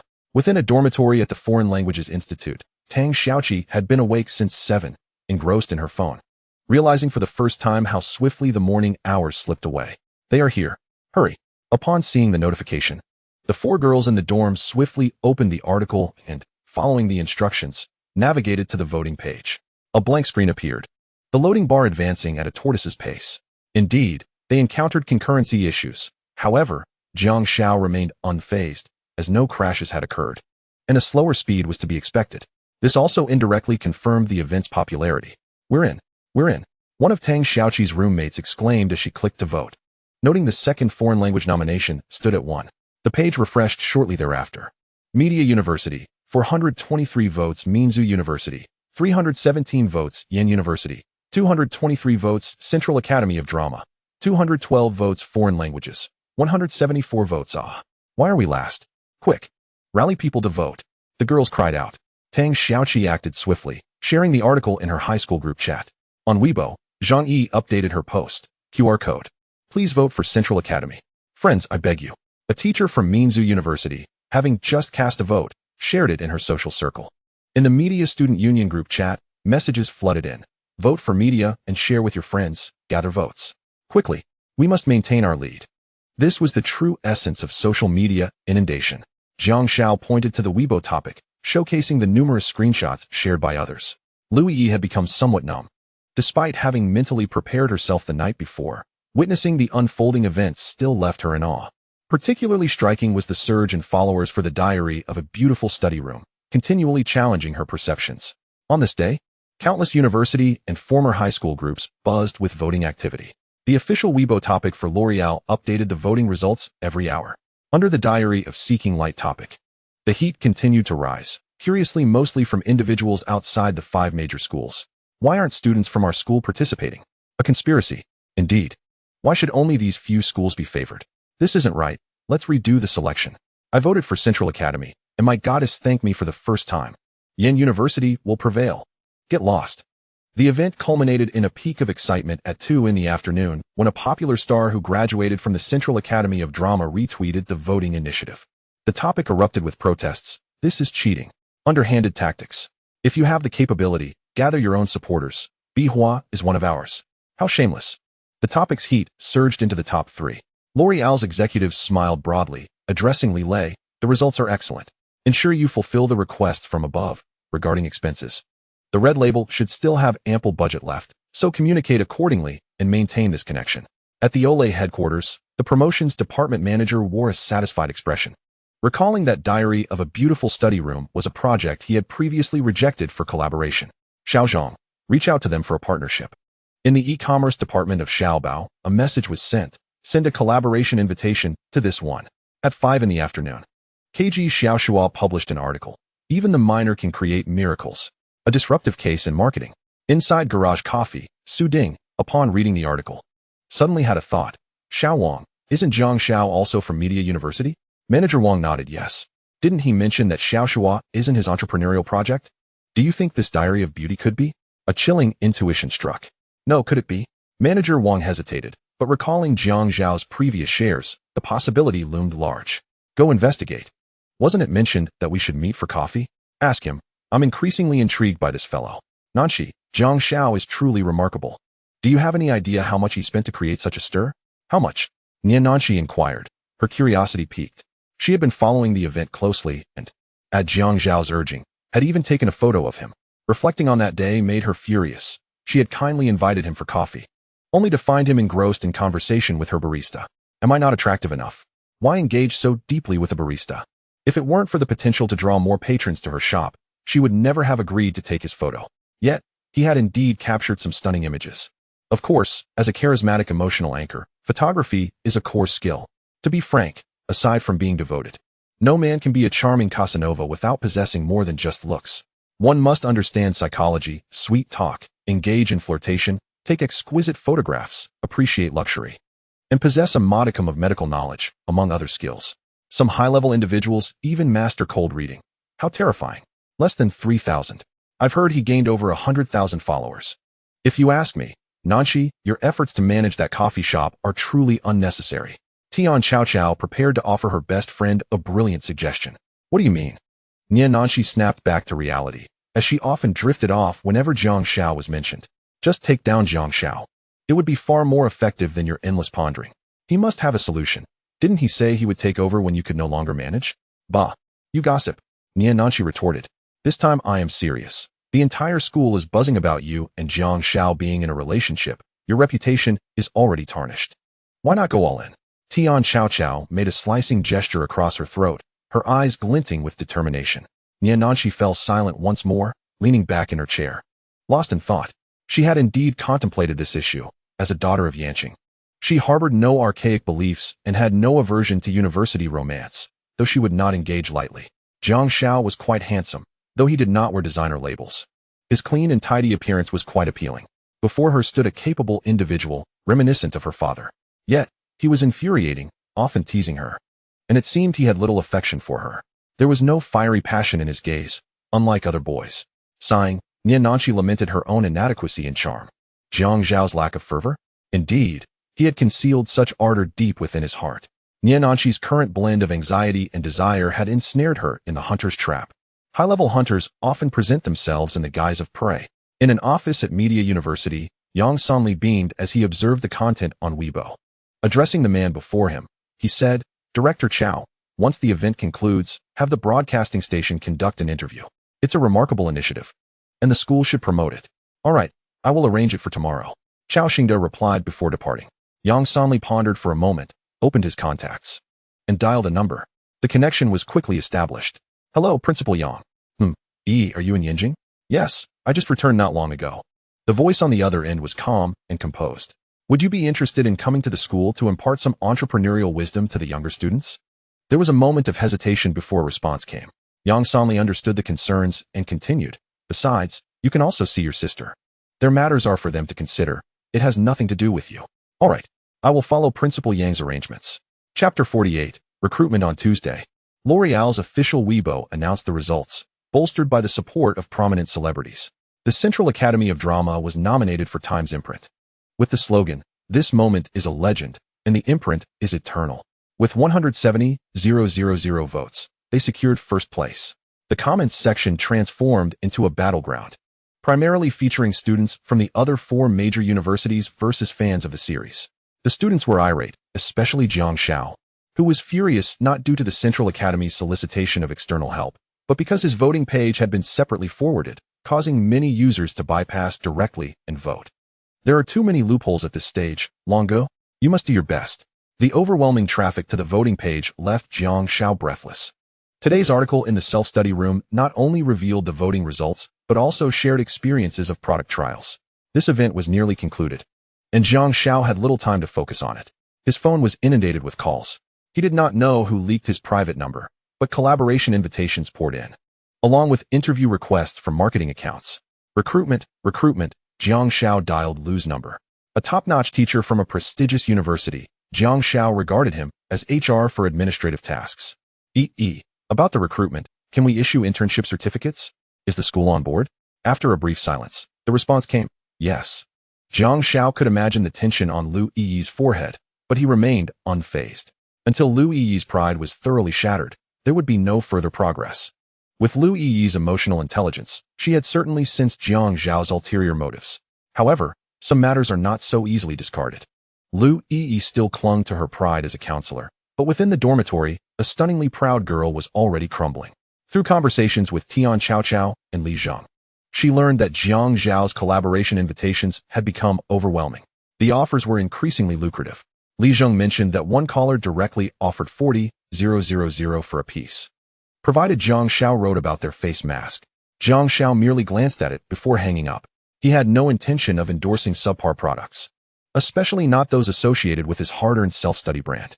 A 40,000 manuscript could yield multiple pushes in a month, accumulating over 100,000. Meanwhile, his coffee shop struggled to sell 50 cups a day, barely matching that monthly revenue, let alone covering costs, which were negligible. Reflecting on his honor of having his outstanding project ranked first, Niananshi felt no pride, only embarrassment. It was no wonder Jiang Xiao had posed such a question the first time they spoke. Opening WeChat, she found Jiang Xiao's chat window, the last message being her inquiry about whether he was asleep. Exiting the chat, she noticed 4 greeting messages from Qin Hao and reopened Jiang Xiao's chat. After several cycles of entering and exiting, Niananshi finally sent a message. Jiang Xiao, do you have time tonight? The response was swift, causing her to check eagerly. What is up? Is Director Nia inviting me to dinner? After a moment's thought, she replied, yes, the last restaurant we dined at was delightful. After sending, she quickly locked her screen and tossed her phone aside, as if it had become too hot to handle, covering her slightly flushed cheeks with her hands. Ding. The phone rang. Niananshi swiftly picked it up, took a deep breath, entered her unlock code, and felt her face flush. Is this a date? The phrase seemed to cast a spell before her eyes. After much hesitation, she finally responded. No, I just wanted to thank you for your suggestions. Oh, not a date. Then forget it. Suggestions are minor matters. Her emotions were once again tugged. Soon, another message arrived. The breakfast from last time was quite good. Don't forget. Fine, I'll bring those breakfast items for you tomorrow morning. After replying, Niananshi waited 5 minutes without any new messages, exited the chat, and saw that Qin Hao's message count had risen to 7. The next day, Jiang Xiao sat alone in the only meeting room in 207. Despite Lu Yi's pride, her efficiency was astonishing. Just a day after discussing it, 5 people had arrived, 2 men and 3 women.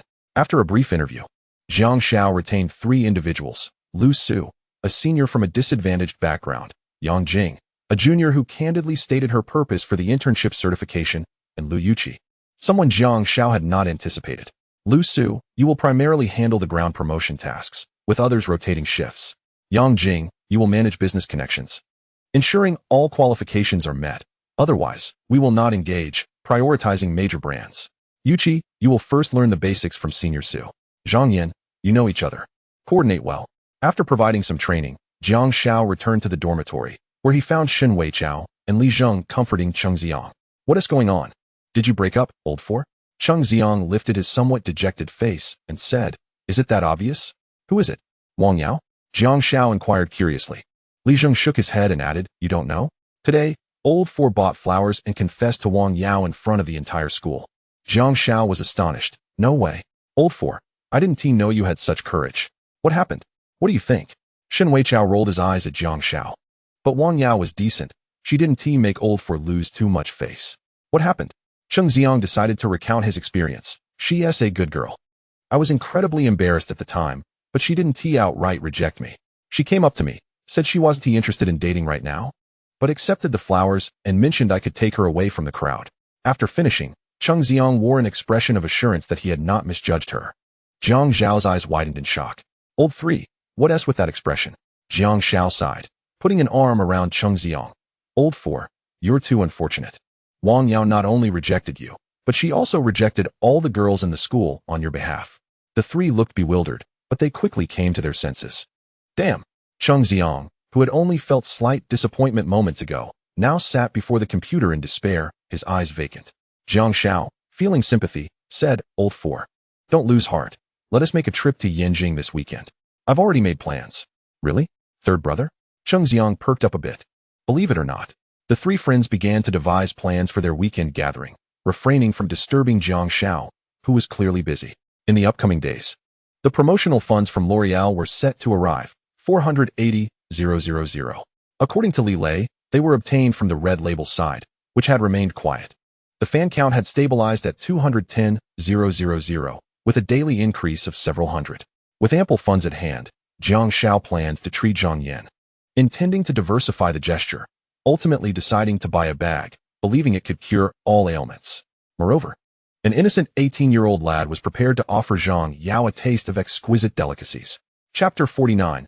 Broadcasting Station Interview. After a week of skipping classes, Jiang Xiao returned to the tranquility of campus life. In the morning, he picked up breakfast and teasingly engaged with Niananchi, the proud little sprite with more money than sense. During his free time, he would sit in room 207, writing articles and providing training to a few individuals. On Thursday, Jiang Xiao made a special effort to dress up and headed to the broadcasting station, having been informed by Lu Yi that an interview was scheduled for that day. Initially, he considered declining, but he could not disregard the reputation of the school, especially after Lu Yi's serious warning. Upon entering the broadcasting station, he was unexpectedly greeted by a familiar face, Li Wei, the spider spirit who had been the first person he encountered upon entering media studies. Her long, bare legs, which had once been exposed, were now clad in fitted jeans, leaving Jiang Xiao lamenting the loss of their allure. Li Wei, upon seeing Jiang Xiao, appeared momentarily distracted. A few days prior, they had received notice to interview a freshman, and the broadcasting team was somewhat reluctant until they discovered that this individual was indeed the initiator of the Seeking Light Diary. The spirits of the broadcasting station engaged in a fierce competition, ultimately resulting in Li Wei's victory. She needed to ascertain whether Jiang Xiao was indeed the freshman they were meant to interview. When her suspicions were confirmed, she found it hard to believe. She had sensed that this freshman would surely rise to prominence, but she hadn't anticipated such a stir within just 2 months. Junior, you have truly opened my eyes. I thought you would become famous, but I never imagined you would create such a sensation right from the start. Li Wei exclaimed. Luck, merely luck. Jiang Xiao replied with a hint of nonchalance, easing Li Wei's initial tension. This junior remained charming, showing no signs of arrogance despite his newfound fame. Let us commence the interview. This time, we will primarily utilize the broadcasting format. We have 10 minutes left. Here are the questions I intend to ask. Please take a look and prepare yourself. Jiang Xiao understood that typical interviews involved prior communication to avoid any awkward silences. Having spent considerable time in live streaming in his previous life, this scenario felt trivial. Official interviews were all about grandeur and flattery, far less challenging than appeasing those domineering top-ranking individuals. 10 minutes later, Li Wei adjusted the equipment and cast an inquiring glance at Jiang Xiao. He nodded, maintaining a calm demeanor. Hello, everyone. The broadcasting station's character interview program is once again here to meet you all. Today, we have a special guest. And you may recall last week's Seeking Light Diary. I remember squatting for several hours, ending up sunburned and still not becoming a seeker. As Li Wei spoke, she cast a sidelong glance at Jiang Xiao, filled with a mixture of complaint, grievance, and a hint of mischief, all enhanced by her carefully curated appearance, which was undeniably impactful. However, Jiang Xiao's defenses were impenetrable, leaving him unscathed. This student gracing the broadcasting station is none other than the planner of this event and the owner of the beautiful study room diary, Jiang Xiao. A freshman majoring in new media, he is quite the handsome young man. A wave of excitement rippled through the audience. Wait, he is a freshman? How handsome is he? Shanshan, stop sulking. We've found him. Let us secure him. Zhang Shanshan had been in a foul mood for days, having been the first to discover the lipstick, earning the initial encounter award and certificate. However, compared to an entire set of cosmetics, she preferred the photo that had made the final cut. Outside the campus gate, a young man who had just entered the media studies department paused to listen intently before picking up his phone to call his superior. Mr. Su, it's confirmed. It's the lad behind this. Inside the school history museum, a group of formally dressed individuals also halted. One person in a Zhongshan suit stood beside an elderly gentleman with graying hair.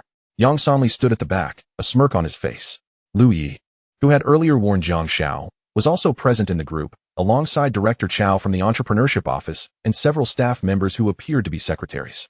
Lu Yi felt a mix of pride and anxiety, proud because the interviewee was her student, anxious because she feared the mischievous lad might act out. Although she had sternly warned him, she had not mentioned that this interview had been specially arranged, fearing it might make Jiang Xiao nervous.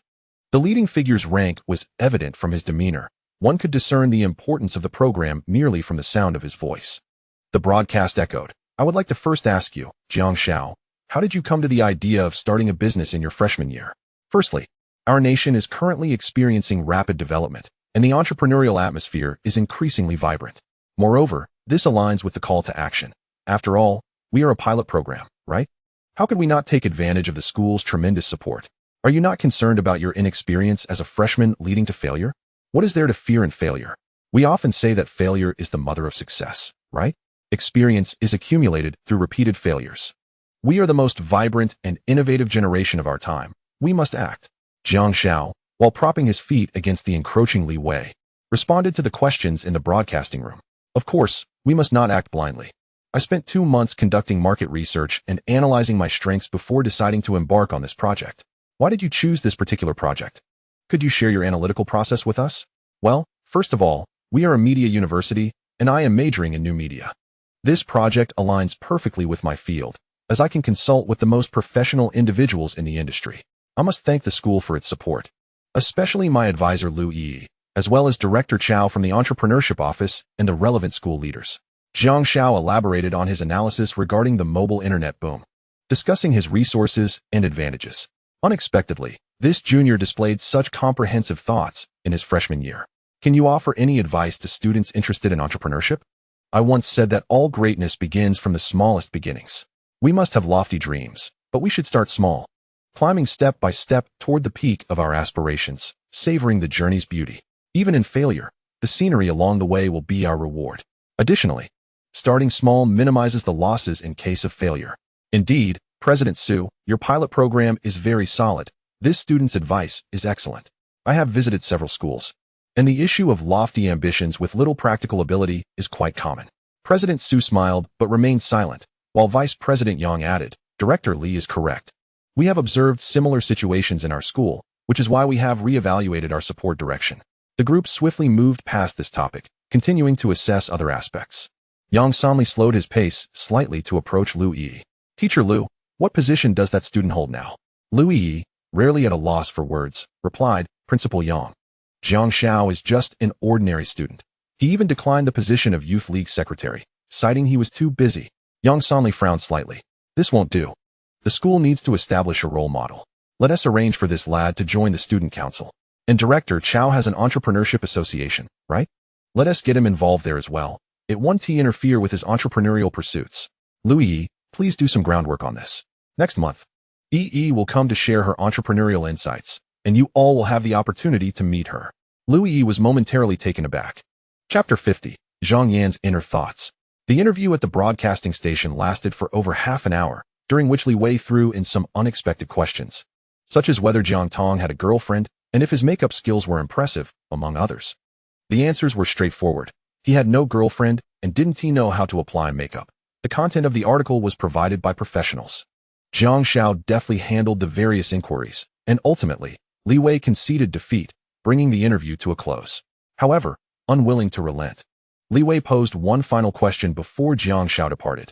Junior, what are your thoughts on relationships with older women?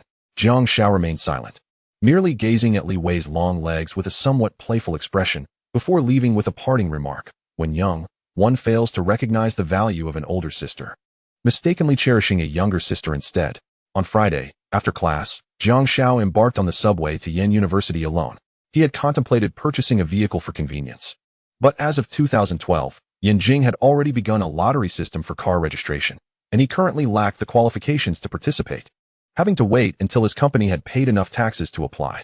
The dormitory gathering for room 306 was scheduled for tomorrow, and today he intended to select a gift for Zhang Yan.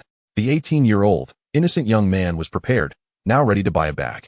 While Jiang Xiao was choosing a bag, Tian Chao Chao and Yan Nanshi were enjoying coffee at Iti Cafe. Nanshi, you can't hide it anymore. Li Zheng told me that every day 3 or 4 people ask him for Jiang Xiao's WeChat. As an observer, Tian Chao Chao had long recognized Yan Nanshi's feelings. From her initial complaints when she would bring Jiang Xiao breakfast to her current expressions of anticipation and smiles when going out, it was evident. Why should I care? Plenty of people ask me for my WeChat every day. Yan Nanshi pouted, feeling indignant. You should have said something earlier. I've always told Li Zheng not to give it to anyone, and now I owe him a meal. Then I'll tell Li Zheng to give it freely. No way. Yan Nanshi instinctively protested, and as the words left her lips, she felt embarrassed and wished to find a hole to hide in amidst Tian Chao Chao's laughter. After regaining her composure, Yan Nanshi felt a twinge of anxiety. It was late October, and the month of promised breakfast deliveries was quickly coming to an end. Would that mean she and Jiang Xiao would no longer have any interactions? She felt too embarrassed to continue delivering breakfast next month.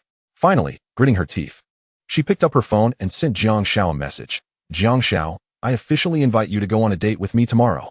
Receiving the WeChat message, Jiang Xiao was on the subway, engaged in a playful tug-of-war with Zhang Yan, the aloof academic from Yin University, who had just transitioned from girlhood to womanhood. Found it increasingly difficult to contain her eagerness to meet Jiang Xiao, especially with him bringing his roommate to the university the following day. However, with so many people around, she couldn't appear too intimate, and Jiang Xiao had to return home that night. Each time she thought of this, memories of that one night flooded back, igniting a warmth within her. With still 20 hours until she would see Jiang Xiao, Zhang Yin suppressed her fluttering heart and began writing her case analysis. If the female party engages in relations based on a misunderstanding but does so willingly, it does not constitute Jiang Xiao's wrongdoing. However, if someone impersonates Jiang Xiao or uses drugs to induce a state of unconsciousness, it can be classified as coercion. An hour later, Zhang Yin received a WeChat message from Jiang Xiao, which contained only a photograph. It featured a somewhat handsome boy, sporting a mischievous smile, with one eye closed and the other wide open, set against the backdrop of a shining archway inscribed with Jing University. With a gasp, Zhang Yin sprang to her feet, knocking her chair far away as she hurried to find an outfit. Her roommates, witnessing this usually calm and somewhat aloof girl in such a flurry, questioned, Zhang Yin, what are you doing? Going out? Ah, yes, my mom is coming. I might not return tonight. Didn't your mom just visit during the National Day holiday? She's coming again. In 20 minutes, Zhang Yin achieved her fastest makeup application ever. Before leaving, she retrieved a small box from the back of a locked drawer, glancing around at her roommates before quickly stashing it in her bag. She hurried to the west gate, took several deep breaths to steady herself, and transformed her expression into one of elegance and aloofness as she stepped outside. Upon exiting, she spotted Jiang Xiao conversing with a girl. Senior, I think there's an issue with your eyelashes, he remarked. What issue? They're slightly coming off. Let me fix that for you. Just close your eyes. The senior, already captivated by Jiang Xiao's charm, obediently shut her eyes. However, after waiting for a while without any assistance, she opened her eyes to find Jiang Xiao carrying away a struggling girl. Put me down. Zhang Yan's voice carried a hint of annoyance. The scene shifted to Jiang Xiao, who was indulging in a post-event cigarette, presenting Zhang Yan with a second gift. Without hesitation, Zhang Yan emptied her bag, transferring its contents into this LV bag, which was less expensive than her Chanel. Jiang Xiao chuckled silently, fully aware that the LV bag paled in comparison to her Chanel. However, his current means did not allow for a pricier gift. After all, the next tier above Chanel would be Hermes, with bags costing tens of thousands, beyond his current capabilities. Zhang Yan clearly did not mind, as she valued Jiang Xiao's first gift more than the brand itself.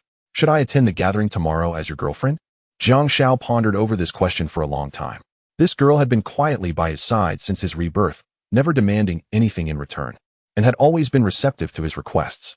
Even as he resolved to be a carefree flirt, he felt a pang of guilt.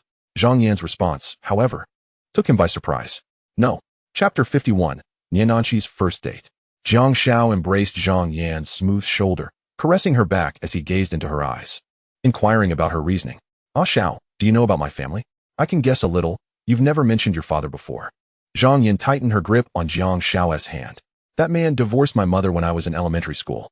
My mother is quite controlling, and that man was quite capable, so she guarded against him fiercely. In the end, a woman came to our house, visibly pregnant, to confront my mother, proving that her defenses were futile. Witnessing my mother's struggles, I realized that other than me, she had nothing left. I concluded that if I don't become your girlfriend, my only rival will be your girlfriend. If I were your girlfriend, I would have countless competitors. Ah Xiao, you're already so exceptional. Just imagine how much more you'll excel in the future. Let your future girlfriend deal with such troubles. You just have to occasionally sneak a peek. Jiang Xiao lay on the bed. Beside him, the already asleep Zhang Yan, resembling a little cat just like that day on the train. In his past life, he had encountered women like her, who developed phobias after witnessing their mother's tragedies. There was no need to force a connection. He had no right to demand anything either. Had he ever considered marriage? As for whether Zhang Yan would eventually leave him, just as she stated, if one day she no longer felt fear and happened to be pursued by someone more outstanding than Jiang Xiao, only then would she contemplate it. He couldn't control when Zhang Yan would overcome her fears, but a person more exceptional than Jiang Xiao, how could one compete with someone who had an advantage? On Saturday, Zhang Yan radiated with vitality, her aloof elegance now infused with a touch of allure. The three musketeers of room 306 marveled once more at Jiang Xiao's good fortune. While the girls in Zhang Yan's dormitory might not possess the same level of beauty as Wang Yao or Lu Yuqi, the confidence that radiated from Yin University girls allowed them to overshadow any perceived disparities in looks. As the university was not easily accessible after sharing lunch, Li Zheng suggested they explore the old summer palace together. Jiang Xiao, though he may be deemed a scoundrel, possesses an ardent sense of patriotism and youthful fervor. Upon witnessing the ravaged remnants of the Eight-Nation Alliance's devastation, he spat contemptuously, vowing to one day take revenge on them. The girls in Zhang Yan's dormitory regarded Jiang Xiao's words with skepticism. One first-year student found it absurd that he claimed he would outsmart several superpowers. However, Zhang Yan, captivated by the intensity in Jiang Xiao's gaze, felt a tremor in her heart and, bewitched, began to believe in him. At 5 p.m., as Jiang Xiao and his companions boarded the subway back to campus, Zhang Yan displayed no signs of reluctance. Upon witnessing their departure, she briskly turned and entered Yin University with her roommates. Yin, what is your relationship with Jiang Xiao? You didn't come back last night. Were you with him? A girl who had accompanied her to SP whispered. Zhang Yin did not deny it. So what are you two? He is my boyfriend. But I am not his girlfriend. The girl was left speechless, unsure of how to respond. On the subway, Cheng Xiang leaned against a pole and remarked, "The girls from Yin University don't seem particularly special, do they? What else would you expect? Do you think they possess supernatural abilities? You simply cannot see their unique qualities, which is a question for Lao San," Li Zheng quipped, casting a playful glance at Jiang Xiao. "Shut it. Don't spread my business outside. What is most important when mingling? It's maintaining the persona of being single." Jiang Xiao shot a glare at Cheng Xiang. "Third brother, you owe me dinner tonight, or I will disclose your secrets." Jiang Xiao retorted. "Try it. I will publish your stories along with your photos. I dare you to find a girlfriend in Yinjing." "Brother, I was wrong. I'll treat you tonight." Jiang Xiao, observing messages on WeChat, added, "Boss, second brother. Make sure to eat well tonight. Finish my portion too." Li Zheng, puzzled, inquired, "What do you mean? Aren't you joining us?" Jiang Xiao chuckled, putting his phone away and lapsing into silence. By the time they returned to the media department, it was nearly 7 p.m. Jiang Xiao had just exited the subway when he received a call from Yananshi, the owner of Itty Cafe. "Hello, where are you? Just got off the subway. Where are you? I'll come to you. I'm at the entrance of my cafe."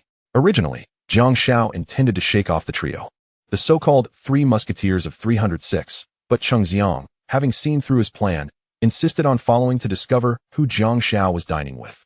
Jiang Xiao thought to himself that he had no desire to flaunt his affairs, yet if they insisted on being nosy, he could not be blamed. The four of them strolled toward the west gate of the school. "Wow, look over there." Cheng Xiang, with keen eyes, spotted a red sports car parked near the west gate. Li Zheng, being a second-generation elite familiar with cars, interrupted Cheng Xiang's astonishment. "It's a Porsche 911 Carrera S, boasting a maximum power of 400 horsepower, with a 0 to 100 km/h acceleration in about 4.1 seconds. Jiang Xiao recognized the car, but was unaware of the specifics regarding its horsepower and acceleration. He only knew that, by 2025, a decent electric vehicle could reach 0 to 100 km/h in under 4 seconds without difficulty. As they approached, Cheng Xiang prepared to take a photo. Although he claimed to be affluent, owning a car worth approximately 2 million was still quite a challenge for him. Just as he was about to open the camera, the driver's side door swung open, revealing a girl with deep brown, wavy hair, bending slightly as she emerged.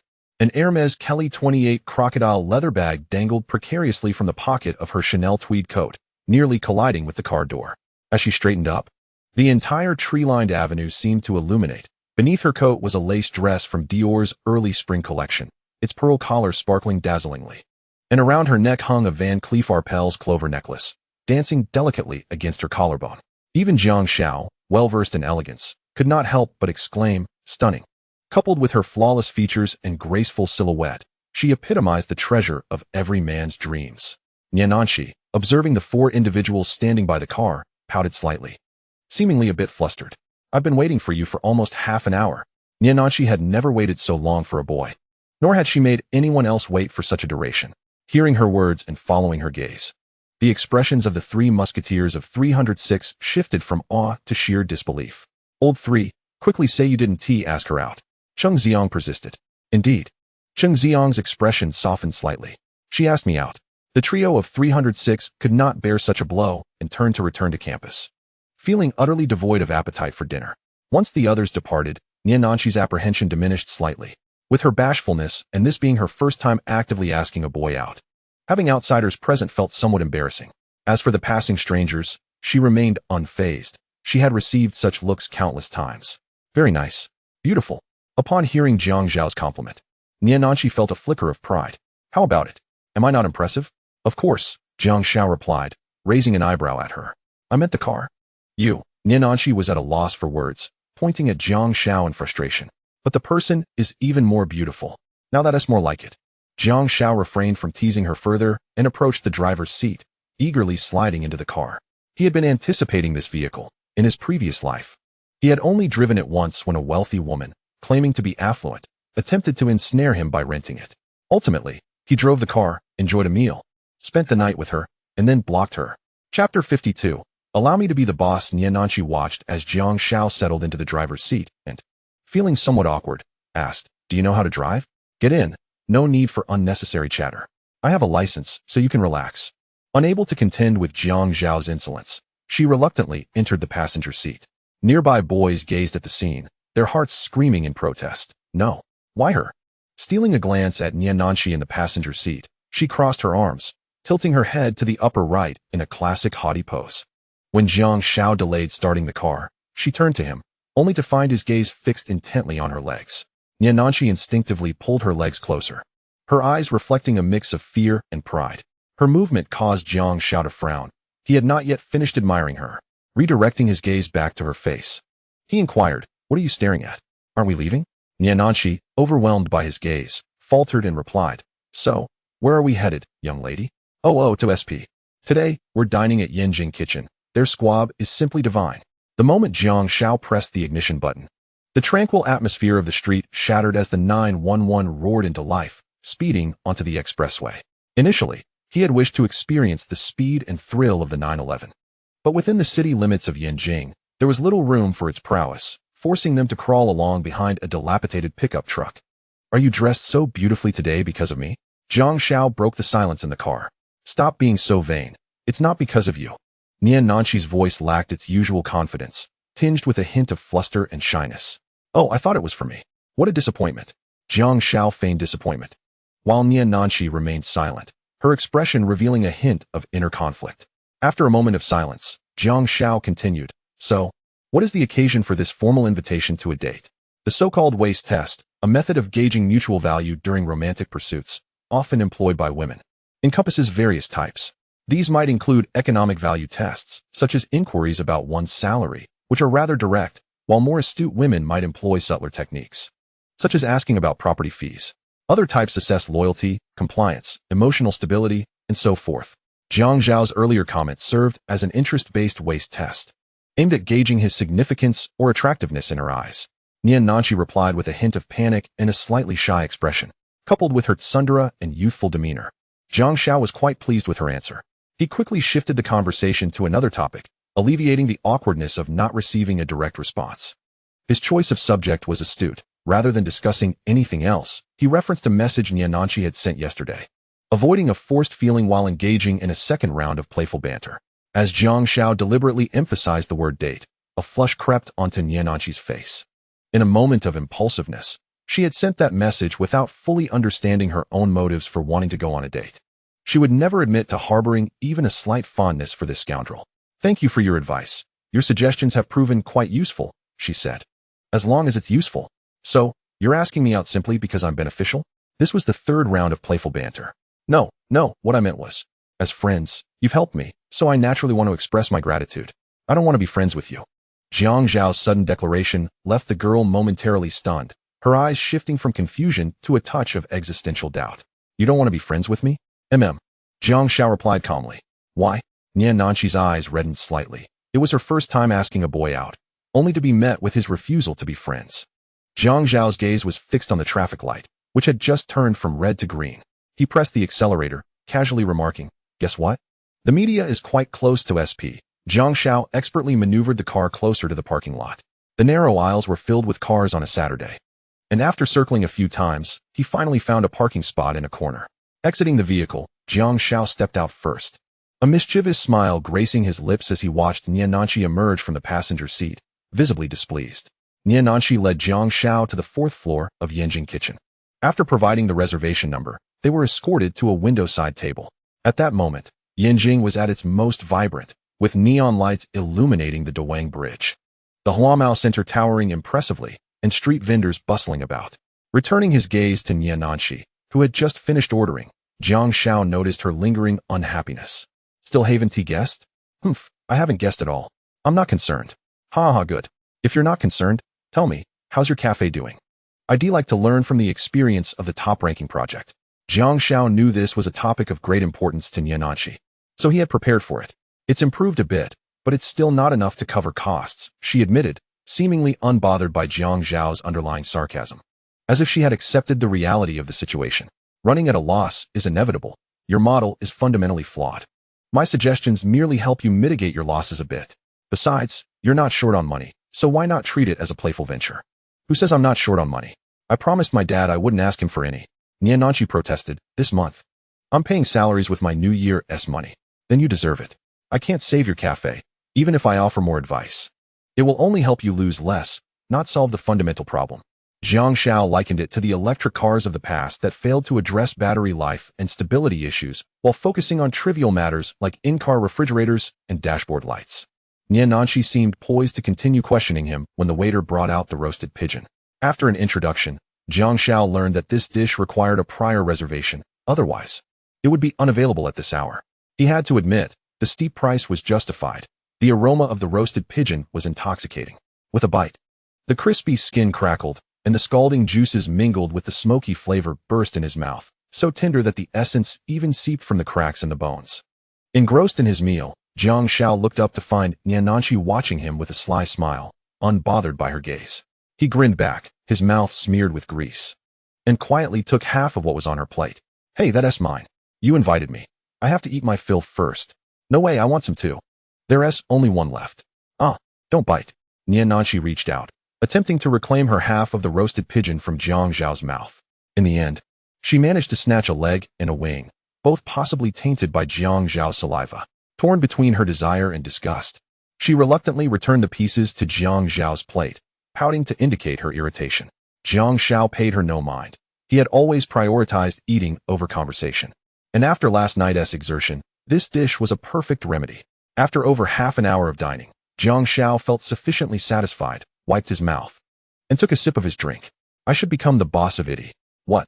What do you mean you want to do? Boss? Nanshi asked, uncertain. Well, I'm not interested in being your friend, but I could consider being the cafe's owner. Huh. Upon fully comprehending his words, Nanshi felt her neck flush with embarrassment. Was he confessing to me? How sudden? What should I do? She felt as if a small deer was racing wildly in her heart, and bashfully lowered her head, unable to meet Jiang Xiao's gaze. Seeing her flustered demeanor, Jiang Xiao abruptly changed his tone. What do you mean? I meant I would take over the cafe, and you would simply be responsible for collecting the rent. After speaking, he feigned a confused expression while looking at Nanshi. She paused for a moment. Then her expression turned awkward. Had she misinterpreted his intentions? Wait, did Jiang Xiao just say he would take over her cafe? That's my entrepreneurial project. You can't just take it. Nanshi retorted, somewhat annoyed. Well, the project can still be considered yours. I'll just handle the operations and bear the profits and losses myself, Jiang Xiao countered, taking a step back. No way. If you take it, what will I do? If that's the case, then all my efforts over the past few months would be in vain. Jiang Xiao chuckled. How could that be in vain? Haven't you lost quite a bit of money? The slight irritation in Nanshi's demeanor escalated into full-blown anger at this taunt. You scoundrel. I kindly invited you to eat, and you dare say that to me. Nanshi felt an urge to throw her drink at Jiang Xiao. In that moment, she found him more infuriating than the girls who had argued with her in high school. Yet, due to her upbringing as a wealthy young lady, she refrained from such an extreme act, though she remained agitated. Calm down. If it's not feasible, then so be it. I initially planned to help you earn some substantial money. If you don't agree, then I'll inquire next week about applying for another project, perhaps a cafe. Jiang Xiao winced as he felt a sharp pain in his calf. Damn it, what kind of shoes are you wearing today? Those pointy toes could be lethal, you know? You can't open a cafe. Otherwise. Nanshi's mind raced, and suddenly she exclaimed, otherwise. I'll come to your cafe every day to drink coffee for free. I'll bring Chow Chow and the entire class with me. Jiang Xiao burst into laughter, utterly defeated by her threat. Was that really the worst tactic she could think of?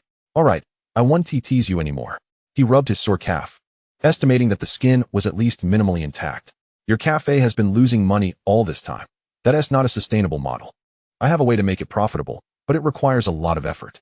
Jiang Xiao glanced at Niananqi and continued. You're not even a relative of mine.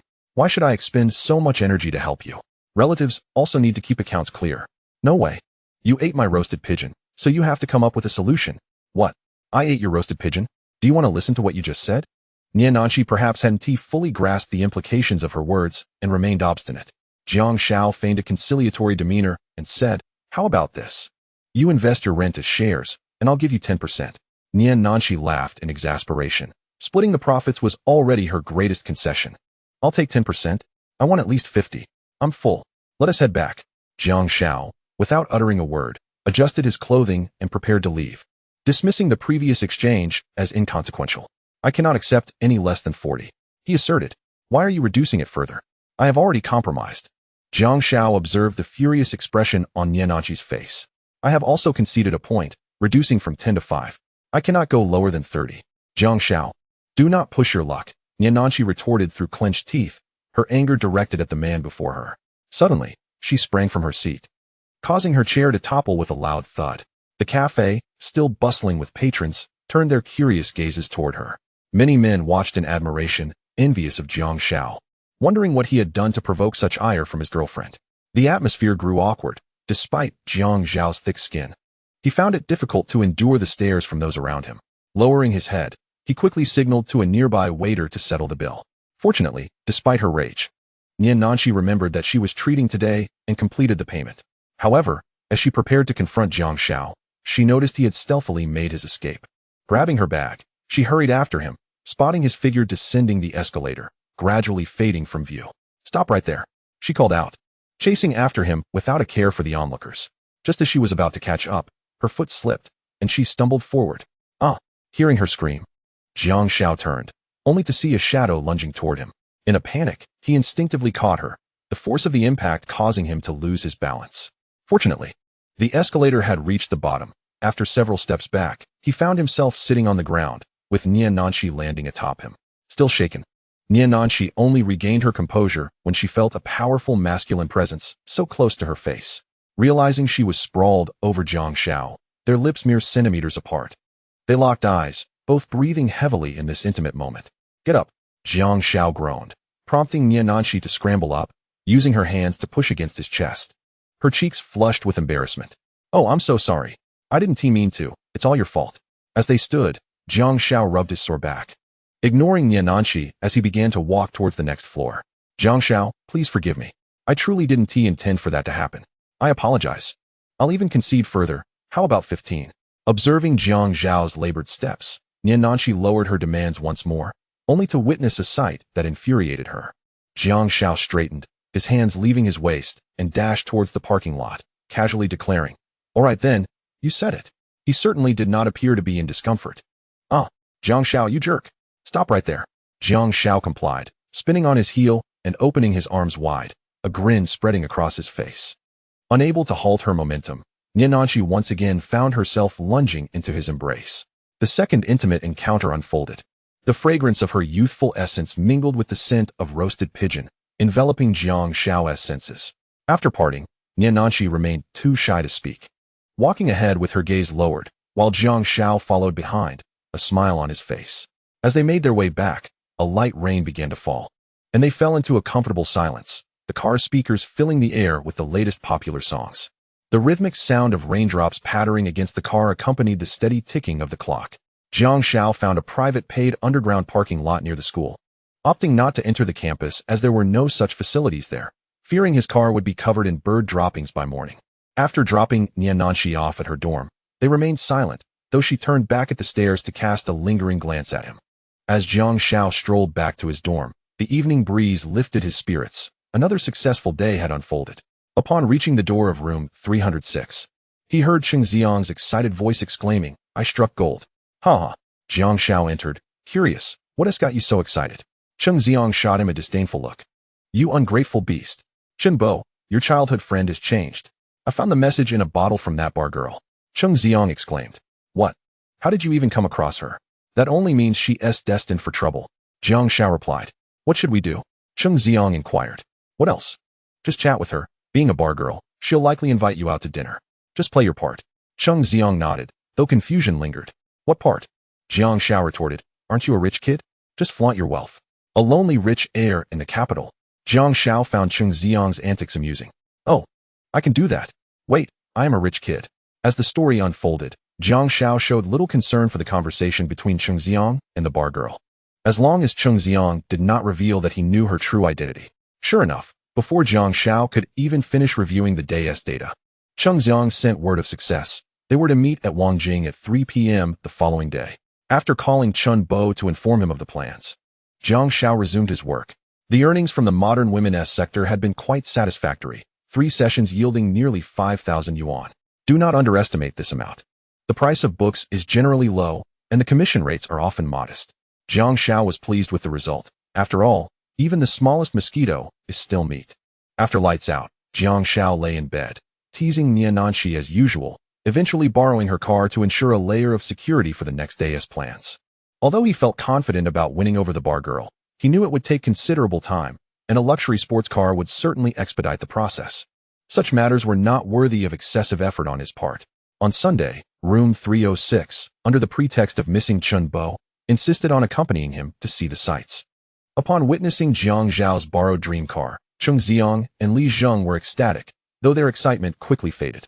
The Porsche 911 was undoubtedly striking, but the cramped backseat drove them to despair, leading Shun Weichao to abandon ship, leaving only Li Zheng and Cheng Zong to venture to the Materials Institute.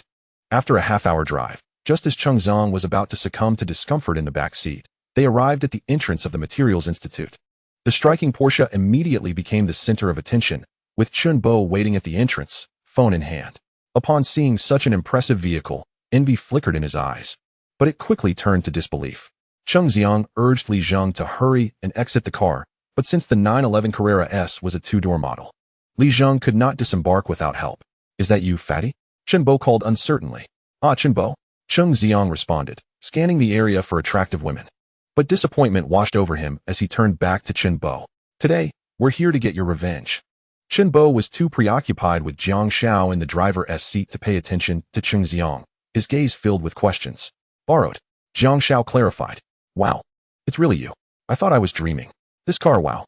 Chun Bo began to ramble excitedly, delicately exploring the vehicle, ignoring Cheng Xiang's insistence to eat first.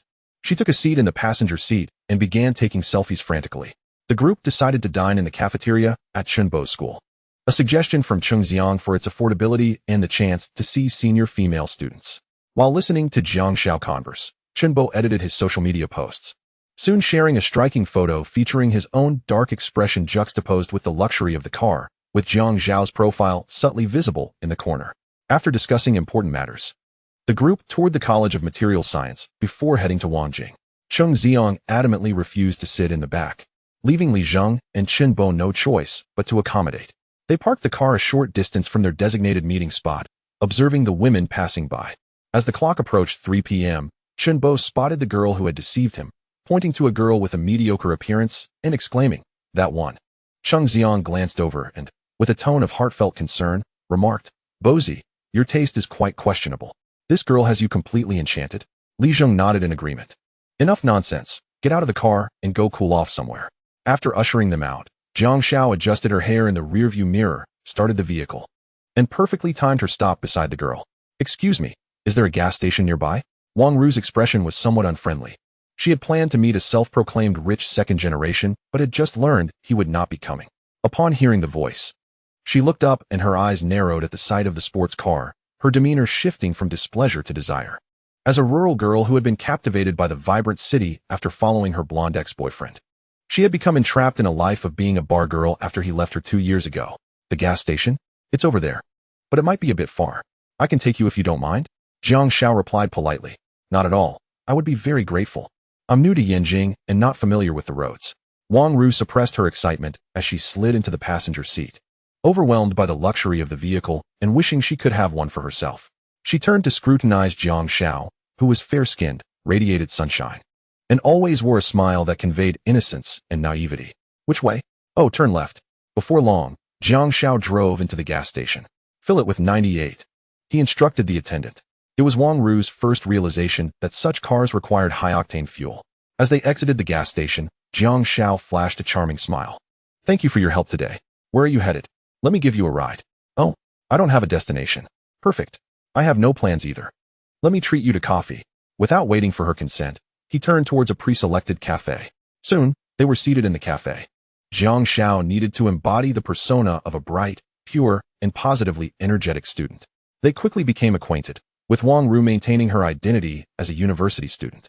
Throughout their conversation, Jiang Xiao continually showcased his positivity about life and society, while Wang Ru, entrenched in a murky realm of emotions and interests, felt an overwhelming longing for the life he described, nurturing an unrealistic fantasy of dating him, even if only briefly. At that moment, Jiang Xiao achieved his initial goal, having known the girl for less than an hour. Chung, you must be quite popular at school, huh? Jiang Xiao took a sip of his coffee, concealing his smile. Just call me Xiang, it feels friendlier. Can I call you Ruru? Jiang Xiao appeared somewhat anxious yet hopeful, gazing intently at the girl before him. Sure, Xiang. I keep a low profile at school and tend not to speak much. I leave my car at home and don't drive to school. Jiang Xiao had crafted a solid excuse for his single status. What about you, Ruru? With your beauty, do you have a boyfriend? No. I was too naive in my freshman year and got deceived by a boy, which made me a bit wary. Oh, really? That is fortunate. Jiang Xiao chose not to dwell on Wang Ru's past relationships, instead emphasizing her lack of a boyfriend, subtly conveying, I don't recommend dating someone who has had a boyfriend. After a round of testing the waters, both were clearly interested, and their conversation quickly heated up. However, Jiang Xiao was not ready to break through that barrier just yet. It was too soon. Even if they formed a connection, it would not fulfill his subsequent plans.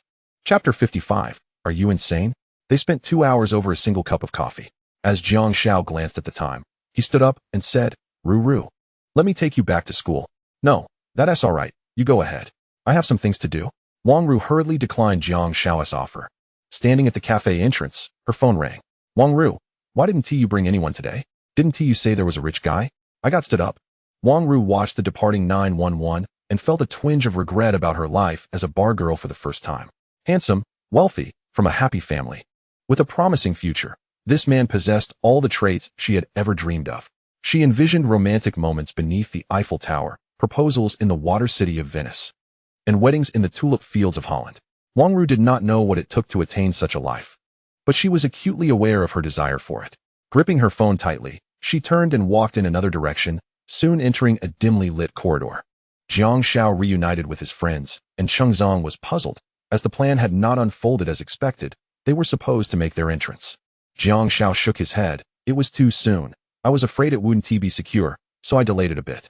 I need to stabilize things first. Should I continue flirting then? Don't worry, I've got it under control. No need, I'll handle it from here. After dropping off Chen Bo, the trio returned to school.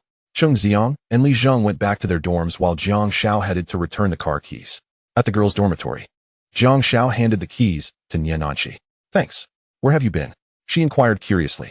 Of course, I was out driving such a nice car to meet girls. What else would I be doing? I don't believe you. What is your plan for the cafe? Niananqi was skeptical that anyone could be more attractive than her. Noticing that she had sidestepped the topic, Jiang Xiao chose not to pursue it further, instead suggesting, let us go to the cafe together. I need to gather some information. 10 minutes later, Jiang Xiao entered the cafe, which was sparsely populated, with only 2 tables occupied by patrons engaged in card games.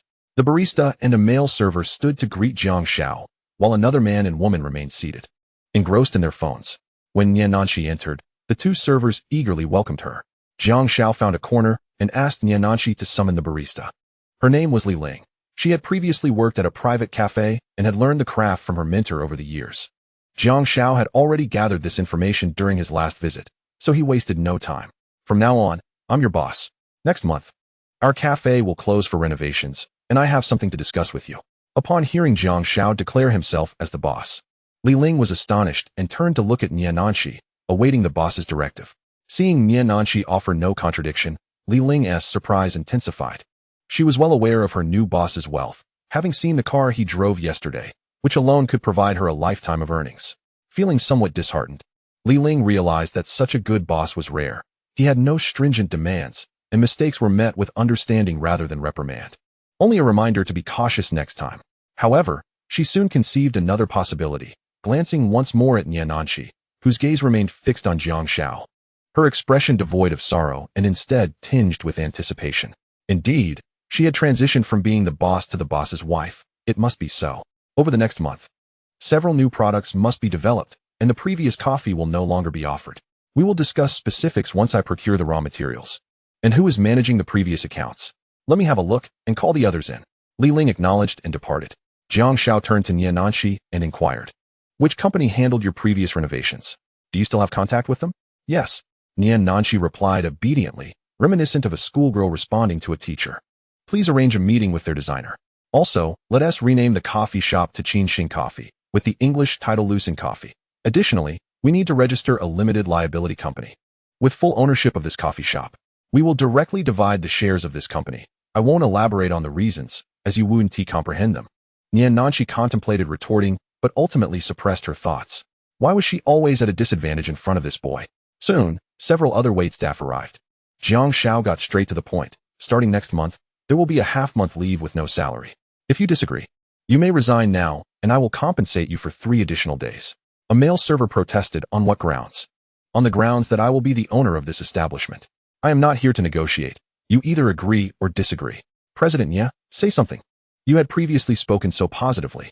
Upon hearing this, Niananqi felt a pang of sympathy and looked at Jiang Xiao, intending to offer to cover the half-month as wages. But Jiang Xiao interrupted her. Silence. Jiang Xiao did not allow her to speak and turned to the first male server who had voiced his objection. You may collect your final paycheck and leave. As for the others, in the end, apart from Li Ling, only one male server remained. After directing the 2 to return to their posts, Jiang Xiao flipped through the account book, feeling a headache coming on. I need a pen, he said, and began calculating costs. Where are you planning to go? The dismissed man, Wang Hao, was asked by the girl who left with him. Wherever I please. Just a little brat trying to assert authority. I'll just wait and see when his establishment collapses. He spat disdainfully, ignoring the girl and leaving alone. Turning the corner, Wang Hao picked up his phone and dialed a number. How go? It's Wang Hao. I need to discuss something with you. Is what you said true? A voice filled with shock and anger responded from the other end. Of course, that kid just fired me. I can't assist you anymore. That's fine. Keep the money as a fee for this information. Thank you. How go? He replied before hanging up. Qin Hao paced anxiously at home, his expression grim. After a moment of thought, he reached for his phone and called Xiao Linghan. Xiao, do you have time tonight? I'd like to treat you to dinner. The accounting book for Itty Coffee was an absolute mess. The entries were so muddled that it was impossible to discern their authenticity. It was baffling how this young lady managed the shop. It seemed a miracle if it were to be profitable. As he sifted through the records, feeling parched, he took a sip of the coffee beside him, which remained bitter. Continuing his examination, he failed to notice Niananqi staring intently at him. The cup of coffee Jiang Xiao had just consumed was the same one she had sipped, almost as if they had shared an indirect kiss. This left her in a quandary about whether to drink from the cup or not.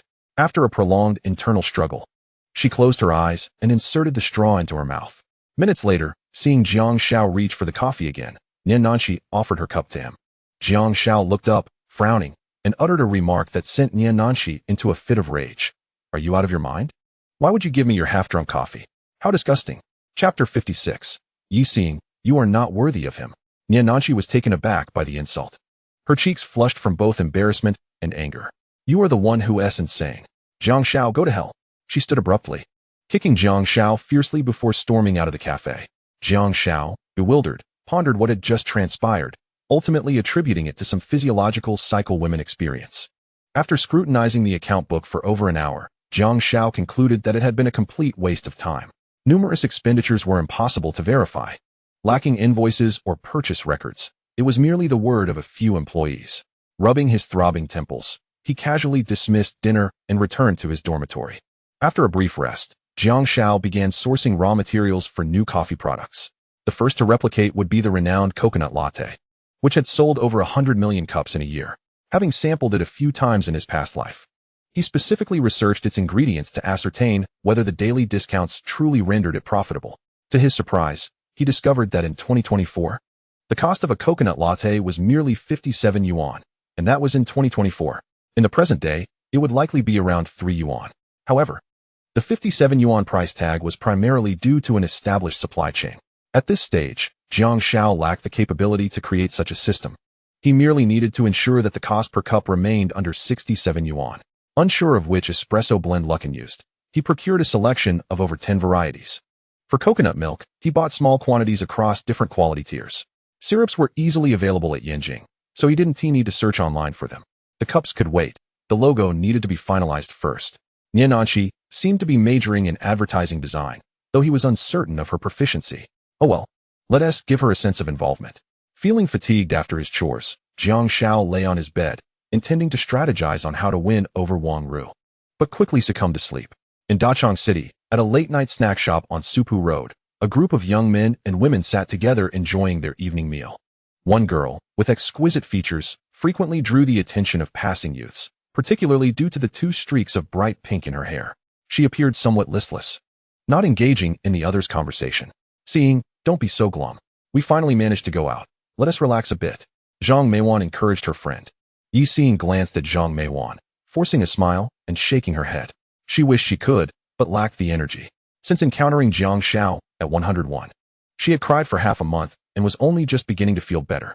Today marked her first outing since that incident, intended to lighten her spirits. She pulled out her phone to check her chat with Jiang Xiao, where she had sent numerous messages, only to be met with the reply, "You have been blocked by the recipient." Scrolling through her moments, she found that this had become one of her few remaining pleasures. Suddenly, a post caught her eye. "Chenbo, it seems luxury cars aren't all that impressive. The space is tiny." The 9-image grid displayed photos taken from behind a Porsche 911, showcasing its sleek body and stunning headlights, clearly indicating the car's expensive nature. As she clicked through the images, her eyes widened in shock. A familiar face peeked out from behind a dark-haired boy who was making a peace sign. Zooming in, she saw the boy's smile. His hair styled in layers, one hand resting on the steering wheel while his eyes reflected a sense of helplessness. Yi Xing felt her heart clench painfully, as if struck by a hammer, leaving her breathless. Seeing, "What's wrong? Are you unwell?" Zhang Meiwan noticed her friend clutching her heart, her brow furrowed in distress. The group fell silent for a long while until Yi Xing finally looked up, tears streaming down her cheeks to her chin. "Meiwan, I want to go home. I long to return." The expression on Si Ying's face left Zhang Meiwan somewhat flustered, and she hesitated to persuade her to stay. Instead, she helped Si Ying to her feet and hailed a taxi to take her to Chonghang. Although Si Ying was not a student there, she did not board the taxi but instead called her roommate to request assistance. Upon her return, a young man expressed disappointment at Si Ying's departure and inquired about the situation. Zhang Meiwan shook her head, contemplating before saying, perhaps she was reminded of her ex-boyfriend. Really? How impressive could her ex possibly be? I wonder if he is more handsome than Jin Chengwu, he scoffed. Zhang Meiwan was at a loss for words, recalling that Si Ying had clearly seen something that had unsettled her. She then opened her social media feed and soon understood, handing her phone to the still chattering young man. Look, this is Si Ying's boyfriend. Haha, is this little dark-skinned guy really her boyfriend? Is Si Ying blind? He remarked, pointing to the one driving the taxi. Inside the cab, Si Ying's tears flowed incessantly as they passed People's Square, where she recalled the movie from that day, and along Zhongshan Road, where she remembered shopping with Jiang Xiao. Overwhelmed, she picked up her phone and dialed a number. Have you seen Jiang Xiao in Yanjing? Yes. I saw him a few days ago. Are you two dating? There was a pause on the other end before the question went unanswered. I'm not his girlfriend. Does he have a girlfriend now? I don't know. But, Si Ying, you are not worthy of him. Another pang struck Si Ying's heart, and her voice grew somber. I know that just because I am not worthy now does not mean I won't be in the future. Well, good luck. The line went dead. On Monday morning, Jiang Xiao was awakened by a knock on his door. Who is it? It's early. Have some civic sense. Are there classes this morning? Climbing down from the top bunk was a hassle, and as Jiang Xiao rubbed his eyes to see who it was, oh, it's the Prince of Love Songs. What's up? That girl has been waiting for you downstairs for quite some time. I just returned from a night out and ran into her. She asked me to call you. Jiang Xiao had forgotten about this, hastily throwing on some clothes without washing his face or fixing his hair, and hurried downstairs. When he saw Nian and she was holding breakfast and standing beside a flower bed, muttering curses at some scoundrel. Have you finished cursing? That's enough. Scoundrel, I waited for you for half an hour. I have class this morning. Nian and she felt wronged. It had been like this since last night. All right, I apologize. Let the last 2 days slide. I've taken over the coffee shop. Just handle the tasks I assigned you. No way. You've delivered for so many days. Just 2 days remain. Don't say later that I didn't keep my promise. Ha ha. Do as you wish. I'll give you a chance to ask me out this weekend. Jiang Xiao ruffled his messy hair. Who cares? You can have it. I'm off to class. Leaving the breakfast behind, Nian she turned on her heel and walked away. Her steps a touch lighter. On Monday and Tuesday, Jiang Xiao attended classes while drafting plans for the coffee shop, all the while entangled with the queen of drinkers, Ru. Jiang Xiao felt it was time to wrap things up with her. Wednesday would be his moment of reckoning. Why Wednesday? He and Shunbo had no classes that afternoon. And on that day, cars with the 911 license plate were restricted, conveniently providing a reason for him not to drive. On Wednesday afternoon, the group dispersed. The other three went to meet Shunbo, while Jiang Xiao went alone to the rendezvous. The date location was chosen by Jiang Xiao, IKEA. Their essay saying, if she is naive, bring her to see the world's splendor. If she is worldly wise, take her for a ride on the carousel. Ru, a drinker, could hardly fathom why Jiang Xiao would take her to IKEA, a place suffused with a familial atmosphere. Chapter 57, The Moment of Reckoning. Ru stood beneath a tree by the roadside, clutching her phone and checking it periodically. She had donned her most beautiful outfit today, appearing more spirited. Soon, a taxi pulled up beside her, and as the window rolled down, Jiang Xiao's sunny visage greeted her. Ru, get in. Ru hesitated for a moment before opening the door and climbing in. Xiang, why did you take a cab today? My car is restricted, and my dad took his. Oh. Ru recalled the last time she noted the 911 license plate and nodded, not doubting Jiang Xiao's words. Women in her profession are skilled at observing details, extracting value from them to assess what price of drinks to offer. However, Jiang Xiao's attire was quite misleading. An unusual denim jacket, dark jeans, and high-top canvas shoes. His appearance was typical of a student, aligning with his identity as a student, and he had previously claimed to be deliberately low-key at school, hence no girlfriend. Ru had never encountered a young master from a wealthy family before, but she noted Jiang Xiao's adeptness behind the wheel during their last encounter and naturally assumed his persona. The IKEA in Yanjing was not far from Wangjing, and soon they arrived at the entrance. Upon disembarking, Ru was surprised at the choice of venue. Previous dates had been to cinemas or amusement parks. Ru, have you been here before? I came here once with a classmate and found it quite fun. Is it a female classmate? Yes, but don't misunderstand. She is just an ordinary classmate. I don't like her. Jiang Xiao nervously explained, appearing somewhat awkward.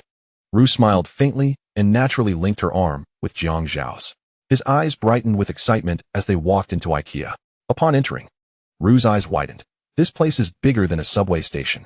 Towering shelves resembled colorful block walls, and the air was infused with the sweet scent of cinnamon rolls and wood shavings. She shook Jiang Xiao's arm, whispering, "No one is watching us," which gave her the sensation of sneaking into an amusement park.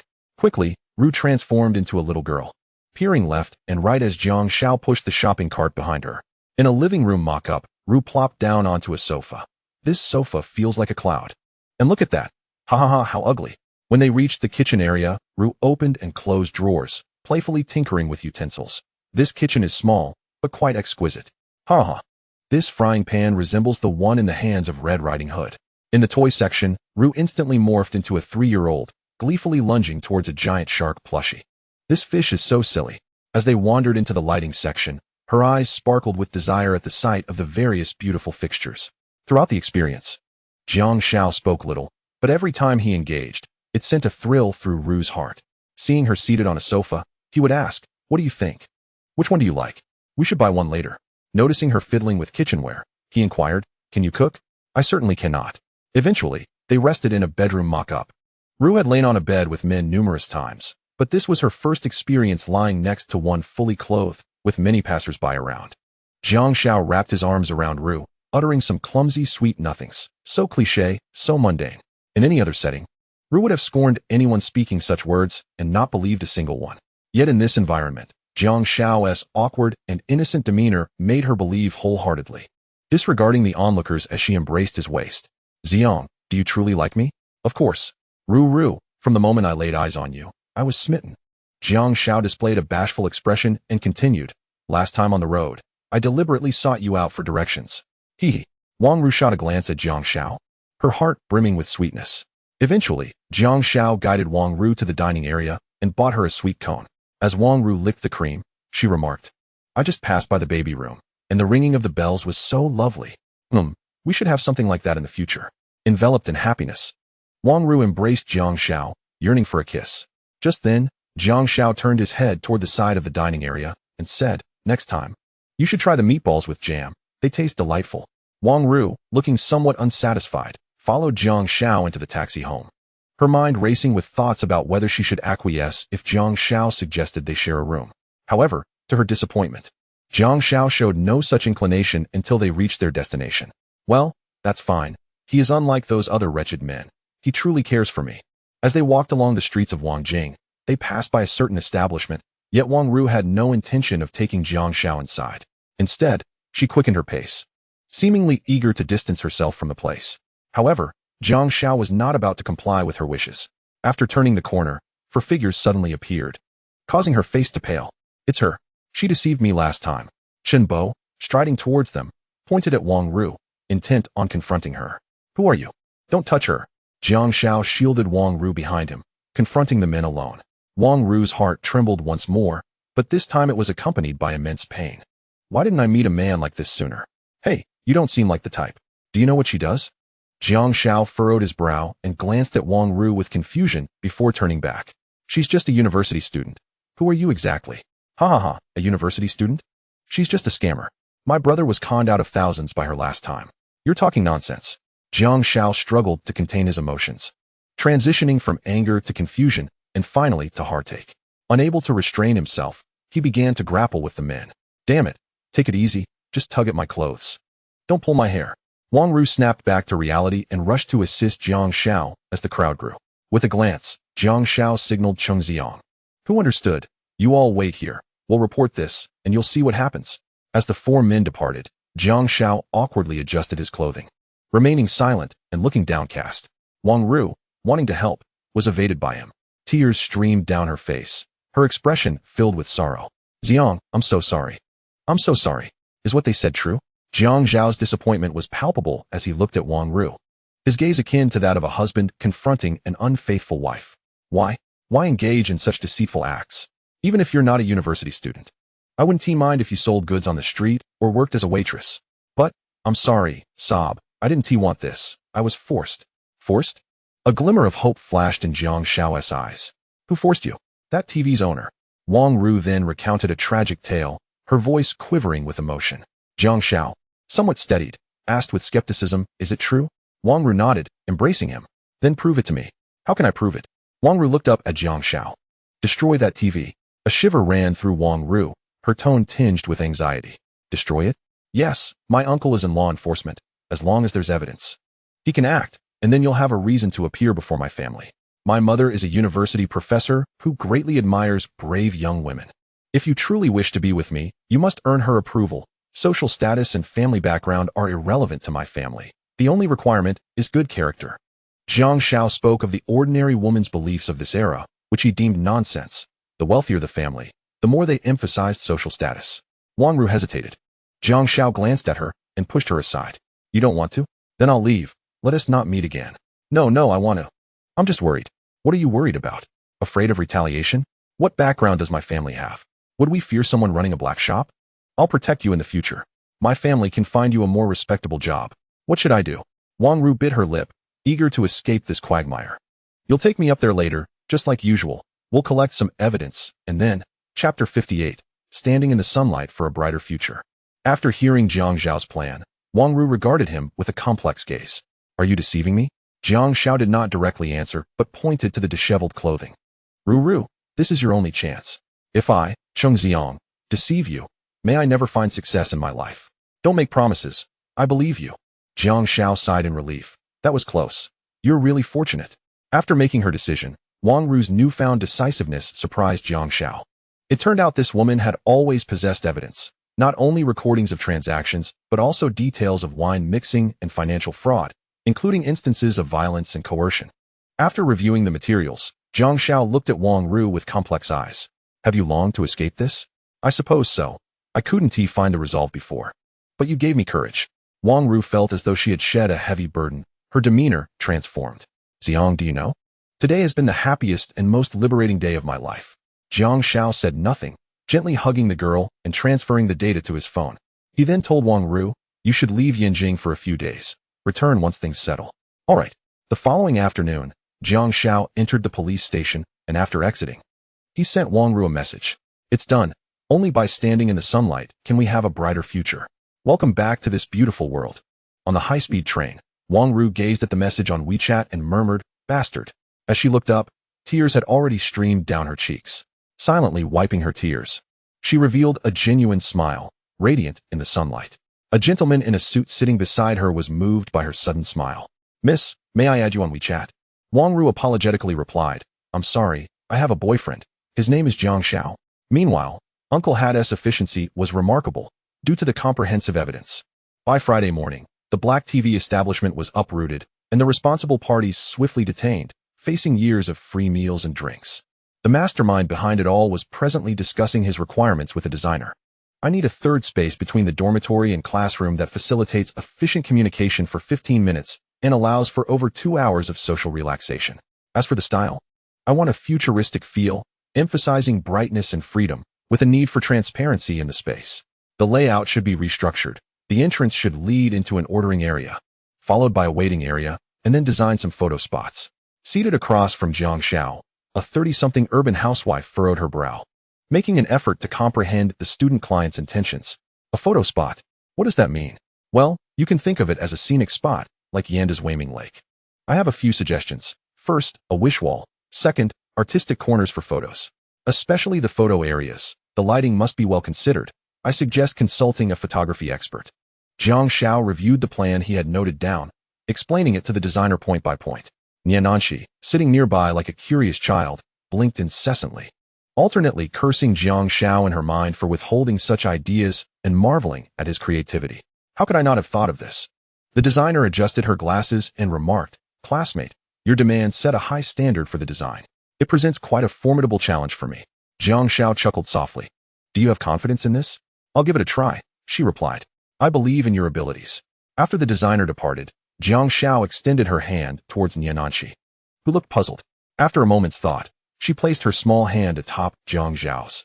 Assuming Jiang Xiao wished to engage in a motivational gesture akin to that of athletes before a game, Jiang Xiao shot a glance at Niananshi, bemused by her thoughts, and withdrew her hand, saying, "What about the task I assigned you? The contract?" "Oh, right." Niananshi's face flushed crimson as she retrieved the contract from nearby.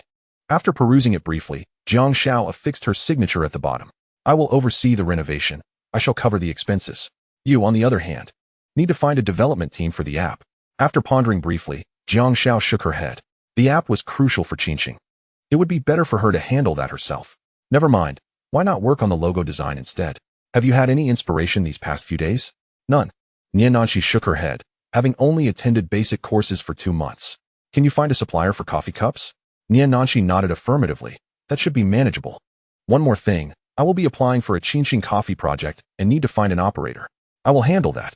But their fees will need to be covered by the company, just so you're aware. Oh, understood. Niananshi responded obediently. After a moment, she timidly said to Jiang Xiao, "Are we going out this weekend?" "Where to?" Jiang Xiao lifted her gaze from her notebook to regard Niananshi. Feeling shy, Niananshi stammered, "Didn't you say that night about the weekend?" Her voice trailed off to a whisper. "A date?" Jiang Xiao recalled her mention of returning a favor to someone who lent her a vehicle. "Are you trying to pursue me?" Jiang Xiao feigned a defensive demeanor. Niananshi suddenly bristled. "What? Me pursue you? You're mistaken." Jiang Xiao leaned closer to Niananshi, gazing at her lovely face, and softly asked, "Then why invite me out this weekend? For work? I am just a bit bored and wanted some company."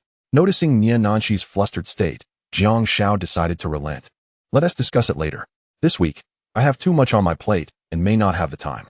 By the way, have you applied for support for your outstanding project?" "Support? No, the office is of no use to me, and the funds must be repaid." Jiang Xiao was taken aback. "How could you dare to open a store? Who gave you the audacity? Who is your project advisor? You need to go tomorrow. We must secure support, office assistance, and funding." Jiang Xiao resolved to issue direct orders in the future, as there was little point in negotiating with this silly girl. "Let us go, I'm hungry. Treat me to a meal." Jiang Xiao closed her notebook and stood to exit the cafe. Niananshi obediently followed her lead. Upon arriving at the cafeteria, Jiang Xiao found an empty table and saw Niananshi approaching. "What are you doing? Going to get food? Waiting for someone?" Niananshi felt a surge of irritation. Among others, she was treated like royalty, yet Jiang Xiao treated her like a servant. "You'll regret this." She pouted and walked to the counter to queue for food. After finishing her meager portion of rice, Jiang Xiao rubbed her stomach, preparing to head back to the dormitory when her phone rang. Lu Yi's voice echoed from the receiver. "Jiang Xiao, where have you been these past few days? Come to 207. Oh, I've had some personal matters to attend to. Is there something urgent? I'll head over now. As she was about to bid farewell to Nanshi, she noticed a boy approaching her, speaking to Nanshi. Nanshi, what a coincidence. You're here at the cafeteria too. Jiang Xiao chose not to interrupt and left the cafeteria for 207. Nanshi did not respond immediately to the boy, but watched Jiang Xiao's retreating figure until it disappeared before turning to face him. Qin Hao, didn't you say you wouldn't come to the cafeteria? Qin Hao concealed the malice in his gaze, smiling as he spoke to Nanshi. I suddenly felt like trying the cafeteria today. I didn't expect to run into you. Oh well, enjoy your meal. I'm done, and we'll head back now. In room 207, there were quite a few people, including several part-time students and Lu Yi. Jiang Xiao approached and inquired, what is going on? Chapter 59. Lu Yi's request. Jiang Xiao entered and casually took a seat, observing the group. After a lengthy pause with no one speaking, Jiang Xiao decided to prompt them individually. Lu Su, please start with your report on the progress these past few days. Lu Su picked up his notebook and began. We conducted 3 promotional activities, costing approximately 2,300, and directly gained over 700 followers. Jiang Xiao frowned slightly. $3 per follower was rather steep. Lu Su continued. For the exquisite little fairy project, we currently have 2,700 followers. How many articles have been published in the last few days? 4. Lu Yi chimed in. Jiang Xiao nodded, signaling for them to proceed. Yang Jing began her report. The study room has received 17 collaboration invitations. After excluding those with inadequate qualifications, we have 8 remaining. 5 for product collaboration, and 2 interested in joint activities. L'Oreal wants to replicate the Seeking Light Diary event in other cities. We want to proceed. We cannot tie our account solely to L'Oreal. It would compromise our credibility. For the next month, we will not consider collaboration with L'Oreal. However, let us inquire whether the white-collar demographic is interested in trying. We need to accelerate the growth of the exquisite little fairy account. Jiang Xiao offered Lu Yi a reassuring glance. Since entering, Lu Yi's expression had been somewhat serious. Jiang Xiao sensed her jealousy, not in a romantic sense, but in feeling that Jiang Xiao wasn't dedicating enough effort to the exquisite little fairy project, which she was primarily promoting. For the study room, we should provide 2 proposals. The first, promote 1 advertisement weekly, with those wishing to collaborate ordered by price and event scale. The second proposal will be a trial experience. Trial experience? The group queried. Yes. Zhang Yan doesn't have much time. 2 articles per week is already her limit. You all need to start writing, beginning with trial experiences. Each push can feature up to 8 articles. Let us aim for a rhythm of 24 articles per push, aside from the main one. We will do trial experiences for the 2nd, 3rd, and 4th articles. Jiang Xiao explained her arrangement and then addressed the group. These articles are voluntary. 30 of the advertising fee can go to the writers. You can either try the products yourselves or recruit classmates to try them. Lu Su, you can give it a shot too. Jiang Xiao swiftly organized the 2 main accounts. After a moment of silence, seeing that the group was beginning to digest the work content, he dropped a small bombshell. One more thing, I will need Lu to work a bit harder. I've taken over that coffee shop at the Westgate, and I need to set it up, so I'll be looking for another person. Yang Jing exclaimed. That at a coffee shop? The others were similarly astonished. It was thriving, so why shift to open a coffee shop? Is that the outstanding project first? Lu Yi sought clarification. Yes, Jiang Xiao affirmed. Lu Yi's eyes lit up momentarily. So, does this mean both the outstanding project first and second are your projects? Well, the project still belongs to the original owner. She retains a 15% stake. Lu, don't be overly greedy. Jiang Xiao understood Lu Yi's perspective. If both projects belong to Jiang Xiao, her standing as Jiang Xiao's advisor or project mentor would significantly elevate within the department. The previous event had already garnered the approval of school leaders, and the department had praised her highly. Hearing Jiang Xiao's words, Lu Yi appeared slightly disappointed. But Jiang Xiao quickly offered her some consolation. Let us all expedite our work. Barring any unforeseen events, we will have a major event next month. Our own. Jiang Xiao did not elaborate on the specific activities. He was still in the midst of planning. After resolving a few minor issues for the team, he allowed them to leave for the day. Yuqi, how have you been lately? Is your communication with Zhang Yan going smoothly? Lu Yuqi paused her departure, feeling somewhat awkward. Not bad. That's great. Recently, revisit some of the older articles. There's a document over at Lu's place. Take some time to study it. I have faith in you. As a student majoring in new media, you should aim to surpass Zhang Yan. I will work hard. Yuqi felt shy, stealing a glance at Jiang Xiao before quickly lowering her head to stare at her toes. However, to her dismay, She couldn't even see her toes. By the way, what high school did you attend? 7th high school. Jiang Xiao was astonished. Does your school have someone named Yang Jian? Lu Yuqi left with a puzzled expression, leaving only Jiang Xiao and Counselor Lu in room 207. Speak up, Yi, what is on your mind? Lu Yi trembled slightly. Although she had experienced it before, hearing Jiang Xiao call her Yi still felt a bit awkward. On Tuesday, someone is coming back to the school to share about entrepreneurship. What industry? Group buying. Jiang Xiao leaned back in his chair. Not going. It sounds dull. Apart from me, Tuan, other companies in group buying won't last long. How do you know? Lu Yi asked curiously. Recalling the woman who had approached her the previous day with an arrogant demeanor, which left Lu Yi feeling quite displeased. It's simple analysis. The capital market has calmed down, and these group buying companies targeting first-tier cities are unable to halt their progress. The first to stop will be the first to perish. Jiang Xiao refrained from elaborating further, as Lu Yi didn't grasp these concepts. Really? Jiang Xiao stood up and glanced at Lu Yi. Is it important? That's just my analysis. You have to go on Tuesday. Jiang Xiao was intrigued. Given Lu Yi's personality, she shouldn't be so keen on this event. Is it mandatory from the school? No, but I want you to go. Jiang Xiao smiled. Walking over to Lu Yi and looking down at her classical features. Yi, you need to understand that this is a company, not a classroom. And I am your boss. Lu Yi did not flinch. As a teacher, her pride forbade her from displaying any sign of timidity. And then, you need to pay attention to your attitude and tone, Teacher Yi. After saying this, Jiang Xiao returned to his chair, his domineering aura dissipating. With your personality, you wouldn't compel me to attend unless there was something else. You'll find out once you go. Observing the pleading look on Lu Yi's face, Jiang Xiao pondered and replied, all right, then let's go and see. When Lu Yi heard Jiang Xiao's agreement, she sighed in relief and quickly departed. Being alone with Jiang Xiao made her feel uncomfortable. Whether it was the term or their teacher-student relationship, the atmosphere felt peculiar. Was it shameful, ambiguous, or forbidden? Upon returning to his dormitory, Jiang Xiao thought of Wang Ru when he saw Cheng Xiang. Old 4, treat me to a meal tomorrow. Cheng Xiang was displeased. Why should I? I fought hard for a glimmer of hope for you to find a girlfriend. If I hadn't secured Wang Ru, I would have sworn a lifelong vow to never find a girlfriend.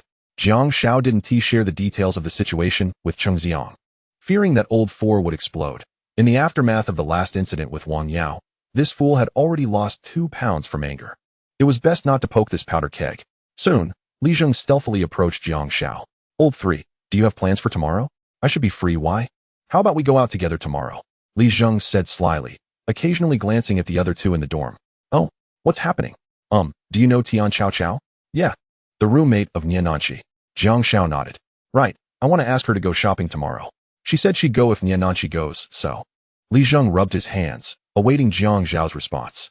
All right, I understand. Jiang Xiao raised a finger. 1 week. Jiang Xiao shook his head. Li Zheng's expression soured as he gritted his teeth. Fine, 1 month it is. For the next month, as long as Jiang Xiao did not attend class, Li Zheng would answer for him during roll call.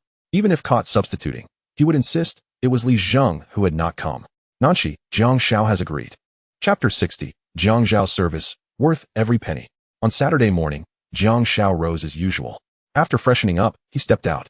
Li Zheng, having been too excited the previous night, was sound asleep. Skipping breakfast, Jiang Xiao headed straight to the cafe, as the ingredients he had ordered had arrived. Inside the Itzy cafe, Jiang Xiao told Li Ling, next week, we will close the shop for renovations. I need you to develop a coffee flavor suitable for students, primarily using these 2 ingredients. He pointed to the items beside him. Cold brew espresso? Fresh coconut milk? Li Ling looked confused, casting a questioning glance at Jiang Xiao. Having never heard of a coffee and coconut milk combination, I once had it in the Southern Island province, and I thought it was delightful, perfectly suited for younger palates. When I inquired, the owner mentioned just these 2 ingredients. I want to replicate it. Jiang Xiao had to fabricate a story, elaborating on the specific flavor profile. You need to achieve a balance between the sweetness of the coconut milk and the bitterness of the coffee. You can add some auxiliary ingredients for adjustment, like syrup.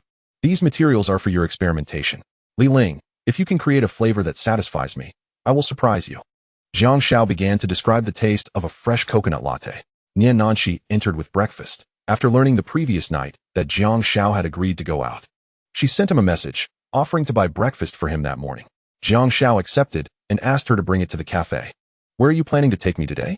Jiang Xiao bit into a bun and asked. Where do you want to go? You, a native of Yanjing, are asking me? Let's go to Xiangshan. Although it's a bit late now, it should still be nice. The two chatted while eating, and soon, Jiang Xiao and Li Zheng arrived. Have you eaten? Jiang Xiao asked the two. Jiang Xiao shot an accusatory glance at Niananqi. What is there to eat? With a friend who forgets her loyalty in the face of beauty, who has the heart to eat. Xiao, what are you saying? Isn't it true? Only remembers to buy breakfast for certain people. TSK. Look how sumptuous it is. Jiang Xiao wiped his mouth and interrupted. Do you need me to step out for a moment? I feel a bit out of place here. Tian Xiao teased Jiang Xiao. Jiang Xiao. Are you trying to eat and run? Don't worry, I'm not that kind of person. Since that's the case, old two, go buy Xiao some breakfast. No need to get anything for me. Be a brother who forgets loyalty just this once, and we'll call it even. Shortly after, Li Zheng returned with breakfast. Took a few kicks from Tian Xiao, and then sat down to eat. Privately, Li Zheng gave Jiang Xiao a thumbs up to express his gratitude. As the group prepared to set off, Jiang Xiao suggested taking the subway to avoid the cramped backseat of Niananqi's car. The subway on a Saturday morning was still quite crowded. Niananqi, not accustomed to it, often attracted unwanted attention from men due to her beauty. Noticing her frown, Jiang Xiao pulled her closer and shielded her from the jostling crowd with his body. Li Zheng followed suit, protecting Tian Xiao. Though he wasn't as bold as Jiang Xiao, leaving a considerable space between them. The subway ride was long, with many people heading to Xiangshan on the weekend, and there were no available seats. Niananqi's hand rested on Jiang Xiao's waist, gripping his shirt to prevent falling. Feeling shy, the close contact reminded her of the time she had been in Jiang Xiao's embrace at SP. Gradually, she felt an urge to hold on to Jiang Xiao. A furtive glance was cast towards Tian Xiao, only to meet his playful smile. The hand that had just reached out quickly retracted, and Jiang Xiao hastily released Jiang Xiao's clothing.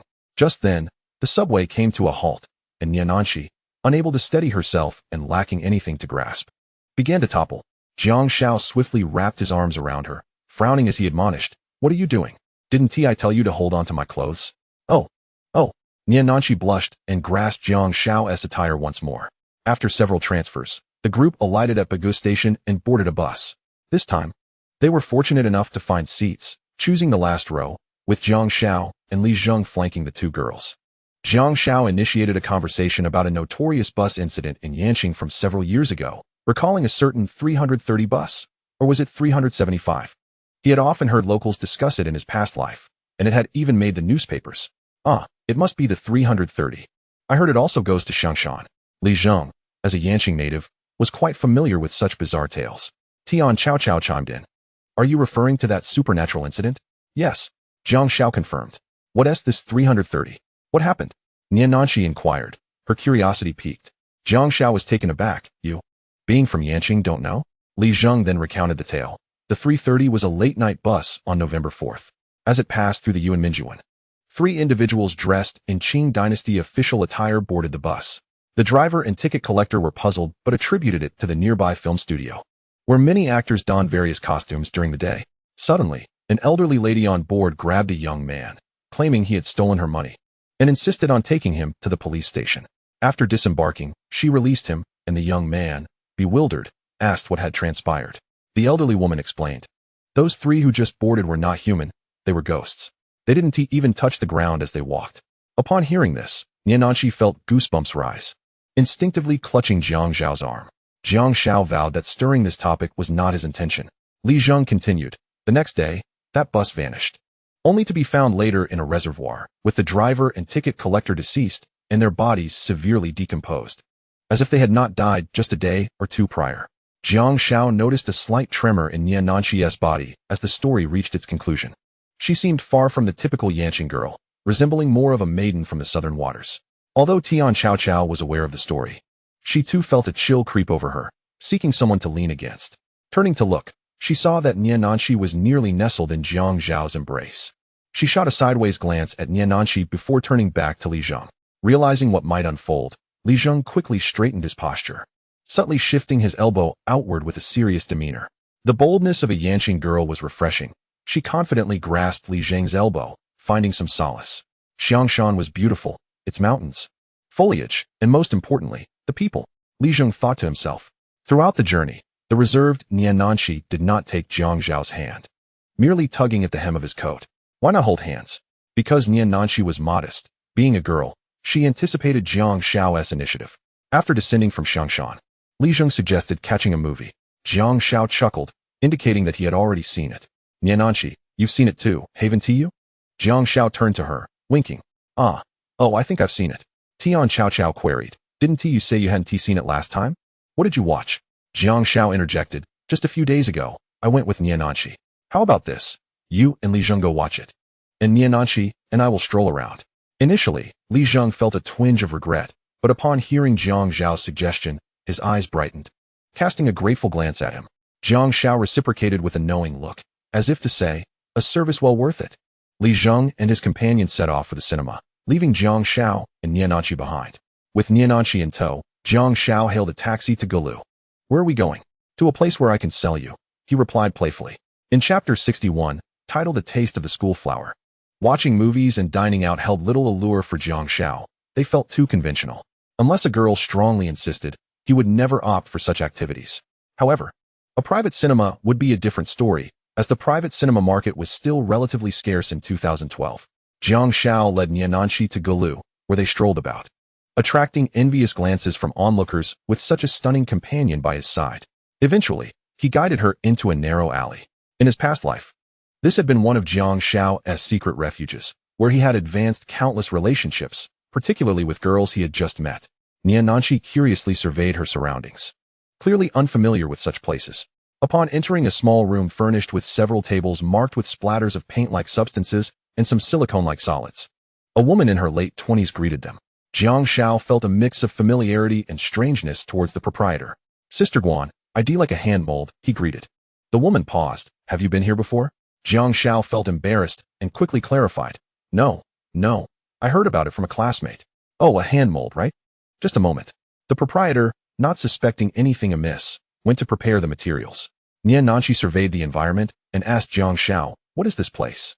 We make some handicrafts. It's far more interesting than watching a movie. Shortly after, Sister Guan returned with a small wooden bucket and some materials, pouring a bag of powder into the bucket before adding water and handing it to Jiang Xiao. Just stir it, right? Jiang Xiao asked knowingly. Yes. Niananchi watched as Jiang Xiao stirred the mixture in the bucket, resembling kneading dough. Once the mixture transformed into a thick, mud-like consistency, Jiang Xiao paused and extended his right hand towards Niananchi. She finally understood what he intended to do, momentarily feeling flustered. Hurry, or it will solidify, Jiang Xiao urged, not allowing her a moment to hesitate. You are tricking me, Niananchi stammered, though inwardly she had already acquiesced, feeling a mix of delight and anticipation. What am I tricking you about? Are you going to play or not? Quickly, take off your bracelet. Slowly, Niananchi removed her Cartier diamond-studded bracelet, glancing at Jiang Xiao before placing her left hand in his. Their fingers intertwined, warm and soft, as they gently lowered their clasped hands into the wooden bucket. At that moment, their bodies were closely aligned, with Niananchi's head resting against Jiang Xiao's shoulder due to their height difference. Jiang Xiao tilted his head slightly downwards, revealing a youthful smile as he gazed into Niananchi's eyes. A subtle scent of romance began to permeate the air, delicate and sweet. Niananchi averted her gaze, her head now fully resting on Jiang Xiao's shoulder, her heart having acknowledged their burgeoning connection. Sister Guan observed the pair with a smile, having witnessed similar scenes frequently in her establishment. After 7 or 8 minutes, the liquid in the bucket solidified, and the two slowly withdrew their hands. Sister Guan promptly fetched another batch of white material, prepared it, and gently poured it into the bucket. Jiang Xiao and Niananchi sat at the table, watching her work. Beneath the table, their hands, which should have been apart, found their way back together. This time, the duration was longer, during which Sister Guan complimented Jiang Xiao on his beautiful girlfriend. Jiang Xiao denied it. We're just classmates.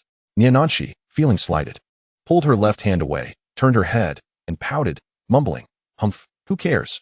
An hour had passed when Sister Guan began to demold. Soon, a pair of clasped hands emerged into the view of several people. Niananchi scrutinized this object with astonishment flickering in her eyes. Ultimately, Sister Guan painted the hand model and placed it into a glass jar adorned with lights and miniature figurines. The hand model was deemed complete. Jiang Xiao paid for it, added Sister Guan on WeChat, and left with the packaging, disregarding Niananchi. It wasn't until Jiang Xiao reached the door that Niananchi snapped back to reality and hurriedly chased after her. Jiang Xiao, I want that. What do you want? The money I paid. No, that is my hand. Niananchi exclaimed anxiously. My hand is also here. You. I don't care, I want it. I can pay you. Niananshi was so enamored with this fascinating and meaningful object that she felt compelled to possess it. No, I'm not short on cash. If you want, you can just make another one. Jiang Xiao, please give it to me, I beg you. No, if I give it to you, then my whole afternoon would have been for nothing. Jiang Xiao firmly refused again. Frustrated, Niananshi stamped her foot and stood her ground, glaring at Jiang Xiao. Seeing Jiang Xiao show no sign of stopping, she followed closely, shaking Jiang Xiao's arm. Stop shaking. I could give it to you. But what will you give me in return? What do you want? Upon hearing a glimmer of hope, Niananshi quickly inquired. Jiang Xiao smiled slightly, saying nothing, and leaned her face a little closer to Niananshi. After a moment of confusion, Niananshi deciphered Jiang Xiao's intent, feeling a mix of embarrassment and anger as her face flushed bright red. Finally, she stood on her tiptoes, glanced around furtively, and swiftly planted a kiss on Jiang Xiao's cheek. That feels nice, Jiang Xiao remarked, watching Niananshi, who was now bashfully looking down, and handed her the hand model. They resumed their stroll, having arrived at Hohai. All the while, Niananshi felt as joyful as a little bird, examining the hand model from every angle. Jiang Xiao, I want to eat takoyaki. Look, Jiang Xiao, there are candied hawthorns over there. Jiang Xiao, my phone is ringing. Tian Chaochao's side has wrapped up, and the two groups are now quite far apart. They finally decided to meet at the school gate. After indulging in snacks along the way, they figured they could skip dinner. At 8:30 p.m., the two groups met at the entrance of Iti Cafe. Li Zheng and Tian Chaochao walked side by side, appearing as two close friends. Upon spotting Jiang Xiao and Niananshi, admiration gleamed in Li Zheng's eyes, while Tian Chaochao seemed to relish the moment. Jiang Xiao led Niananshi up to them, one calm and composed, the other shy and flustered. However, their hands remained intertwined. After parting ways, Li Zheng and Jiang Xiao entered the school, while Niananshi and Tian Chaochao headed to the girls' dormitory in the West District. So, did you manage to hold her hand? I wanted to try several times, but was afraid of rejection, Li Zheng inquired incessantly, seeking advice from Jiang Xiao on how to hold hands. Meanwhile, Tian Chaochao mimicked something Niananshi had previously said. I wouldn't care about that jerk. Even if all the men in the world disappeared, I wouldn't choose him as my boyfriend. Unable to retort, Niananshi looked down, and when provoked, resorted to a trick she had learned from Xinqi, twisting Tian Chaochao's arm. After some playful scuffling, Tian Chaochao turned serious. Nanshi, are you sure? Huh, sure about what? Niananshi replied, confused, unsure if she was pretending or genuinely unaware. Are you certain about dating Jiang Xiao? I don't know. He says we're just classmates. Then why did you let him hold your hand? Tian Chaochao replied, exasperated. He's just a jerk who took me to that place. As she spoke, Niananshi pulled out the hand model, her tone angry, yet her expression joyful. Tian Chaochao glanced at the hand model before looking back at her friend, sensing that this treasure had been claimed. Without saying anything further, she considered Jiang Xiao's family situation, but judging by his current capabilities, he seemed well matched for the brilliant Niananshi. Chaochao, you won't believe it. That jerk even made me kiss him. Huh, did you kiss him? I had no choice. If I didn't kiss him, he wouldn't give me this. Are you showing off, Niananshi? Tian Chaochao began to catch on, realizing that Jiang Xiao was indeed sweet in his courtship compared to others. Second brother, next time don't take her to the movies. I've got a few places in mind. Today's outing was fine, but Niananshi must have told Tian Chaochao. You could go for claw machines, boating, or visit a temple for blessings, etc. That evening, a piece of news spread among the upperclassmen. Li Wei, have you heard? Senior Qin Wanchuan is coming to the school on Tuesday for an entrepreneurship talk. I can't wait. Don't get your hopes up. He won't recognize you even if he comes. Li Wei was applying body lotion to her long legs while thinking of Jiang Xiao, curious about what their encounter might be like. She was filled with anticipation. Chapter 62, The Veteran Heartthrob vs. The Rising Star on Sunday. Jiang Xiao spent most of the day in room 207, accompanied by two girls, Yang Jing and Lu Yuqi. Lu Su was out doing promotions, while Su Zhijing was on duty, also following suit. The work atmosphere in room 207 was quite relaxed, primarily because the students were part-timers. Hence there was no need for stringent demands. Furthermore, Jiang Xiao believed that as long as work wasn't hindered, a more casual atmosphere would foster a sense of belonging among the employees. Yuqi, you have no idea. Senior Qin was the heartthrob in the hearts of countless girls back then. Yang Jing reminisced to Lu Yuqi about the past. Jiang Xiao initially felt indifferent until the mention of Tuesday's entrepreneurship talk caught his attention. On Tuesday, Senior Qin is coming to the school for an entrepreneurship talk. I heard that one of those two campus beauties will attend, while the other is abroad and can't make it. Goodness, Lu Yi is pushing me to attend. Is it because of someone named Qin Wanchuan? Could she be that campus beauty? But that doesn't seem right. The age doesn't team match. Lu Yuqi listened intently to Yang Jing recounting Senior Qin's achievements, stealing glances at Jiang Xiao. Yang Jing noticed and smiled slightly, whispering, though Jiang Xiao is also quite exceptional. He still pales in comparison to Senior Qin. After pondering for a moment, she added, however, in a few years, our Jiang boss might have the chance to become a charismatic figure like Senior Qin. Yuqi, you like him, don't you? You better make your move. I'm telling you, there are many bold and beautiful girls in our school. Jiang Xiao felt speechless. He could understand their hushed conversations. But could they please keep a little distance? Nevertheless, he found Senior Qin intriguing and hoped he wouldn't turn out to be another Su Lingyun. Shaking his head, he dismissed the thought. Someone of that caliber could never wield such influence. Time passed swiftly, and on Monday, Jiang Xiao spent the day communicating with the designers from Qinxin Coffee, ultimately finalizing the proposal. They decided to begin construction on Wednesday, with a total budget of 180,000 yuan. Since this was the first store, Jiang Xiao was making a significant investment. Including equipment, raw materials, etc., it was estimated to cost no less than 200,000 yuan, not accounting for the app development expenses. The development team had also been secured, introduced by Nian Nanqi's project supervisor. A graduate student mentor from the computer science department took on the project at a low cost, mainly to provide practical experience for the graduate student team. Jiang Xiao was initially hesitant, but after the mentor expressed his willingness to participate and guide the project, he agreed. This mentor was quite distinguished. Not only a professor in the computer science department, but also a former senior architect at Microsoft. Seeing such a capable individual on board, Jiang Xiao decided to entrust them with the development of another app as well. On Tuesday afternoon, in an office within the media office building, Director Li gazed at his former student before him and remarked, Xiao Qin, no, should I now call you Director Qin? How has this year treated you? I imagine you've been quite busy. A remarkably handsome gentleman clad in a suit appeared somewhat bashful. Teacher Li, please do not mock me. I still prefer you to call me Wang Chuan. This is school, and I shall forever remain your student. He continued, this year has been quite busy, yet fulfilling. We are currently in an era of rapid internet development, where time is of utmost value. I often reminisce about my school days. Director Li nodded in approval, indeed. Today, please share your insights with the younger students. Witnessing you transform the comprehensive skills honed by our school into tangible societal competitiveness is the most gratifying aspect of our vocation as educators. Wang Chuan humbly acknowledged. It is only right, and I am also grateful for the education provided by the school. Well then, my old age must be taxing you with this chatter. Go on and engage with the younger students. Not at all. I am delighted to hear your guidance, so I shall not disturb you any longer. Wang Chuan carefully exited the office, closing the door behind him, and soon found himself surrounded by a throng of eager young women. Senior Wang, what are your thoughts on returning to school? Indeed, Senior Wang, what have you been up to since graduation? What insights will you share with us today? Wang Chuan answered the questions of the younger students without a trace of impatience. The school remains splendid, and I cherish my time here. I have started my own media company, and today I will share some experiences from my entrepreneurial journey. Amidst the crowd, a strikingly beautiful girl gazed at Wang Chuan, momentarily lost in thought. It was not until he turned to look at her that she snapped back to reality, still as dazed as ever. Wang Chuan playfully tousled her hair. I am not dazed. You never reply to my messages, she retorted.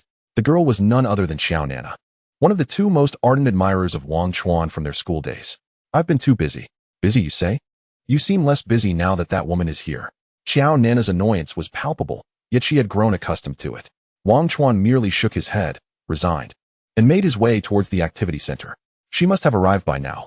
Along the way, he conversed with the younger students about recent developments at the school. Senior, this year we have new freshmen, and they are quite impressive. Did you hear about the recent Seeking Light event? He was the mastermind behind it. Yes, I have heard. Quite remarkable. Wang Chuan replied, aware that his media company was a traditional advertising firm, not part of the new media wave. He had heard whispers about a recent marketing incident in the media realm that had caused quite a stir. I heard it even made the red label falter. He thought skeptically, assuming it was merely a case of exaggeration, a common occurrence he had witnessed many times as a media communicator. In the expansive lecture hall of the activity center, Yang Sanli regarded the confident young woman before him and nodded. You've certainly cultivated a leadership presence during your time away. Please do not flatter me, Principal Yang. In your presence, I am but your student, she humbly replied. Ha ha, just as you always were. Have you seen your sister? Yes, we met a few days ago, the woman smiled in response. Ah, You all are such good children. Why must you complicate matters? Yang Sanli shook his head, a hint of regret in his expression. Principal Yang, please do not fret. I have never paid much attention to those matters. It's my sister who dwells on them. Very well, I shall not involve myself in that. Today, make sure to impart some valuable insights to the younger students. The school has indeed nurtured a remarkable talent. As the time approached and the classroom began to fill, Yang Sanli ceased further conversation and took a seat at the front alongside the woman. Jiang Xiao was abruptly roused from her bed by Lu Yi, startling the three rowdy girls in room 306. Teacher Lu, could you step out for a moment? I am not yet dressed. Jiang Xiao exclaimed, wide-eyed with surprise. You have 5 minutes. After the allotted time, Jiang Xiao reluctantly exited her dormitory and with Lu Yi's urging, made her way to the activity center. Upon their arrival, they found the lecture hall already brimming with attendees, surpassing even the crowded cafe event they had previously attended. Is this an entrepreneurial sharing session? Does the school have so many students venturing into business? Jiang Xiao voiced her confusion. That's normal. Most of them are 3rd and 4th year students preparing to enter society, seeking to gain insights beforehand. Today, there will be multiple speakers, Lu Yi explained as they approached the designated seats for outstanding project entrepreneurs at the front left. Jiang Xiao, over here, Niananshi called out, having spotted her after scanning the room. Naturally, the top 2 positions were seated together. Jiang Xiao settled beside Niananshi, with Lu Yi sitting on her left. A battlefield? Not at all. One was a good classmate, the other a commendable teacher. There was nothing unseemly here. Upon seeing Jiang Xiao finally arrive, Niananshi breathed a sigh of relief. As they settled, she focused intently on the projection ahead, her left hand resting casually, conveniently allowing Jiang Xiao to take hold of it. Presently, Jiang Xiao had no intention of holding hands. She was determined to maintain her composure, akin to a sage, indifferent to matters of romance. On stage, a familiar face emerged. Li Wei, the girl who had previously interviewed Jiang Xiao for the school broadcast station. Their last collaboration had garnered high praise from a particular school official, elevating Li Wei's status. With exaggeratedly long strides, she gracefully approached the podium, tested the microphone, and once silence enveloped the room, her melodious voice resonated. Good afternoon, fellow students and esteemed teachers. Today, the school has invited several accomplished alumni to share their experiences of transitioning into the professional world. We will cover practical workplace insights, entrepreneurial journeys, and various pieces of advice. So I shall refrain from elaborating further. Please welcome our first speaker, Senior Wang Qixing. A distinguished senior, distinct in attire, rose from the corner of the auditorium and, after bowing, ascended the stage. He was a graduate student in media studies now working as a journalist at Beijing Television, imparting knowledge about unwritten workplace rules. His presentation was commendable, neither pretentious nor grandiose, but filled with intricate anecdotes. As a journalist, his eloquence shone through, and his 20-minute discourse was met with rapt attention. Upon concluding, he did not return to his prior seat, but was invited to a chair beside the students for a Q&A session. Following him, 2 other female seniors shared their experiences regarding workplace interactions and post-task reporting, with one particularly attractive senior discussing how to reject workplace unwritten rules. As time slipped away, Li Wei returned to announce a brief intermission. Jiang Xiao felt disheartened. The earlier presentations held little relevance or significance for her. After years of work in her previous life, she already knew what she needed to know. This lifetime, she had no intention of entering the workforce. Teacher Lu, please excuse me. I need to step outside for some fresh air, Jiang Xiao declared, eager to escape. I shall accompany you. Lu Yi replied. What is the matter? Do you truly have a connection with that Wang Chuan? Jiang Xiao brushed off the question, determined to find a moment of solitude to smoke. As she made her way to the back door, Lu Yi followed, her gaze drifting towards the right side of the room. The poised woman on the right seemed to sense the attention, turning to meet Jiang Xiao's eyes, igniting a spark in the air. Instead of heading to the restroom, Jiang Xiao stepped outside for a smoke and was soon ushered back in by Lu Yi. Please take your seats, everyone. Next, we invite Senior Wang Chuan to share his entrepreneurial experiences, Li Wei announced. A ripple of excitement coursed through the audience. He is here. Finally, Senior Wang is about to share. Oh, he is so handsome. With polite demeanor, Wang Chuan bowed towards the school leaders before nodding at the students as he approached the podium. Jiang Xiao, somewhat intrigued, turned to look at the man approaching. He was indeed a striking figure, standing at approximately 180 centimeters tall, impeccably dressed in a tailored suit, with sharp brows and a cold gaze, and a prominent nose. Turning again to Lu Yi, he noticed her attention was not on Wang Chuan.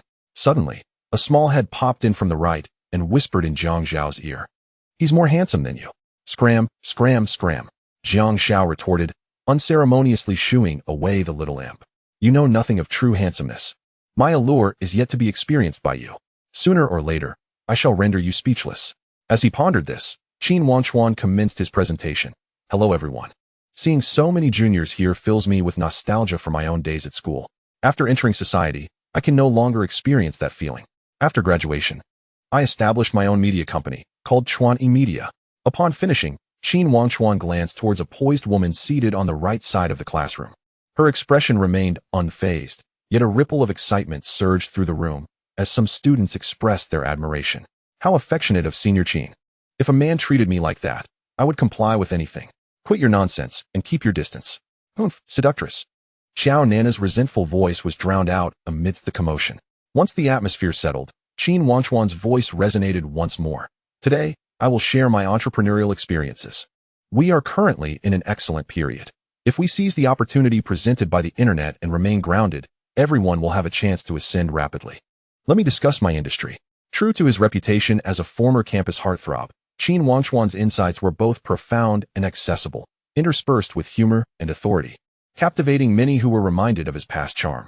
After a solid half hour, he concluded his talk amidst lingering reluctance from the audience. Li Wei, smiling, took the stage again. Her gaze notably fixated on Jiang Xiao, filled with playful intrigue. "Is she looking at you?" Niananchi inquired. Jiang Xiao, bewildered, replied, "Why not ask her yourself? Do you know her?" "Yes, she welcomed me during the freshman reception, and she was also involved in the last school interview." "Oh, what a coincidence." Jiang Xiao remarked to Niananchi. "Why are you being so cryptic? Mind your own business. Humph, seductress." Niananchi glared fiercely at the woman on stage. "Shouldn't you look in the mirror and see who resembles a seductress more?" "Thank you, Senior Qin, for your sharing. Now, let us welcome our final senior, Lu Yi." "Lu Yi?" Jiang Xiao furrowed his brow, glancing at Lu Yi, who was fixated on the woman approaching the podium. "So that was the reason? A rival?" Following her gaze, Jiang Xiao was stunned.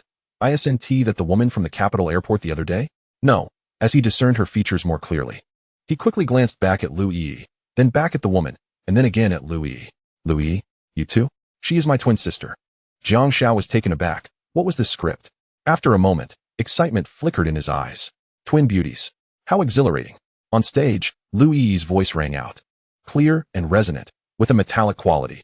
"I am Lu Yi, currently the market VP of Tuanchuan. You should be familiar with Tuanchuan, as it operates within the booming group buying sector. I have no grand advice, but one thing. Seize opportunities and dare to experiment. Hesitance in this fleeting era is foolish. Keep your vision broad, and do not dwell on immediate gains or losses. The greater the risk, the greater the reward." Lu Yi then refrained from further platitudes and shared the challenges she faced on her journey to becoming a VP after joining the company. "Is your sister also a shareholder in Tuanchuan? Did she invest money?" Jiang Xiao questioned Lu Yi while listening to the woman on stage. "She probably did. Her father must have contributed significantly. He has always been very fond of her." "Isn't her father your father as well? That's unfortunate. Why do you say that?" Lu Yi asked. "I mentioned before that outside of Meituan, other group buying platforms are destined to fail. For those working there, it's just a matter of not getting paid. But those who invest could lose everything. Are you so certain of your judgment?" Lu Yi was puzzled.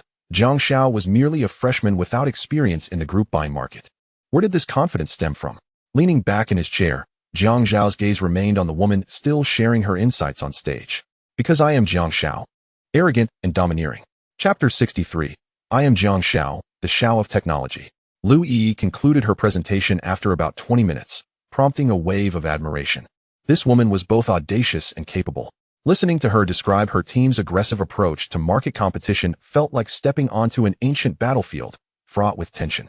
Jiang Xiao found himself somewhat impressed. Despite the futility, the woman's execution was fearsome.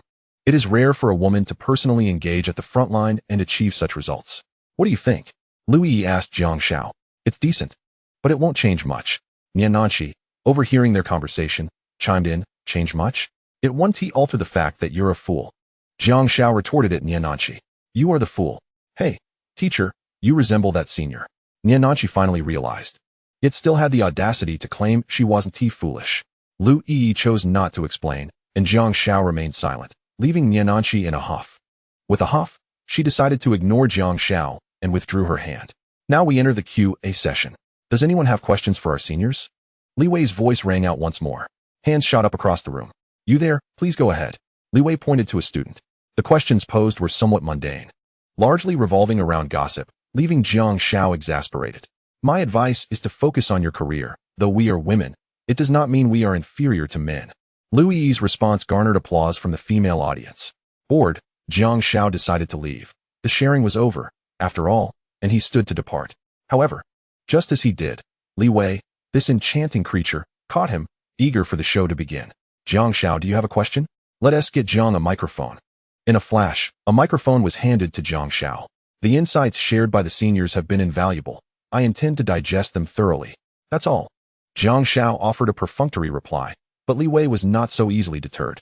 Jiang, you could also share your own experiences. Discuss with our seniors and let us learn from you.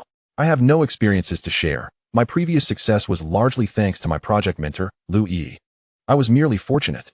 He handed the microphone back to the student who had delivered it. Jiang Xiao was ready to leave when an unexpected voice interrupted. Junior, could you share your project? I'd like to know what you've learned from your mentor. Lu Yi held the microphone, her gaze locking with Lu Yi's. Provocation? Jiang Xiao thought to himself. I advise you to tone it down. Otherwise, I might just put you in your place, especially after what happened at the airport today. For Lu Yi's sake, I'll let it slide.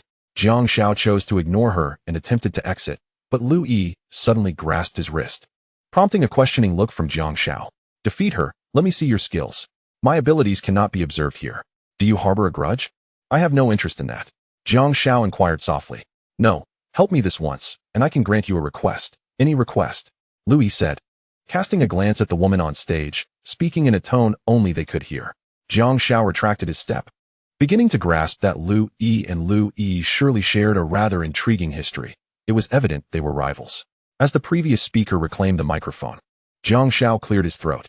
I seek vengeance for my Yi. The subsequent request is of no consequence. Indeed, it is of no consequence. Since the senior has invited me, I shall present my humble endeavor, a mere self-media account. No matter how well it performs, it pales in comparison to the trillion-dollar market your senior has cultivated through group buying. However, I must express my dissent with you, senior. While ambitions should soar high, matters must commence from the small, and sometimes caution is not a flaw. Oh, is that so? Yet caution may lead to missed opportunities. In this era, speed is paramount. Lu Yi's voice brimmed with confidence. Indeed, speed is crucial. However, it does not equate to recklessness. Steady progress is where opportunities lie.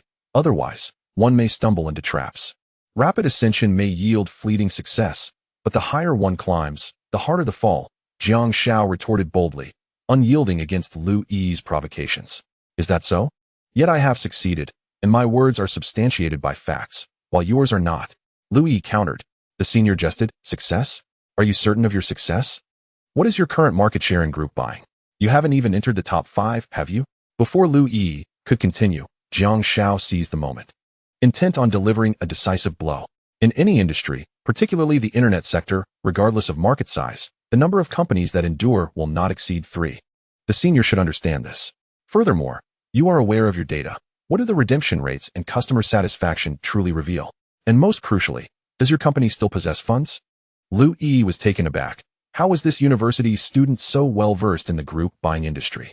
At that moment, Qin Wanchuan took the microphone from Lu Yi, unable to contain himself upon witnessing her being challenged. Sometimes, having read 1 or 2 articles does not equate to understanding the market. The group buying sector is intricate, and its data can be challenging for those lacking expertise to interpret. Jiang Xiao, being a self-media creator, immediately deduced that Qin Wanchuan had likely perused the same article from Tech Talk. Oh, it seems Senior Qin has also read that article from Tech Talk? Qin Wanchuan nodded in affirmation. Yes, Senior Qin, I am Jiang Xiao, Jianghai's Jiang, and Xiao from Tech Talk. This revelation left Qin Wanchuan momentarily dumbfounded, and the microphone was abruptly snatched back by Lu Yi. You were the author of Tech Talk? You were the one who shared a garage cafe? Indeed, Lu Senior. And I was also the one who was bumped into at the airport. Jiang Xiao replied. As a junior, I have a piece of advice. I wonder if you are willing to heed it. Speak. You have no chance of winning in the group buying market. Don't even mention that you aren't in the top 5. Even if your market share surged to the top 3, it would be futile. When Meituan returns, you will not withstand it. The capital market has essentially abandoned group buying. Therefore, securing an exit strategy is of utmost urgency. With that, Jiang Xiao returned the microphone and exited gracefully. Lu Yi's expression darkened. Every word from Jiang Xiao pierced her deepest wounds. According to insider information, Meituan's resurgence was now inevitable. And the state of her company was as Jiang Xiao had analyzed. It was running out of funds and had begun layoffs. The financing market had indeed largely forsaken group buying. Just as Jiang Xiao had indicated, Lu Yi observed her sister's pallor with immense satisfaction. Had it not been for the crowd, she would have embraced Jiang Xiao in gratitude. What other secrets are you hiding from me? Tech talk. What is that? She realized she had just promised him something. Upon remembering, a flush of abnormal color spread across Lu Yi's face, and she too rose gracefully to leave. The bewildered Nian Nanshi was still processing. Wasn't this a sharing session between seniors? How had it transformed into Jiang Xiao offering them advice? Many others shared her sentiments, including Li Wei, who had anticipated some opposition and considered Jiang Xiao might emerge victorious, yet she had not expected such a crushing outcome. Almost forgetting her role as the host, Li Wei regained her composure and continued to inquire if any students had questions. After selecting several students to pose questions, she noted that Qin Wangchuan and Lu Yi had lost interest in responding, thus concluding the sharing session. Descending from the stage, Lu Yi looked toward Principal Yang Sanli. Well, what do you think of that, Junior? Quite impressive. Lu Yi answered honestly. My sister lacks the ability to guide that student. That evening, in Lu Yi's dormitory, Jiang Xiao reclined on the sofa, gazing at the stunning beauty before him as if she had stepped out from a painting. What did you say this afternoon? Hearing Jiang Xiao's words, Lu Yi's pupils contracted imperceptibly, her face momentarily draining of color and her breath catching briefly. This emotion was quickly regained as she straightened her posture, lifted her chin, and looked down at Jiang Xiao, instinctively adjusting her non-existent glasses with a slightly cold tone. Before making a request, shouldn't you clarify what tech talk is all about? Jiang Xiao chuckled. This counselor was indeed proud, still attempting to seize control of the dialogue even now. He patted the sofa beside him, inviting Lu Yi to sit and converse. Lu Yi complied, though she did not sit on the sofa but instead dragged her chair closer. Jiang Xiao paid it no mind and spoke nonchalantly. There's nothing much to say. I wrote it for fun, out of boredom. What was the garage cafe event about? Lu Yi was determined not to let Jiang Xiao off easily. It was merely a sharing session. Perhaps people found my sharing commendable, hence its wider circulation. Lu Yi pressed further. How many followers do you have now? Jiang Xiao furrowed his brow. The atmosphere felt decidedly off. And this woman was indeed not letting a single opportunity slip by. Shouldn't you first tell me about your circumstances? I offended two very formidable figures today on your behalf. Lu Yi's rhythm was disrupted, her momentum faltering. She glanced at Jiang Xiao, her tone laced with both threat and warning. Are you sure you want to hear? Of course, I am weighing my allegiance, whether to you or to her. Jiang Xiao picked up his phone and opened WeChat, where a friend request appeared. Lu Yi glanced at it, not overly surprised. I was born simultaneously with her, 12 minutes earlier, making me the elder sister. Naturally, as the elder, I must yield to my younger sister. Thus, everything I possess, she also has. If there's only one item, it is prioritized for her. Just because I am the elder sister, my parents always said to let my sister have her way. Consequently, that sister snatched away my dolls, my beautiful hairpins, and even my clothes. As we grew older, she even took away the ones I liked, even if she had no interest in them. Jiang Xiao, drawing from his imagination, helped Lu Yi elaborate on her narrative. Should I remain silent, or shall I share? Realizing he had misjudged the situation, Jiang Xiao felt a twinge of awkwardness and continued to listen as Lu Yi spoke. Since childhood, our academic performance has been comparable. Though she is more extroverted while I am rather introverted. She often made mistakes but showed no sign of restraint. Her current disposition is a product of that upbringing. Our father is wonderful, both in family matters and his career, but our mother only knows how to play, shop, and gamble. They divorced when we were in middle school. We both wished to stay with our father, but the court ruled otherwise, one child for each parent. My father told me I was well behaved and he was at ease with me, but my sister was too reckless, so he had to keep her by his side. So, you resent your father? Jiang Xiao inquired. Lu Yi shook her head and said, I do not harbor resentment. He had no choice. And I understand that he acted for the good of both of us. I comprehend his decision. Then what are you still entangled in? Jiang Xiao queried. Understanding is one thing, but emotions are another. Why should the obedient bear more simply because they are easier to bully? For the first time, Lu Yi's emotions seemed to spiral out of control in front of Jiang Xiao. Jiang Xiao sighed, rising to stand behind Lu Yi, resting her hands on the back of the chair, and remarked, Since ancient times, the child who cries receives milk. Thus, we must learn to strive and to express our discontent. After pausing to gauge Lu Yi's reaction, she continued, "Yet, we must also cultivate our brilliance within kindness. Questioning what we truly desire. We should prioritize our own feelings and learn to refuse, to say no to injustice and what we do not wish to accept." Lu Yi trembled slightly, lifting her gaze to Jiang Xiao. "Is this how I should refuse, by asking you to remove your hand from my shoulder?" Jiang Xiao responded, "Well, I suppose I've just learned this lesson and am applying it to you." She withdrew her hand from Lu Yi's shoulder and turned her back against the chair, feeling somewhat vexed. However, her attention was soon captivated by the clothes hanging on the stage. When Jiang Xiao's hand rested on her shoulder, Lu Yi felt a whirlwind of emotions. Her maturity and reason had led her to ignore all suitors during her university years, dismissing romance. Fueled by an underlying desire to surpass her younger sister, she was aware of the attention Lu Yi received in university, and men like Qin Wangchuan did not appeal to her. Thus, Lu Yi's standards were naturally set high. She could not afford to lose to her sister. Being a woman of such stature, having a man drape his arm over her shoulder in a confined space was evidently an unprecedented experience. To make matters more complicated, this man happened to be her student, intensifying the taboo of their relationship. Fortunately, this student was relatively obedient. As Lu Yi turned to comfort him, she saw Jiang Xiao gazing intently at the balcony. Following her line of sight, Lu Yi's face flushed crimson. Last time, she had pretended not to notice. This time, with Jiang Xiao's unabashed stare, could she still feign ignorance? She reached out her delicate hand and pinched Jiang Xiao's waist. "Hey, what are you doing?" Jiang Xiao exclaimed in pain. "What are you looking at?" "I was just wondering what that is," Jiang Xiao replied, appearing as though she had never encountered such a scene before. Seeing Lu Yi about to act again, Jiang Xiao grasped her hand tightly.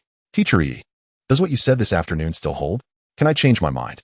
"Yes, Teacher Lu has helped me immensely, whether it be with my delicate persona or the school's support. I am truly grateful to you, so I can accept your change of heart this time." However, Jiang Xiao turned to face Lu Yi, bringing her face close enough that her warm breath brushed against Lu Yi's skin before she halted. "From now on, we are even, and everything starts anew, including my relationship with her. Will you be in the middle?" "Of course." Jiang Xiao flung herself back onto the sofa. "You are truly heartless." "Do not say that. If both sides were equal, I would undoubtedly stand by Teacher Lu. After all, who else but you is my teacher?" The room fell into a hushed silence as Lu Yi contemplated, seemingly wrestling with her thoughts. Jiang Xiao lay half reclined on the sofa, appearing as though she had drifted into slumber. The ticking of the clock resonated through the room, each tick marking the passage of time. After 236 ticks, a deep breath was heard, followed by someone rising from their seat. Then came a rustling sound, akin to curtains being drawn, as the room dimmed. Suddenly, a faint fragrance enveloped Lu Yi's face, causing Jiang Xiao to raise her eyebrows in intrigue. Things were becoming interesting. "So, my student, what request do you wish to make of your teacher?"